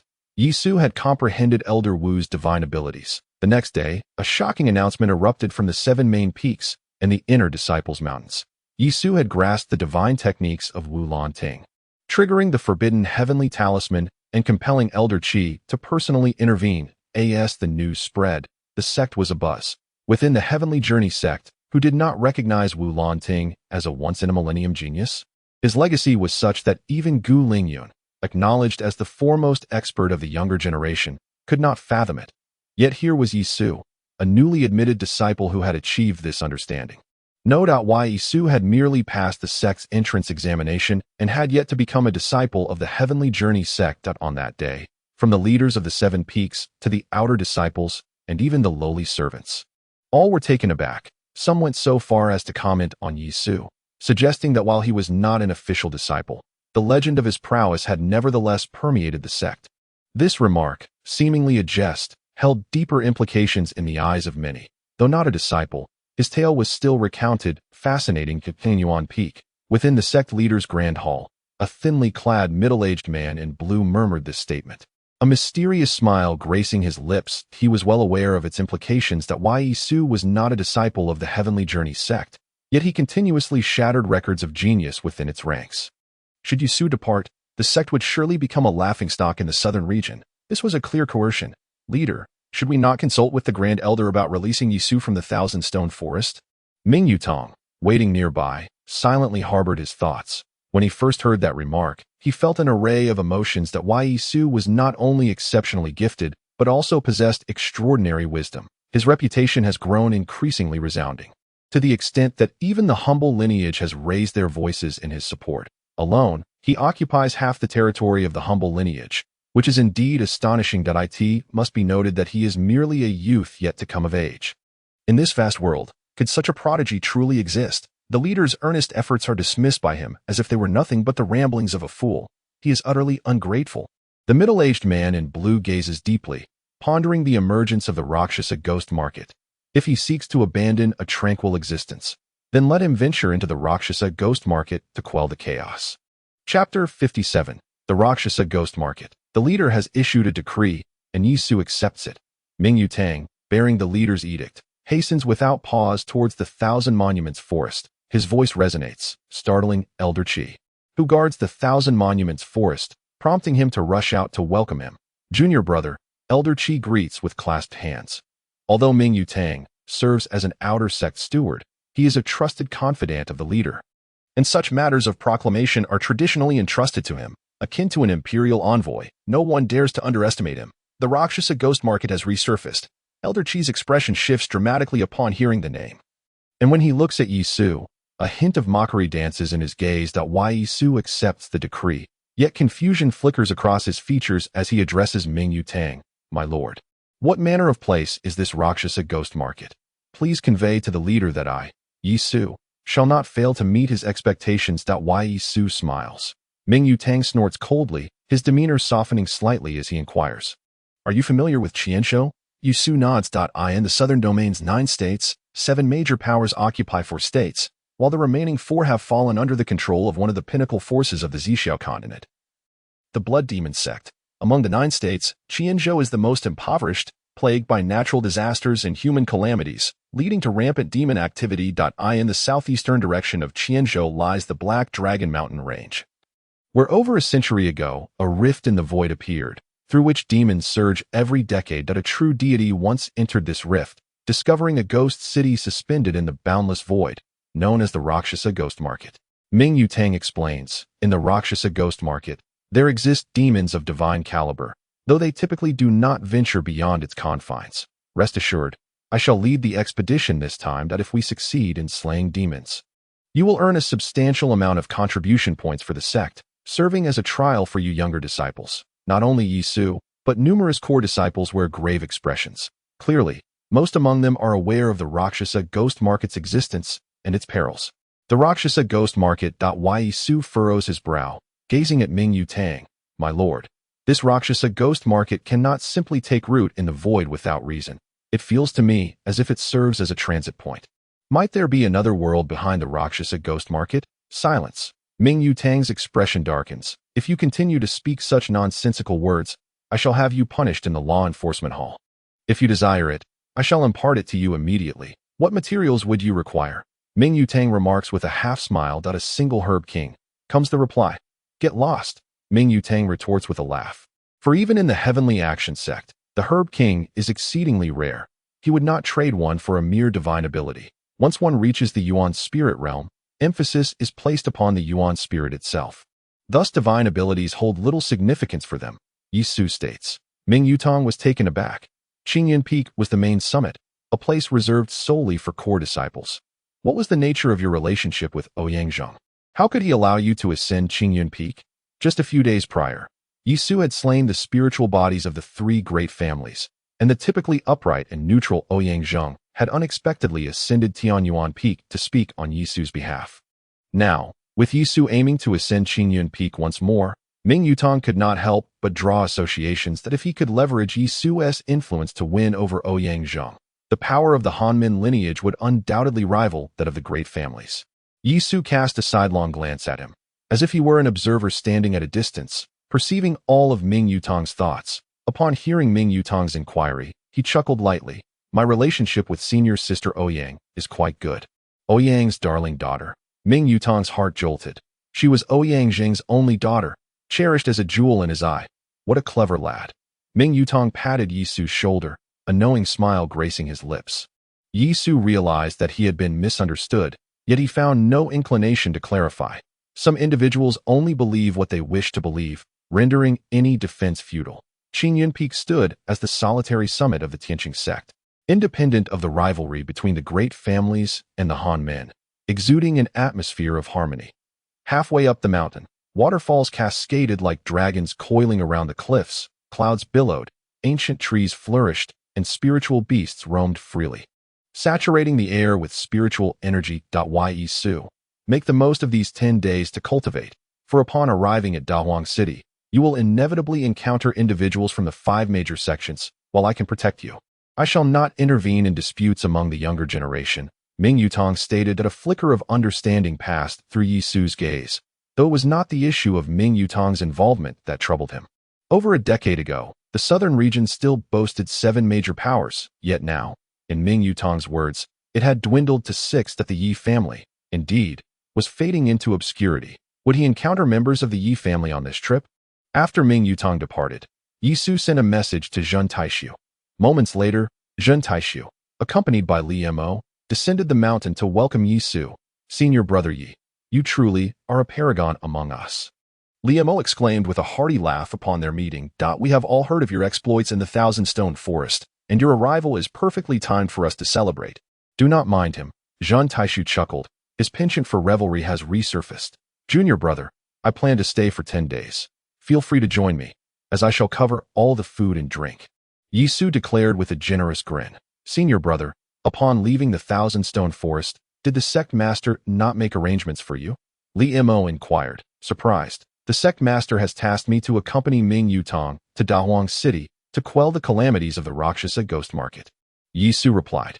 You two are core disciples of the sect. Surely you are aware? Li Mo and Zhun Taishu exchanged glances, and Zhun Taishu remarked, "We were informed of the affairs concerning the Rakshasa ghost market yesterday by the Peak Master. Yet those permitted to participate in the training must at least be inner disciples. Moreover, the higher-ups will lead the expedition personally. Senior brother, you are a prodigious talent surpassing Elder Wu. Does the sect master not fear for your safety in Dahuang City?" Li Mo expressed his concern. His words were blunt, yet they were laced with genuine care. Zhun Taishu regarded Yi Su with curiosity as well, if they were to venture into the Rakshasa ghost market.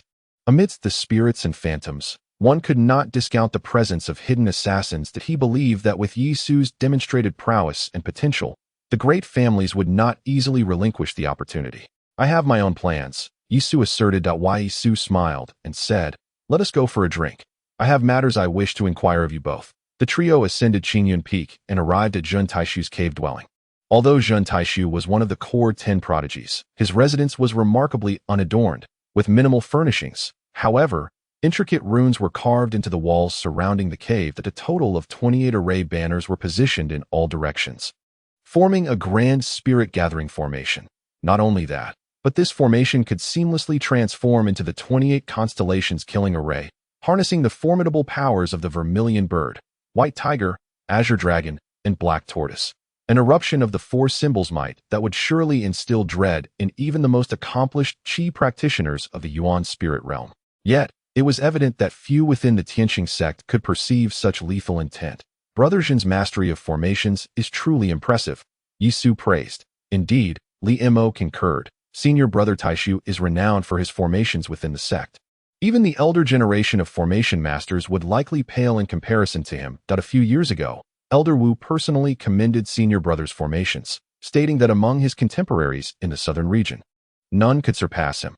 "Junior brother, you have yet to indulge in a drink. Why so verbose?" Zhun Taishu cast an unsatisfied glance at Li Mo, who immediately lowered his head in guilt. Zhun Taishu continued, "When it comes to talent, Brother Yi is truly a rare gem of this era. Have you forgotten that Brother Yi unraveled Elder Wu's divine ability?" At this mention, a glint of brilliance flickered in Zhun Taishu's eyes. "Brother Yi, how does that divine ability manifest?" "Brother Zhun, since you have already visited the Thousand Stone Forest, you must have gleaned some insights. Why inquire of me?" Yi Su chuckled, refraining from elaboration. Zhun Taishu smiled wryly. His competitive spirit was stirred, and his desire to ask Yi Su for an explanation stemmed from a wish to ascertain whether Yi Su had comprehended Wu Lanting's divine ability. "Brother Yi speaks truly. I did indeed ponder over Elder Wu's divine ability. However, that ability is not entirely complete. While we both have gained understanding, our insights may not align. Perhaps we could complement one another," Zhun Taishu suggested. "Elder Wu's divine ability is incomplete," Li Mo exclaimed in astonishment. In his view, Wu Lanting was an almost divine figure. How could he leave behind an incomplete divine ability? Yi Su maintained an air of nonchalance as he regarded Zhun Taishu, saying, "Complimenting each other is an overstatement. If you are inclined, you may wish to observe it once more." "What do you mean by that?" Zhun Taishu furrowed his brow. "I found the hunt exhilarating and could not help but enhance the divine ability," Yi Su replied, his smile pure and innocent, bringing a refreshing breeze to those around him. "Senior brother, you have severely wounded my pride. You owe me 10 jars of 100-flower nectar," Li Mo, with a carefree disposition, though slightly embarrassed by Yi Su's words, quickly dismissed the feeling. Zhun Taishu, however, was taken aback. When he first beheld Wu Lanting's Tai Chi unification divine ability, he was astounded, spending a month attempting to perfect it, only to extract the necessary knowledge for cultivation, corroborating it with his own insights. The notion that Yi Su completed the divine ability upon his first encounter was inconceivable. Such talent could not exist. The only plausible explanation was that Yi Su's perspective far exceeded that of Wu Lanting. Why Yi Su looked at Zhun Taishu with a hint of satisfaction. Although Zhun Taishu's demeanor was gentle and courteous, Yi Su could sense an underlying arrogance within him. Why Yi Su pointed a finger at Zhun Taishu's forehead, and the principles and concepts of the supreme unity of Taiji surged into Zhun Taishu's mind. This grand supernatural ability, which fused the powers of the 5 elements with those of yin and yang, was exceedingly intricate. It took a full 10 breaths for Yi Su to impart all of this knowledge into Zhun Taishu's consciousness. With his eyes closed, Zhun Taishu quietly comprehended the teachings. "Junior brother, let us partake in some wine." Withdrawing his hand, Yi Su summoned 2 jade bottles to the incense table, saying, I may not possess the 100 flowers nectar, but I certainly have a plentiful supply of the Qingsang fruit brew. Is this wine made from Qingsang fruit? Li Mo's eyes sparkled with excitement as he retrieved 3 wine cups from Zhun Taisu's cave and filled them accordingly. The fruit wine, a deep green reminiscent of ink jade, exuded a rich and fragrant aroma. After taking a gentle sip, Li Mo felt invigorated, exclaiming, What a fine wine! Though it lacks the potency of the 100 flowers nectar, it more than makes up for it with its rich and robust flavor. Senior brother, do you have any more? Yi Su nodded, increasingly fond of Li Mo. In his previous life, he had encountered a myriad of individuals, yet none were as affable and open-hearted as Li Mo, making him a delightful companion. Thus, when he first met Li Mo, he felt an immediate sense of camaraderie. Yi Su produced 10 bottles of Qingsang fruit brew as a gift for Li Mo. The Qingsang fruit, a treasure of the wood element, infused this brew with gentle spiritual energy and was a cherished offering from the disciples of the Tianqing sect. As the two indulged in their wine, they kept a watchful eye on Zhun Taisu. After half an hour, Zhun Taisu opened his eyes, turned to Yi Su, and suddenly rose to his feet, bowing deeply. Ye senior brother, I find myself lacking in comparison to you. In a remarkably brief span, Zhun Taisu had absorbed the profound essence of the supreme unity of Taiji, and the wisdom imparted by Yi Su starkly contrasted with the insights he had gleaned from the Thousand Monoliths forest. If one were to consider the incomplete version of the supreme unity of Taiji from Wulan Ting as mere components, then Yi Su had assembled those parts into a finely tuned mechanism. Neither Zhun Taisu nor Wulan Ting, nor any disciple of the Tianqing sect could achieve such a feat. Only Yi Su could. Hence, with this bow, Zhun Taisu acknowledged his respect and admiration. A smile played upon Yi Su's lips, for he had successfully impressed Zhun Taisu with his cultivation, prompting Zhun Taisu to set aside his arrogance and seek his guidance. In due time, Zhun Taisu would undoubtedly submit to him. Yi Su had long sought to win over Zhun Taisu. Otherwise, he would not have ventured to Qingyun Peak uninvited. Junior brother, let us drink. Yi Su chuckled as he offered a cup to Zhun Taisu. Senior brother, this cup is a toast to you. Zhun Taisu raised his glass and promptly drank it down in one gulp. Imo stood transfixed, utterly astonished by the scene before him. As Zhun Taisu's only friend within the Tianqing sect and the person who understood him best, Li Mo recognized that this moment signified Zhun Taisu's relinquishment of his inherent pride, as he wholeheartedly acknowledged Yi Su. However, upon reflection, feeling admiration for a rare talent such as Yi Su seemed far from shameful. Why overthink it? Let us drink. Li Mo shook his head, casting aside distracting thoughts, and consumed the wine as if it were mere water. The three of them exchanged cups, and before they knew it, dusk was approaching. Junior brother, please make arrangements for the vacant cave on the mountain for Yi senior brother. Zhun Taisu said. Imo nodded, his face flushed, and together with Yi Su, they departed the cave. Zhun Taishu appeared to be lost in thought, his insights and perspective surpassing my own. Such a person, even if given a fresh start, seeking vengeance would not be an easy endeavor. If Yi Su truly embodies what I suspect, perhaps I could leverage his abilities for retribution. Suddenly, a streak of light descended from the sky. An Ouyang Baobao materialized before Yi Su and Li Mo. Senior brother Yi? Ouyang Baobao exclaimed in surprise upon seeing Yi Su, her expression quickly transforming into delight. You ascended to Qingyun Peak without notifying me? I have only just arrived. Yi Su chuckled and inquired. Junior sister, the Han Daoxing you mentioned, is he the top disciple from the Han family? Ouyang Baobao nodded. He is not the first at Limo, his head drooping and inebriated, murmured, Senior brother Zhun is the true first. This fellow is drunk again. Ouyang Baobao remarked with exasperation, her irritation evident, clearly not the first time this had occurred.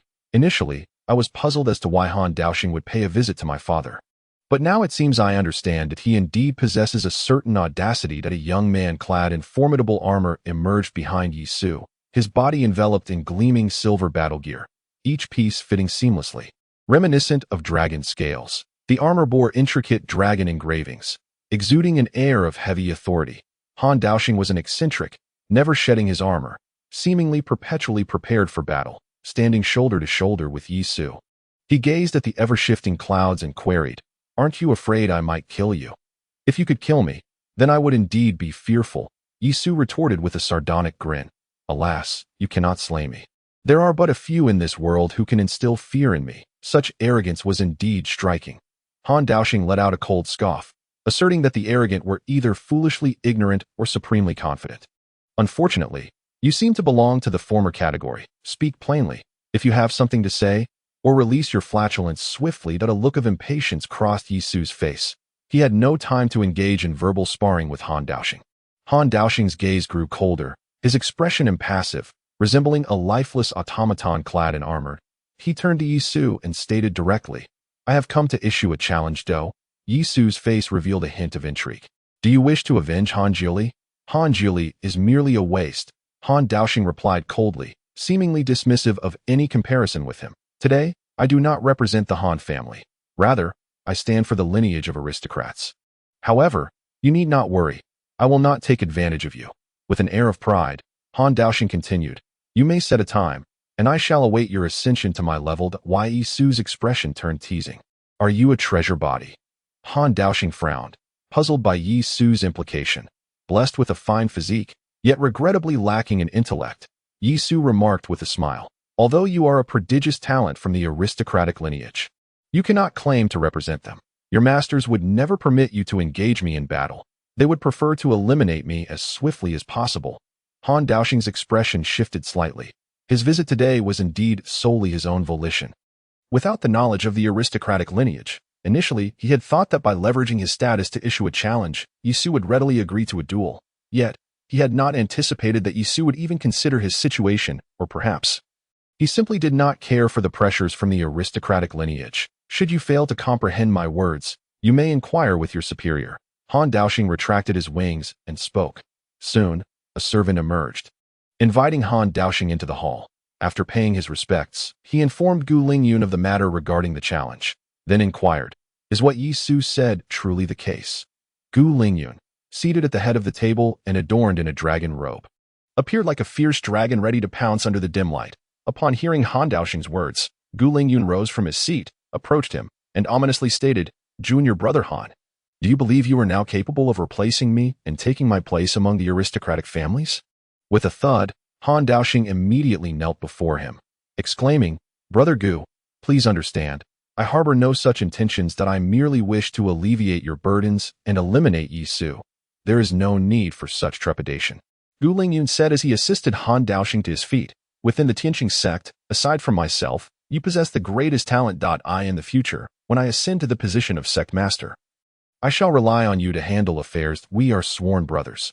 Han Daoxing felt cold sweat bead on his forehead. "As for the matter of eliminating Yi Su, you need not concern yourself. I shall manage it with due discretion." Ji Lingyun's gaze turned frigid. "However, you might investigate Yi Su's origins. Isn't Yi Su the adopted son of the Su family head from the border town?" Han Daoxing furrowed his brow. "One bears the surname Su, the other Yi. If the Su family truly adopted him, why would they allow him to carry the Yi surname?" Gu Lingyun replied, "Yi Su's relationship with the Su family seems more like that of a foster child." Han Daoxing appeared to grasp the implication. Ji Lingyun fixed his gaze upon Han Daoxing and said, "You must thoroughly investigate this matter." Chapter 59, Exorcising Demons, Part 1.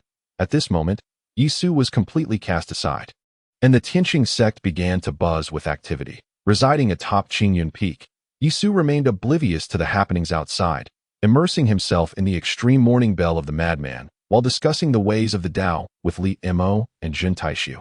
Enjoying a leisurely existence. "Senior brother, I wish to join you both." Ouyang Baobao burst into Jin Taishu's cave, her small face etched with determination. Jin Taishu felt an immense headache. The last time Ouyang Baobao let something slip, Ouyang Zheng had given him a severe reprimand. If there were to be any mishap this time, would Ouyang Zheng not flay him alive? As for the Rashasha ghost market, he had only heard rumors and felt little confidence, so he dared not bring Ouyang Baobao along. "Junior sister, this is an order from the sect. One must register to venture to the Rashasha ghost market, and I have no other choice." Jin Taishu feigned distress. Ouyang Baobao wore a face of grievance. She too wished to register, but Ouyang Zheng had grounded her, forbidding her from leaving the Tianqing sect. "Junior sister Ouyang, next time I will take you to the 10 Evils Abyss." Yi Su smiled. "Really?" Ouyang Baobao's eyes sparkled, seemingly forgetting her previous reprimand. She looked at Yi Su and extended her pinky, saying, "Let us make a pinky promise. You must not deceive me." Yi Su couldn't help but chuckle as they sealed their agreement. What a delightful aroma! This brewed from Qing fruit. Ouyang Baobao's nostrils flared as her gaze shifted to the fragrant offering on the table. She quickly moved to sit beside Jin Taishu, lifting a cup and downing its contents in one gulp. Delicious. After finishing one cup, Ouyang Baobao licked her lips with lingering desire. Refilling her cup, she drank as if it were water, one cup after another. And before long, her pretty face was flushed with a rosy hue, exuding a charming innocence. Jin Taishu gently shook his head. Senior brother, please do not find this amusing. Yue Su smiled softly. Individuals as pure-hearted as she are a rare find in this world. So how could I ever mock her? This lad is no exception. Jin Taishu pointed at Li Mo, who, inebriated, swayed left and right, mumbling in a daze. Senior brother, I have grown up. Yue Su inquired. Jin brother, why has no one eradicated the Rakshasa ghost market? Jin Taishu chuckled. It is said that when the Rakshasa ghost market first emerged, not only did the blood demon sect respond, but even the Sun Heaven Divine cult of Ziyue Mansion, the Xianjin sect of Muyun Mansion, and the suspended temple of Xiankong Mountain all made their presence known. Yue Su's gaze flickered. The southern region comprises 3 mansions and 27 states. The blood demon sect governs 1 mansion, while the Sun Heaven Divine cult and Xianjin sect govern 2. The suspended temple, however, remains hidden within the lesser void, indifferent to worldly matters. These 3 formidable powers truly control the southern region. It appears they must have reached some form of agreement. Yi Su remarked lightly. The Rakshasa ghost market appears once every decade, and with each manifestation, demons infiltrate the realm, posing a significant threat, like a ticking time bomb. Yet the 4 great powers have not eliminated it, indicating that they harbor even greater ambitions. Our level is too low to access the core secrets. Jin Taishu sighed. That I am well aware of your background. Such self-deceiving words are best reserved for deceiving others. Yi Su chuckled. Time flew by like a fleeting moment, and in the blink of an eye, 10 days had passed. Yue Su's cultivation naturally broke through to the late innate realm, leaving Li Mo in awe. Senior brother, your speed of cultivation is beyond description. It is as if you are progressing by leaps and bounds. Li Mo expressed with envy. Just then, a resounding bell tolled, its distant and ethereal chimes echoing throughout the Tianqing sect. Rays of light ascended from various points within the sect, soaring towards a central plaza beneath the 7 peaks. Jin Taishu and Li Mo harnessed their escape light, enveloping Yi Su with their combined powers, and in an instant, they vanished from Qingyun Peak, soon arriving at the central plaza.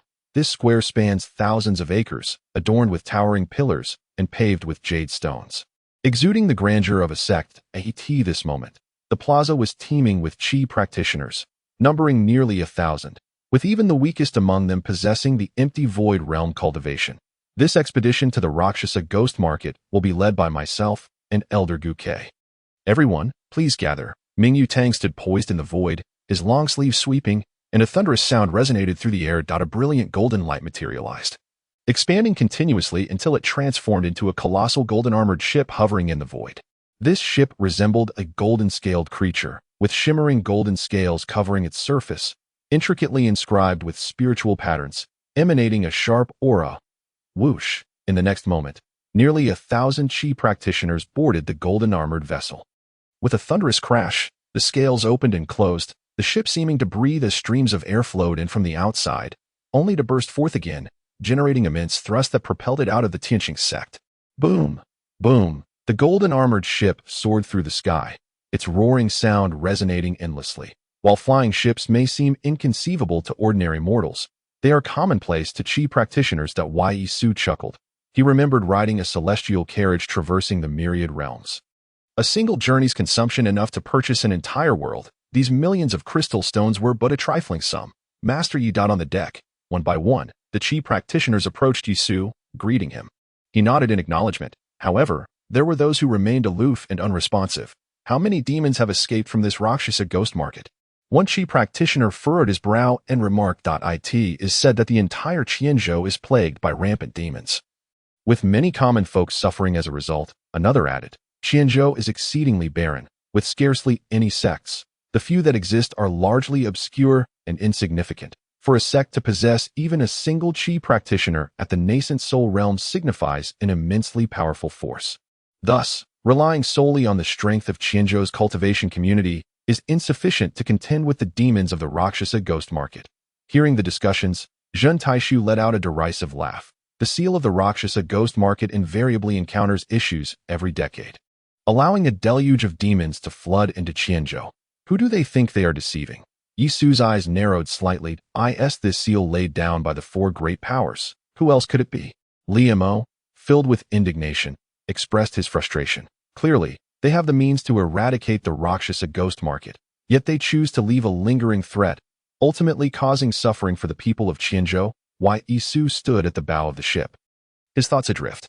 Whether in the myriad realms or even in the primordial celestial realm, the weak are perpetually the sacrificial lambs. This world operates on the principle of the survival of the fittest. Even though Yi Su is an immortal emperor, he finds himself at a loss as to how to effect change. Time flies like an arrow, and looking down from the heights, the endless mountain ranges come into view. With scarce flatlands in sight, peaks rise and fall, jagged against the sky, and the entire Qianzhou appears shrouded in a dense, ominous haze. You shall remain here to cleanse the demons within Qianzhou. This is the Tianqing Jade Talisman. After vanquishing the demons, you shall capture their malevolent essence within the talisman, which will serve to assess your strength. This is tied to the demon extermination rankings that Ziyue, an elder in the twilight of his years, possessed eyes that glinted with a fierce intensity. He, alongside Ming Yutong, distributed the Tianqing Jade Talismans to the group before promptly ushering them off the ship. After purging the demon scourge, rendezvous at the great wilderness city. Ming Yutong instructed. With a whoosh, the golden-armored giant vessel transformed into a streak of golden light, heading toward the heart of Qianzhou. Roar, roar, roar. Nearly 1,000 Qi practitioners either formed small groups or ventured alone, each soaring off in different directions. Do you intend to follow me? Yi Su mused as he toyed with the Tianqing Jade Talisman, a talisman 2 fingers wide and 1 inch long, within which a shadow of a bell resided. If one concentrated, they could hear the distant peal of the bell. Of course, Li Mo nodded. Zhen Taishu inquired, "Are you concerned about the experts from the noble families, senior brother?" "Indeed," Yi Su replied with a wry smile, his gaze sharp. Having painstakingly departed from the Tianqing sect, they too have seized a rare opportunity to eliminate me. Were I in their position, I would not squander such a chance. If you follow me, they will not spare you either. Senior brother, I cannot simply enjoy your hospitality without offering something in return. Li Mo chuckled, scratching his head. Your teachings and guidance are a debt I must repay. Zhen Taishu's eyes flickered as he bowed slightly. Since you are resolute in following me, I have no recourse. Yi Su's thoughts shifted, and a vast surge of divine consciousness flowed into the Tianqing Jade Talisman. In an instant, a 3-headed divine eagle materialized within the talisman, its form swelling to nearly fill the void, unleashing a chilling roar. You dare to scheme in my presence. Yi Su's smile was as cold as ice. When I was still a mere shadow, you had yet to be born. A torrent of divine consciousness surged into the 3-headed divine eagle, which was instantaneously overwhelmed and burst apart. Limo gazed upon this scene, his expression turning grave. Brother, who has taken action? Yi Su carefully stowed the Tianqing Jade Talisman and replied with a smile, "There is no need for alarm. It was merely a wisp of primordial spirit. Now that I have extinguished it, they will be unable to trace my whereabouts." Zhen Taishu felt a chill in his heart.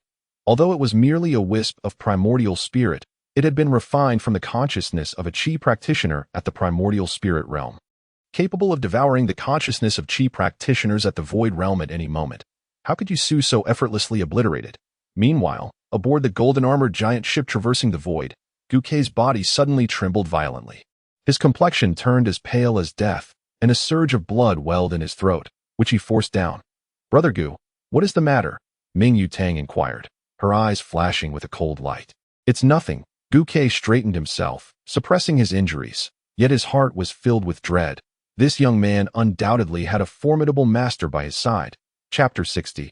Exterminating Demons, Part 2.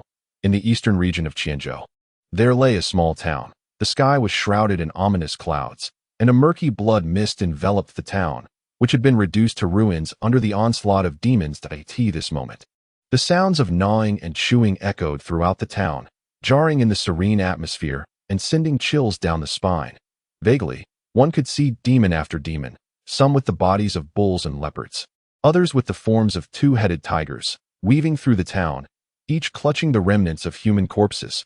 Between their fangs, flesh and blood mingled, dripping onto the ground. Roars of various kinds reverberated, resembling the growls of tigers and lions. As the multitude of demons surged toward the center of the town, There, a horrific scene unfolded.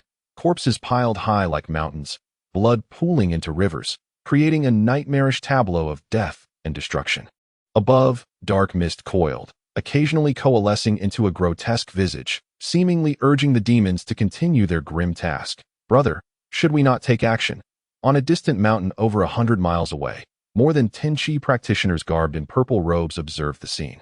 Among them, 10 bore a purple sun embroidered on their chests, while 3 others displayed a golden sun. These were the Qi practitioners of the Ziyang sect, one of the 6 major powers, sharing governance over a province with the Yang family.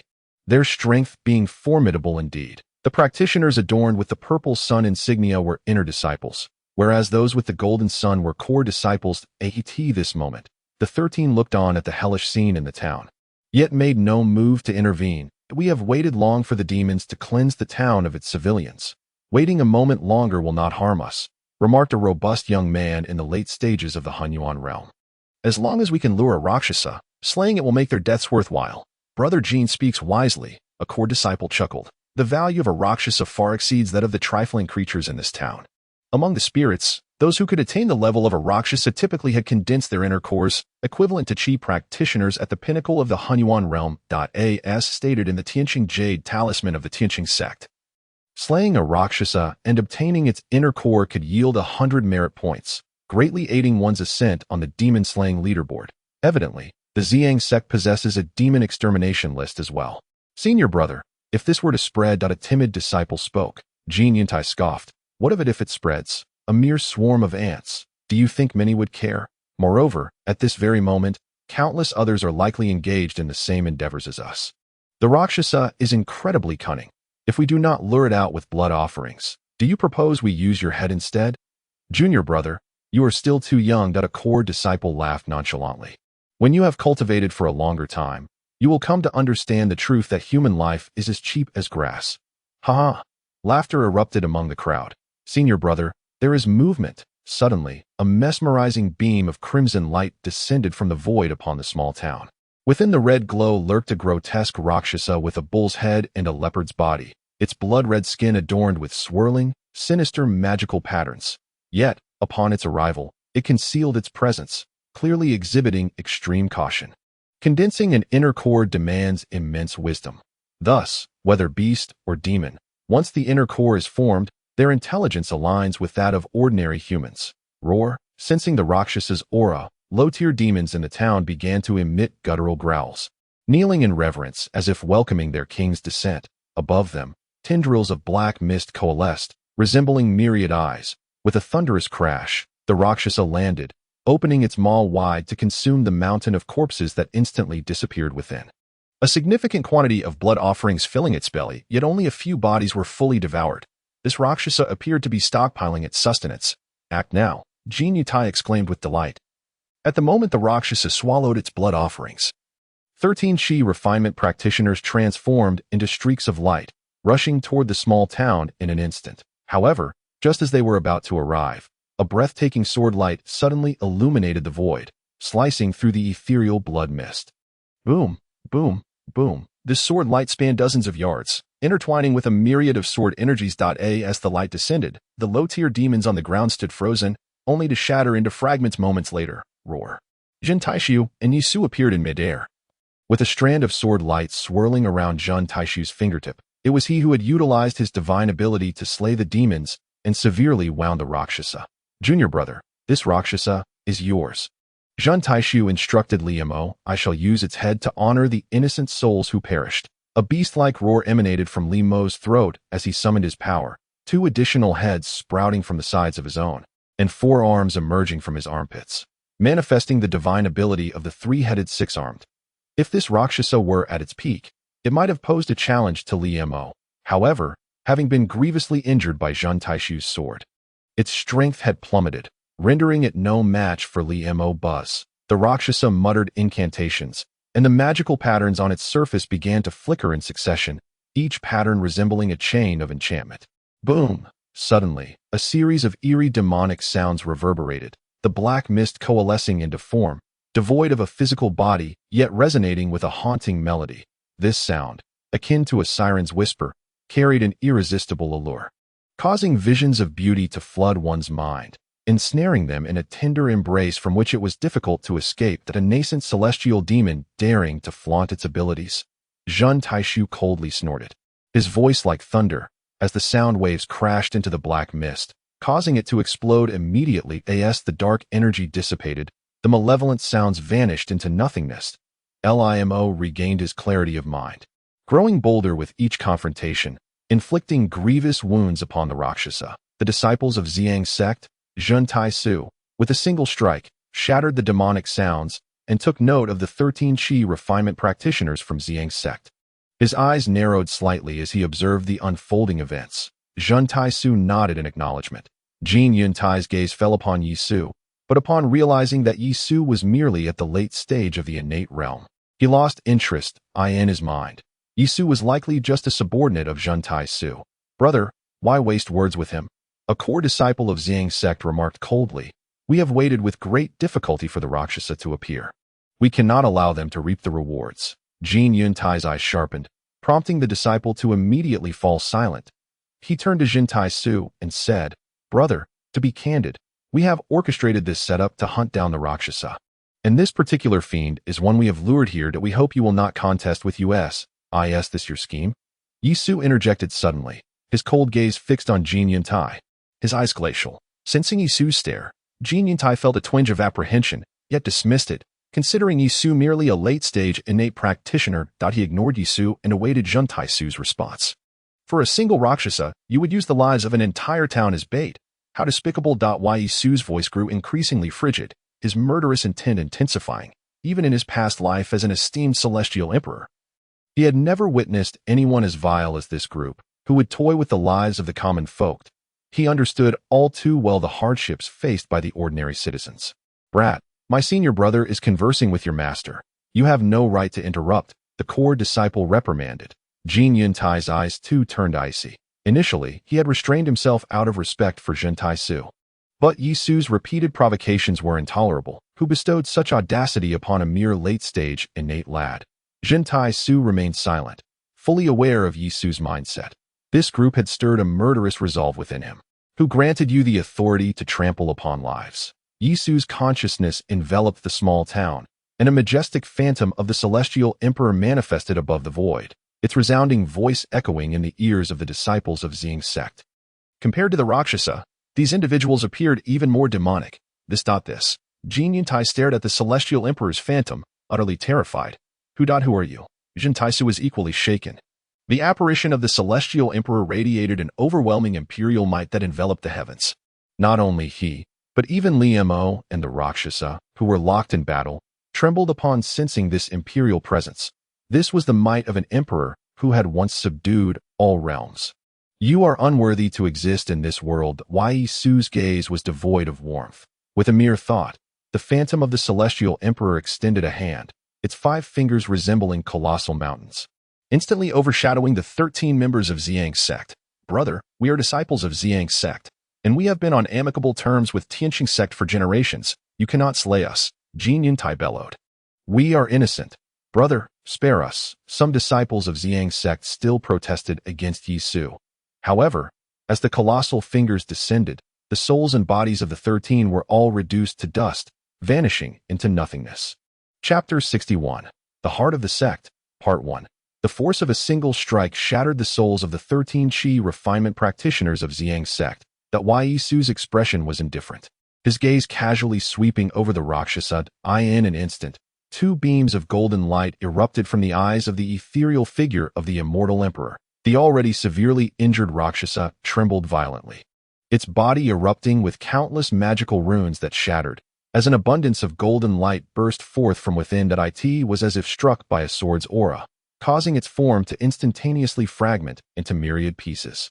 Such power was far beyond Limo's reach. In any case, you are not my opponent, Yi Su remarked with a smile, though a hint of gravity lingered in his eyes. The divine consciousness of the Immortal Emperor could easily crush those cultivators beneath the realm of the primordial spirit.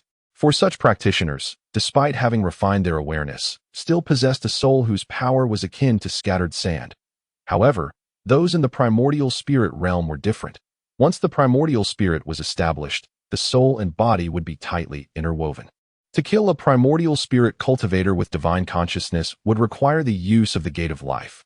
Yet, as the Gate of Life had only just begun to cultivate the seed of life, Yisu would not dare to employ it unless absolutely necessary. To Limo chuckled, then cast a disdainful glance at the corpses of the demons strewn across the ground. Those cultivators truly deserved their fate. The thought that the innocent victims of the small town were merely bait for them filled Limo with a brewing murderous intent. His senior brother's swift execution of them was a delight, a true service to the people, like a cleansing tide. Zhang Taisu's gaze flickered as he said, "Senior brother Yi, disciples of the sect typically possess soul lamps. Having killed him, we have likely exposed ourselves. The Ziyang sect will arrive shortly." Yisu scoffed, "I can kill him without leaving a trace." Zhang Taisu felt a chill in his heart. "Junior brother, let us give them a proper burial," Yisu suggested, his eyes reflecting a glimmer of compassion as he looked upon the severed limbs and remains scattered about. Limo nodded, channeling his magical power to transport the bodies of the townsfolk, ultimately establishing a mass grave for all the residents of the small town.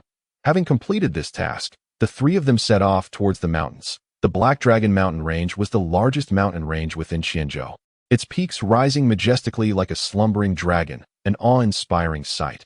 Qianzhou was barren, with numerous villages and small towns built against the mountains, relying on hunting and farming for sustenance. "Senior brother, there is a legend about the Black Dragon Mountain Range," Zhen Taisu remarked with a smile. Yisu gazed at the undulating mountains below, when suddenly, an unusual sound emanated from the Gate of Life. "Heavenly mechanism, hidden dragon roll?" Yisu's gaze shifted slightly. Could it be that the secret of this treasure map lies within the Black Dragon Mountain Range? His interest in the heavenly mechanism hidden dragon roll was not particularly strong, hence he had not sought out its mysteries. Yet, he had not anticipated that the heavenly mechanism hidden dragon roll would be connected to the Black Dragon Mountain Range. As the treasure map stirred, the divine dragon depicted upon it seemed to yearn for ascension, and the sounds of dragon roars flooded into Yisu's mind. Furrowing his brow, he suppressed his divine consciousness, causing the imprint of the divine dragon on the treasure map to settle.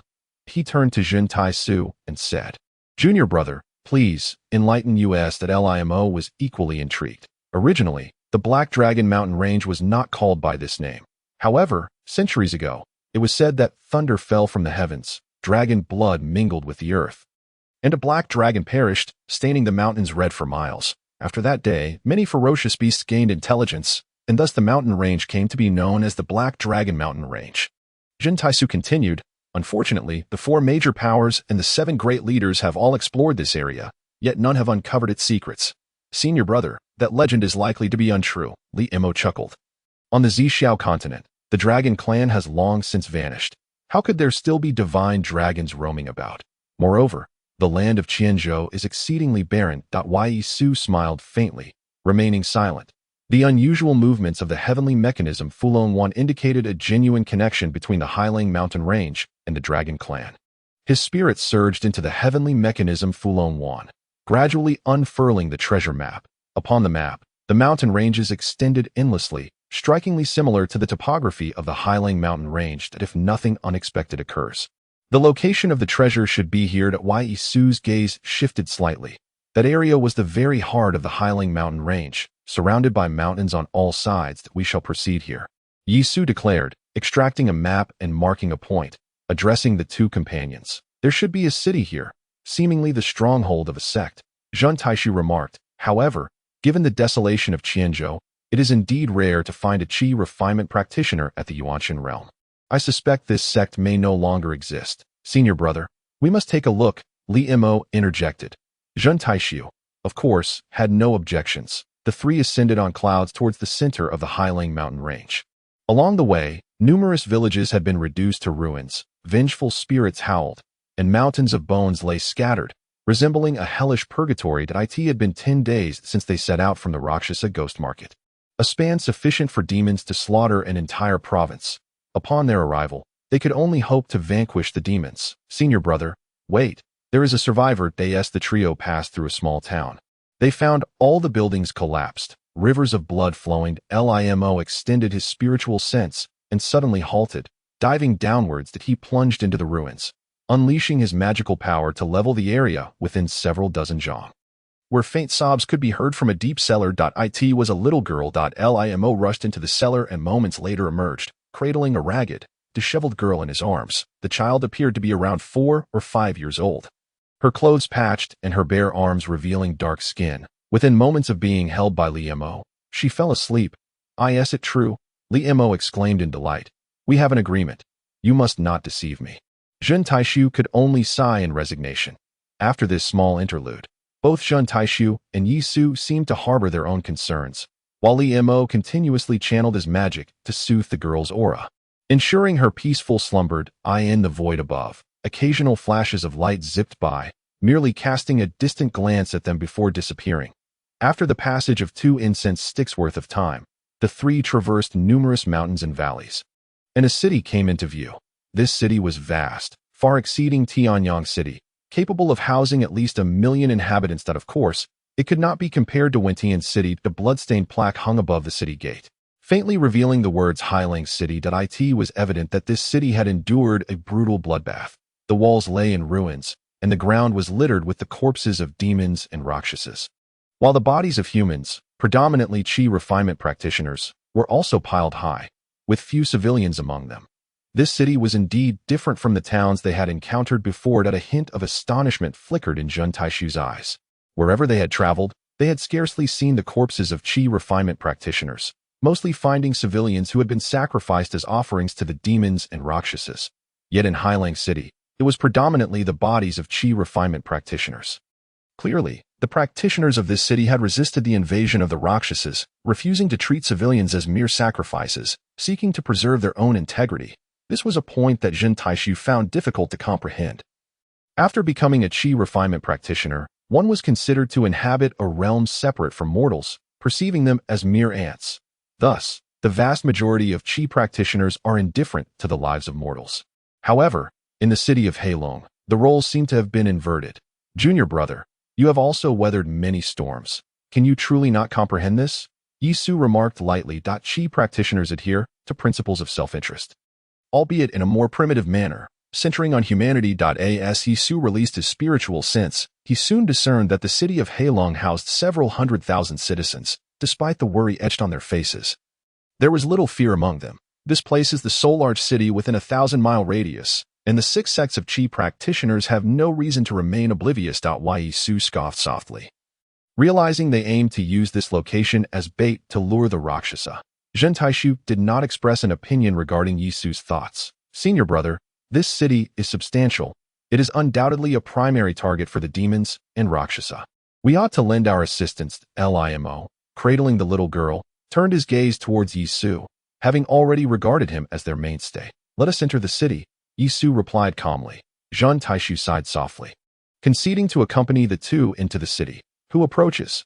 As the three appeared from the clouds, 2 chi practitioners of the void realm atop the city wall immediately took notice of them, their expressions grave and filled with vigilance. Among the demons, there exist celestial demons whose essence is purely spiritual, devoid of corporeal form, endowing them with formidable mental powers capable of transformation. The two felt compelled to remain cautious. Fellow Taoists, we are chi practitioners from the Tianqing sect, here to join forces with you in fending off the demon threat, Zhen Taishu proclaimed loudly. Tianqing sect members, one of the practitioners exclaimed with excitement. We are saved. Silence. The other interjected cautiously. What proof do you possess? Without delay, Zhen Taishu produced a jade token signifying the identity of a core disciple of the Tianqing sect. The practitioner examined it with his spiritual sense, his expression tightening slightly. Yet he still refrained from allowing the three to enter Heilong City. He turned to them and said, Please wait. I will inform the sect master. Having said this, he instructed his companion. If they show any signs of treachery, immediately activate the formation to eliminate them without mercy. Understood. The practitioner then summoned his magical power, transforming into a streak of light that darted into the city. Moments later, 4 streaks of light ascended from Heilong City, landing atop the city wall, gazing down at the three. Chapter 62. Heart Intent Sect. Part 2. Fellow Taoists of the Tianqing sect, I am Luo Lin, the Grand Elder of the Heart Intent sect, here to welcome you three. At the leading figure, clad in a black robe, with graying temples and an imposing demeanor, was of early stage cave heaven cultivation. That we welcome you three. Behind Luo Lin stood two elders, a man and a woman, who exchanged glances, their lips curving slightly in apparent disdain. You honor us, elder. We are merely disciples of the Tianxing sect, and by rank, we are still juniors. Despite this, Zhun Taishu did not return the courtesy, and the three stepped into Heilong City. Are you three here to assist Heilong City in overcoming its trials? Luo Lin inquired straightforwardly, but I hope it is not a case of taking advantage of our plight. A middle-aged woman interjected with a cold scoff, her face etched with frost. Grand Elder, with the Lioli Fire Dragon formation, we are more than capable of repelling the Rakshasa. Why must we allow sect disciples to enter the city? Another elder echoed, equally discontent. They had long seen through the true faces of the various sects in the southern region during past demon-slaying battles. In their eyes, Yi Su and his companions were surely cut from the same cloth. Yi Su smiled faintly, displaying no dissatisfaction. The actions of the 6 major sects and the 4 great powers of the southern region in days gone by indeed evoke a sense of sorrow. Were he in their shoes, he would not bestow a favorable countenance upon the practitioners of the 6 sects or the members of the 4 powers. Upon encountering you, they would undoubtedly harbor doubts. However, should you genuinely wish for us to serve as bait, the hard intent sect shall never yield. Luo Lin's expression was resolute. Elder, please rest assured. We are far from being shameless, IMO declared. Luo Lin nodded. I shall first escort you to meet the sect master. Leading the 3 to the city lord's mansion, Luo Lin noted that although the Heart Intent sect is a sect, it is fundamentally rooted in the city. The sect master of the Heart Intent sect also holds the title of City Lord of Black Dragon City. The city lord's mansion was quite modest, consisting of several courtyards, with both a school and an alchemy hall. Though a sparrow may be small, it still possesses all its vital organs. I hope you do not find it laughable, Luo Lin remarked with a smile. Qianzhou is inherently resource poor, and the development of the Heart Intent sect has not come easily. Every resource must not be squandered. Due to the calamity caused by the demons, the school was devoid of students, enveloped in an eerie silence. Upon arriving at a courtyard, 2 guards were taken aback upon seeing the 3. Elder, I would trouble you to settle this young girl, Yi Su said, gesturing towards the little girl nestled in Li Mo's arms. The child remained soundly asleep, her small hands clutching Li Mo's clothing. Unwilling to let go, Limo could only channel his energy to allow the guards to take her away. Elder, you have arrived, a young man said as he opened his eyes, retracting his energy and wiping the beads of sweat from his forehead. Assisting the man to lie down at the head of the bed, the young man turned to the 3 and clasped his hands in greeting. I am Luo Yin, a disciple of the Heart Intent sect's master. It is an honor to meet you, brothers. You are too kind. I am Yi Su, Zhun Taishu, Liamo. The 3 returned the gesture, introducing themselves. My master is gravely injured and unable to meet with you. I have taken the initiative to see you myself, and I hope for your understanding. Luo Yin apologized, his brow furrowed with concern. 3 days prior, in a battle, the Lioli Fire Dragon formation of Black Dragon City was nearly shattered. It was the sect master, Huachinga, who turned the tide, single-handedly slaying 4 Rakshasas to preserve the city.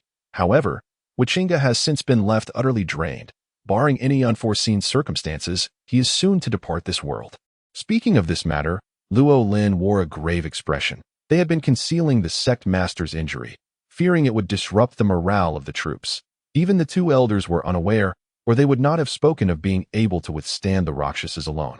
Nevertheless, with Yi Su and the others offering their assistance, both Luo Lin and Luo Yin believed they were entitled to know the truth. Gentlemen, I have some knowledge in the healing arts. Might I take a look?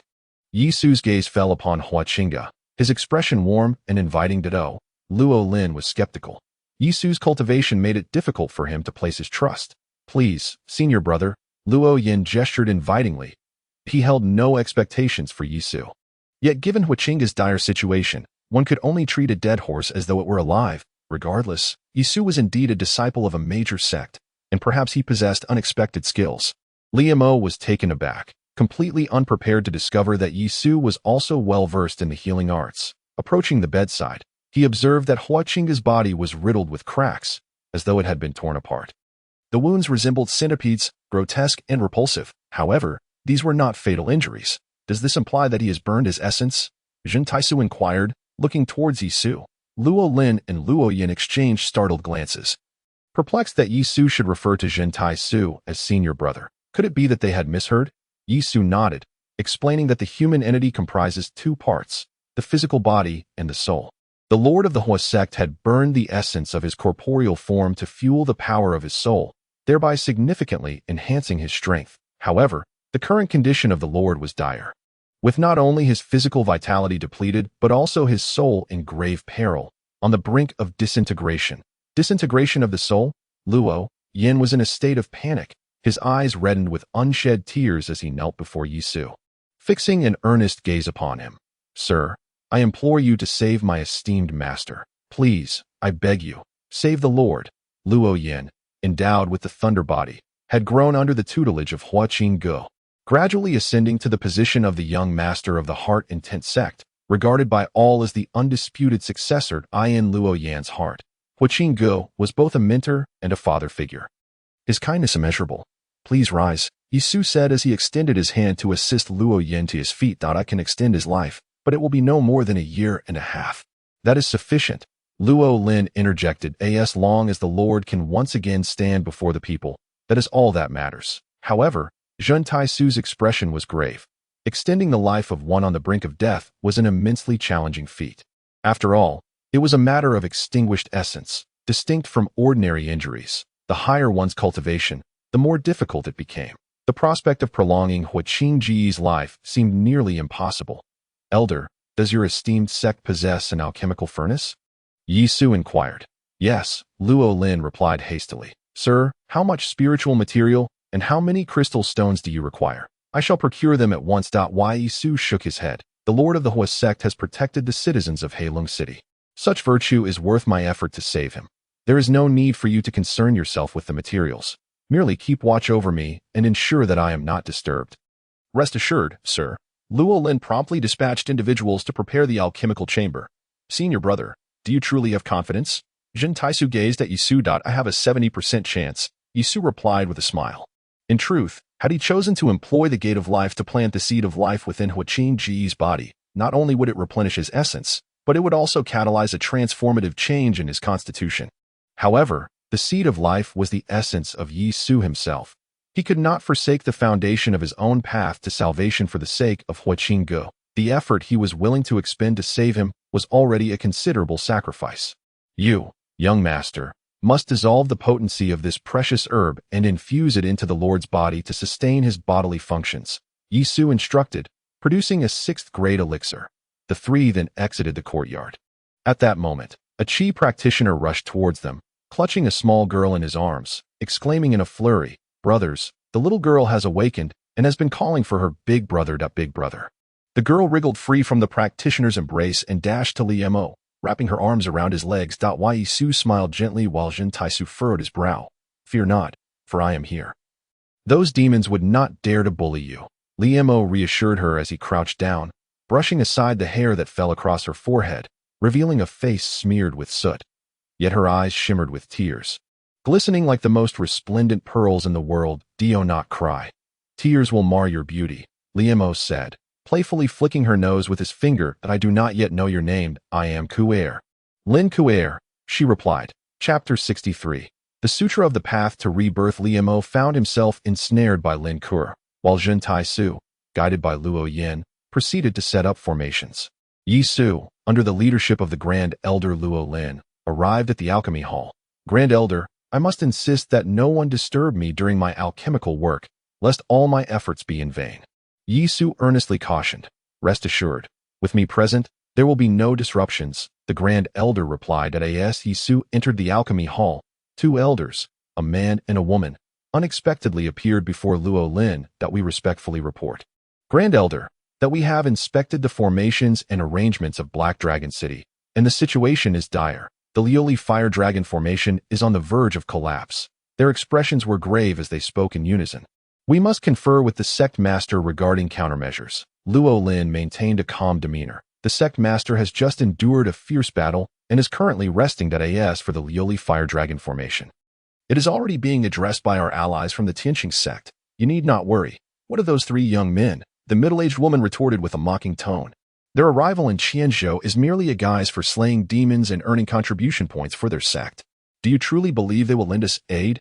Grand Elder, we must exercise caution, the man urged as well. Luo Lin, infuriated, responded with a sardonic smile. Do you not comprehend? The sect master has exhausted all his strength to protect the citizens of Black Dragon City.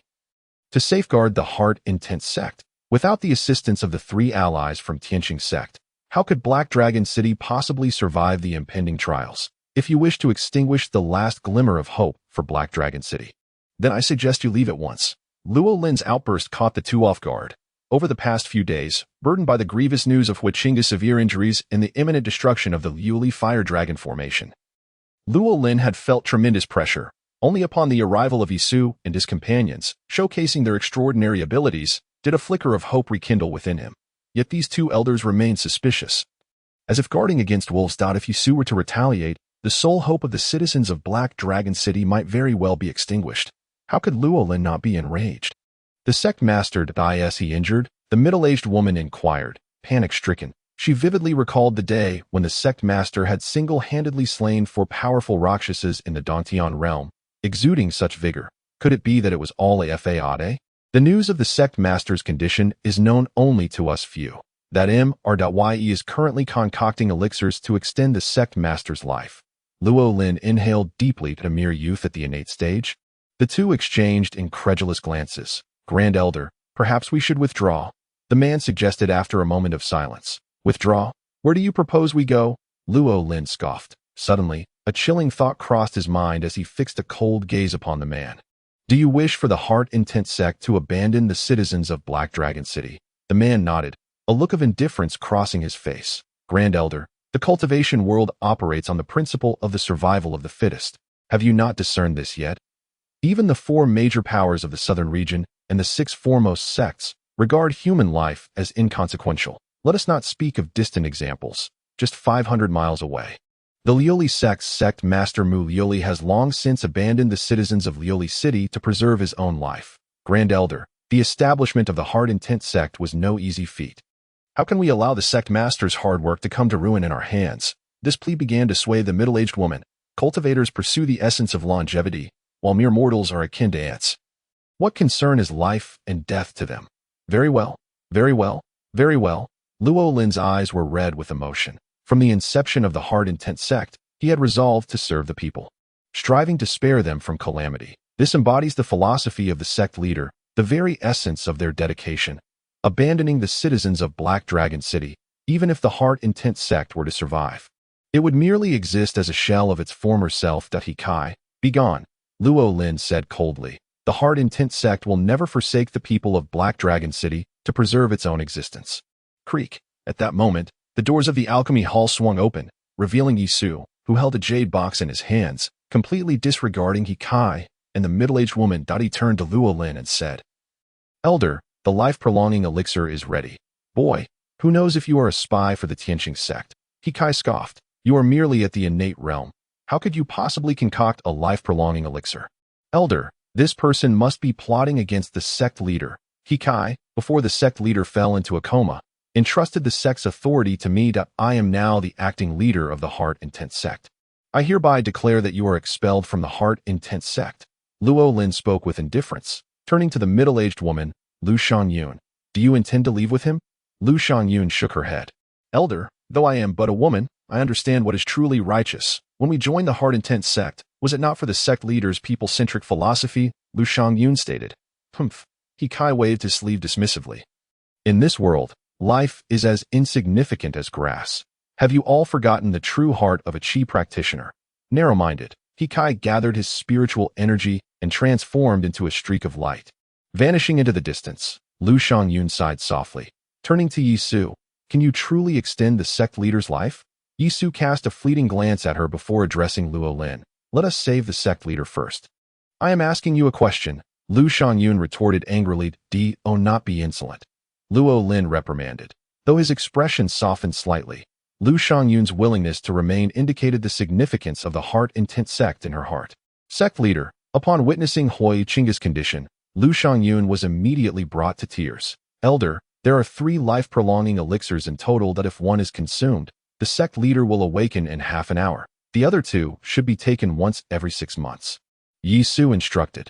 Luo Lin hastily took the jade box, retrieving one of the life-prolonging elixirs. This elixir was entirely golden, resembling a broad bean.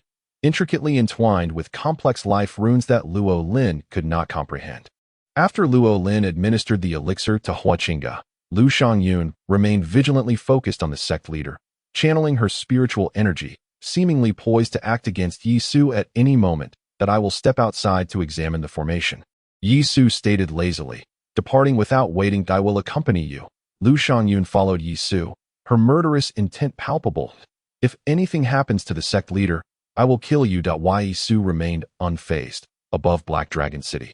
Zhen Taishu produced a series of formation flags, placing them around the city walls. Upon completion, he held a golden brush in one hand and a tray of golden ink in the other, dipping the brush into the ink and skillfully inscribing intricate spiritual patterns onto the walls. Once the patterns appeared, they quickly vanished into the walls, revealing no trace of their mystique. Limo, cradling Lin Ke was also atop the walls. Upon seeing Yi Su approach, he immediately came forward. Yi Su fixed his gaze on Lin Ke, who was exceedingly shy. Upon seeing him, she buried her head into Limo's embrace. Limo sighed with a wry smile. My cultivation method is likely not suitable for her. To join the sect for training, one must pass an examination, but Kure's aptitude is rather ordinary. On that day, filled with fervor, he had entirely disregarded these matters. Reflecting upon it now, he felt an ache in his head. Why must one necessarily join the Tianqing sect? Yi Su smiled lightly. Without joining the Tianqing sect, where might I seek the path to enlightenment? Limo was beset by distress, as the cultivation world offered techniques for sale, yet they were all rudimentary practices which he himself found unimpressive. Do you have a solution, senior brother? Yi Su replied, I happen to possess a scroll of techniques that is well suited for her cultivation. Kerr, hasten to pay your respects to your master. Limo was overjoyed, declaring that from this day forth, Yi Su shall be your master. Kerr, bow to your master. Lin Ke, timid in nature, fixed her gaze upon Yi Su. What tricks are you playing? Lu Shangyun scoffed. Can your techniques possibly compare to the Tianqing sect's Tianyuan Daojing? There is no need for you to take me as your master. Yi Su crouched down, saying, You may simply call me Brother Su. Brother Su. A sweet smile blossomed on the innocent face of the little girl, revealing two charming dimples, utterly adorable. With a thought, Yi Su sent a surge of consciousness into Lin Ke's mind. The Washing Xin Yuan Daojing, countless runes and infinite mysteries coalesced into 6 characters, engraved in Lin Ke's consciousness. In an instant, Lin Ke's body seemed to transform into an abyss, as the spiritual essence of heaven and earth surged into her, so overwhelmingly concentrated that it manifested 3 spiritual flowers above her head, evolving into the wondrous phenomenon of the 3 flowers gathering at the crown. This technique. Lu Shangyun was left in profound shock. Merely acquiring the technique was enough to elicit such a spectacle. How formidable could this technique truly be? Limo, equally astonished, could scarcely close his mouth, for while he knew that the technique imparted by Yi Su would not be of ordinary quality, he had never anticipated it to be so extraordinary. Lin Ke's diminutive frame absorbed vast quantities of spiritual essence, yet she did not leap from the realm of mortals to the dragon-elephant stage, becoming a chi practitioner. The robust spiritual essence surged through her limbs and bones, even penetrating her marrow. This was not solely due to the technique. Yi Su was also facilitating the process. He aimed to use this transmission of technique to cleanse Lin Ke's sinews and marrow, instigating a fundamental transformation in her constitution. Various phenomena soared, drawing the attention of Zhen Taishu, who was inscribing array symbols. Numerous disciples of the Xian sect cast their gazes towards the scene, each filled with astonishment. The resonance of heaven and earth, could this be the essence of Tao? Zhen Taishu exclaimed in horror. Chapter 64. The Yang clan 500 li north of Hailang City lay the ruins of Liuli City, a stronghold that had taken root in the Black Dragon mountain range. However, in stark contrast to the Xian sect's unwavering commitment to protect the populace, the city lord of Liuli City, Mu Liuli, after the emergence of the Rakshasa ghost market, dispatched agents to liaise with the Yang clan, colluding with them to use the citizens as bait to ensnare the Rakshasa. After He Kai departed from Hailang City, he vanished into the clouds, arriving at Liuli City. Above Liuli City, numerous chi practitioners were clearing the battlefield, employing their divine abilities to incinerate the remnants of bones. Please convey to Sect Master Mu that the 3rd elder of the Xian sect, He Kai, seeks an audience. He Kai announced loudly. Please wait a moment. Elder. A disciple of the Liuli sect, with an odd expression, hurried away to report to the sect master. Shortly thereafter, the disciple returned, saying, Elder He. The sect master requests your presence. Within the city of Lioli, 10 out of 10 houses lie empty. A pungent scent of blood lingers in the air, and as one strolls through the streets, an eerie atmosphere pervades every corner. This is the manifestation of resentment. Over 100,000 souls perished in a single night in Lioli City, giving rise to a formidable grudge. However, since these are mere mortals, such resentment typically dissipates within a fortnight, fading into nothingness, unless, of course, a significant number of Qi practitioners meet their untimely demise, their obsessions remaining unvanquished, leaving spiritual imprints in the void, which could then spawn terrifying monsters. Hikai arrived at a palace, in stark contrast to the simplicity of Highlang City. The Lord's Manor of Lioli City, crafted from shimmering glass, sparkled as if it were a crystal palace. Elder He. You are not here to seek assistance, are you? A sultry voice chimed, and a woman seated to the left of the palace caught his eye, with a vermilion dot between her brows, willow-like eyebrows, plump red lips, and clad in a flowing red gown. She exuded an enchanting allure. Upon seeing Mu Lioli, Hikai's gaze shifted to the head of the Lioli sect. She ought to occupy the highest seat. Yet she willingly remained below. Could it be that the individuals above were from the Yang family? Hikai's attention then turned, and he beheld a strikingly handsome young man lounging regally upon the Lord's throne, exuding an extraordinary presence, with a cultivation level at the late stage of the Hunyuan realm. Sect leader Mu. You jest, Hikai remarked with a smile. Huichinga and the old curmudgeon Luo Lin are utterly obstinate. I shall not be so foolish. I have come seeking to align myself with the sect leader. A melodious giggle escaped Mu Liuli's lips, her laughter particularly beguiling as she rose gracefully, her gown flowing with her every move. You do possess a certain self-awareness. This is the son of the third master of the Yang family. I am but a humble man. Hikai AI.it is a pleasure to meet you, young Master Yang. Hikai said respectfully. Yang Xuanyu nodded slightly, his gaze indifferent. What is the situation in Highlang City? Reporting to you, young master, Highlang City has endured a bloody battle. Huichinga is now utterly spent, and the city's protective formation lies in tatters. It is currently at its weakest. Kai conveyed the information he was aware of to Yang Xuanyu, omitting any mention of Yisu and the others. Eye in his eyes, they were merely insignificant. Like a mantis trying to stop a chariot. Even with their assistance, they would be crushed when the Rakshasa descended. Young master, why not observe the struggle from a distance and reap the benefits? Mu Liuli nestled against Yang Xuanyu, adopting a demure demeanor. Hikai inwardly cursed, realizing that this scheming woman had indeed entangled herself with Yang Xuanyu. Otherwise, how could the Liuli sect remain intact? No need. Yang Xuanyu replied confidently. I shall send someone over to grant the Sini sect an opportunity. Should they wish to ally with me and perform a blood sacrifice to Highlang City, I will intervene to save them. His gaze hardened, otherwise tough. Meanwhile, in Highlang City, the manifestation caused by Lin Ku's cultivation gradually faded. That a layer of grime clung to her, and upon opening her eyes, she exclaimed in surprise, Ah, Brother Su, why am I so dirty? Yisu affectionately ruffled her hair, replying, Kur, this is merely the first step of cultivation. Starting today, you too can train like me and become a Qi practitioner capable of soaring through the skies.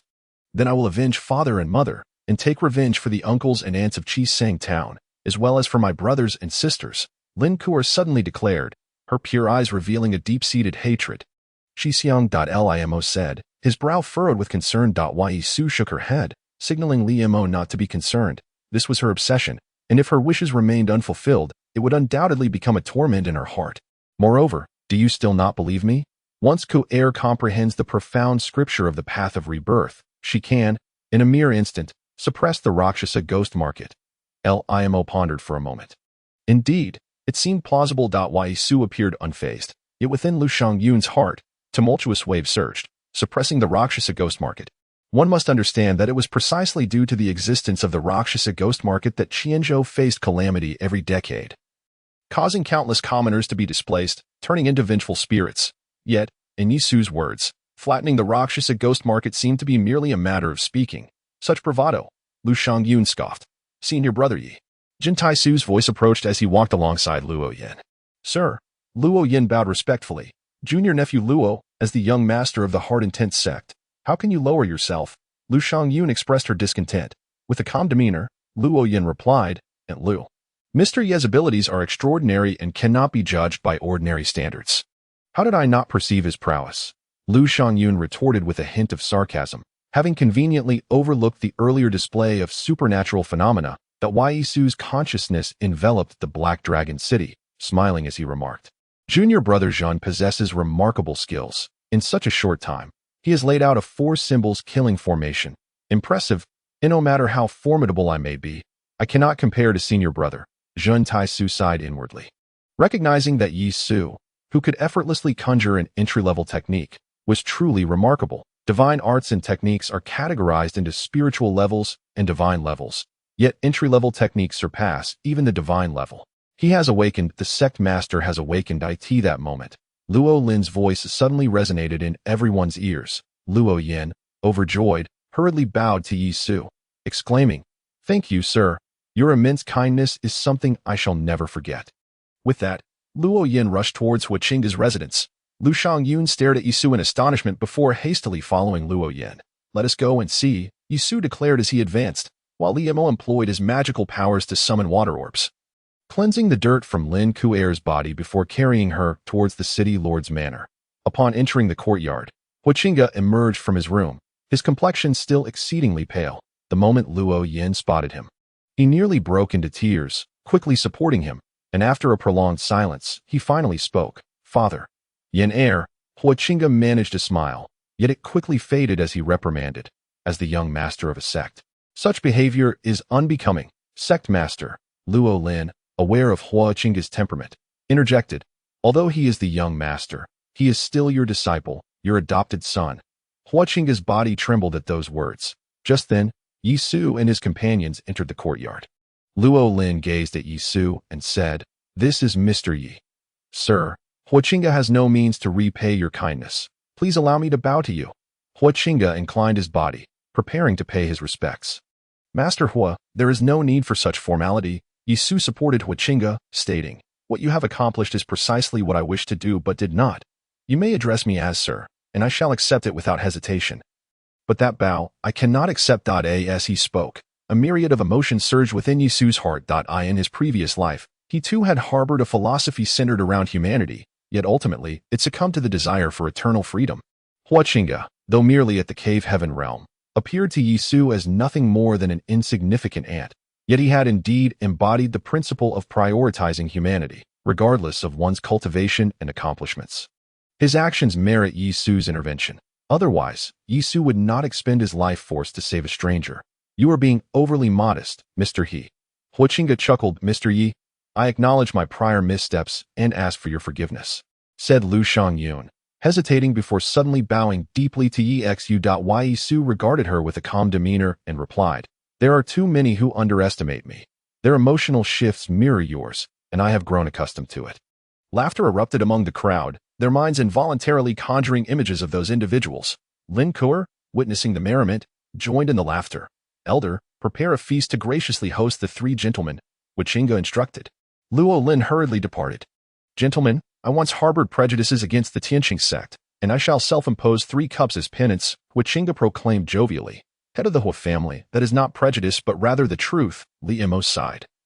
Reflecting on the fact that among the 6 major sects in Qianzhou, only the 3 of us stand as anomalies. Speaking of this, Li Mo exhibited no arrogance, only melancholy.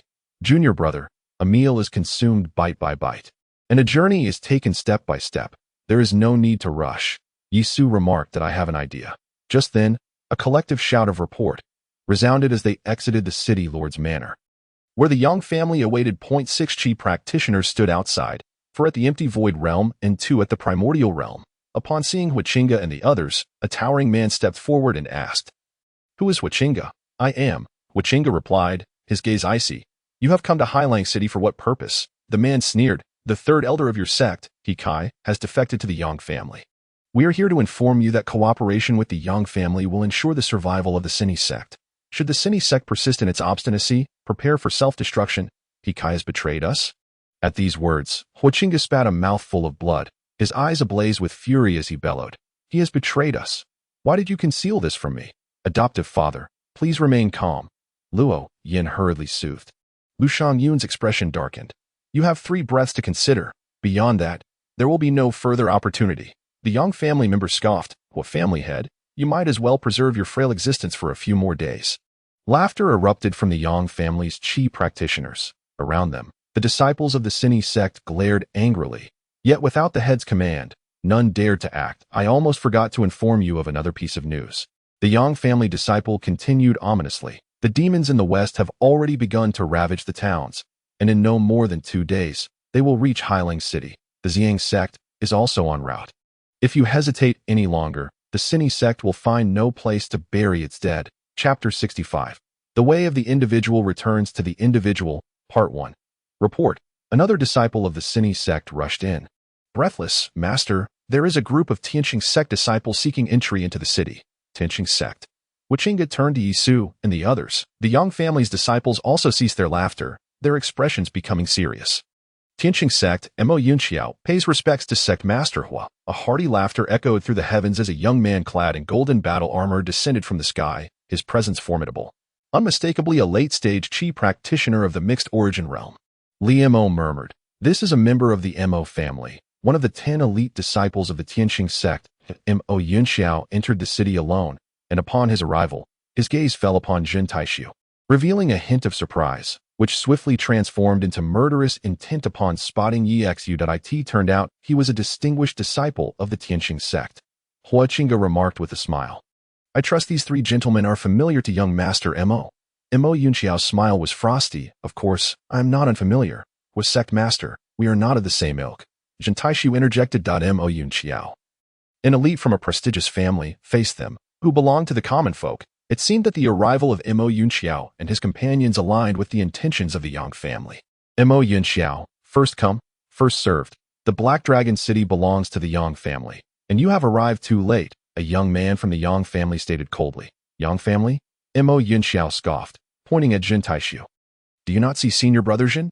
You are the people from the Tianqing sect." The Yang family youth's gaze was laced with mockery. "I have heard that you wish to aid Black Dragon City in overcoming its tribulations.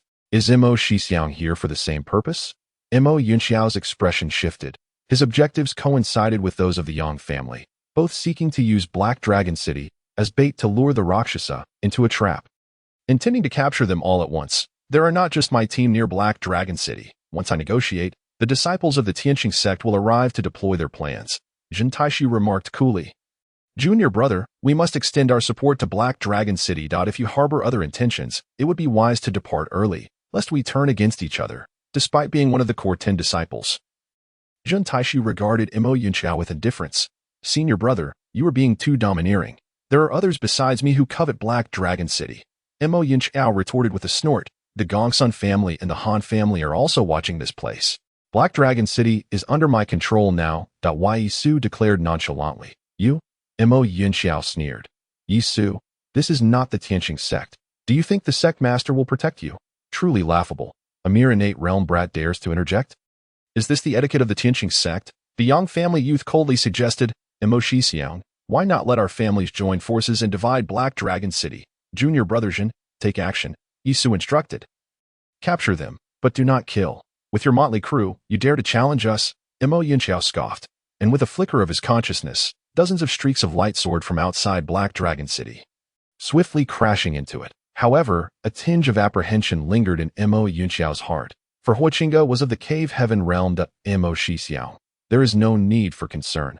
The Hard Intention sect has just endured a bloody battle, and Hua Qingge is gravely wounded, posing no threat to us, a young man from the Yang family stated. "If that is the case, then let us conduct a blood sacrifice for this city." Mo Yunqiao's expression turned sinister. The hundreds of thousands in Black Dragon City were but a swarm of ants, and he would bear no psychological burden in slaughtering them. Kill, in the void above. Dozens of Qi practitioners from the Tianqing sect surged toward the crowd, their spirit weapons ringing out, runes erupting, and divine abilities raining down upon them. Yisu, I shall claim your head first. Mo Yunqiao's figure flickered like a fleeting shadow, countless afterimages shimmering in his wake. His battle armor resonated with a metallic clang, fingers poised like the talons of an eagle, as an overwhelming force surged forth, coalescing into a tempestuous vortex aimed at capturing Yisu. The Xianjin Blade Qi, the leading young man from the Yang family, charged forward, his blade inscribed with intricate runes, manifesting the formidable Xianjin Blade Qi, unparalleled in its ferocity. In an instant, a chilling atmosphere of lethal intent enveloped the Lord's residence. "Master, You must leave at once, Luo Lin urged, his expression tense. This group of sect disciples was vastly different from the impoverished Qianzhou. They wielded an abundance of resources, and their divine abilities and techniques far surpassed those of the disciples from the hard intent sect.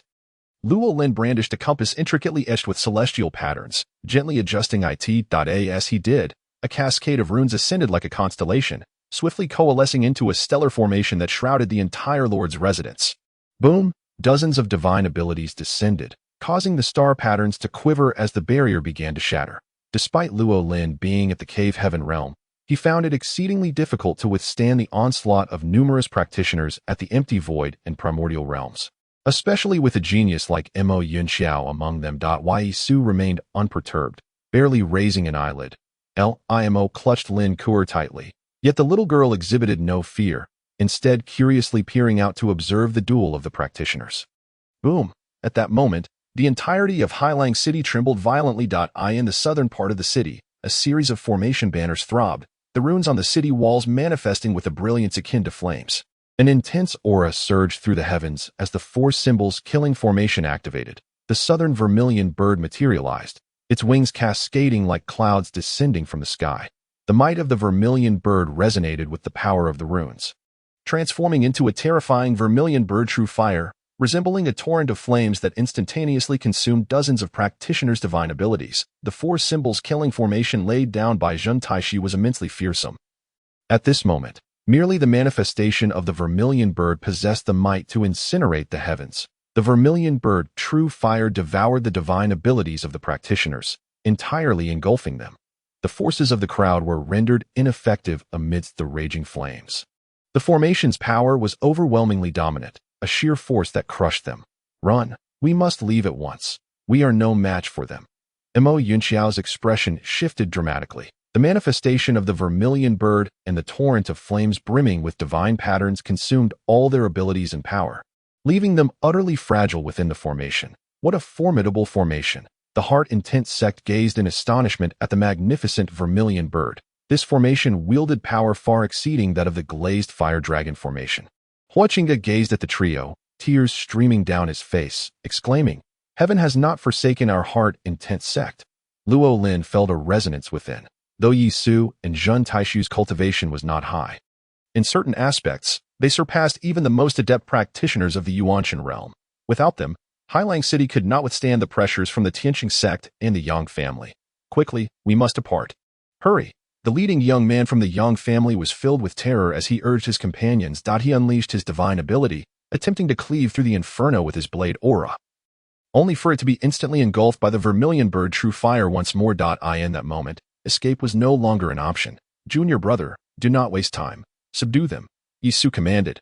Zheng Taishu nodded, his thoughts coalescing as he summoned a series of vermilion bird runes, transforming them into chains of fire that weaved through the inferno. Moments later, figures began to plummet from the void, ensnared by the chains of the vermilion bird. Rendered utterly immobile, their magical powers were entirely shackled by the might of the vermilion bird, reducing them to mere mortals. Zheng Taishu, as we both belong to the core 10 elites, you shall not imprison me.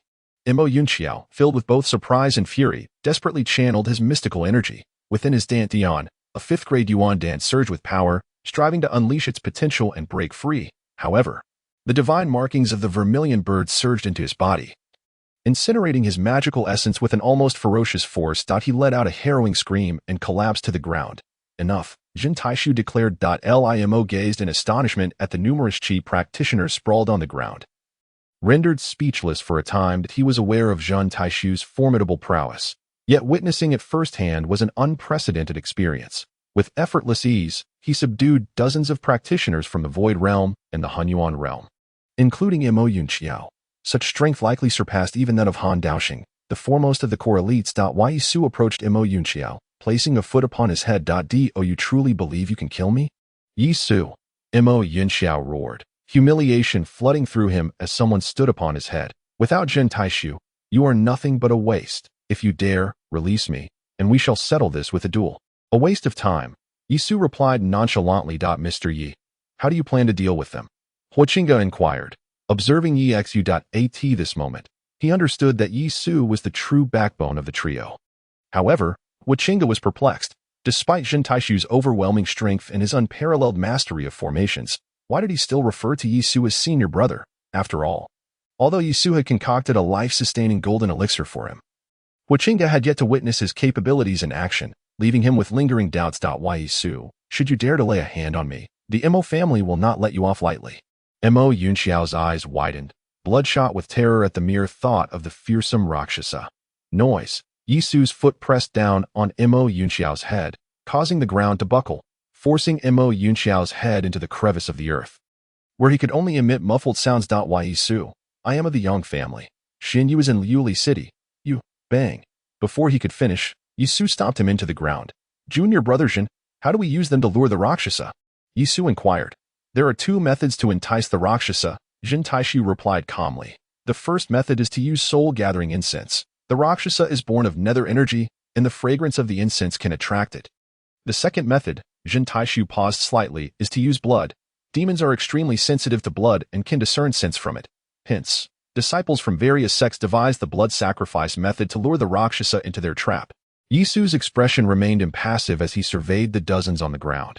Upon hearing the term blood sacrifice, they all began to thrash about frantically, resembling caged beasts with bloodshot eyes.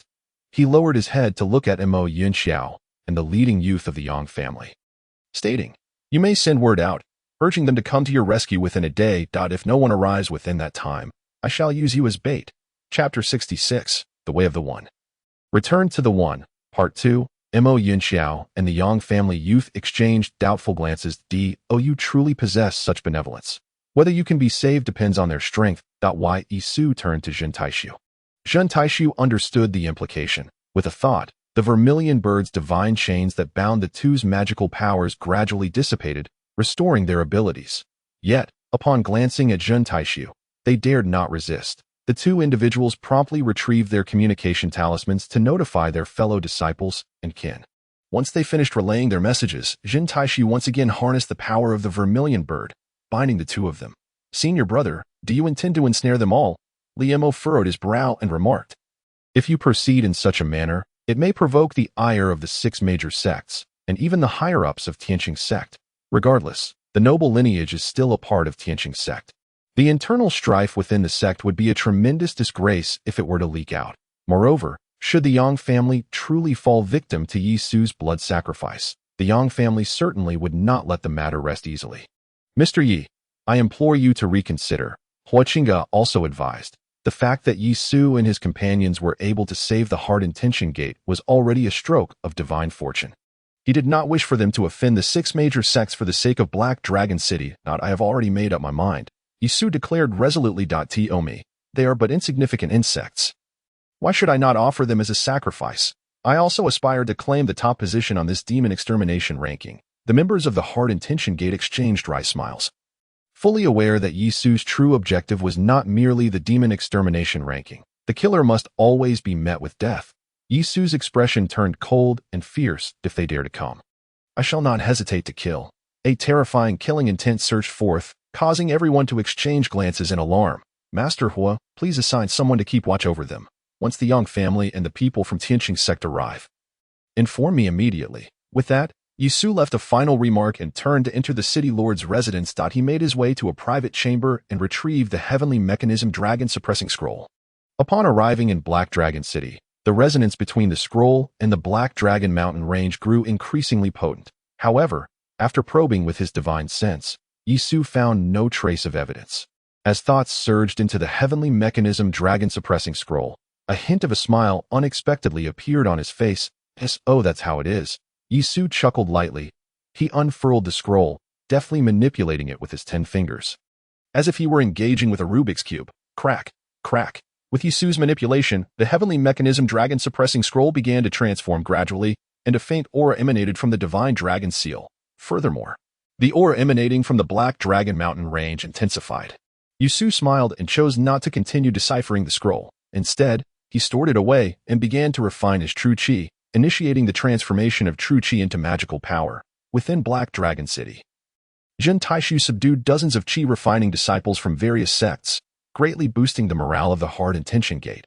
The citizens of Black Dragon City, upon hearing the news, flocked to meet the three.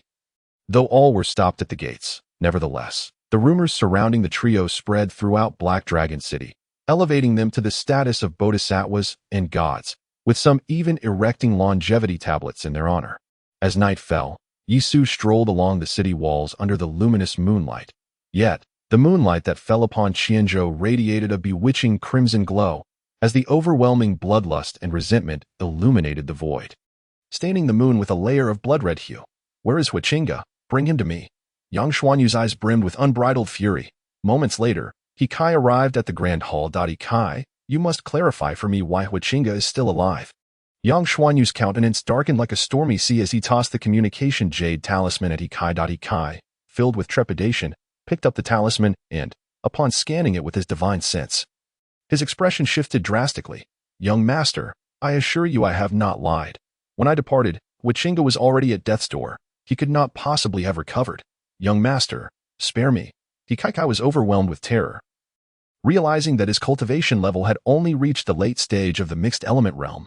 Faced with Yang Xuanyu, whose spiritual artifacts and divine abilities were on an entirely different plane, how could he possibly contend? "You have utterly destroyed my face. Keeping you alive leaves me with no dignity to exist in this world."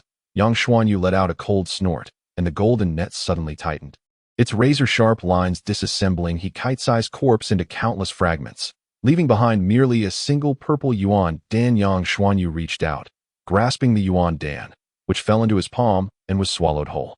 The yuan dan of a qi refinement practitioner contained the entirety of their life's cultivation. Consuming it could significantly enhance one's magical power and grant mastery over their divine abilities. However, the act of devouring a yuan dan was predominantly associated with demonic paths. With He Kai dead, Mu Yuli could not help but feel a sense of sorrow for the fallen rabbit, fully aware that despite sacrificing her allure for Yang Xuanyu's protection, she remained nothing more than a dispensable chess piece to the disciples of prominent families. As Yang Xuanyu consumed He Kai's yuan dan, his aura surged dramatically yet soon settled into tranquility. With a slight movement of his brow, he instructed Mu Liuli, "You may leave for now." Mu Liuli bowed and retreated. In the next moment, a streak of light rushed into the grand hall. A young man, adorned with a golden crown and draped in a long robe, his stature tall and imposing, entered with an air of authority. Reprimanding, "You cannot even conquer Black Dragon City, yet you still dare to call yourself a direct descendant of the Yang family. Your words ring true, second brother," Yang Xuanyu replied, lacking the previous demeanor of authority he had shown to He Kai and Mu Liuli. Hastily approaching and bowing in acknowledgement. Upon witnessing Yang Xuanyu's attitude, Yang Xuanya ceased his scolding and said solemnly, "Tell me everything about the situation in Black Dragon City." Yang Xuanyu promptly recounted the events to Yang Xuanya. "The people of the Heavenly Journey sect have also been trapped?" Yang Xuanya furrowed his brows in contemplation, realizing that it was none other than Jun Taishu of the Heavenly Journey sect behind this incident, which piqued his interest. "I have heard that Jun Taishu possesses extraordinary prowess in formations. The formation in Black Dragon City must certainly be his handiwork," Yang Xuanyu affirmed. "Indeed," Yang Xuanya nodded slightly. "Do not worry. I have already contacted Li Sun of the Ziyang sect. He will arrive at Black Dragon City in the shortest time possible, and together we shall seize it." "What about the Heavenly Journey sect?" Yang Xuanyu expressed concern. Yang Xuanya chuckled coldly. "The conflicts among the cold families of the Heavenly Journey sect are ceaseless. This incident is clearly a manifestation of their internal strife. Besides, with the alliance of our two great powers, do we need to fear a Heavenly Journey sect that is already divided?" "Your words are most accurate," Yang Xuanyu replied. "But do not be overly cautious. I have received news that both the western and northern regions of Qianzhou have already fallen, and now the demons are shifting towards the eastern and southern territories. Black Dragon City is the last major city remaining in the east, with a population exceeding 300,000. Such a coveted prize will undoubtedly attract many competitors." Yang Xuanya's gaze flickered, foreseeing the likely appearance of a flying heavenly jade Rakshasa. Yang Xuanyu's expression turned serious. The flying heavenly jade Rakshasa possessed at least the strength of the soul realm, each one fearsome in its own right. Every time calamity struck Qianzhou, a flying heavenly jade Rakshasa would appear, yet the disciples of various sects seldom provoked them, as everyone maintained their own interests and lived in peace. Those three youngsters wish to turn the tide? Ha! They are but a man is attempting to stop a chariot, utterly unaware of their limitations. We shall set off tomorrow towards Black Dragon City. 600 miles away from Black Dragon City lay a small town. The skies above the town were adorned with shining night pearls, illuminating a radius of 10 miles. The town has been cleansed by the rain, devoid of the acrid scent of blood at this moment. Shadowy figures flit about, evidently patrolling the vicinity. Yun Jianfang has become exceedingly reckless. Within an ancient mansion, numerous Qi practitioners gather, each one a late-stage Hunyuan cultivator. All elite members of prestigious families. And what of Yisu? Does he truly believe we are powerless against him? Esteemed colleagues, venting our frustration serves no purpose. Our utmost priority is to rescue Brother Mo. Someone interjects. Gongsun Shixiang, you rank second in the Corps, among us. Your strength is unparalleled. What do you propose we do? The collective gaze of the assembly fixates on a man seated at the head of the group. This man exudes a calm aura. Clad in white robes, his countenance remarkably ordinary, appearing as an unremarkable individual. Yet, upon gazing into his eyes, one cannot help but be entranced. His eyes resemble the vast expanse of the starry sky, deep and captivating. This is Gongsun Yu, the genius of the Gongsun clan and the second in the core of the Tianqing sect. Gifted with heterochromia and exceptional talent, he possesses considerable mastery over divine abilities and formations. During this upheaval in Qianzhou, with Han Daoxing absent, he is the unanimously recognized leader among the aristocracy that if reasoning fails, then let us resort to combat. Gongsun Yu states succinctly. However, someone hesitates, but the Han-men lineage. A significant portion of the disciples dispatched by the Tianqing sect to Qianzhou are indeed from the Han-men. Do you not recall that Yun Jianfang hails from Qingyun Peak? Qingyun Peak has always maintained neutrality. Thus, the Han-men disciples will not assist us. Gongsun Yu elucidates as for Yisu. Gongsun Yu smirks. Although formidable, Yisu's actions contravene the interests of the Han-men lineage, and I fear none will offer him aid. Your words ring true, Shixiang. Upon hearing Gongsun Yu's analysis, the disciples from various noble families nod in agreement. Yisu's human-centric approach has indeed betrayed the interests of the Han-men lineage. Presently, Heilong City finds itself in a state of isolation. And the more grandiose its presence, the more likely it is to attract others seeking to seize a share of the spoils that eye in Gongsun Yu's eyes. Yisu and his companions are courting their own demise. Shixiang, shall we set out now? Someone inquires. Gongsun Yu shakes his head. Not just yet. Dispatch individuals to inform our other clansmen. Let the news of Heilong City spread far and wide, ideally throughout all of Qianzhou. Turning it into a focal point of contention, the eyes of the assembly brighten at this suggestion. Shixiang is indeed astute. With a compliment, they each take on their respective tasks, leaving Gongsun Yu alone. Yisu has driven himself to a dead end. Perhaps it will not even be necessary for the elders to intervene, as the disciples from various sects may very well slay Yisu themselves. Gongsun Yu muses inwardly. Chapter 67. A focal point of contention. As the sun rises high in the sky, a new day dawns. Golden rays of sunlight bathe the earth, bestowing a touch of warmth upon this previously cold and desolate land. After receiving the message, the Yang family and the disciples of the Tianqing sect do not rush to the rescue, much to the surprise of the Sini sect and Yun Jianfang, as well as Mo. With the pride of the six giants, how could they permit their kin and fellow disciples to be captured? Brother Yi, your plight has spread throughout Qianzhou. Heilong City has become a land of controversy. And it is prudent that you do not linger, are the exact words of Zhou Hai. Shixiang, it seems he still remembers your kindness. Mo remarks with a smile. Yisu's actions have profoundly affected the interests of the disciples from the six major sects, offending both the commoners and the aristocracy alike. Zhou Hai's ability to send a message clearly stems from the favor Yisu showed him in the Thousand-Stone Forest. Wichinga and Luo Lin were burdened with heavy hearts. The great cities of the west and north have already fallen, while the south and Black Dragon City stand out like the sun in the night, destined to become focal points of attention. When the six major sects unite to exert pressure, how shall the heart-intent sect navigate its course? Can Yisu and his two companions truly salvage Black Dragon City at this moment? Lu Shangyun was also lost in thought. Thanks to Yisu, Black Dragon City gained a moment's respite, even breaking free from the constraints of the Yang family and Mo Yunxiao. Yet, because of him, Black Dragon City has become a target, with the heart-intent sect facing the potential of annihilation. The mere thought of the six major sects is suffocating. My adoptive father has 3 esteemed masters. They must possess a means to save the citizens of Black Dragon City. Luo Yin was filled with unwavering confidence in the trio. Wichinga could only manage a bitter smile. This was the 6 major sects we were speaking of. Should matters escalate, it could even draw the elders of the 6 major sects into the fray. Perhaps the Blood Demon sect would make an appearance, regardless of how formidable Yisu and his companions might be. They are ultimately disciples of the Celestial Journey sect. Would they truly abandon their sect and vow to protect Black Dragon City at all costs? Another possibility looms. Those elders might personally intervene to blood sacrifice Black Dragon City, sparing the 6 major sects from conflict. Whichever scenario unfolds, neither the Heart Intent sect nor Black Dragon City will reap any benefits. Brother, what is your perspective? Zhun Taishu inquired of Yi Su. This is precisely the outcome I wish to witness. Yi Su's gaze was profound. The attention of the 6 major sects, and even the 4 great powers fixed upon Black Dragon City, would inevitably lead to the demons of Qianzhou being driven towards it, rendering us mere cannon fodder. Yi Su's cold laughter echoed. Let them come together. I shall end this swiftly. Hearing his words sent chills down everyone's spines. Brother, the sect will not allow us to act recklessly. Li Mo expressed his concerns. News is already spread throughout Qianzhou. Once the 3 of them become known, Ming Yutong will surely issue a warning. Furthermore, our target is too grand, inevitably attracting the flying celestial jade Rakshasa. No matter, Yi Su replied, standing with his hands clasped behind his back, confidence radiating from him. If Brother Zhen's 4 symbols killing array cannot hold them, I shall take action myself. Was sect master.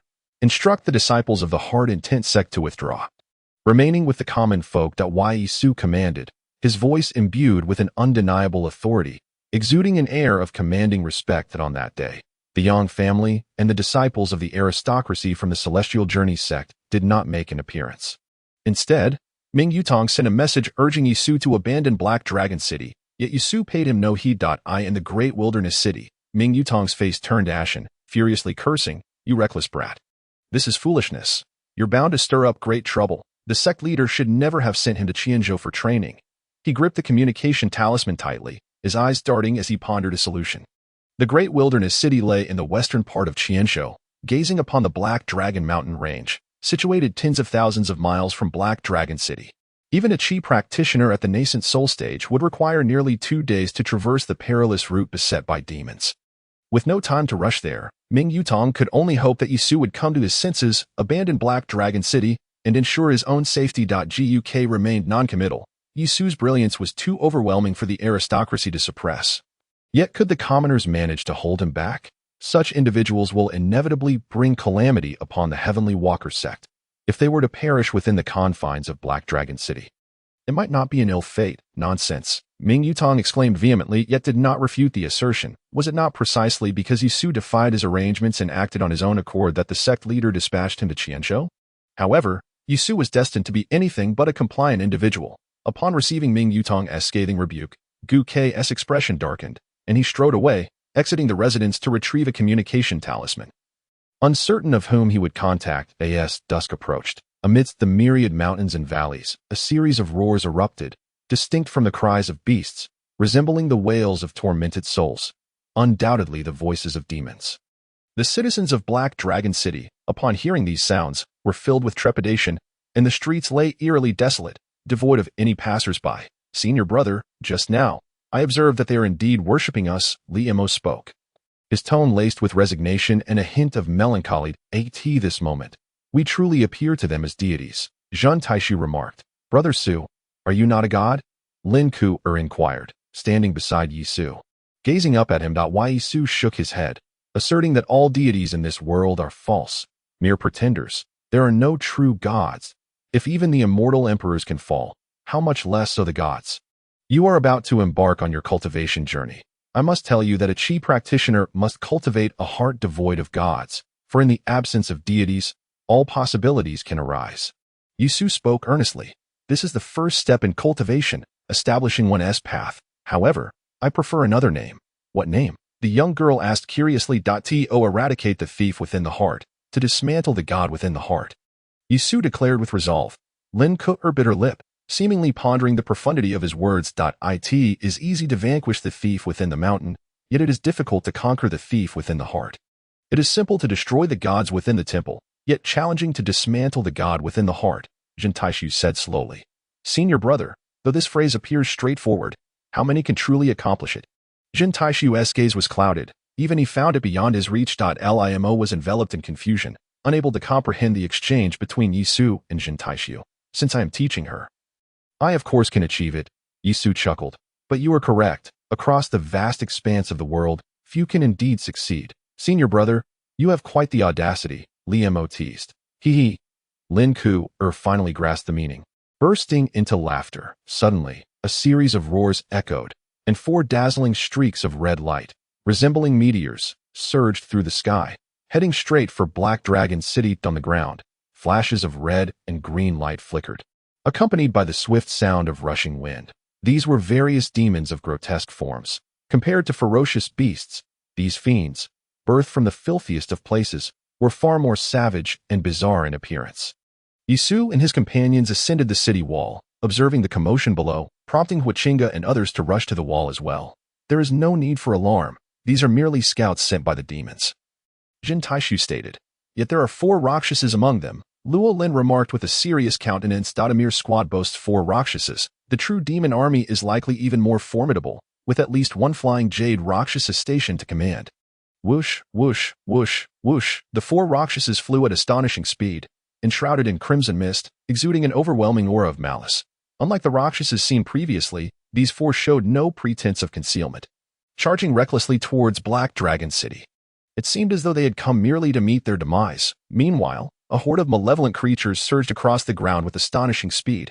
Within the confines of Black Dragon City, the inhabitants silently offered their prayers. Boom, boom, boom, boom. Thousands of demons charged towards the city's walls, using hands and feet in a frenzied attempt to scale them. Yet, atop the walls, the 4 symbols' divine patterns were inscribed.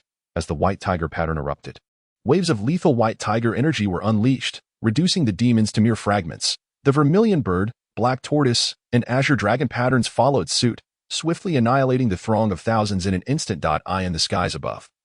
4 Rakshasas bore witness to the carnage. Instead of retreating, they summoned the power of the netherworld, transforming into fiery meteors that radiated a brilliant red light, trailing long tails as they descended. Were they self-destructing? Liemo wondered in astonishment. Zhun Taisu, maintaining a composed demeanor, remarked that the force generated by the Rakshas's self-detonation was formidable enough to severely injure even an adept at the cave heaven realm. However, beneath the 4 symbols' killing formation, it would hardly stir the waters. Suddenly, the black tortoise pattern materialized, encasing Black Dragon City in a colossal tortoise shell, which stood steadfast against the descending force. The master is formidable, Luo Yin exclaimed in awe. The power rivaling that of the cave heaven realm was effortlessly thwarted. Yet, the expressions of Huachingu, Luo Lin, and Lu Xiangyun grew grave. This is merely a test of their strength. Do not concern yourselves, Yisu chuckled. However, I suspect that the Rakshasas will launch an assault on Black Dragon City in the coming days. Brother, you might be mistaken. Zhun Taisu countered that I believe the most anxious parties are not the Rakshasas, but rather the chi practitioners of the 6 sects. Zhun Taisu's gaze swept over the void outside Black Dragon City. The recent fluctuations of the 4 symbols' patterns had alerted him to the presence of unseen movements, clearly indicating that someone was watching from the shadows. Yisu remained unconcerned, dismissing the 6 sects' disciples and the demonic Rakshasas as trifling matters. His focus lay on the aftermath. Chapter 68. The Plot Unravels. Part 1. At the stroke of midnight. Over 1,000 miles from Black Dragon City, a small town thrived under radiant lights. The night sky was adorned with luminous pearls, and numerous chi practitioners congregated here, clad in the distinct garb of their respective sects. Including all 6 sections' esteemed brothers, I must inform you that the formation of Black Dragon City is exceptionally robust. Even the self-detonations of 4 Rakshasas at the mixed element realm could not shake its foundations. However, within Black Dragon City, there are indeed only members of the Hard Intent sect and 3 chi practitioners from the Skywalk sect. Inside a grand residence, a gathering of chi practitioners listened intently as a black-clad practitioner respectfully relayed the news. Gong Sun Yu, they are your fellow disciples. You are most acquainted with their capabilities. Please share your insights. Yang Xianyi fixed a cold gaze upon Gong Sun Yu, his expression inscrutable. In just one day, the disciples from the 6 major sects had flocked to the area. The information could not have been disseminated by the Yang family, but was undoubtedly orchestrated by Gong Sun Yu. For the Yang family, intent on monopolizing Black Dragon City, Gong Sun Yu's actions were infuriating. Nevertheless, Yang Xianyu could not openly voice his grievances in front of the other sections. Gong Sun Yu, maintaining his calm demeanor, stated, though Yisu is indeed a prodigy, he is merely at the innate realm and poses little threat. Our greater concern lies with Zhun Taisu. His expertise in formations is exceptionally high. To speak candidly, few among the younger generation in the southern region could rival him. Upon hearing this, the assembly fell into a contemplative silence. A master of formations is indeed a source of fear. Sister Fu, the sword sect stands as the foremost among the 6 major sects. What is your perspective? Someone inquired, turning to a woman present. The woman exuded an air of heroism, clad in a pristine white attire that radiated masculinity. Complemented by her strikingly beautiful visage, bestowing upon her a unique charm, Fu Yundai maintained a calm demeanor, addressing her companions, all of whom were prodigies of their respective sects. It is merely a Black Dragon City. Must we truly hesitate? In my opinion, we should directly assault Black Dragon City, conduct a blood sacrifice, lay down a killing formation, and capture all the Rakshasas in one fell swoop. That is unwise, interjected a practitioner from Ziyang's sect, whose cultivation had reached the perfection of the Hunyuan realm, a mere step away from the Dantian realm. What insights do you possess, senior brotherly? The gaze of the crowd converged upon the young man from Ziyang's sect. Li Xuandao replied, indeed, the 3 of them are not to be feared, yet the Tianqing sect has elders present. Given the magnitude of this situation, I trust the elders of Tianqing sect are en route. Senior brother, Gong Sunyu remarked coolly, our sect's elder has already sent a message, but Yusu has disregarded it. Elder Yu has stated that the interests of the sect take precedence. Those who obstruct our path shall be slain. A chilling aura of murderous intent emanated from Gong Sunyu, causing a shiver to run through the hearts of those present. The conflict between the aristocratic lineage of Tianqing sect and the humble faction was indeed not a mere fabrication. We cannot act impulsively, Yang Xuanya spoke. There are 6 practitioners from the Yang family within Black Dragon City. Should we storm in, their demise would be inevitable. Gongsun Jr. brother, it appears the individuals from Tianqing sect are still within Black Dragon City. Correct? If we are to kill, let us do so without further ado, a man spoke coldly. This was a practitioner from Xianin sect, a notable figure within the Hunyuan realm. Mo Duanhuan. Do all those from Xianin sect share your penchant for violence? Mocked a member of the Wujimagong, a woman with an alluring demeanor and revealing attire. By Hong, do you seek death? Mo Duanhuan retorted icily. Am I to fear you? By Hong unleashed her Hunyuan realm aura, and a menacing ghostly figure materialized behind her. Enough. Fu Yundai's enchanting eyes glimmered with cold light. The affairs of Black Dragon City pertain to our interests in this endeavor. Set aside your personal grievances for the time being. Yang Xuanya, Gong Sunyu. Since both Tianqing sect and the Yang family have individuals trapped in Black Dragon City, let us each dispatch representatives tomorrow to exert pressure upon the city. Should negotiations fail, we shall take decisive action to seize Black Dragon City and then strategize further. In the Black Dragon Mountain range, towering peaks were shrouded in dense demonic mist from one of these mountains. Unsettling fluctuations could be felt. The barren mountain was strewn with peculiar rocks, and at its summit, numerous Rakshasas knelt in reverence. In the void, several heavenly demons crawled, each solidified in form, their psychic energy radiating and creating various illusions. They appeared to be awaiting their superior. After a few moments, a beam of demonic light tore through the sky, revealing a strikingly handsome and alluring young man atop the mountain. Upon his arrival, the heavenly demons and Rakshasas uttered obscure demonic chants, seemingly in praise of him.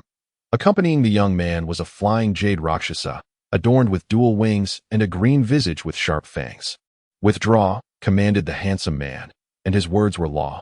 The Rakshasas and heavenly demons dispersed. The young man gazed longingly at Black Dragon City, his eyes shimmering with an otherworldly allure. My Father God has tasked me with entering Qianzhou to gather sufficient flesh and blood for sacrifice, enabling him to escape the Rakshasa ghost market and enter this continent. Success is imminent. The man's fingers were long and graceful as jade. As he spread his 5 fingers, a delicate altar levitated into the air, inscribed with intricate magical patterns. Faces emerged from the altar, struggling desperately to break free from its constraints, their cries echoing like wails of tormented souls, hauntingly mournful.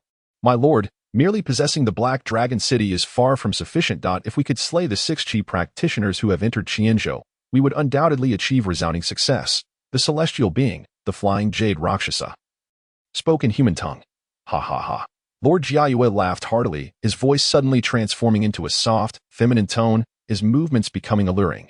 This is what humanity often refers to as the man is stalking the cicada, while the yellow bird lies in wait behind. These humans, seeking to ensnare our race through blood sacrifices, remain blissfully unaware that all of their actions are under my lord's control, a mere path to self-destruction. With a captivating smile, Lord Ziyue clenched his fingers, causing the altar to vanish. along with him disappearing into the void. The following day, as the sun rose, disciples of the Heart Intent sect suddenly reported that dozens of Qi practitioners were knocking at the city gates, wishing to enter and see Huaqinga. Upon reaching the city wall, Huaqinga, Luo Lin, and Lu Shangyun's expressions darkened instantaneously. All 6 major sects had arrived. Mr. Yi. What shall we do? Lu Shangyun regarded Yi Su as a lifeline, as the Heart Intent sect could only rely on him now. Let them in. Yi Su's smile was chilling, as Huaqinga commanded the reception of the Qi practitioners from the 6 major sects. The disciples of the Heart Intent sect led the group to the city lord's mansion. Well, Lord, hand over our brethren, Yang Xuanyu stated bluntly upon seeing Huaqinga. Senior brother Jin, where are Mo Yunqiao and the others? A disciple from the Tianqing sect inquired. The representatives from Ziyang's sect, Wujimo Palace, Xianin's sect, and Jianmen remained silent, their disdainful gazes sweeping over Yi Su. Are you here to persuade us to surrender? Yi Su questioned the crowd. This is not a matter for you to address. A Tianqing sect disciple sneered. Jin Taishu, can a mere innate realm insect act as your spokesperson? The disciples of the major sects mocked. Jin Taishu smiled calmly. This city now bears the surname Yi. Of course, brother, you can take charge. Does he even deserve the Yi surname? The crowd scoffed, for the Yi family was a prominent clan in the southern domain. Hailing from the Qinzhou family, how dare a mere innate realm Qi practitioner claim the Black Dragon City as his own? It seems you lack the awareness for negotiation. Yi Su's smile grew increasingly frosty. Even Jin Taishu must stand on equal footing with us. What are you? A Qi practitioner from Wujimo Palace dismissed. You insignificant insects. I could crush countless like you each year. Jin Taishu. If you surrender the people and present the Black Dragon City for mercy, we will overlook past grievances for the sake of the Tianqing sect, a disciple from Jianmen proposed. Impossible. A disciple from the Tianqing sect coldly declared. Yi Su must die. This matter does not concern us. We only desire the Black Dragon City. The 4 major sects made their positions known. Huaqinga and Luo Lin's expressions were filled with despair. Senior brother, shall we take action? Jin Taishu inquired. Capture them and hang them alongside the previous ones on the city wall. Yi Su replied indifferently. Jin Taishu nodded. Boom. In the next moment, the entire city of Hailing trembled violently as the Eastern Azure Dragon manifested. Runes resembling the soaring Azure Dragon coalesced into a gigantic dragon claw. Reaching into the Lord's mansion, wherever it passed, the essence of wood permeated the air, and in the void, tendrils began to sprout, instantaneously transforming into a prison that enveloped the Lord's residence. Jin Taishu, no matter how profound your mastery of formations may be, can you truly withstand us? A disciple of the sword sect scoffed coldly. With a resounding clash, sword light illuminated the void, and violet sword radiance pierced through the sky like a rainbow crossing the sun. Under the tremors, the void erupted with waves of sword energy, crashing violently towards Yi Su and his companions. The disciples of the sword sect, dedicated to the path of the sword, predominantly practiced the art of flying swords. This individual was a master among the core disciples of the sword sect, far surpassing Gu Qiuyang in the mastery of flying swords. It was not just him. The Wuji Demon Palace, Xianin sect, Ziyang sect, the Yang family, and the Tianqing sect had all come prepared, their ranks filled with practitioners of the Hunyuan realm. They had long planned that if negotiations faltered, they would reveal their daggers and strike down Jin Taishu and the disciples of the Heart Intent sect in one fell swoop, seizing control of the blood sacrifice layout of Hailing City. However, none anticipated that Jin Taishu would take the initiative to strike. Overconfident, the crowd chuckled derisively as dozens of divine abilities erupted, surging against the Azure Dragon's massive claw, and the tendrils formed from the essence of wood. Chapter 69. The Dagger Revealed. Part 2. Heavenly Thunder. Several disciples of the Ziyang sect channeled their power, extending their hands to summon forth, and suddenly, the void roared as dark thunderclouds materialized overhead. The terrifying black lightning resembled a horde of black dragons, their thunderous roars intertwining with dragon cries, creating an indistinguishable cacophony. Boom. The entire Lord's mansion was submerged in a sea of thunder, the residents shattered, and countless black dragons surged into the void, creating a spectacle of unparalleled grandeur. Huazongzhu, everything is within my grasp. Nothing can perish. Yi Su laughed heartily. He remained motionless, while Jin Taishu activated the Azure Dragon runes, establishing a barrier before the crowd, which appeared to be composed of countless Azure Dragon scales. Outside the barrier, the dragon claw descended, the essence of wood blossoming, as the myriad azure vines, resembling dragons, shattered each black dragon. Jin Taishu's formation had reached an extraordinary level. He remained still, entirely relying on his mental focus to manipulate the grand array. With a mere thought, the azure vines transformed into azure dragon sword energy. The dragon patterns manifesting as if innumerable azure dragons were pouncing forth. Bang, bang, bang, bang, bang. The crowd's divine abilities clashed with the azure dragon sword energy, shattering it momentarily, yet it swiftly coalesced again. Its might even greater. Senior Brother's formation truly lives up to its reputation, Li Mo praised. Within the four symbols killing formation, Jin Taishu was the undisputed sovereign. The practitioners of the six sects could shatter the azure dragon sword energy. But they could not sever the azure dragon runes. The eastern azure dragon belonged to the wood element, and the essence of wood was ever renewing.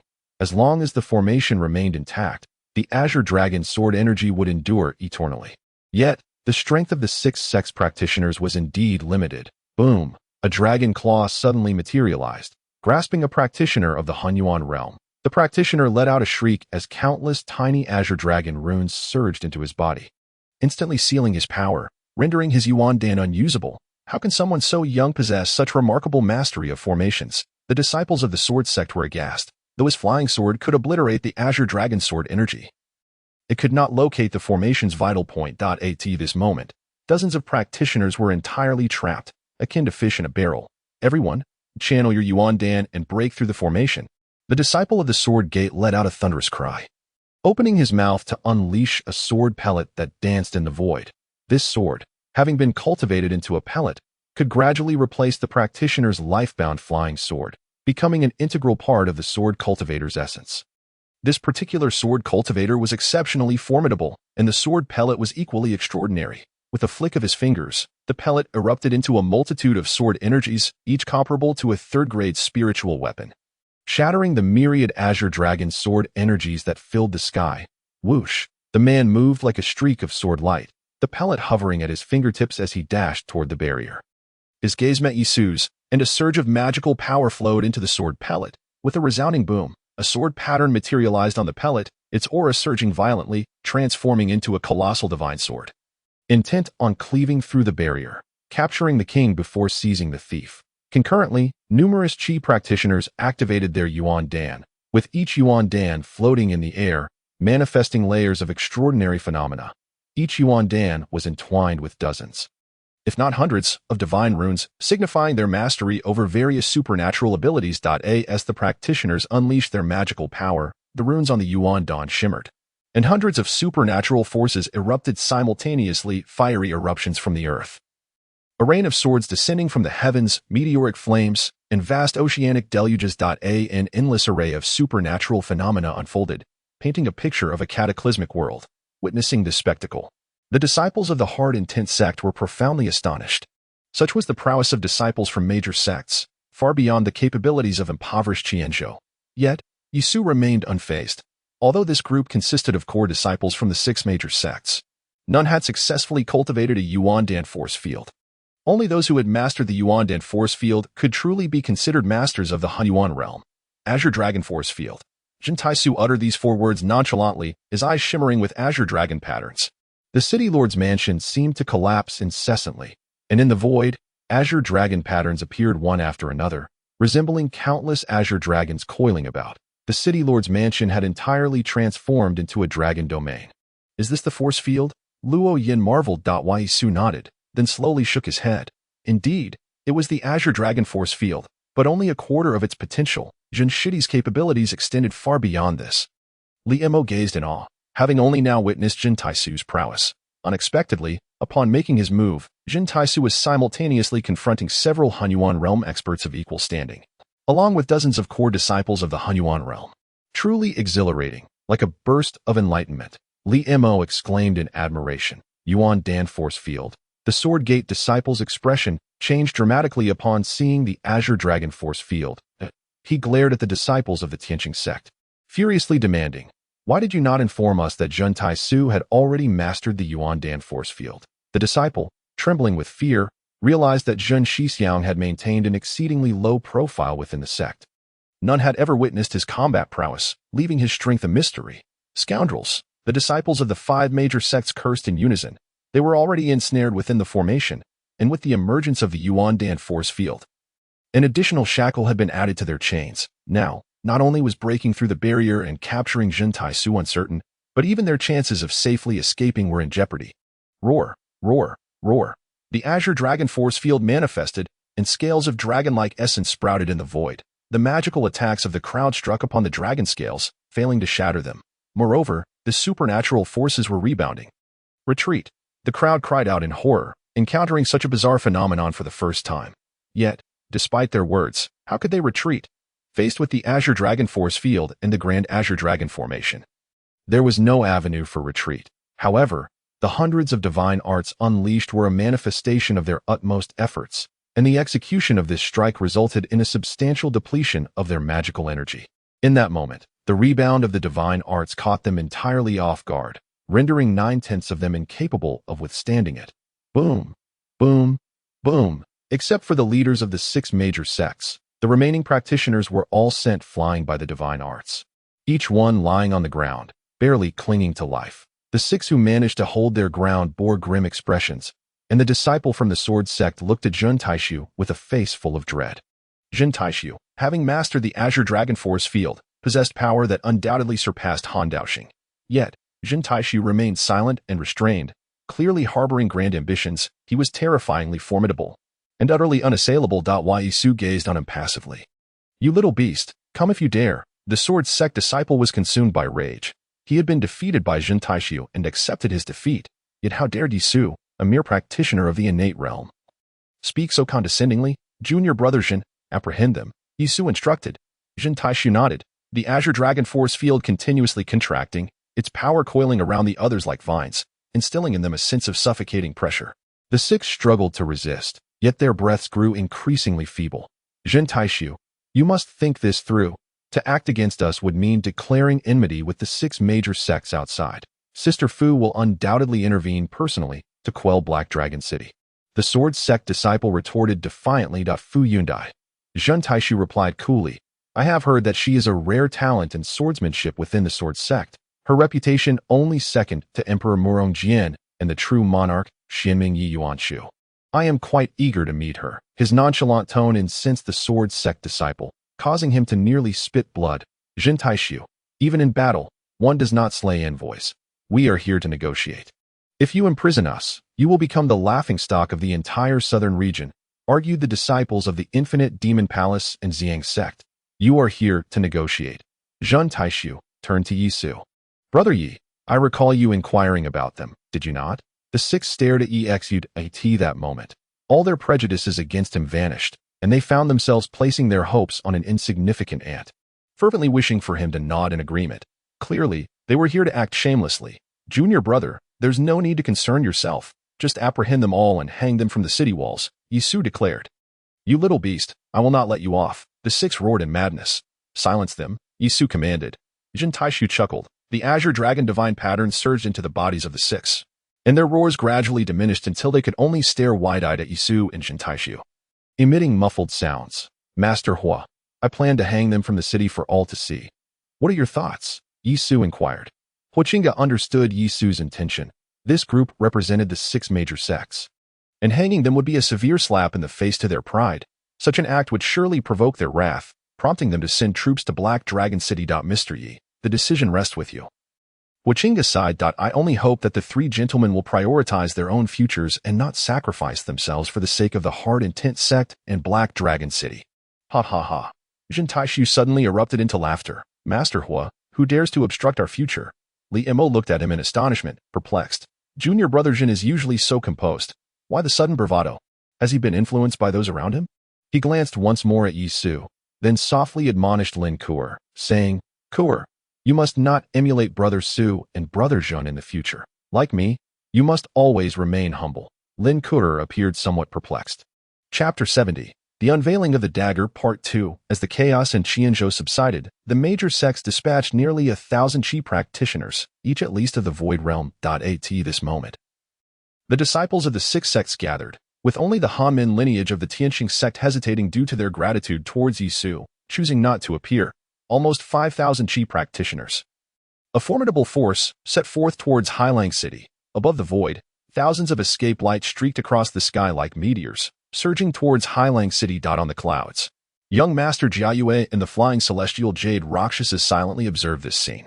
The corners of Ziyue's lips curled slightly as he spoke in a soft and enchanting tone. They have finally decided to take action. Young master, should we immediately dispatch troops to seal off the area?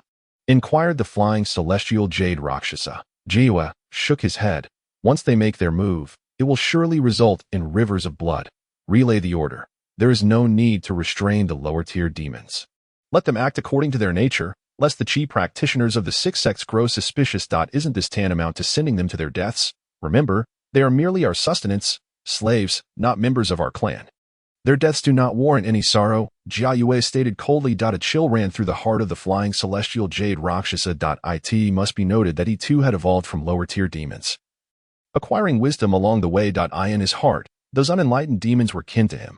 Half an hour later, Highlang City came into view. Upon the city walls, figures hung motionless in midair, all exuding a feeble aura, like candles flickering in the wind, on the verge of extinguishment. Observing this, the leaders of the six sects all wore grim expressions. Such audacity! Li Sun's gaze turned fierce, lightning dancing in his eyes, after breaking the formation. We must cleanse this city with blood to erase our humiliation. Bai Hong of the Wujia Demon Palace radiated a murderous intent, but Yi Su and the others stood atop the city walls, gazing at the thousands of chi practitioners above, with Huaqing's heart trembling. Each chi practitioner possessed at least the cultivation of the Void Realm, and among them were several hundred of the Hunyuan realm. Arrayed in the void like heavenly soldiers, the disciples of the Sini sect also turned pale. They had never witnessed such a grand display. They have finally arrived. Yi Su stretched lazily, speaking leisurely. Junior brother, when the time comes to strike, do not hold back. Slay as many as you can. Are you trying to establish your authority, senior brother? Zhen Taishu inquired. Yi Su's gaze deepened. How can they not be frightened? Zhen Taishu seemed to grasp Yi Su's intentions and let out a hearty laugh. Rest assured, senior brother, leave it all to me. As long as I am here, none shall breach my formation. Yi Su nodded slightly. He had confidence in Zhen Taishu's abilities. Yi Su, Zhen Taishu, come forth to meet your doom. Gong Sun Yu transformed into a streak of light, arriving before Highlang City. His gaze fell upon the two, and he spoke sternly. How can you, as disciples of the Tianqing sect, resort to harming your fellow sect members? How will the Tianqing sect establish itself in the southern region in the future? What a bold statement. Zhen Taishu scoffed. Gong Sun Yu, what are you, to have the right to admonish me? Stubborn as a dead duck. Mo Duanhuan sneered. When the city falls, it will be your day of descent into the netherworld. Everyone, there is no need to dally with him. Kill. Yang Xuanya let out a long howl, his battle armor clinking with resolve, as two golden blades materialized in his hands. One a dragon, the other a tiger, exuding unparalleled majesty. Kill, roared the thousands of chi practitioners in unison, their terrifying murderous intent soaring to the heavens, shattering the clouds above. In an instant, the void was filled with the spectral imagery of glinting weapons and armored steeds. This was the essence of killing intent. The combined ferocity of thousands of chi practitioners could deter even a soul realm master from facing them directly. Such overwhelming bloodlust sent a shiver through Luo Lin's heart. The disciples of the hard intent sect tightened their grips on their weapons, each one poised for battle. Having endured the calamities wrought by demons, their resolve was unwavering, and their sense of purpose resolute. Few among the 6 major sects could rival them in steadfastness of heart. Thus, even when confronted by an army of thousands, the disciples of the heart intent sect maintained their composure.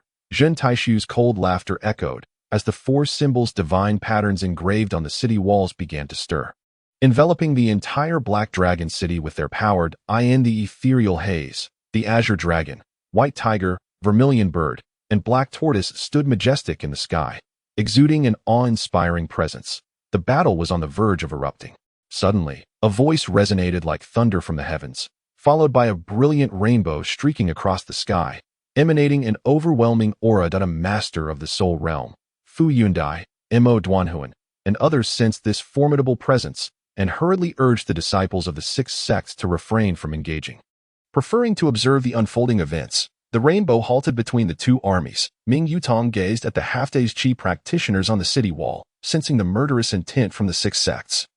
And his heart sank. He had arrived too late. Yi Su, Zhen Taishu, I wish to speak with you, Ming Yutong declared, adding, I come as a representative of the Hanmin lineage. With that, he turned to face the disciples of the 6 sects and said, Grant me this favor. Fu Yundai frowned slightly and replied, Elder, please proceed. Mo Duanhuan, by Hong, and Li Sun did not intervene either. If Ming Yutong could negotiate successfully with Yisu and the others, it would be ideal. If not, they would have just caused to eliminate Yisu and his companions, leaving the Tianqing sect with no grounds for complaint. Let him in, Yisu said, his brow furrowed, regardless of the outcome. He felt compelled to provide Ming Yutong and the Hanmin lineage with an explanation. Jin Taishu promptly activated the formation, allowing Ming Yutong to arrive like a rainbow. Jin Shizizi, Li Shizizi, you are disciples of Qingyan Peak. Ouyang Peak Master maintains a neutral stance between the Hanmin and the aristocratic families. Are you aware of the repercussions your actions may have on Ouyang and Qingyan Peak? Ming Yutong admonished. Li Mo lowered his head, feeling a twinge of guilt. Ouyang was known for his fairness and integrity. Their current actions would indeed have significant repercussions for him. Deacon, I do not require others to dictate my actions. Jin Taishu replied in a calm tone. I am merely doing what must be done. Humph. Ming Yutong sneered. You are positioning yourselves against the 6 sects. I shall pursue what I believe to be right. Even if it means standing against the world, Jin Taishu countered, unperturbed by Ming Yutong's words. Ming Yutong sighed inwardly, turning to Yisu and saying, Yisu, how can I justify your actions to the sect leader and the Hanmin lineage? At that moment, a flicker of hope still lingered in Ming Yutong's heart upon receiving the news. However, upon witnessing the 6 sects chi practitioners descending upon the city, the last vestige of hope shattered within him. He had encountered Yisu on 2 occasions and possessed a modicum of understanding regarding his character. He was acutely aware that Yisu, bold enough to defy the sect master, would never heed his commands. Without the sect master's intervention, you would have long since perished at the hands of the Gu family. How can you now so utterly forget? In all my years of cultivation, I have never encountered anyone as brazen and shameless as you. The crowd exchanged glances. Yisu, with an air of indifference, remarked, without the Tianqing sect master, the Gu family cannot touch me. However, I shall repay his kindness in due time. To oppose the Tianqing sect. This is your method of repayment? Ming Yutong scoffed. Yisu continued. His intention is to support me against Gu Lingyun, establishing a counterbalance to the aristocratic families, which is entirely unnecessary. In the future, I shall eliminate the aristocratic lineage on his behalf, thus severing ties with the Tianqing sect. You young, impudent fool. While Ming Yutong recognized Yisu's arrogance, he could not have anticipated such audacity. Utterly heretical, Li Mo regarded Ming Yutong, inexplicably feeling a twinge of sympathy.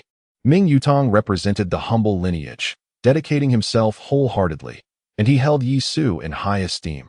Now, Yisu was on the brink of declaring his separation from the Tianqing sect. This was a profound blow to Ming Yutong. After a moment, the anger in Ming Yutong's expression dissipated. As if he had aged a decade in an instant, he gazed at Yisu, then turned to Jin Taishu and Li Mo, saying, You must understand. If you wish to save Hailang City, you must sever ties with the Tianqing sect. Otherwise, the sect will also become the target of scorn. Are you truly prepared for this? Jin Taishu maintained a calm demeanor. He had only one concern in the Tianqing sect, Ouyang Baobao, who was Ouyang Zheng's daughter, thus he felt no fear for her safety. However, Li Mo's face revealed uncertainty. Unconsciously, the charming visage of Lin Kuo appeared in his mind, and his expression gradually grew resolute. Yisu remained silent. Gentlemen, think carefully. The 3 men shuddered at this pronouncement. From this moment forth, they would no longer be disciples of the Tianqing sect. As Ming Yutong departed from Hailang City, passing by the 6 sects chi practitioners, a voice resonated, declaring that these 3 had been expelled from the Tianqing sect, their actions no longer tied to it. The voice lingered in the air as Ming Yutong vanished from sight. Fu Yundai and Imo Duanhuan exchanged glances, their tones resolute. Kill. Chapter 71. The Massacre. Fellow cultivator, congratulations. As Ming Yutong fled Hailang City, several streaks of light suddenly encircled him. 6 middle-aged chi practitioners, or elderly sages, clasped their hands in greeting, smiling as they said, with these 3 in the Tianqing sect, how could the humble lineage not flourish? Though their words were festive, they dripped with mockery.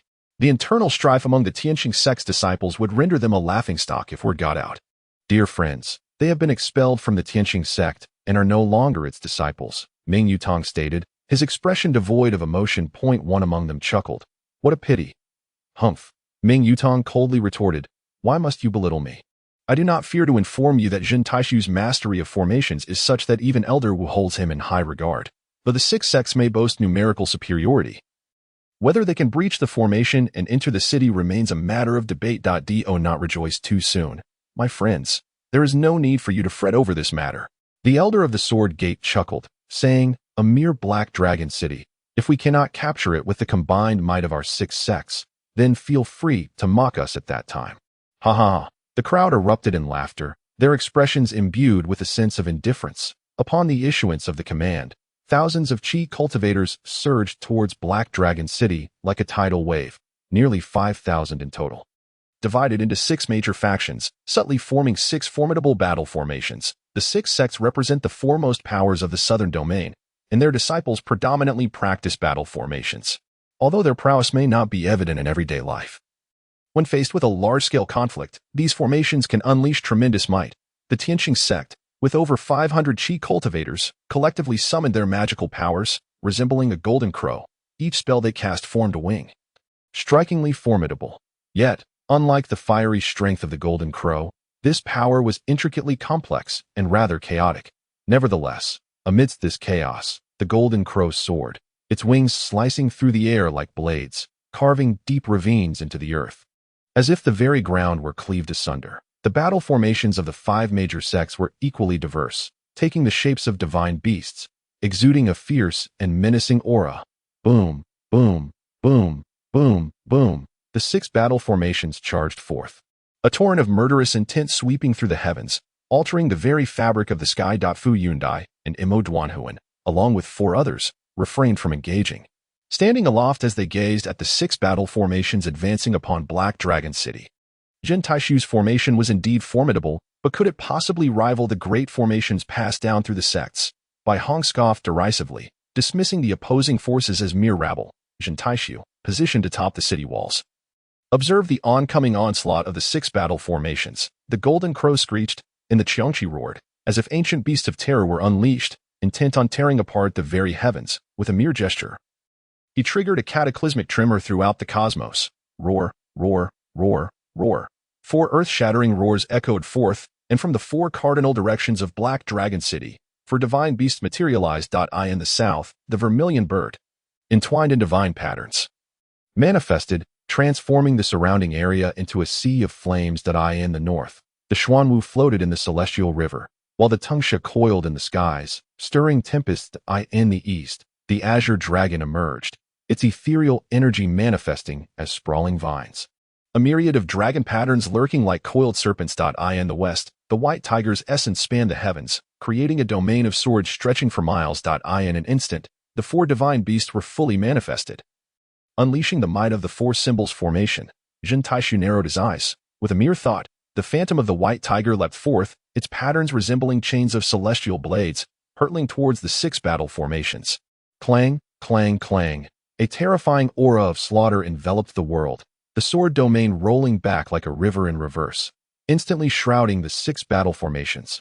Boom, boom, boom, boom, boom, boom, boom, boom. The essence of metal clashed against the 6 formations, and one by one, they splintered under the onslaught of the metallic force, disintegrating into countless fragments.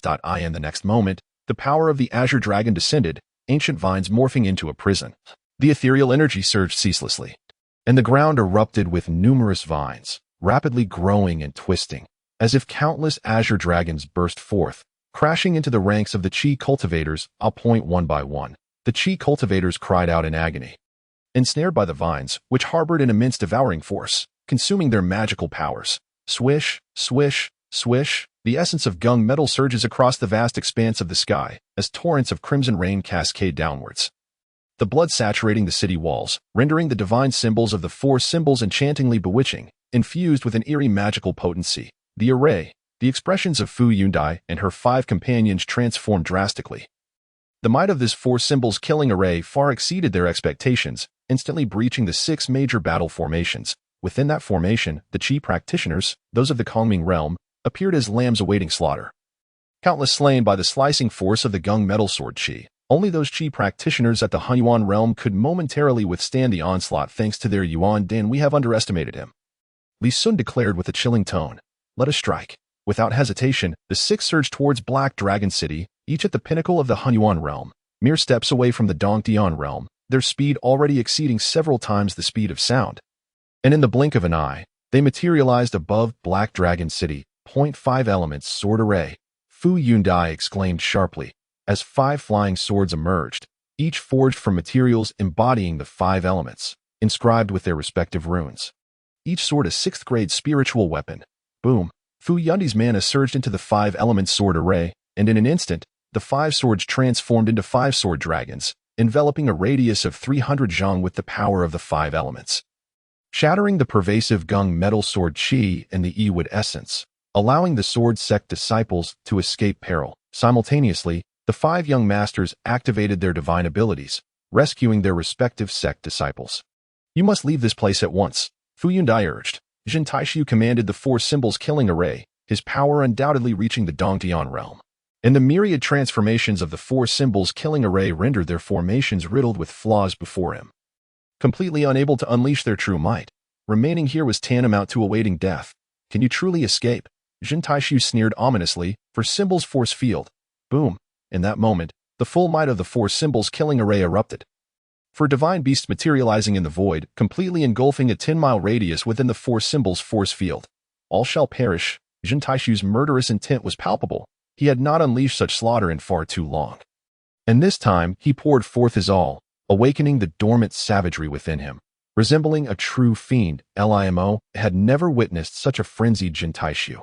Astonished, yet he felt no sympathy for the 6 sect Qi practitioners.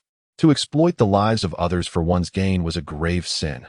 Roar! The 4 symbols force field erupted, sealing the void, as the divine beasts howled towards the heavens.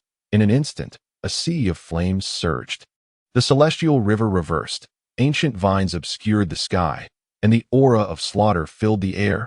Boom! Boom! Boom! The power of the 4 symbols rained down. The 6 sect Qi practitioners rendered as trapped turtles in a jar. With no means of escape, the great 5-element sword Qi, Fu Yundai, with the most profound cultivation, summoned her full mana, the 5-element sword Qi coiling like a dragon, forming a colossal sword circle that enveloped the sword sect disciples. However, as her mana dispersed, the might of this divine ability was significantly diminished. The oncoming 4 symbols' power surged forth, and the great 5-element sword Qi held back for but a few breaths before shattering violently. The tempestuous force surged forth like a burst dam, sending numerous Qi practitioners flying like mere ants. In that moment, countless individuals activated their spirit bodies, invoking their treasured forms. Yet, within the 4 symbols' force field, their prideful spirit bodies and treasured forms proved utterly futile. In this force field, only the 4 symbols held dominion. Any other power, should it fail to surpass the 4 symbols' power, would face absolute restraint. With a maximum of 10% strength only achieving 50% efficacy, such as the terrifying nature of the force field. Thus, those who can comprehend the force field among the Qi cultivators are the true geniuses. Moreover, aside from possessing a divine physique or a sacred body, the most crucial element for understanding the force field is innate perception. Senior sister, senior brother. One by one, the Qi cultivators wail within the 4 symbols force field. They set out to conquer Black Dragon City with great zeal, yet who could have anticipated that upon their initial contact, they would crumble into disarray, utterly defeated. This exemplifies the true meaning of a single warrior standing firm against 1,000 foes. The gloom in Huachinga's heart gradually dissipated as Jin Taishu's power instilled hope within him. Brother Su, I am afraid. Lin Kuo tugged at Yisu's sleeve, shielding her eyes. This scene evoked memories of the horrific massacre by demons. Do not fear. Yisu embraced Lin Kuo, offering silent comfort. Jin Taishu, you have gone mad. Fu Yundai, her hair disheveled, exclaimed, this is slaughter. The sword sect will surely hold you accountable. Heh. Jin Taishu chuckled coldly. I dare to kill you. Why should I concern myself with a mere sword sect? It has been ages since I felt such exhilaration in taking lives. I shall personally end you. He leaped into the 4 symbols force field.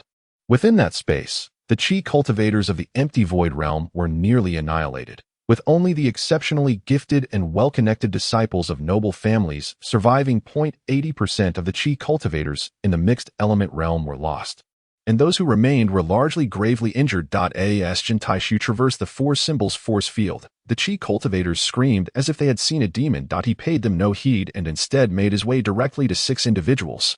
These 6 possessed considerable strength, particularly Fu Yundai, who had comprehended the 5 elements Yuan Dan force field. It was precisely because of her that the casualties among the sword sect disciples were the least among the 6 sects. However, Of the over 800 disciples of the sword sect, only a little over 200 were still alive. Come at me together. Jin Taishu stood with his hands clasped behind his back. Exuding an air of condescension, I offer you an opportunity. All of you may attack me at once. If you can surpass me, I shall sever my own head and present it to you. The six fell into silence. Had they heard Jin Taishu's words before the battle commenced, they would have scoffed and dismissed him. Yet, in this moment, it felt like a divine gift. The reason was simple. Jin Taishu was overwhelmingly formidable. His rank within the core of the Tianqing sect did not align with his true strength. Altogether, including us, Fu Yundai pointed at the injured mixed-element Qi cultivator. You are all too weak. If you wish to defeat me, you must indeed come at me as one. Jin Taishu looked down upon the crowd, surrounded by the four divine beasts of the four symbols: vermilion bird, black tortoise, azure dragon, and white tiger. He resembled a deity walking among mortals. On Black Dragon City, Li Mo expressed his concern. Will it succeed? If he cannot handle them, he is unworthy of being called your senior brother. Yisu replied indifferently. Jin Taishu, you are excessively arrogant. Li Sun observed coldly. Nevertheless, the six did not refuse. Boom! Jin Taishu seized his banner and charged towards Fu Yundai, who was the elite of the sword sect, the strongest presence among those present. He yearned to test the five elements force field. Jin Taishu surged forth, his physique like a towering mountain, soaring through the air, the shockwave roaring, the four symbols divine beasts sweeping across the realm. And none dared to obstruct him. Dragon Elephant Diamond Fist. Jin Taishu raised his fist and struck, unleashing a first-grade divine ability, the Dragon Elephant Diamond Fist. This extraordinary display of power, if witnessed between practitioners of the Dragon Elephant realm, might be comprehensible. However, these are prodigies of the primordial realm, an unabashed humiliation. Though it is a first-tier divine ability, in the hands of Jin Taishu, the force of the four symbols surged forth, with one dragon and one elephant of immense proportions, completely filling the void and instantly engulfing Fu Yundai's figure. This individual possesses formidable physical strength. Li Sun exclaimed in astonishment, realizing that a first-tier divine ability could no longer harness the might of a primordial realm practitioner. Jin Taishu's strength emanated from the four symbols' force field, yet his physical prowess surpassed all. The Xian Du sword seal. Fu Yundai's delicate countenance shifted slightly as she summoned her magical energy. Suddenly, 5 flying swords merged into one, and with the sword in hand, she conjured a sword seal composed of 5 elements runes, fluttering like butterflies. The sword seal loomed like a mountain, descending to suppress Jin Taishu. Boom! The dragon and elephant shattered the sword seal, the terrifying force striking the 5 elements flying swords, sending Fu Yundai tumbling and rolling away. Jin Taishu, invigorated, reached out to seize her. His 5 fingers unleashed 5 streams of sword energy, remarkably. Also 5 elements sword energy. These streams coiled like dragons, their intricacies far surpassing Fu Yundai's. As the 5 elements sword energy erupted, it bore an essence of perpetual vitality, the interplay of the 5 elements, which Fu Yundai had yet to fully comprehend, revealed Jin Taishu's profound mastery over them. Engage, in ordinary circumstances, Mo Duanhuan and others would have relished the prospect of Fu Yundai's demise at the hands of Jin Taishu. However, now that the 6 major sects were united, her death would spell doom for them as well. In the next moment, over 100 practitioners surged into the Thunder Sea, with numerous primordial Dan ascending into the void, unleashing a torrent of divine abilities like a tidal wave into the Thunder Sea. Boom, boom, boom, boom, boom. The Thunder Sea shattered, the 5 elements sword energy fracturing as well, yet amidst the chaos, one figure stood resolute. The heavenly net of great sorrow palm. Mo Duanhuan unleashed a palm strike from the skies. Being a practitioner of the demonic path, his divine abilities were enigmatic and multifaceted. A colossal palm imprint, vast as a mountain, descended from the void. Its force arrived before its intent. In the ethereal realm, within a 100-foot radius, all practitioners felt an involuntary surge of sorrow rising from the depths of their hearts, affecting not only their minds but even their magical energies. Boom! As this palm descended, a gigantic imprint manifested in the Thunder Sea, with bolts of thunder swirling and rumbling, as if seeking to rend the very fabric of the void.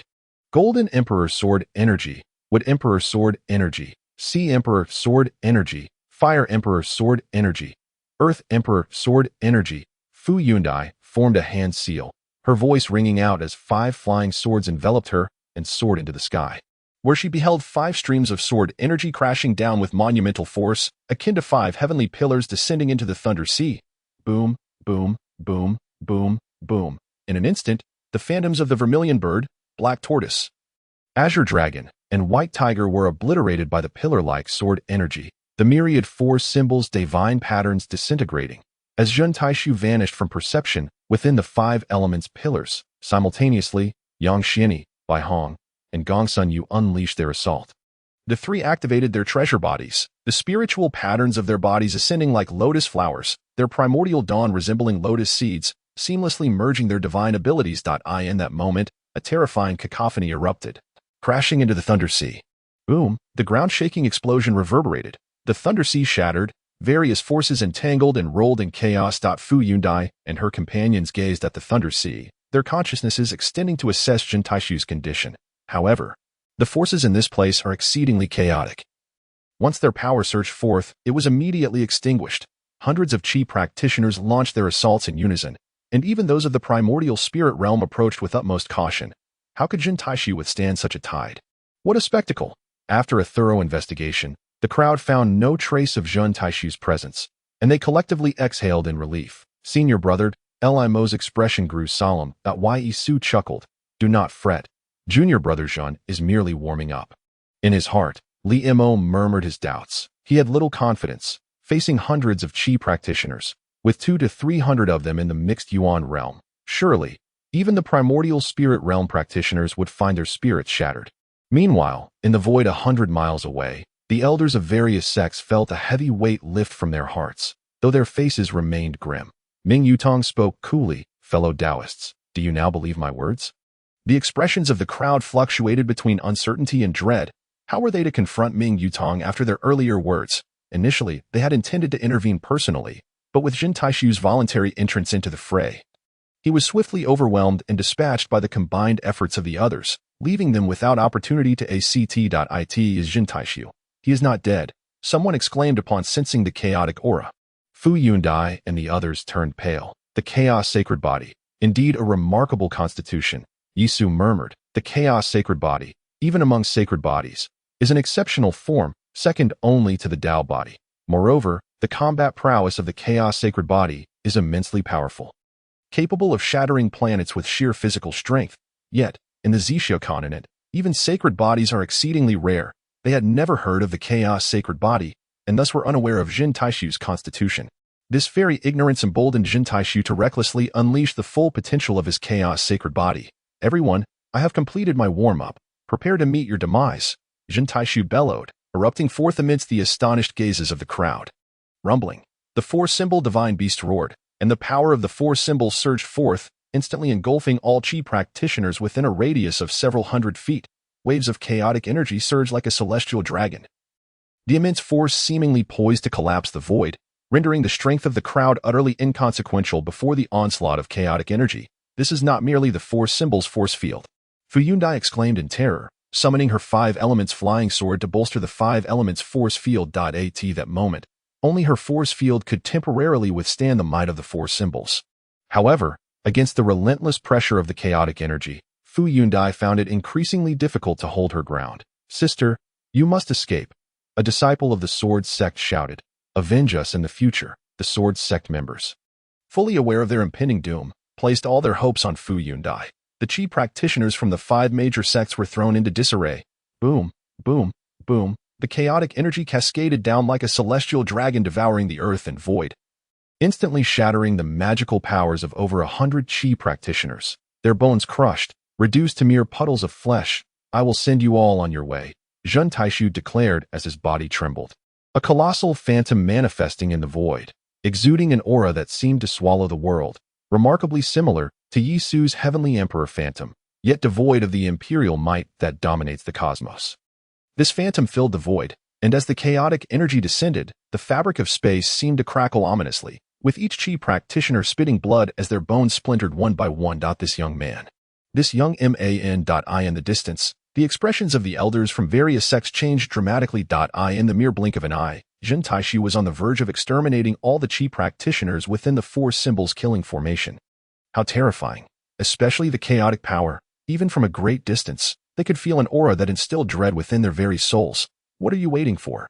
An elder shouted, urging that if they did not save the people soon, it would be too late. The crowd was filled with rage, for the Qi practitioners dispatched to Qianzhou were all elite disciples meticulously nurtured by the 6 great leaders, and losing nearly 1,000 in an instant was a burden none could bear.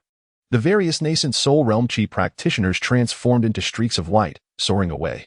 Ming Yutong wore a cold expression. The deceased were disciples of noble families, and it was of no concern to him. Just as he was about to turn and leave, his brow furrowed, and he gazed towards the direction of the Black Dragon Mountain Range. An endless tide of demons surged forth from the Black Dragon Mountains. And in the void, celestial demons danced chaotically, all rushing towards Black Dragon City. There were so many demons that the sky was shrouded in a thick mass of demonic energy, forming dark clouds stretching for miles. Pressing down upon the city as if to crush it, these beasts have finally arrived. Chapter 73. The dance of demons. An elder steadied his mind and flew towards the 4 symbols killing formation. Within the formation, Jin Taishu unleashed the power of his chaos sacred body. The hundreds of Qi practitioners before him appeared as fragile as 3-year-old children. He maneuvered with masterful precision, ruthlessly slaying one Qi practitioner after another. The spiritual bodies and treasured forms they usually took pride in were rendered utterly powerless under the suppression of the chaos sacred body. At this moment, disciples from the 6 sects summoned the treasures bestowed upon them by their elders. Barely managing to shield the remaining Qi practitioners, Jin Taishu released them. A streak of flowing light surged forth, revealing a nascent soul that resembled a soaring serpent, its mouth spitting forth thunder and lightning. Sprouting 4 limbs, akin to a dragon. As the serpent pressed down with its claw, purple lightning rumbled down, causing the 4 symbols killing formation to tremble violently, twisting the forms of the 4 symbols divine beasts but ultimately preventing a collapse. Jin Taishu's gaze sharpened. This was a master at the perfected nascent soul realm. Boom! In the next instant, 4 more nascent souls manifested, and 5 nascent soul masters struck together, attempting to breach the formation. A terrifying force surged forth, shattering the symbols of the 4 symbols, and a breach was opened in the formation, annihilating the white tiger divine beast in one fell swoop. Follow me. The nascent souls of the sect elders transformed into streaks of light, sweeping through the air like ribbons, gathering the surviving Qi practitioners in an attempt to escape the killing formation. However, at that moment, a blood-curdling scream suddenly rang out that a nascent soul elder's physical body was abruptly severed in 2, and the aura of his nascent soul rapidly withered, losing much of its strength, unable to break free from the 4 symbols killing formation. Brother he. The expressions of the 4 sect elders turned grave. You esteemed guests have traveled from afar. Why the urgency to depart? A sultry voice echoed, as young Master Ziyue appeared behind the wounded elder's nascent soul, licking his lips and sweeping his sleeve. Accompanied by the wailing of ghosts, his sleeve seemed to transform into a bottomless pit, surging with ghostly energy, aiming to devour that nascent soul. My life is forfeit. The elder, filled with despair in his final moments, channeled his energy, sending over 100 Qi practitioners plummeting downwards, once again falling into the 4 symbols killing formation. In an instant, his primordial spirit was consumed by the noble son of Ziyue, whose voice, rich and magnetic, echoed, "It has been long since I savored the essence of a primordial spirit." The onlookers were filled with dread. Fellow cultivator, the Rakshasa clan and the 6 major sects have maintained a non-aggression pact. Why did you strike down a companion of the Yang family? Spoke the primordial spirit of the Tengsha, its tone commanding, as it revealed itself to be an elder of the Ziyang sect, who wielded lightning with formidable authority. The other elders gazed intently at the noble son of Ziyue. This Rakshasa bore an uncanny resemblance to the human race, yet exuded an otherworldly aura that unmistakably marked it as non-human. Furthermore, the ability to effortlessly slay an elder of the Yang family at the pinnacle of the primordial spirit realm indicated that his cultivation was undoubtedly at the celestial level, or perhaps even the nirvana stage. Upon this realization, the faces of the 4 elders were ashen, their expressions contorted with apprehension. At last, the moment has arrived. Yisu observed the noble son of Ziyue, his consciousness enveloping the heavens, taking in the vast army of demons surrounding Hailang City. There were thousands of Rakshasas, and hidden in the void were dozens of flying Rakshasas. Senior brother, a corner of this slaughter array has been breached, and I fear I may not be able to hold them back. Jin Taishu said, a glimmer of anxiety flashing in his eyes. Yisu remained unfazed. This jade-faced Rakshasa holds a significant position. His mobilization of forces clearly aims to ensnare us all. Yisu's gaze shifted slightly. If my deductions are correct, within the Rakshasa ghost market, There must be unruly minions eager to summon their presence upon the land of Qianzhou through blood sacrifices. Minions? Zhun Taishu and Li Mo exchanged bewildered glances. For the Rakshasa ghost market housed many a demon and ghostly deity, yet Yisu's words sent a shiver through the crowd. For a demon god to descend from another dimension to the Ziyue continent, it would require immense power to shatter the rules of this realm. Otherwise, the only means of arrival would be through blood sacrifice. What magnitude of power is required to perform a blood sacrifice for a demon god? No wonder they spare no one, not even the 6 major sects, Li Mo exclaimed, realization dawning upon him. Outside Hailang City, the elders of the 4 sects beheld the encroaching tide of demons and then turned their gazes to the noble son of Ziyue. Fellow cultivator, should we fall into peril, the 6 sects will undoubtedly storm the Rakshasa ghost market to seek justice. The 6 major sects. The noble son of Ziyue disdainfully groomed his nails, his expression one of utter contempt. Although the 6 sects were referred to as the 6 great powers, their influence was confined to the territory of the blood demon sect. What truly instilled fear in the Rakshasa ghost market were the 4 great forces. Without the suppression of these 4 powers, the Rakshasa ghost market would have long since invaded the Ziyue continent and wrought bloodshed upon the southern domain. Thus, the noble son of Ziyue regarded the 6 major sects with complete indifference. Kill. With a mere gesture, the noble son of Ziyue commanded. Roar. No sooner had he spoken than countless demons erupted into a cacophony of roars, their terrifying dark energy corroding the spiritual essence of the world, significantly diminishing the strength of the many chi practitioners. Boom, boom, boom. In the void above, one after another, flying Rakshasas manifested, their souls and bodies intricately intertwined. With a thunderous roar, they swelled to heights exceeding 100 feet. Each Rakshasa bore a unique and fearsome form, yet without exception, all possessed the strength of the primordial spirit realm.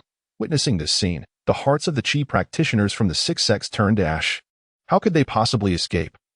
Ah, wails of despair echoed as the Rakshasa demons surged into the ranks of the 6 sects practitioners, unleashing torrents of dark energy, and blood splattered everywhere, as many practitioners were torn to shreds. In the vast void, the primordial spirits of the 4 esteemed elders found themselves besieged by over a dozen flying Rakshasas, each preoccupied with their own survival. The spirits of the 4 were repeatedly battered, growing dim and losing their luster, their auras rapidly diminishing. Yun Dai, handed over, the elder of the sword sect bellowed. Hearing this, Fu Yun Dai momentarily paused before promptly retrieving a jade talisman. The elder's primordial spirit enveloped the talisman, reciting incantations under his breath. Suddenly, intricate sword patterns illuminated the jade, a chilling sword intent sweeping across the heavens and the earth. With a fierce command, the elder transformed the talisman into a beam of sword light. Soaring majestically into the sky, swish, the sword light, imbued with the intent to annihilate, cleaved through the air for 800 zhang, releasing a terrifying sword aura that eradicated a multitude of demonic Rakshasas. As the sword light traversed the vast expanse, 6 flying Rakshasas were caught off guard, their corporeal forms sliced by the blade, leaving behind a myriad of sword scars as their bodies crumbled, pieces falling to the ground. Yun Dai, we must depart, the sword sect elder declared after dispatching the 6 Rakshasas. Yet, the sword energy remained unspent, now aimed at Prince Ziyue. That moment, the elder's primordial spirit enveloped Fu Yun Dai in a cloak of sword light, intending to whisk her away. She was the daughter of the deputy sect master and could not perish here. Stop him, Prince Ziyue roared, his gaze fixed on the encroaching sword energy. The annihilative sword intent surged into his being like a myriad of piercing blades, causing his magical power to stutter. His expression shifted, and in the next instant, Prince Ziyue's body expanded and contracted, propelling him into the void. However, the sword light pursued him like a relentless parasite. Swiftly following into the abyss, acting on Prince Ziyue's command, a formidable flying Rakshasa of celestial rank lunged at the sword sect elder and Fu Yun Dai, with a powerful flap of its wings. It seemed to cleave the very fabric of the void. Moving with the speed of light, it reached the elder in an instant, its wings slicing down like celestial blades, tearing the void asunder. Yun Dai, go! The elder's expression shifted dramatically, realizing the Rakshas's celestial prowess could shatter the void. He was no match for at this critical juncture. He resolved to sacrifice himself to ensure Fu Yun Dai's safety. Uncle Liu. Fu Yun Dai shed 2 tears. Leave. The elder's gaze was resolute as he expelled a sword pellet from his mouth, enveloping Fu Yun Dai and propelling her into the distance. Simultaneously, his primordial spirit swelled uncontrollably. chaos erupting within. Boom! A cataclysmic explosion resonated, as the Elder's primordial spirit self-destructed, unleashing a terrifying force that sent the celestial Rakshasa reeling backward. Moments later, a section of the void split open, and Prince Ziyue emerged. A sword wound marred his arm, but he glared at the celestial Rakshasa, coldly demanding, "Where is she?" My subordinate was inadequate and allowed her to escape. Incompetence. Prince Ziyue scoffed disdainfully. Dismissing the matter, he then turned his attention to Heilong City, proclaiming, "Let us conclude this swiftly." Chapter 74. Slaying the celestial rank senior brother, save me. The disciples of the six sects cried out in anguish, unable to withstand the massacre wrought by the flying Rakshasas. Even Li Sun, Imo Duanhuan, and others could not hold their ground. Were it not for their distinguished identities and profound legacies, they would have perished long ago. Nonetheless, they could only bear the torment with grim determination. They are not Fu Yundai, nor do they possess a father who is a sword god that has ascended to the divine realm. They cannot escape the encirclement and slaughter of the Rakshasa. As soon as the altar emerged, it exuded a formidable devouring power, the blood energy drifting in the void, along with fragments of severed limbs and the lingering resentment, were all irresistibly drawn towards the altar. Crack, crack. The altar began to consume the immense blood energy, gradually rotating, while the surrounding void was ground to dust, revealing a profound and unfathomable space. The demon god altar? One elder, witnessing the scene, cried out in terror. This is an altar forged by the demon god. Within the Rakshasa ghost market, a demon god seeks to perform a blood sacrifice to descend upon the Qianzhou and invade the Ziyue continent. The crowd suddenly awakened to the realization, comprehending why the Rakshasa clan dared to strike against them. Should the demon god descend, even the six major sects would have to reconsider their positions. However, why had the four great forces not intervened? With his involvement, the four elders of the primordial spirit realm were plunged into despair. Boom! Boom! The void reverberated with explosive sounds as the four primordial spirit elders were successively shattered, their forms crashing to the ground, leaving four half-dead practitioners of the primordial spirit realm. Prince Ziyue's lips pressed together slightly as the altar rotated slowly. Chains of demonic runes ensnaring the four elders, dragging them into the altar. Crack, crack. The sound was reminiscent of a grinding mill, accompanied by the agonized cries of the four elders, instilling a profound fear in the onlookers. They were on the brink of annihilation. A flicker of compassion appeared in Li Mo's eyes.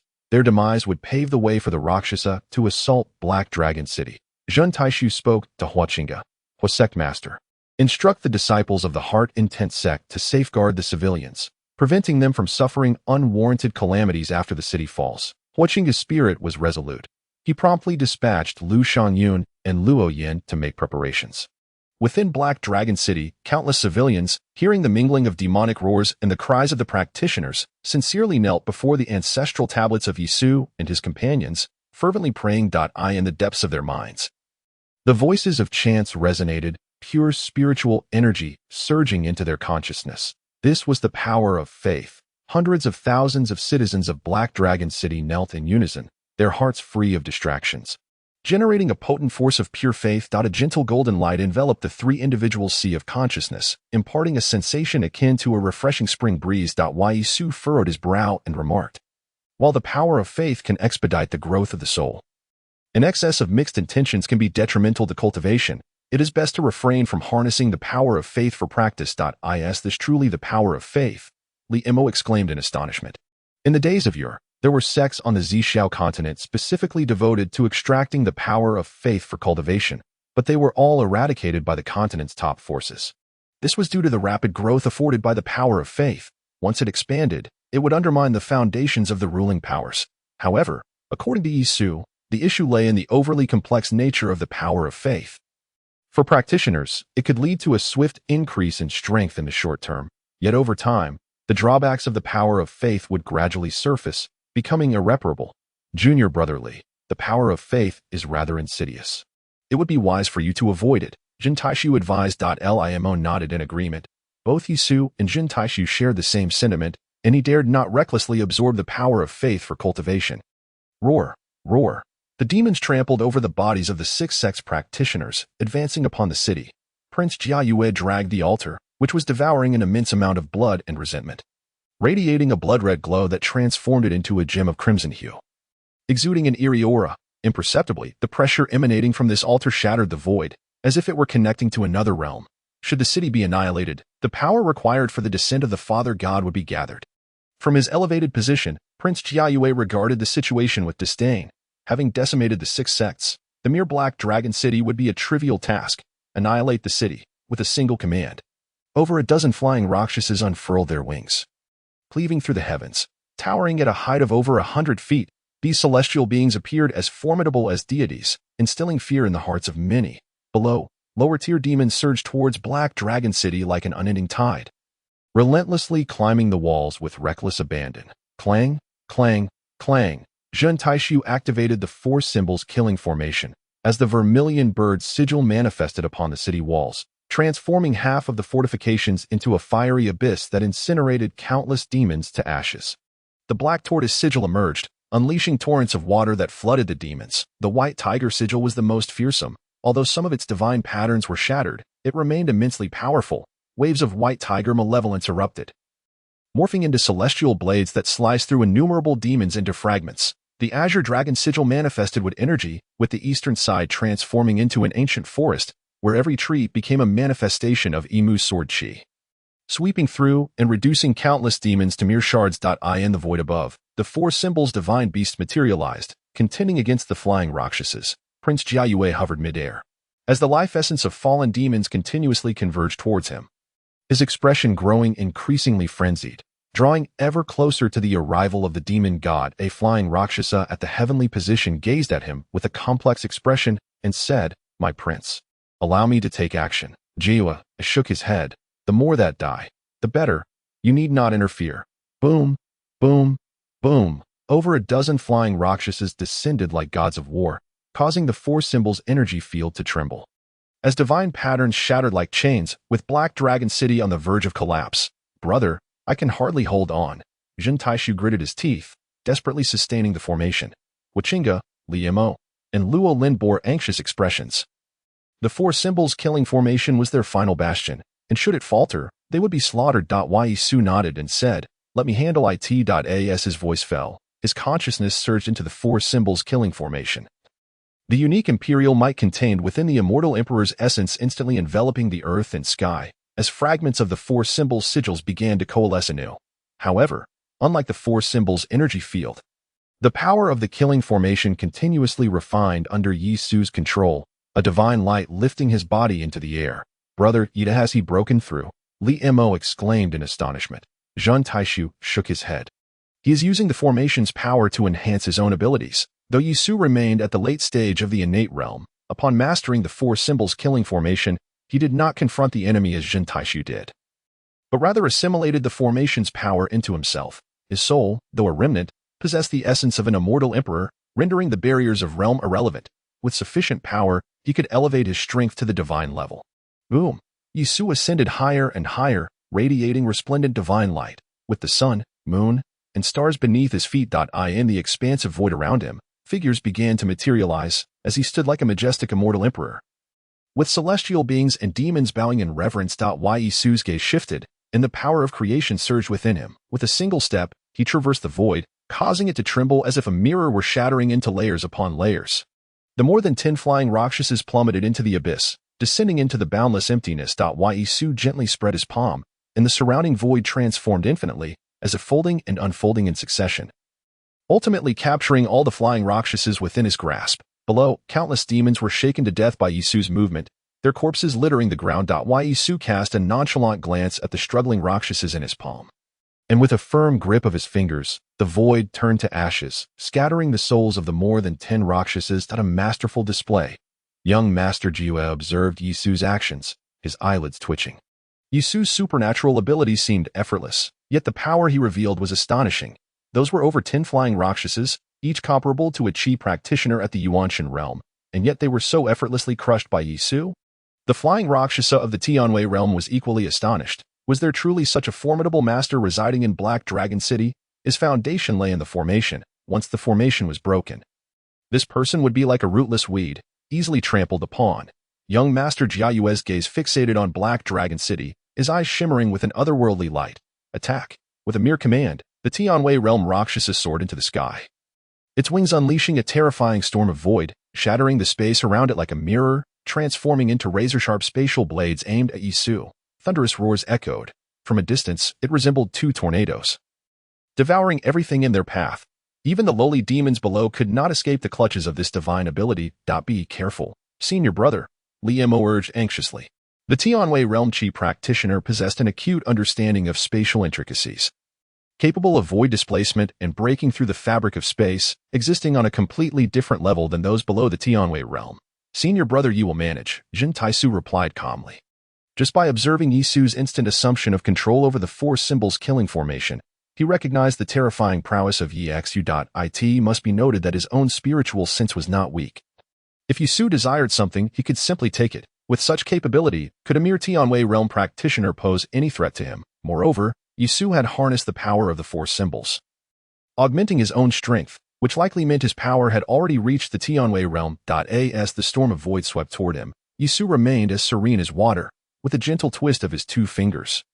Two faint cracking sounds echoed through the void, and in reality, it was as if he had pried two pieces off a mirror-like surface, now held in his hands. The power of creation surged into the fragments of space, causing them to expand instantaneously, resembling two divine swords of space, cleaving through the storm and slicing through the body of the Tianwei realm Rakshasa. The Rakshasa continued its charge, yet its body was silently severed in two, crashing to the ground over 100 zhang away, sending forth a tumultuous spray of blood mist. Chapter 75, The Descent of the Demon God Wu Wu. As the Tianwei realm Rakshasa fell, the immense power of blood essence was consumed by the altar, which, upon devouring the strength of a Tianwei realm Rakshasa, emitted a powerful wave, faintly revealing the visage of a demon god. However, young Master Ziyue felt no excitement whatsoever. Just how terrifying was Yi Su, who could instantaneously annihilate a Tianwei realm Rakshasa? He could not believe that through the mere use of a formation, Yi Su could rival the divine. Swish, swish, swish. Dozens of celestial Rakshasas, upon receiving their orders, charged fearlessly towards Yi Su. Each of these ethereal beings summoned their mystical powers, conjuring a river of darkness that surged ominously through the void. This river, imbued with an eerie aura, produced a cacophony of sounds as it churned, devouring all the spiritual essence of the heavens and the earth. Boom, the river of darkness surged forth, resembling a celestial waterfall or a streak of black divine light, racing towards Yi Su. Concurrently, Prince Ziyue made his move. Hailing from the Rakshasa Ghost Market, a master of arcane and unpredictable spells, with a mere gesture, a spectral chasm emerged beneath his palm, unleashing an onslaught of countless wailing spirits that surged toward Yi Su. Within this chasm, a profound oppressive force resonated, reminiscent of Jin Taisu's chaotic energy, yet tinged with an unsettling quality. As these two formidable powers bore down, the very fabric of the void trembled. Yi Su remained unfazed, his physical form emanating a powerful aura as he manifested the four symbols' divine beasts. Under his command, these majestic creatures exhibited unparalleled might. The black tortoise, embodying water, devoured the river of darkness whole, along with dozens of Rakshasas, engulfing them within its depths. The white tiger, the fiercest among them, unleashed a torrent of metallic energy, cleaving through the void and shattering Prince Ziyue's spectral chasm with a single stroke. The explosive aftermath of this clash rippled outward, obliterating countless lesser demons. The more lives extinguished, the greater the power absorbed by the demonic god altar, the visage of the demonic deity becoming increasingly distinct, its aura from another realm growing ever more potent. Soon, the demonic entity would descend. Limo and Jin Taisu exchanged troubled glances. With Yi Su's current prowess, he could undoubtedly annihilate the demonic god altar. What was his intention in preserving it? However, Huichinga and the others showed little concern, confident that with Yi Su's formidable strength, the demons could not breach the defenses of Black Dragon City. 3 heads and 6 arms. Yi Su let out a mighty roar as 2 heads sprouted from his shoulders, and 4 arms emerged from his sides. He transformed into a radiant arc, charging towards Prince Ziyue. His 6 arms a flurry of motion, each executing a different arcane technique. Boom, the dragon and elephant manifested, the 4 symbols roaring in unison as they struck at Prince Ziyue. The spectral pagoda. Prince Ziyue's heart quaked. He hastily summoned his magical artifact, a towering 13-story demonic tower, each level housing a roaring shadow that exuded a chilling malevolence. His fingers danced swiftly as the demonic runes on the spectral pagoda ignited. The gateway to the tower flung wide open, unleashing 13 demonic apparitions that filled the sky. These 13 apparitions, forged from the souls of fierce demons and beasts, each possessed strength no less than that of an early-stage celestial realm warrior. Moreover, their arrival was intricately linked to the spectral pagoda, entirely under Prince Ziyue's command, thus equating to Yisu contending against 14 celestial realm masters single-handedly. The demons danced wildly. Prince Ziyue unleashed his arcane might. Terrifying waves of dark energy crashing forth like a relentless river, as the 13 apparitions loomed above, each raising a claw to strike at Yisu. Boom, the void shattered, and Yisu was immediately engulfed in a tempest of chaos.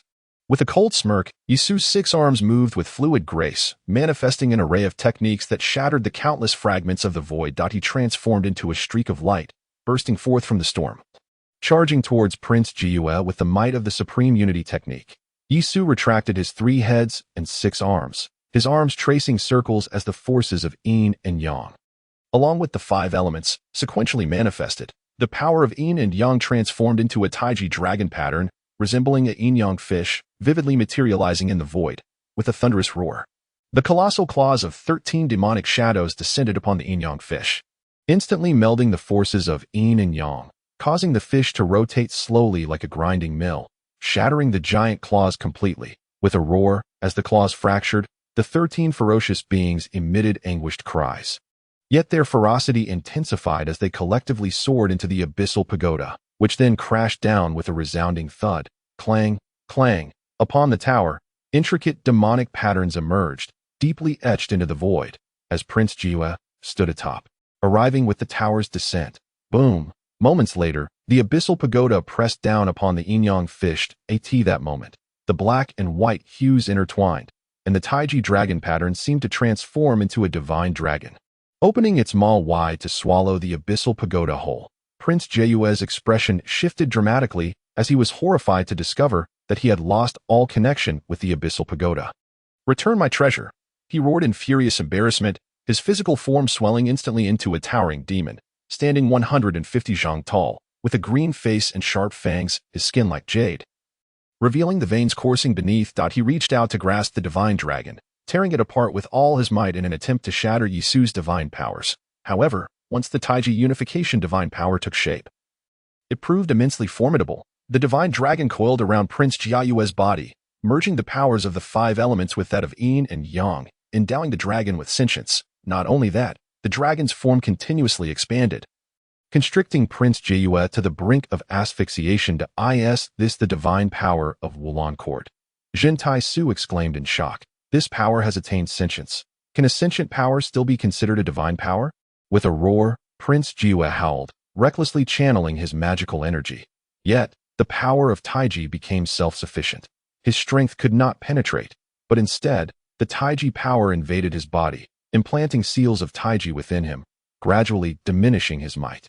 He charged towards the demonic army, suddenly activating his cave realm. Instantly, countless demons were absorbed into his cave, where malevolent spirits roared, tearing apart the demons, an overwhelming force surging forth from the cave, infusing the demonic god altar.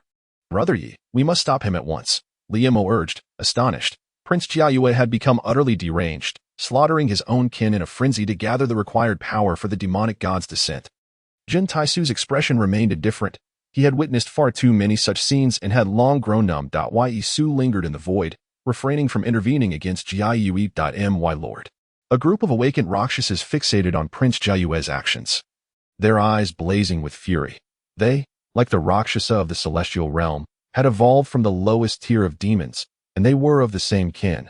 Yet now, Prince Ziyue was slaughtering his own kind. "To summon the Father God, sacrifice your lives," Prince Ziyue cackled madly, his cave realm expanding ceaselessly, overwhelming the demons and Rakshasas. He roamed the 4 corners of Black Dragon City, mercilessly massacring countless demons and Rakshasas. During this time, he continually cast mocking glances at Yisu, as if deriding his audacity. Half an hour later, beneath Black Dragon City, rivers of blood flowed, the mingled essence of humanity and demons releasing a nauseating stench that ascended to the heavens. The esteemed Prince Ziyue has finally eradicated all the malevolent creatures. Within his realm, countless wandering souls and restless spirits wail, sending chills down one's spine, resembling a sinister lair of demons. Prince Ziyue bursts into laughter as he approaches the altar of the demon god. Reciting incantations, the altar transforms into a stream of black luminescence, descending into his domain. With a thunderous roar, the power of the demon god's altar begins to surge, emanating an aura from another world. Yisu gazes intently, witnessing a realm shrouded in darkness as if trapped in an eternal night. A colossal eye materializing above the altar, followed by the visage of the demon god. The ominous power spreads, causing even Prince Ziyue's realm to crack under the pressure. He hastily releases the demon god's altar from his domain, causing the surrounding void to collapse. The form of the demon god becomes increasingly distinct. Towering at 500 zhang, adorned with immense bull horns piercing the heavens, possessing 3 eyes, skin of a deep azure hue, clad in chained armor, and wielding a massive bone trident. This is a true demon god. The disciples of the hard intent sect gaze upon the demon god, overwhelmed by fear. Yun Taishi remains relatively composed, trusting in Yisu, believing that if Yisu dares to summon the demon god, he must possess a means to confront it. However, Li Mo pales in color, not due to disbelief in Yisu, but because the existence of divine realms has always been an insurmountable power in his eyes. My son Ziyue, I welcome the descent of our father god. Prince Ziyue kneels in the void, sincerely bowing to the demon god Garo above the altar. My child has done well. The physical form of the demon god Garo gradually intrudes into the void of Qianzhou. First his head, then his body. He gazes at the black dragon city, licking his lips, stating, "It has been a long time since I last feasted on blood." Chapter 76, Dragon Soul. After such a long wait, you have not disappointed me. Yisu, sensing the ethereal aura radiating from the demon god Garo, reveals a faint smile. This aura is so familiar. Little ghost, was it you who gravely injured my son Ziyue? The 3 eyes of the demon god Garo fixate on Yisu, his smile grotesque. Since you did not impede my descent, I shall spare your corpse. Garo's voice echoes. A claw lunges towards Yisu. His physical form is immensely powerful, his arms resembling a coiling dragon, veins protruding, and with mere physical strength, he shatters the void. Although his speed appears slow, in an instant, he reaches above Yisu's head. Boom! As Garo's fingers descend, the 4 symbols divine array continuously collapses, unable to withstand the might of the demon god. The divine beasts of the 4 symbols shatter one by one, as Garo's colossal hand obliterates the 4 symbol slaughter array. When his hand lands, it seems half of Black Dragon City is destined for annihilation. Yisu maintains a serene smile as he retrieves the Tianji Fulong scroll, channeling his thoughts within. Roar!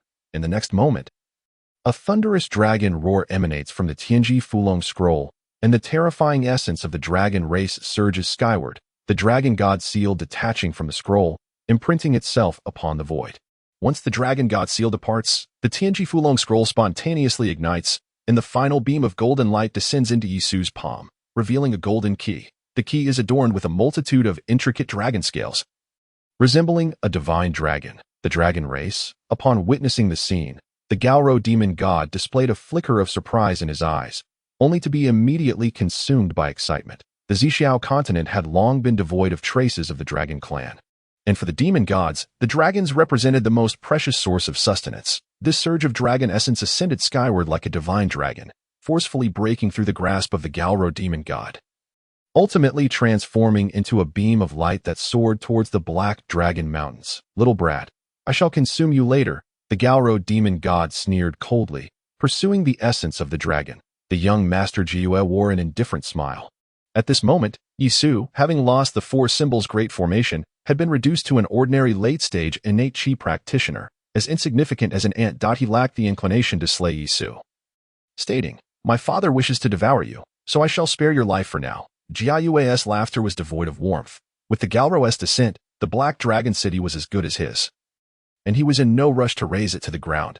Boom, boom, boom. The Gaoro demon god surged into the Black Dragon Mountains, his colossal form shattering countless ancient peaks as he scoured for the whereabouts of the dragon essence. Just as his fury began to boil over, and he contemplated annihilating the Black Dragon Mountains, a thunderous roar reverberated through the air. Roar!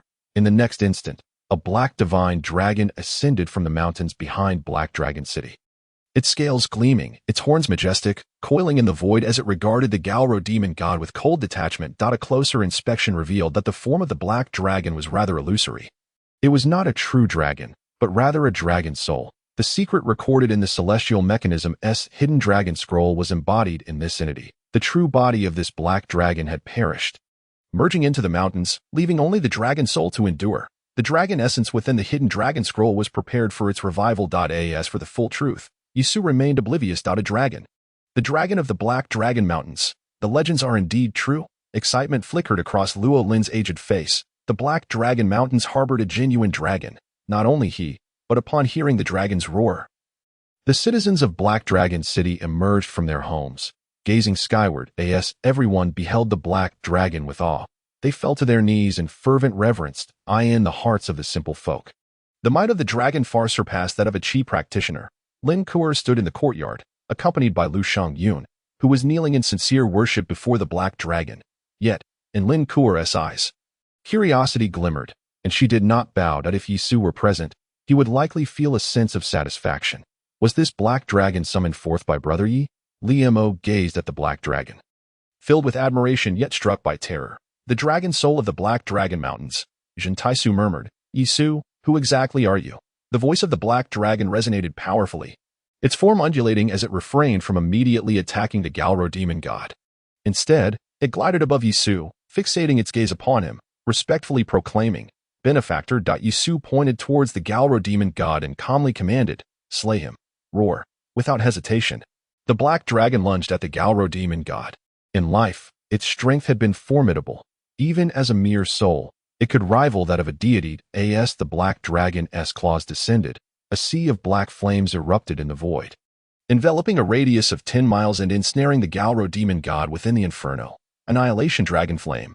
A flicker of terror flashed in the Galro demon god's eyes. He could never have anticipated that this surge of dragon essence would revive a dragon soul. The Annihilation Dragon Flame was a dragon clan's innate divine ability, passed down only to those of pure bloodline. The origins of this Black Dragon must be extraordinary. You little brat, do you dare to deceive me?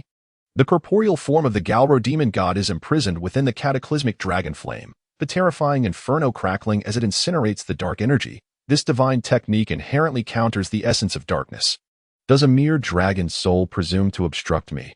The Galro demon god roars towards the heavens, gripping a skeletal demonic fork, its sinister patterns coiling around him like a black serpent that he raises his arm, directing it towards the Black Dragon fork.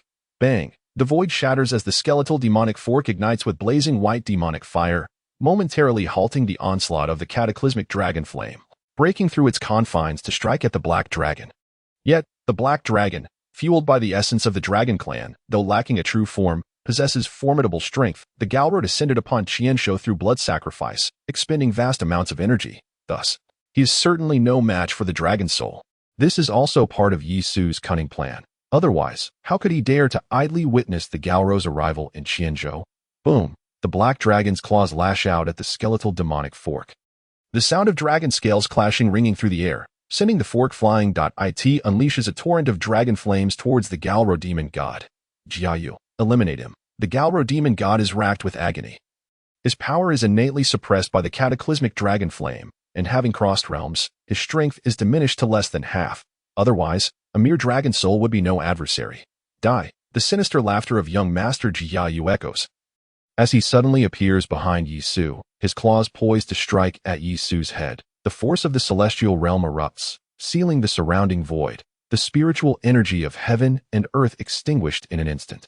As Ziyue's claws descend upon Yi Su's crown, without a doubt, all seems destined for death. However, in Yi Su's hands, there is never an element of chance. With a resounding chime, the divine dragon key in Yi Su's grasp emits a dragon's roar, lifting its head as two beams of golden divine light pierce the void, penetrating Ziyue's skull before his assault can land. Bang! Bang! Ziyue's head explodes into fragments, his headless body plummeting from the sky, landing in a pool of blood. The Galro demon god is engulfed in inexplicable terror. He had arrived brimming with confidence, yet how could he have anticipated such a formidable presence in mere Qianzhou? Now, not only is Ziyue dead, but he too may find himself in peril. These bastards! The Galro demon god roars in frustration, feeling utterly constrained. The demonic ghost market has already forged an alliance with the four great powers. From this moment forth, Qianzhou is to be under the dominion of the demonic ghost market, with him as the dispatched demon god.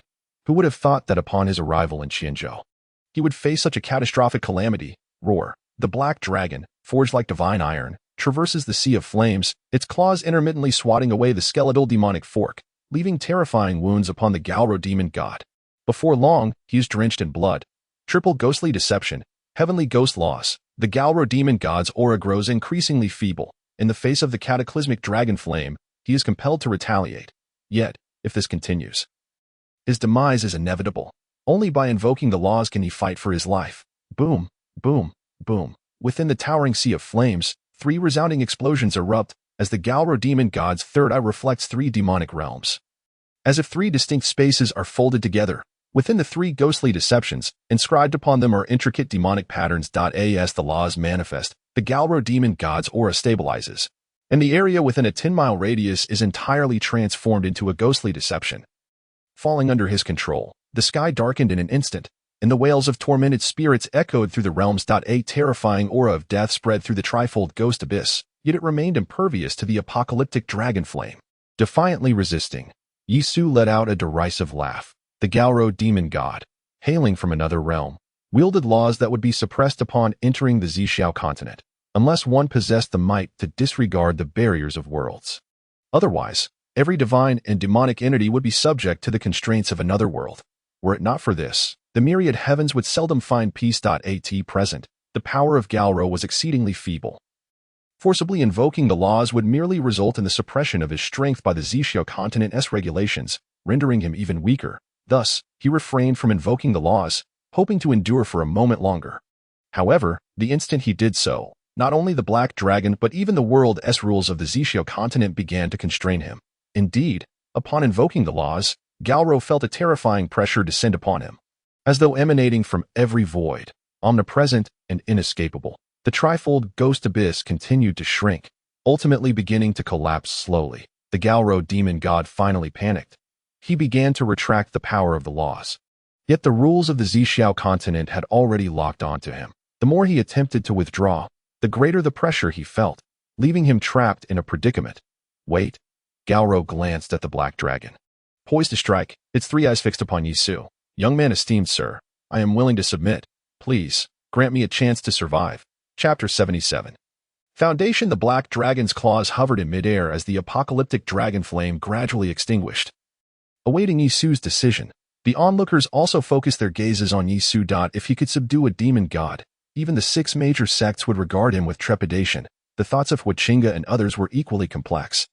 The demon god of the Rakshasa ghost market was the mastermind behind the calamities of Qianzhou. If Yisu truly spared him, they would undoubtedly harbor reservations. Esteemed sir, I can divulge the secrets of the Rakshasa ghost market to you, as well as the agreements between the 4 great powers and us, without reservation. If you would grant me mercy, I would willingly serve you, like a humble beast. The Galro demon god, sensing Yisu's hesitance, hastily pleaded for mercy.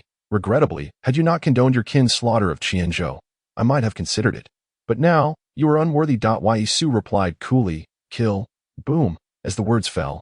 The apocalyptic dragon flame ignited once more upon the Black Dragon, which surged into the trifold ghost abyss. In mere moments, it shattered Galro's law-infused power. The dragon scales of this Black Dragon gleamed like divine swords, reflecting boundless sword light, entwined with the apocalyptic dragon flame, piercing Galro's demonic form, leaving it riddled with wounds and bleeding profusely. Galro's screams echoed incessantly. The apocalyptic dragon flame surged into his demonic body, igniting him completely, his form crackling with sound, as even his demonic soul was engulfed by the flames. Unable to escape, soon the Galro demon god was reduced to ashes. The Black Dragon inhaled deeply, drawing the apocalyptic dragon flame into its maw, its form diminishing until it settled upon Yisu's arm. Coiling around his shoulder, Master Hua, the demonic threat has been eliminated. Open the city gates, Yisu commanded.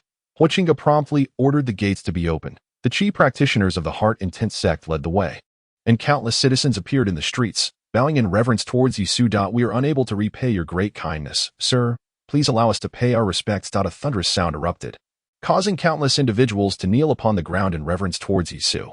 Yisu furrowed his brow, fully aware that even if he wished to intervene, his efforts would be in vain. Master Hua, please let them rise, Yisu spoke, as a fellow member of the human race. I am merely fulfilling a duty that ought to be done. Huichinga's body trembled immensely, recognizing the noble intent of his words. Luo Lin, Lu Shangyun, Luo Yin, and others gazed at Yisu with admiration. To serve a demonic deity was an honor of unparalleled magnitude. Yet, Yisu was resolute in his refusal. Were they in his position, they would likely deliberate extensively, and might very well succumb to temptation. Senior brother, I am in awe of you, Li Mo said, bowing deeply.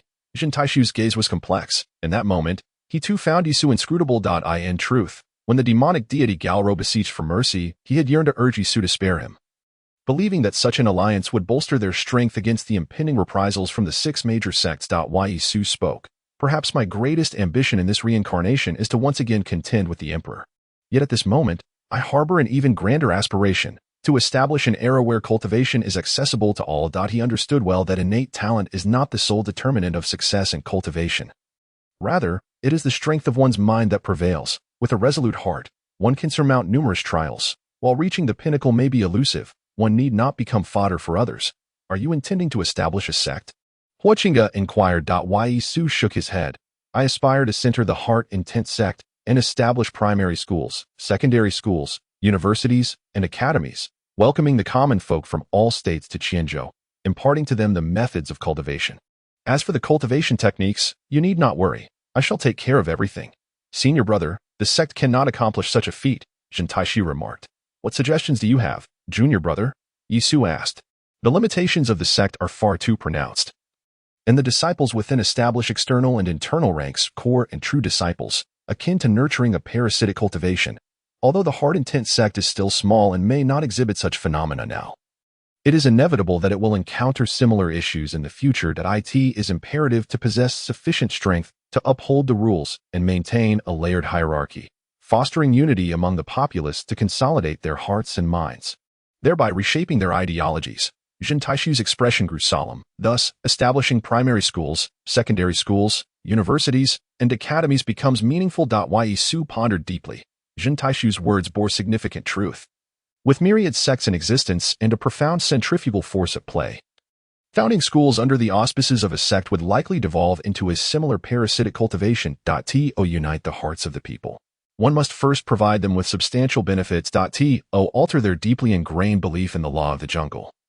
A gradual approach is necessary. By using the heart-intent sect as a foundation and developing it further, the limitations of the sect will eventually become apparent, much like the Tianqing sect, where noble families abound, making it difficult for those from humble origins to rise.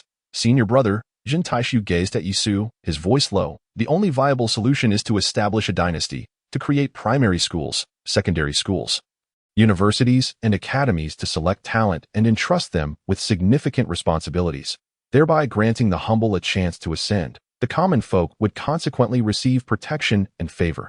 Upon hearing the conversation between Zhen Taishu and Yi Su, Huachinga and the others felt a chill run down their spines. That a dynasty, amidst the multitude of sects on the Zixiao continent, seemed utterly unattainable. The slightest indication of such ambition, the top-tier powers would swiftly intervene to extinguish it. Moreover, in comparison to these paramount forces, they felt as insignificant as ants. How could they ever hope to establish a dynasty? Yi Su chuckled. There is no need for haste. Let us proceed step by step. He turned to Huachinga and said, Master Hua, you should first establish a primary school to enroll young students. I will ensure that Kua joins the primary school, to cultivate alongside them. As for the principles of cultivation, I trust you have not forgotten them? Huachinga replied solemnly. Rest assured, Master. His heart surged with excitement. This step was monumental, a groundbreaking move. Once successful, it would pave the way for the establishment of a middle school, a university, and a grand academy. When the system is complete, it would lay the foundation for a dynasty. Furthermore, such a well-founded dynasty would possess an exceptionally solid internal structure. I will appoint Elder Luo and Elder Lu as instructors to personally impart their knowledge of cultivation. Huachinga continued. As for within Qianzhou, I will also recruit instructors, both in literature and martial arts, to teach collectively. Huachinga declared, We shall not disgrace our mission. Luo Lin and Lu Xiangyun affirmed. Yi Su nodded. Then let us proceed as planned. Junior brother, you underestimate senior brother Yi. Zhen Taishu chuckled. Yi Su remarked, Junior brother, in the realm of humanity, there are 8 levels, and in the realm of divinity, 10. Beyond the divine, there exists the immortal path. According to your calculations, to gain entry to the Grand Academy and be deemed a doctoral candidate, one would need to attain immortality. Immortal? Li Mo and Zhen Taishu were perplexed. Neither had ever heard of the term. Yi Su refrained from elaborating, instead addressing Li Mo. I will not categorize individuals by their realms. Rather, I shall establish standards based on their supernatural abilities, array mastery, alchemical skills, talisman crafting, and so forth. Those who succeed will be promoted to middle school, while those who fail will remain to continue their cultivation. Of course, the difficulty will only increase, yet their resolve and cultivation will undoubtedly elevate. Li Mo appeared to grasp some understanding. I possess only a framework. Should you devise any excellent ideas, feel free to communicate them directly to Master Hua. Su smiled. Li Mo nodded. Brother Su, must I also attend school? Lin Kuo inquired, looking up eagerly. Su nodded. The little girl exclaimed with delight. Will Brother Su be the one to teach me? Su shook his head. The little girl pouted. Then I want to go. I want Brother Su to teach me. After nightfall, everyone gradually departed. Su reigned in the playful demeanor he had displayed with Lin Kuo, his gaze sharpening slightly as it fell upon the black dragon. Little one, let us have a conversation, he stated calmly. Benefactor, please, ask away, the black dragon replied. Speaking in human tongue, Su said, I merely awakened you from your slumber. This debt is neither large nor small. You have avenged my foe, Gaoro, and thus we are even. However, your continued presence by my side suggests you have a request. Speak. The black dragon was taken aback. Su's words echoed his own thoughts. With a bitter tone, the black dragon confessed. I do not hail from Ziyue continent. I am of the dragon clan from Dragon God continent, belonging to the Anew lineage. I am aware, Su replied indifferently, having recognized the dragon's bloodline at their first encounter. The Anew lineage is renowned for possessing the purest bloodline of the ancestral dragon, blessed with extraordinary gifts, and Dragon God continent is one of the continents of this world. Thus, the black dragon was not bound by the laws of the world. In years past, I departed my homeland with my father. Chapter 78. The ancient city of the great wilderness. The Anew lineage is the direct descent of the ancestral dragon. However, for nearly 120,000 years, the bloodline has been in decline, until one day, my father became aware of the conspiracy of the 6 lineages. Over 100,000 years ago, the 6 Fanes joined forces with the divine sovereign of the 9 nether continent, planting a curse within our bloodline that has led to a continuous decline in our ancestral power. Ultimately, our father God led us in a revolt against the Dragon God continent. Benefactor. The Tianji Fulong scroll you possess is forged from the scales of our father God. And this key can guide us to the Dragon God staff left behind by him. I earnestly hope that you will assist me in recovering the Dragon God staff and restoring the glory of the Anew lineage. The voice of the black dragon resonated with a deep-seated hatred. Su lowered his head in contemplation. The 7 veins of the Dragon God continent have always revered the Anew lineage, and the actions of the 6 veins served to sever the very foundation of the Anew bloodline. Did your father take the Dragon God staff with him when he departed? Su inquired. The black dragon nodded. The location of the Dragon God staff requires the key you hold to unlock, if it is to restore the Anew lineage. I see no reason to refuse, Su replied. However, as it stands, I lack the strength to set foot in the Dragon God continent. As long as you agree, Anew is willing to serve you as master, the black dragon declared with a chilling tone. Do you place such trust in me? Anew responded. I can sense your extraordinary nature, though I cannot articulate it. I trust my instincts. Furthermore, I currently resemble a stray dog. Su understood. Anew was taking a gamble. He smiled and said, Since you swear fealty to me, you shall heed my commands. From now on, you will remain in Black Dragon City, where I shall impart to you a method of faith cultivation, enabling the citizens of Black Dragon City to worship you day and night, assisting you in manifesting your dragon form. Thank you, my master. Anew exclaimed with excitement. Su transmitted the cultivation technique to Anew and then dismissed him. He seated himself, inhaling the energy of heaven and earth, and commenced his training. His true chi had already transformed to 90%. As he practiced, it swiftly converted into magical power, and within half an hour, Su broke through to the Void Realm. With the matters of Black Dragon City resolved, I can now venture to the Luosha Ghost Market, Su murmured, feeling a long-forgotten thrill at the aura of the Karo Demon God. The next day, Su departed from Black Dragon City alone. Jin Taisu and Li Imo were deeply engrossed in contemplating the establishment of a primary school, unable to extricate themselves for the time being. While Lin Kuo, with reddened eyes, bid him farewell. The great wilderness ancient city lies at the heart of Qianzhou. Above this ancient city looms the fearsome Luosha Ghost Market. However, as Su approached the great wilderness ancient city, he discovered that the towns and cities within a radius of several thousand miles remained intact, untouched by the chaos of demons. Merchants came and went, and chi practitioners traversed the streets, presenting a scene of burgeoning prosperity. Within just 1,000 miles, nearly 90% of Qianzhou's resources were concentrated here. Without needing to ponder, Su understood this was the handiwork of the foremost powers of the southern region. Do you know, it is said that yesterday, demons launched a massive invasion on eastern Black Dragon City, It seems Black Dragon City may not endure, murmured someone in hushed tones regarding the demonic affairs. Every decade, they must suffer calamity. Alas, someone sighed. Yi Su found their words somewhat amusing. Despite sharing the same Qianzhou, this group seemed to detach themselves, observing the plight of demons as mere onlookers, as if they were not of the same kind as the people of Qianzhou. Yi Su's gaze remained indifferent as he soared through the air, heading directly toward the great wilderness ancient city. An hour later, a grand city emerged on the plain. Surrounding the ancient city of the great wilderness are numerous small towns. While above, the void has split open, resembling a celestial scar. This thin expanse of emptiness, akin to fragile parchment, binds the sinister energy of the Rakshasa ghost market, teetering on the brink of rupture. Yet, the denizens of the great wilderness and the townsfolk, including the Qi practitioners, appear utterly unfazed by the potential collapse of this void barrier. After all, even if it were to shatter and unleash a torrent of demons, they would not be gripped by fear. These malevolent beings dare not invade the ancient city of the great wilderness. A sudden exclamation pierced the air. A calamity has befallen us. The 6 sects of Qi practitioners and the Rakshasa demons invading Black Dragon City have been completely annihilated. Black Dragon City stands unscathed. How could this be? A ripple of astonishment surged through the ancient city, igniting fervent discussions. Rumor has it that the dragon soul of the Black Dragon Mountain Range manifested, slaying the demons and safeguarding Black Dragon City. A voice rang out. Yet it seemed more like fanciful nonsense. Cease your baseless chatter, came a rebuttal. It was clearly the case of the 6 sects of Qi practitioners and the Rakshasa demons perishing together. I witnessed it with my own eyes. Would the 6 sects truly exhibit such benevolence? Sneered another. The crowd buzzed with voices, each claiming to have seen the events unfold, although Yi Su was accustomed to various happenings. Witnessing this throng left him with a chill in his heart. They were kin who dwelled upon the land of Qianzhou. However, within the eyes of those in the great wilderness, the invasion of demons and the suffering of common folk were entirely irrelevant, serving instead as mere fodder for their idle conversations. A gaggle of fools confined within a cage.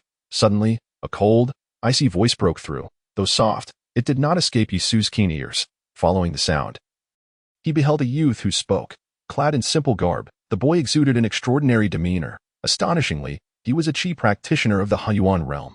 Yet, what was truly lamentable was the utter lack of brilliance in his eyes.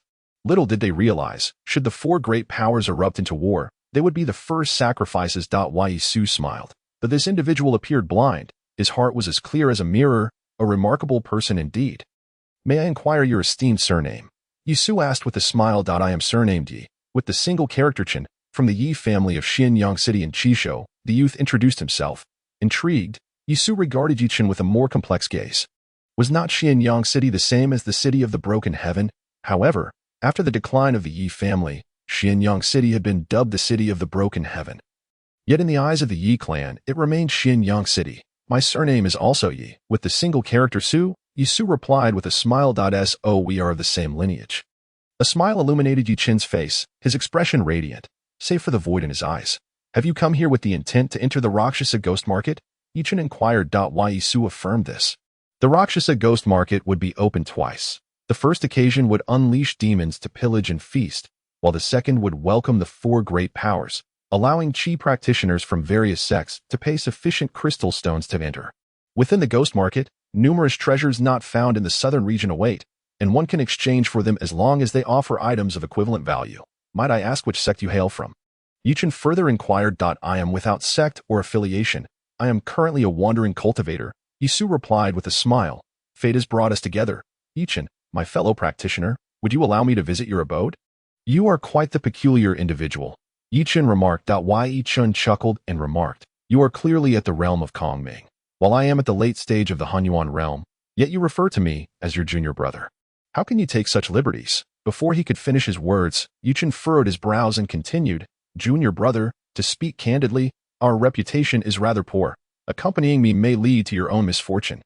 How fortuitous, Yi Su replied with a smile. My own reputation is far from stellar. Some call me the little demon, while others refer to me as Mr. Yi, with everyone sharing the surname Yi and bearing unsavory titles. Isn't this merely fate? Junior brother, let us hasten to your residence for a couple of drinks to celebrate. Junior brother, I am a member of the Yi family, specifically the Yi family of Qizhou. After several changes in expression, Yi Chen finally spoke. Yi Su, feigning indignation, responded, Junior brother, I too belong to the Yi family. Perhaps our ancestors were once part of the same leaf. Your repeated refusals, are they perhaps due to my background as a loose cultivator, leading you to hesitate in associating with me? Of course not. Senior brother, please do not misunderstand.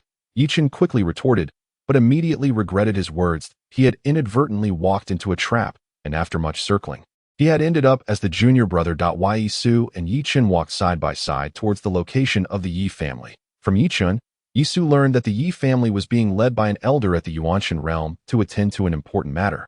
Although the specifics remained undisclosed, the architecture of the great wilderness ancient city was remarkably simple, devoid of magnificent palaces or grand structures. Instead, small houses with fish-scale roofs were nestled closely together throughout the ancient city. Only the great wilderness mansion stood out with its elegant eaves and ornate walls, exuding an air of grandeur. However, Yichen informed him that the great wilderness mansion was the meeting place for the 4 major factions, and even the 6 leading figures were forbidden from stepping inside. After half a stick of incense, the two arrived at a courtyard. In the courtyard, members of the Yi family were practicing martial arts, while others sharpened their swords, appearing poised for battle at any moment. Everyone, take a rest. The disciples from the 6 major sects will not be coming, an elder with white hair announced, clad in a gray robe. He stroked his beard with one hand while the other sleeve hung empty, clearly indicating he had lost his left arm. This man was Elder Yi Tianxuan, the guide for the Yi family's expedition. Elder, do you truly believe the disciples of the 6 major sects would be so kind as to pass up the opportunity to humiliate us? One disciple scoffed. I have just received news that the disciples from the 6 major sects launched an attack on Hiling City. But for some unknown reason, their entire force has been annihilated. Yi Tianxuan said solemnly. Is that true? Those rascals, who only know how to bully us, have finally met their demise. What a relief. It truly brings joy to the heart. I wonder which hero is responsible. If I ever meet him, I shall express my heartfelt gratitude for avenging us. The Yi family disciples were all filled with excitement. Hearing their chatter, Yisu couldn't help but smile inwardly. Chiner, who is this young brother? Yi Tianxuan finally turned his gaze to Yisu, and in that instant, his body trembled slightly. He looks remarkably similar. In a moment of confusion, Yi Tianxuan seemed to mistake Yisu for another person, instinctively wanting to step forward and extend his only hand. However, just as his right hand reached halfway, Yisu suddenly coughed twice, startling Yi Tianxuan back to reality. What is the matter, Elder? Many of the Yi family disciples asked. Puzzled, Elder, this is Yisu, a friend I have just made. Yi introduced. Yi Tianxuan nodded, his gaze fixed upon Yisu, his expression a tapestry of complexities. Yisu bore an uncanny resemblance to Yi Tianzong. Yet in contrast, he lacked the latter's domineering intensity, embodying instead a gentle grace reminiscent of jade, evoking a sense of springtime warmth. In that moment, Yi Tianxuan's heart was awash with tumultuous thoughts. Chiner, since he is your friend, be sure to treat him well, Yi Tianxuan instructed. However, you must inform him of the circumstances surrounding the Yi family. Yichen acquiesced with a nod. He greeted the other practitioners of the Yi family, and together they ventured into the rear courtyard. Yisu produced a brew of green mulberry fruit and cheerfully proclaimed, Dear junior brothers, indulge yourselves. Today, I host. The wine was exquisite. The assembly, unreserved. Uncorked 9 vats of fruit brew, filling the estate with an intoxicating aroma that captivated all. Yi Shixiang, I hear you hail from the Black Dragon Mountain Range, inquired a fellow disciple of the Yi family. There has recently been a great battle there. Do you know of it? The demons and the practitioners from the 6 sects were utterly vanquished. Another added, for Yu Shixiang to have survived and reached the ancient city of the great wilderness. Your prowess must be formidable. Yi Su humbly replied, Please do not overrate me.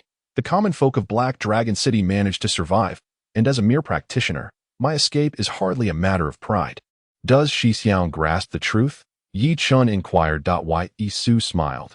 The dragon soul of the Black Dragon Mountain Range manifested. Enlightenment dawned upon the crowd.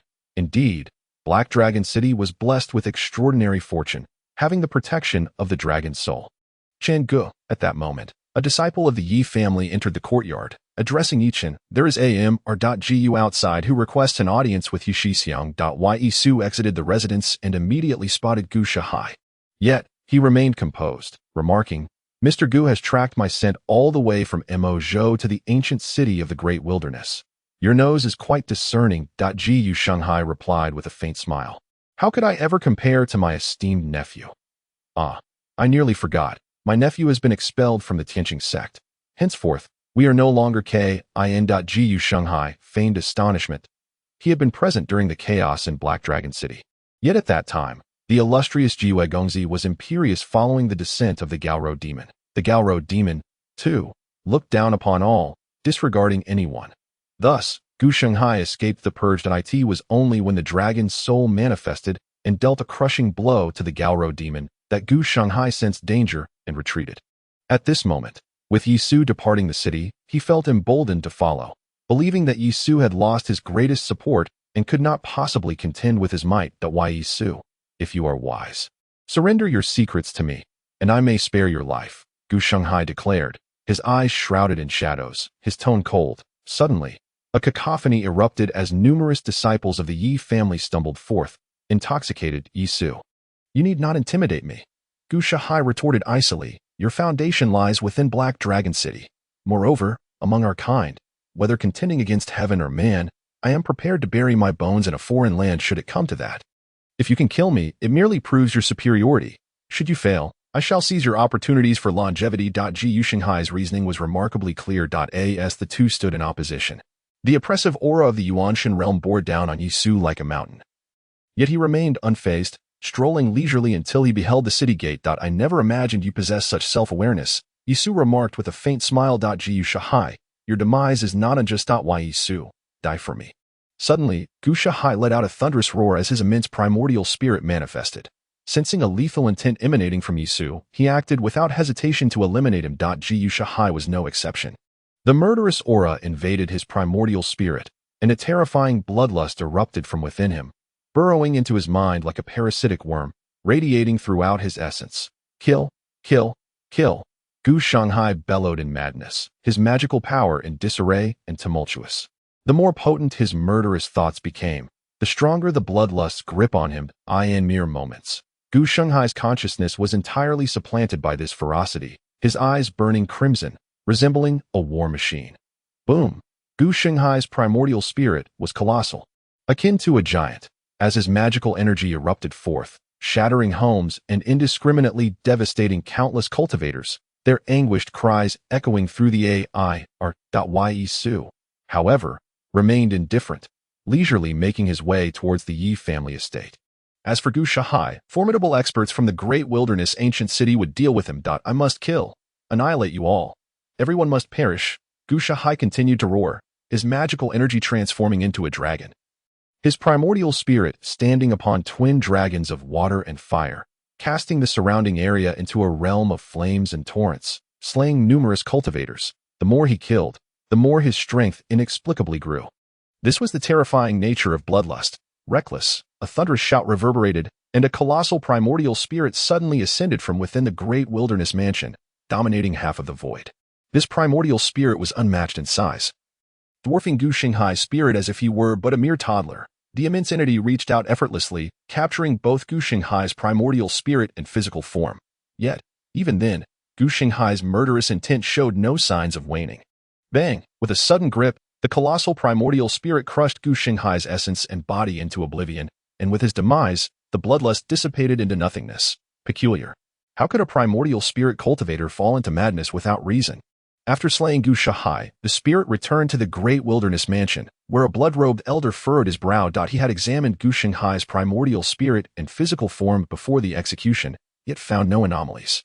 The bloodlust refined by Yisu was fundamentally different from the one previously planted in Ouyang Baobao's body. When the bloodlust infiltrated Gu Shanghai's essence, it became deeply embedded within his heart and spirit, rendering it nearly undetectable, even to divine beings. My lord, there has been significant damage in the western part of Great Wilderness City. A disciple of the Blood Demon sect reported.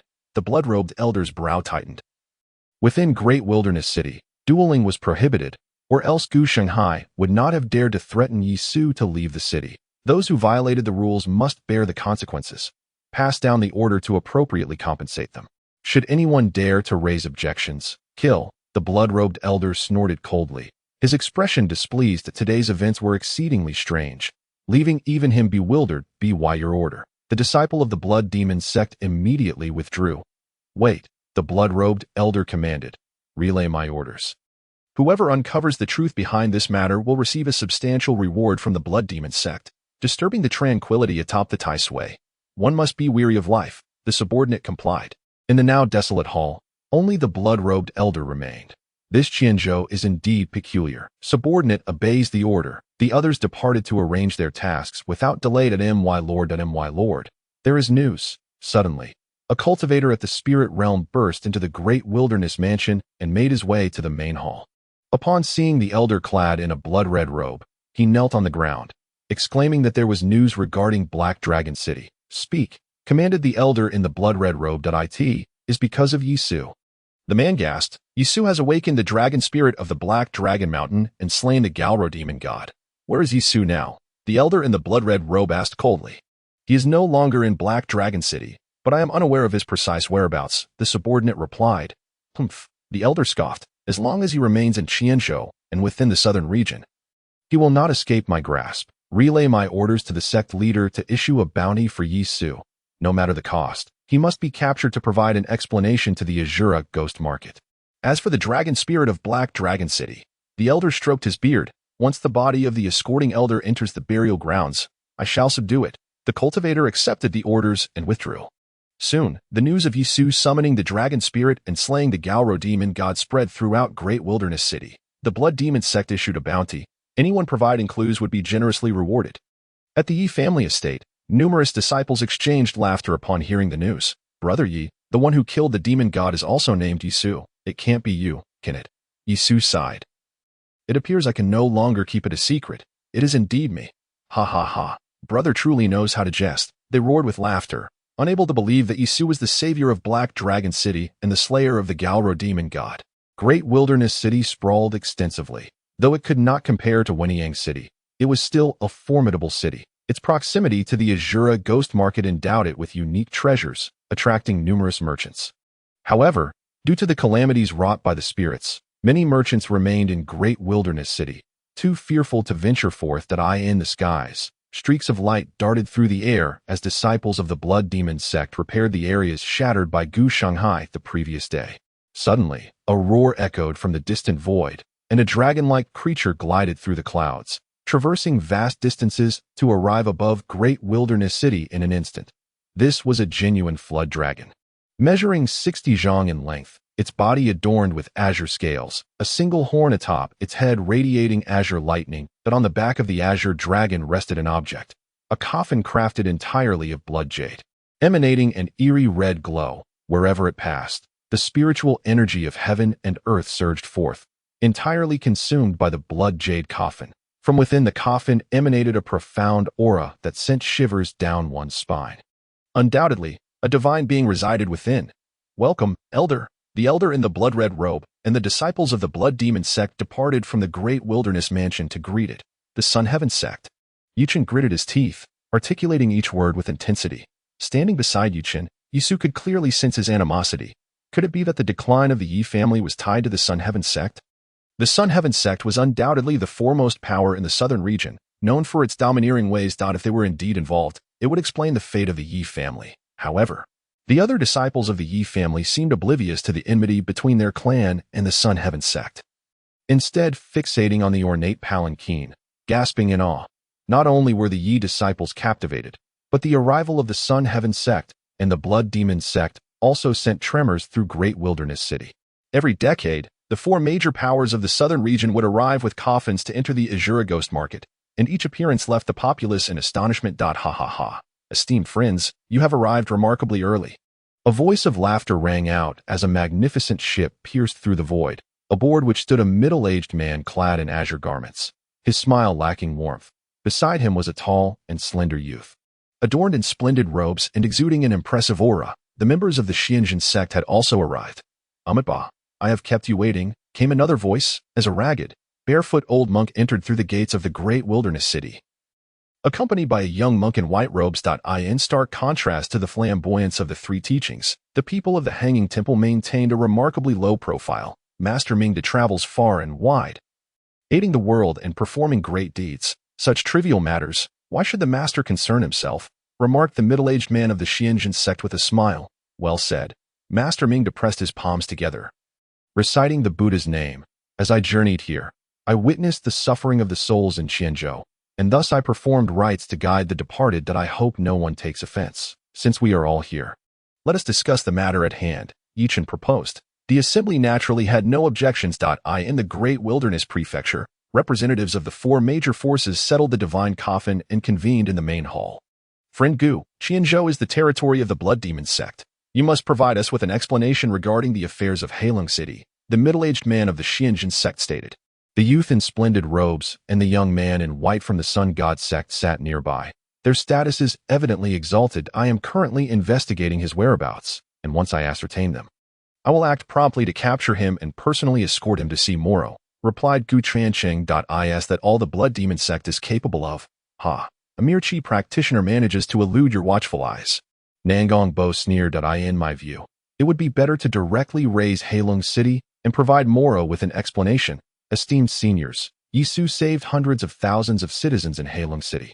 Is that not a remarkable act, a great merit? Why, then, do we seek to apprehend him? The young monk suddenly interjected. Jiuexin, be silent. Master Ming reprimanded. The Buddha teaches that saving a life is worth more than constructing 7 pagodas. This Yisu has amassed merits equivalent to millions of pagodas. The young monk Jiuexin's voice faltered, and with a flicker of his eyes, he attempted to defend his stance. You ought to focus on cultivating your understanding of the Dharma before embarrassing yourself further, mocked the youth in splendid robes and the young man in white. Heh. Despite the ridicule, Jiuexin did not take offense. Instead, he wore a foolish grin. Master, you have a fine disciple. Nangong Bo chuckled. Yueshuan remained silent. The Hanging Temple, indifferent to worldly affairs, held immense prestige in the eyes of the people of the southern region, with virtually no vested interests entangling them. Thus, no one would dare to offend the Hanging Temple without cause. My young disciple is a bit unruly. I hope you do not mock him, Master Ming said with a wry smile, though inwardly he felt a sense of pride. Jiuexin's words were heartfelt.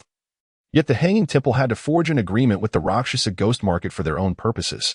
Friends, let us set aside the matter of Yisu for now, since all 4 of our sects are gathered. It is time to commence the Rakshasa ghost market, Nangong Bo declared. This matter requires communication with Moro. Gu Tiancheng added, at present, Moro may still be in a state of anger. Humph, Nangong Bo retorted coldly. Zhelaw is a deity, yet he was ensnared and slain by an unknown individual. Is it not shameful for Moro to be enraged at us instead? Let us unite in contacting him.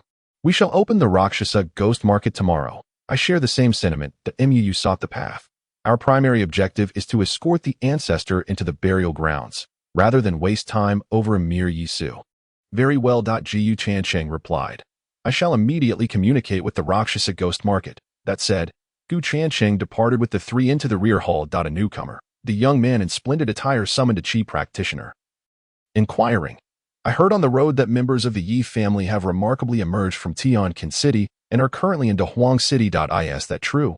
I report to you, young master, that indeed, the Yi family is in Dahuang City. They too have come bearing a coffin, likely containing their ancestor. It appears they intend to enter the Rakshasa ghost market, the white-clad youth from the Sun Heaven sect remarked.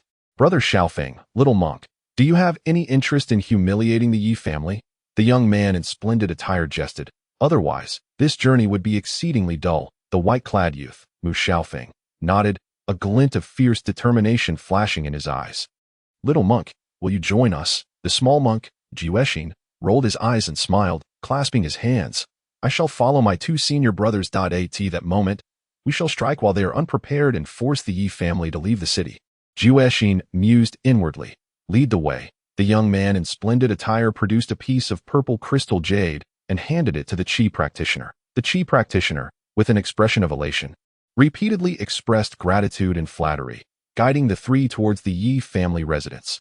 Within the span of a tea's brewing time, they arrived at the residence. The Yi family's cripples, come forth. The young man in splendid attire stood at the entrance, channeling his power, his voice erupting in thunderous waves, shattering debris, causing the entire residence to tremble. Who dares to cause a disturbance?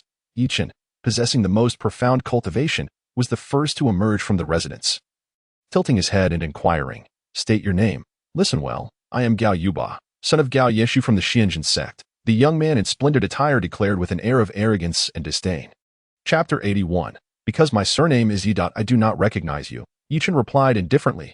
Gao Yuba's expression cooled slightly, stating, after I defeat you, You will remember me, young Master Gao, as the son of the sect leader.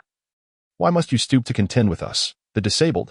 Yi Tianxuan stepped forth from the residence, adding, Moreover, we have no enmity with the Xinjiang sect. Should we have offended you? I, as an elder, shall personally apologize. Elder, many disciples of the Yi family, filled with righteous indignation, declared, if he wishes to fight, we shall accompany him to the end.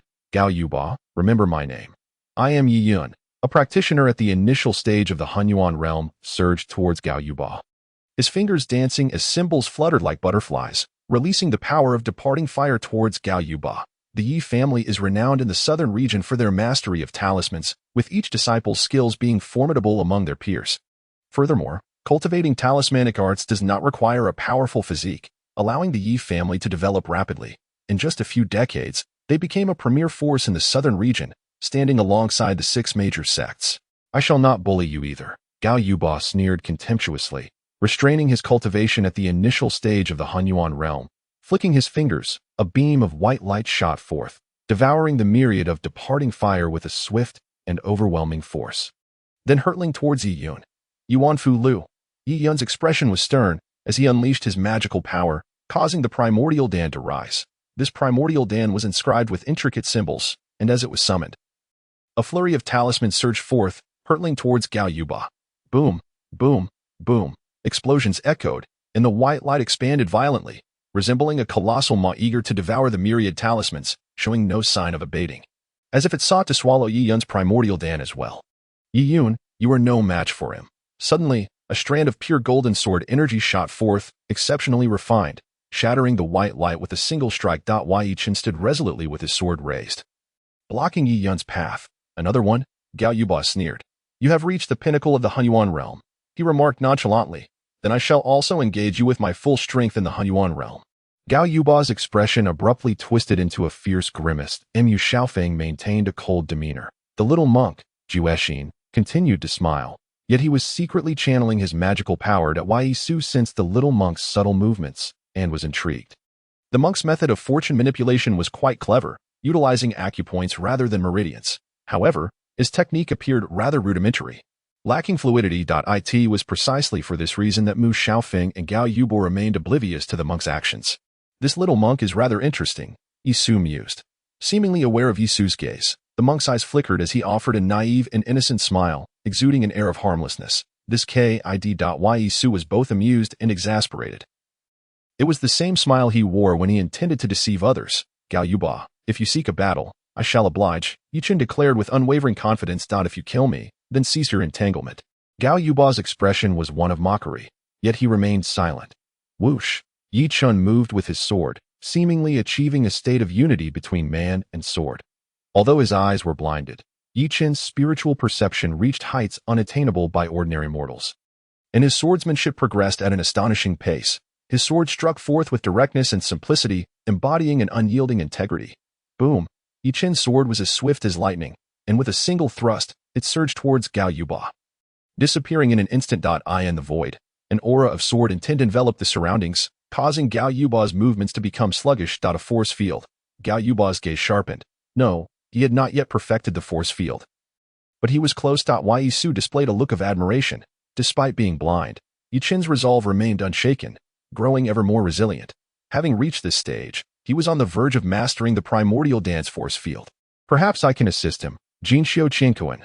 Gao Yuba waved his hands, unleashing a torrent of magical power that instantly filled the void, resembling a magnificent tapestry of mountains and rivers, with undulating peaks and surging rivers. Yi Chen's sword pierced through this tapestry, instantly shattering mountains and severing rivers, an unstoppable force that he unleashed but a single strike. Yet it was his most fearsome power. Gao Yuba frowned. Though he possessed a treasure body, he need not resort to it to deal with a cripple. Hunyuan Luo Tian, Gao Yuba bellowed, flipping his palms, causing the tapestry of mountains and rivers to abruptly invert, as if the very cosmos were turned upside down. Yi Chen found himself wholly reversed, as though Gao Yuba had compressed the void into a sphere, with Yi Chen reduced to an ant within it. Boom! In the next instant, the vast expanse of void collapsed abruptly under the control of Gao Yuba. As a terrifying force constricted towards the inner walls, that Yi Chen's sword suddenly slowed, and an overwhelming pressure crushed his corporeal form, subjecting him to immense suffering. Whoosh! Suddenly, a faint sound of something piercing through the air echoed. As a glimmer of divine light pierced through Gao Yuba's supernatural abilities and entered Yi Qin's body. Boom. In an instant, Yi Qin's aura surged violently, his entire meridian system connecting in a flash. Like a dragon's vein, releasing a resounding dragon cry. Not only that, but Yi Qin's thoughts became exceedingly expansive. To his eyes, everything seemed to slow down, and the oppressive force of the void gradually dissipated. He abruptly felt as if he could command the very fabric of the void, becoming the sovereign of this realm. The force field. Yi Qin's eyes sparkled with realization as his magical power erupted violently. His sword light surged like a dragon, merging his corporeal form with the radiant beam, as if a hidden dragon was soaring into the heavens. This streak of sword light shone like a brilliant star. Dazzling the eyes of all present, many unable to hold back tears, the sword light ascended with grace, piercing through Gao Yuba's supernatural powers in an instant. Impossible. Gao Yuba was taken aback, realizing that comprehending the essence of the Yuandan force field was no simple feat.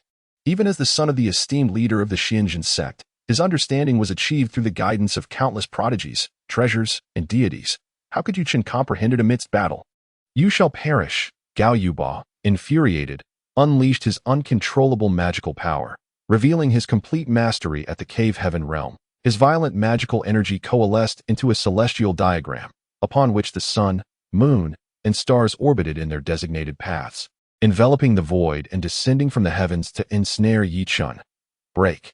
Yi Qin let out a long howl, fully achieving the unity of man and sword, transforming into sword energy as the Yuandan force field fused with his corporeal form, thrusting a sword towards the celestial diagram. Ding! At that moment, the sun, moon, and stars simultaneously emerged, and a terrifying stellar force converged into a colossal pillar of starlight, crashing down upon Yi Qin. Bang! Yi Qin was instantly struck down, collapsing to the ground. Gao Yuba's power was already at the perfected cave heaven realm, and despite Yi Qin's comprehension of the Yuandan force field, the vast disparity in their realms rendered him no match for Gao Yuba. Bastard, you cheat! The numerous disciples of the Yi family shouted in outrage, lamenting that despite being the son of the Xinjiang sect's leader, he would resort to such despicable acts that Yun Jianfang maintained a stoic expression. Gao Yuba scoffed, stating, "Why should I show mercy to a bunch of cripples? The fact that I have spared his life is already an act of leniency." Yet, Gao Yuba was also taken aback. The fact that Yi Qin could withstand his strike and survive was nothing short of astonishing. He glanced at the many members of the Yi family, a murderous intent bubbling within him. If word of today's event spread, it would tarnish his reputation. Consider yourself fortunate, Gao Yuba sneered. If today's events become known, I will turn Tianqin City into a dead city. Xiaofeng, little monk. Let us depart. The disciples of the Yi family looked at Gao Yuba, their hearts seething with indignation. However, none dared to voice their thoughts. Gao Yuba's influence was too formidable. Speaking out would mean enmity with him. And he would not spare the Yi family. How surprising that there were still those in the Yi family who were not crippled. Gao Yuba taunted, regrettably, though your body is intact, you seem to lack wisdom. Mu Xiaofeng fixed his gaze upon him and inquired, "Are you a member of the Yi family?" To his knowledge, all members of the Yi family had been rendered disabled in that fateful battle of yore. Cursed in their bloodline to be born with missing limbs, a truly insidious fate. However, the individual before him, Yi Su, appeared to be in perfect condition. Yi Tianxuan hastily refuted, "He is not one of the Yi family. We do not know him. Depart at once. Do not provoke trouble." A voice echoed in Yi Su's mind, which also belonged to Yi Tianxuan. With a gentle smile, Yi Su shook his head. "I am not yet a member of the Yi family, but I share the surname Yi. In honor of our ancestor who also bore the name, I feel compelled to lend them my support. You are the son of the leader of Xinjiang sect? How fortuitous, for I have yet to confront the scion of a top-tier force in the southern region. You are privileged to be the first." The little monk Ziyue gazed at Yi Su, a glimmer of curiosity shining in his eyes. "You have provoked my ire," Gao Yuba spoke ominously. "However, I do not slay nameless individuals. State your name. If you best me, I shall divulge it." Yi Su wore an innocuous smile. Ziyue also smiled in response. Chapter 82. The truth revealed. "I shall fulfill your wish," Gao Yuba proclaimed with a sardonic expression, as his cultivation level began to diminish. Once he reached the initial stage of the Void Realm, he contemptuously regarded Yi Su. "I shall grant you one move." Yi Su responded with a calm smile. "This does not concern you, my young friend." Yi Tianxuan interjected once more. "Silence. Mu Xiaofeng retorted coldly.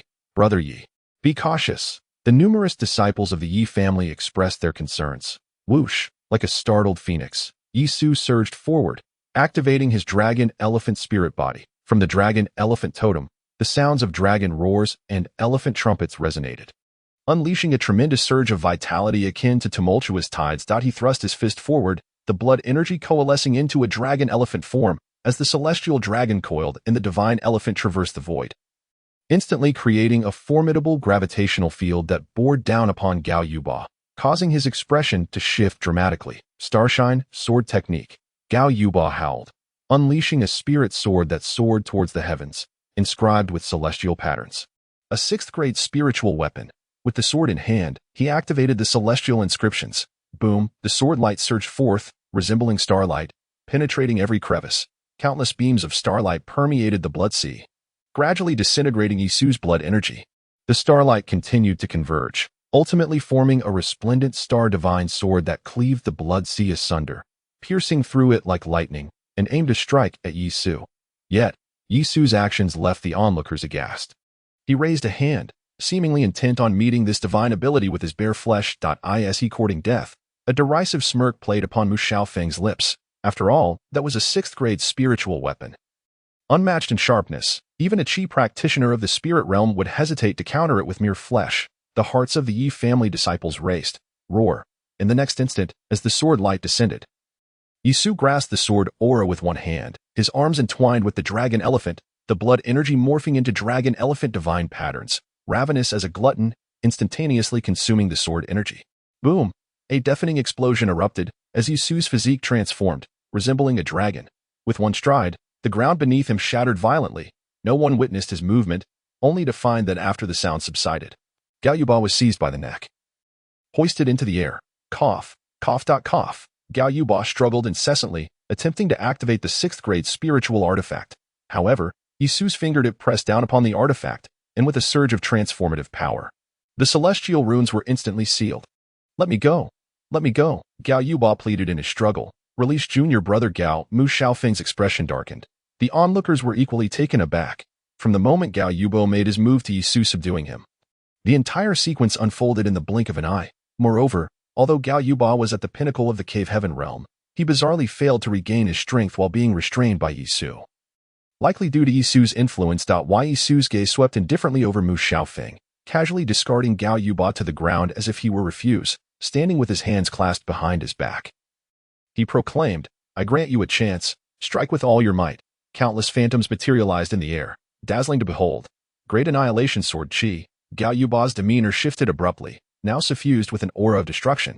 His eyes brimmed with murderous intent, strikingly fearsome. The celestial runes on his sword transformed into intricate symbols, unleashing a torrent of killing intent.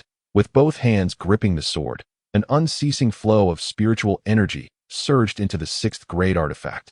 As he swung the sword, a brilliant beam of light shot forth towards Yi Su. The Great Annihilation Sword Chi, a 7th-grade divine ability, was wielded by Gao Yuba, yet he failed to fully manifest its essence. Nevertheless, this technique remained exceedingly formidable. The obliterating sword light hurtled through the air, slicing through the void as if cleaving the very heavens, instilling a sense of dread among the members of the Yi family below. Yi Su maintained an air of calm as the sword light approached. Suddenly, he reined in his blood energy. Against a cave heaven realm expert, the dragon elephant physical form would no longer suffice.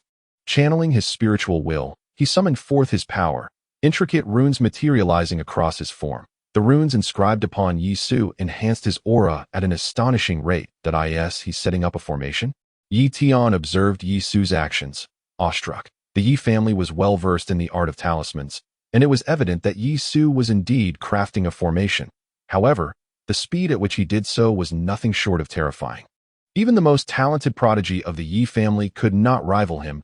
As the obliterating sword light descended, Yi Su's formation was completed. This formation bore a striking resemblance to the Yi family's original talisman records. While the Yi family inscribed talismans using elemental cores, Yi Su inscribed them with his very flesh. His mastery of talismanic arts was evidently superior to that of the Yi family. As the annihilating sword light fell, Yi Su was enveloped in a swirling array of talismans, resembling a garment woven from mystical runes. Each rune danced uniquely, emanating an aura of profound mystery. Gao Yuba's strength could not penetrate Yisu's defenses.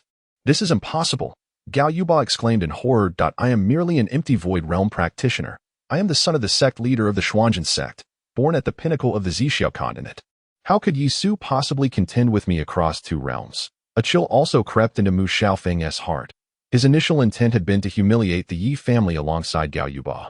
Yet he found himself confronted by an anomaly. Boom! The sky was filled with swirling talismans as the obliterating sword light suddenly shattered. Yisu unleashed his three-headed six-armed form, his figure darting forth as 6 arms extended simultaneously, each executing a unique seal. Meanwhile, Yisu's physical form trembled, the sound of tigers and leopards reverberating as he charged towards Gao Yuba. With 3 mouths agape, thunderous roars erupted, transforming into 3 waves of sound that surged towards Gao Yuba. Boom! Boom! Boom! The sonic waves, omnipresent in their reach, struck Gao Yuba with relentless force. Instantly, the protective armor enveloping Gao Yuba was activated. This armor appeared to be forged from dragon scales, each golden scale glimmering brilliantly under the sun, subtly coalescing into the shape of a golden dragon that coiled around Gao Yuba's body, fully absorbing the onslaught of the sonic attack. However, the subsequent 6 seals descended upon him like a torrential storm. The 6 seals, sealing off the cardinal directions and the 2 polarities of heaven and earth, struck from every angle, sending Gao Yuba hurtling backward. Puffed! Gao Yuba spat out a mouthful of blood, his expression waning. The arrogance he once held had vanished, replaced by a flicker of fear in his eyes that Yisu's power was overwhelming, leaving him no time to utilize his treasured physique. "You still possess your treasured form. As the son of the sect leader, you must have even more formidable artifacts. Reveal them." Yisu advanced step by step towards Gao Yuba. "Fellow cultivator, he is already lost," Mu Xiaofeng interjected. This address signified his recognition of Yisu's prowess.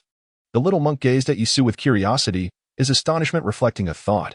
"Is there truly someone in this world stronger than I? Do you wish to defend him?" Yisu shot a sidelong glance at Mu Xiaofeng, dismissing him with, "You two should join forces. This is your final opportunity. Brother, you are magnificent." The disciples of the Yi family clenched their fists, brimming with excitement, regardless of Yisu's lineage. He had undeniably avenged the Yi family in this moment. Mu Xiaofeng's gaze turned icy. Why does an outsider seek to champion the Yi family? Unless, of course, you two belong to the Yi family, and are the only one to have escaped their sanctions. Sanctions? Yisu scoffed. What audacity you possess to believe you can impose them. Standing with his hands clasped behind his back, his aura transformed into ethereal garments that adorned him as he approached Mu Xiaofeng. "Your surname is Mu. I presume you are from the Mu family of the Yantian sect. I have heard of your family Xiang true canon and its unparalleled mastery over fire. I would be keen to experience it firsthand." "Brothers, we must not tarnish our reputation," the little monk declared, seizing the opportunity to incite chaos. Gao Yuba's countenance darkened as he pondered whether to employ the treasures bestowed upon him by his father to eliminate Yisu. He harbored no fears for his life, for after all, they were in the great wilderness city, where the deity of the Xianjin sect resided. "Who exactly are you?" Mu Xiaofeng's gaze sharpened. Yisu.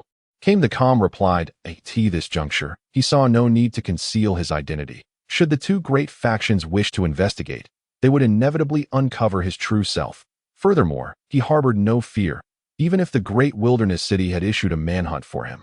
"Yisu," Gao Yuba repeated the name, his expression shifting suddenly. "You are the one who saved Hailing City. You are the Yisu we are currently pursuing." Mu Xiaofeng glanced at Gao Yuba, inwardly cursing his foolishness. The entire Qianzhou was searching for Yisu. Who would dare to claim that name? Only the Yisu who had ensnared the Garo demon god would have such audacity. "Indeed, fellow cultivator, you are quite the figure." While Mu Xiaofeng praised with his lips, a profound caution gripped his heart. Yisu dared to reveal his identity before them, which surely indicated he had some formidable backing. Could it be that he intended to eliminate both myself and Gao Yuba? As this thought crossed his mind, a chill ran down Mu Xiaofeng's spine. Among the disciples of the Yi family, Yisu's acknowledgement of his identity stirred a tempest of astonishment. Is he truly Yisu from Hailing City? Yixixiang did not deceive us. It turns out this is the second time Yixixiang has avenged us. The numerous disciples of the Yi family were utterly taken aback, not long ago. Yisu had introduced himself, and they had mocked him. Who could have imagined that a mere Qi practitioner from the Void Realm would be the mastermind behind the massacre of the 6 sex practitioners and the downfall of the Garo demon god? Now that the truth had emerged, they felt an overwhelming shame, wishing they could immediately find a crack in the ground to hide within. Chapter 83. Try and see.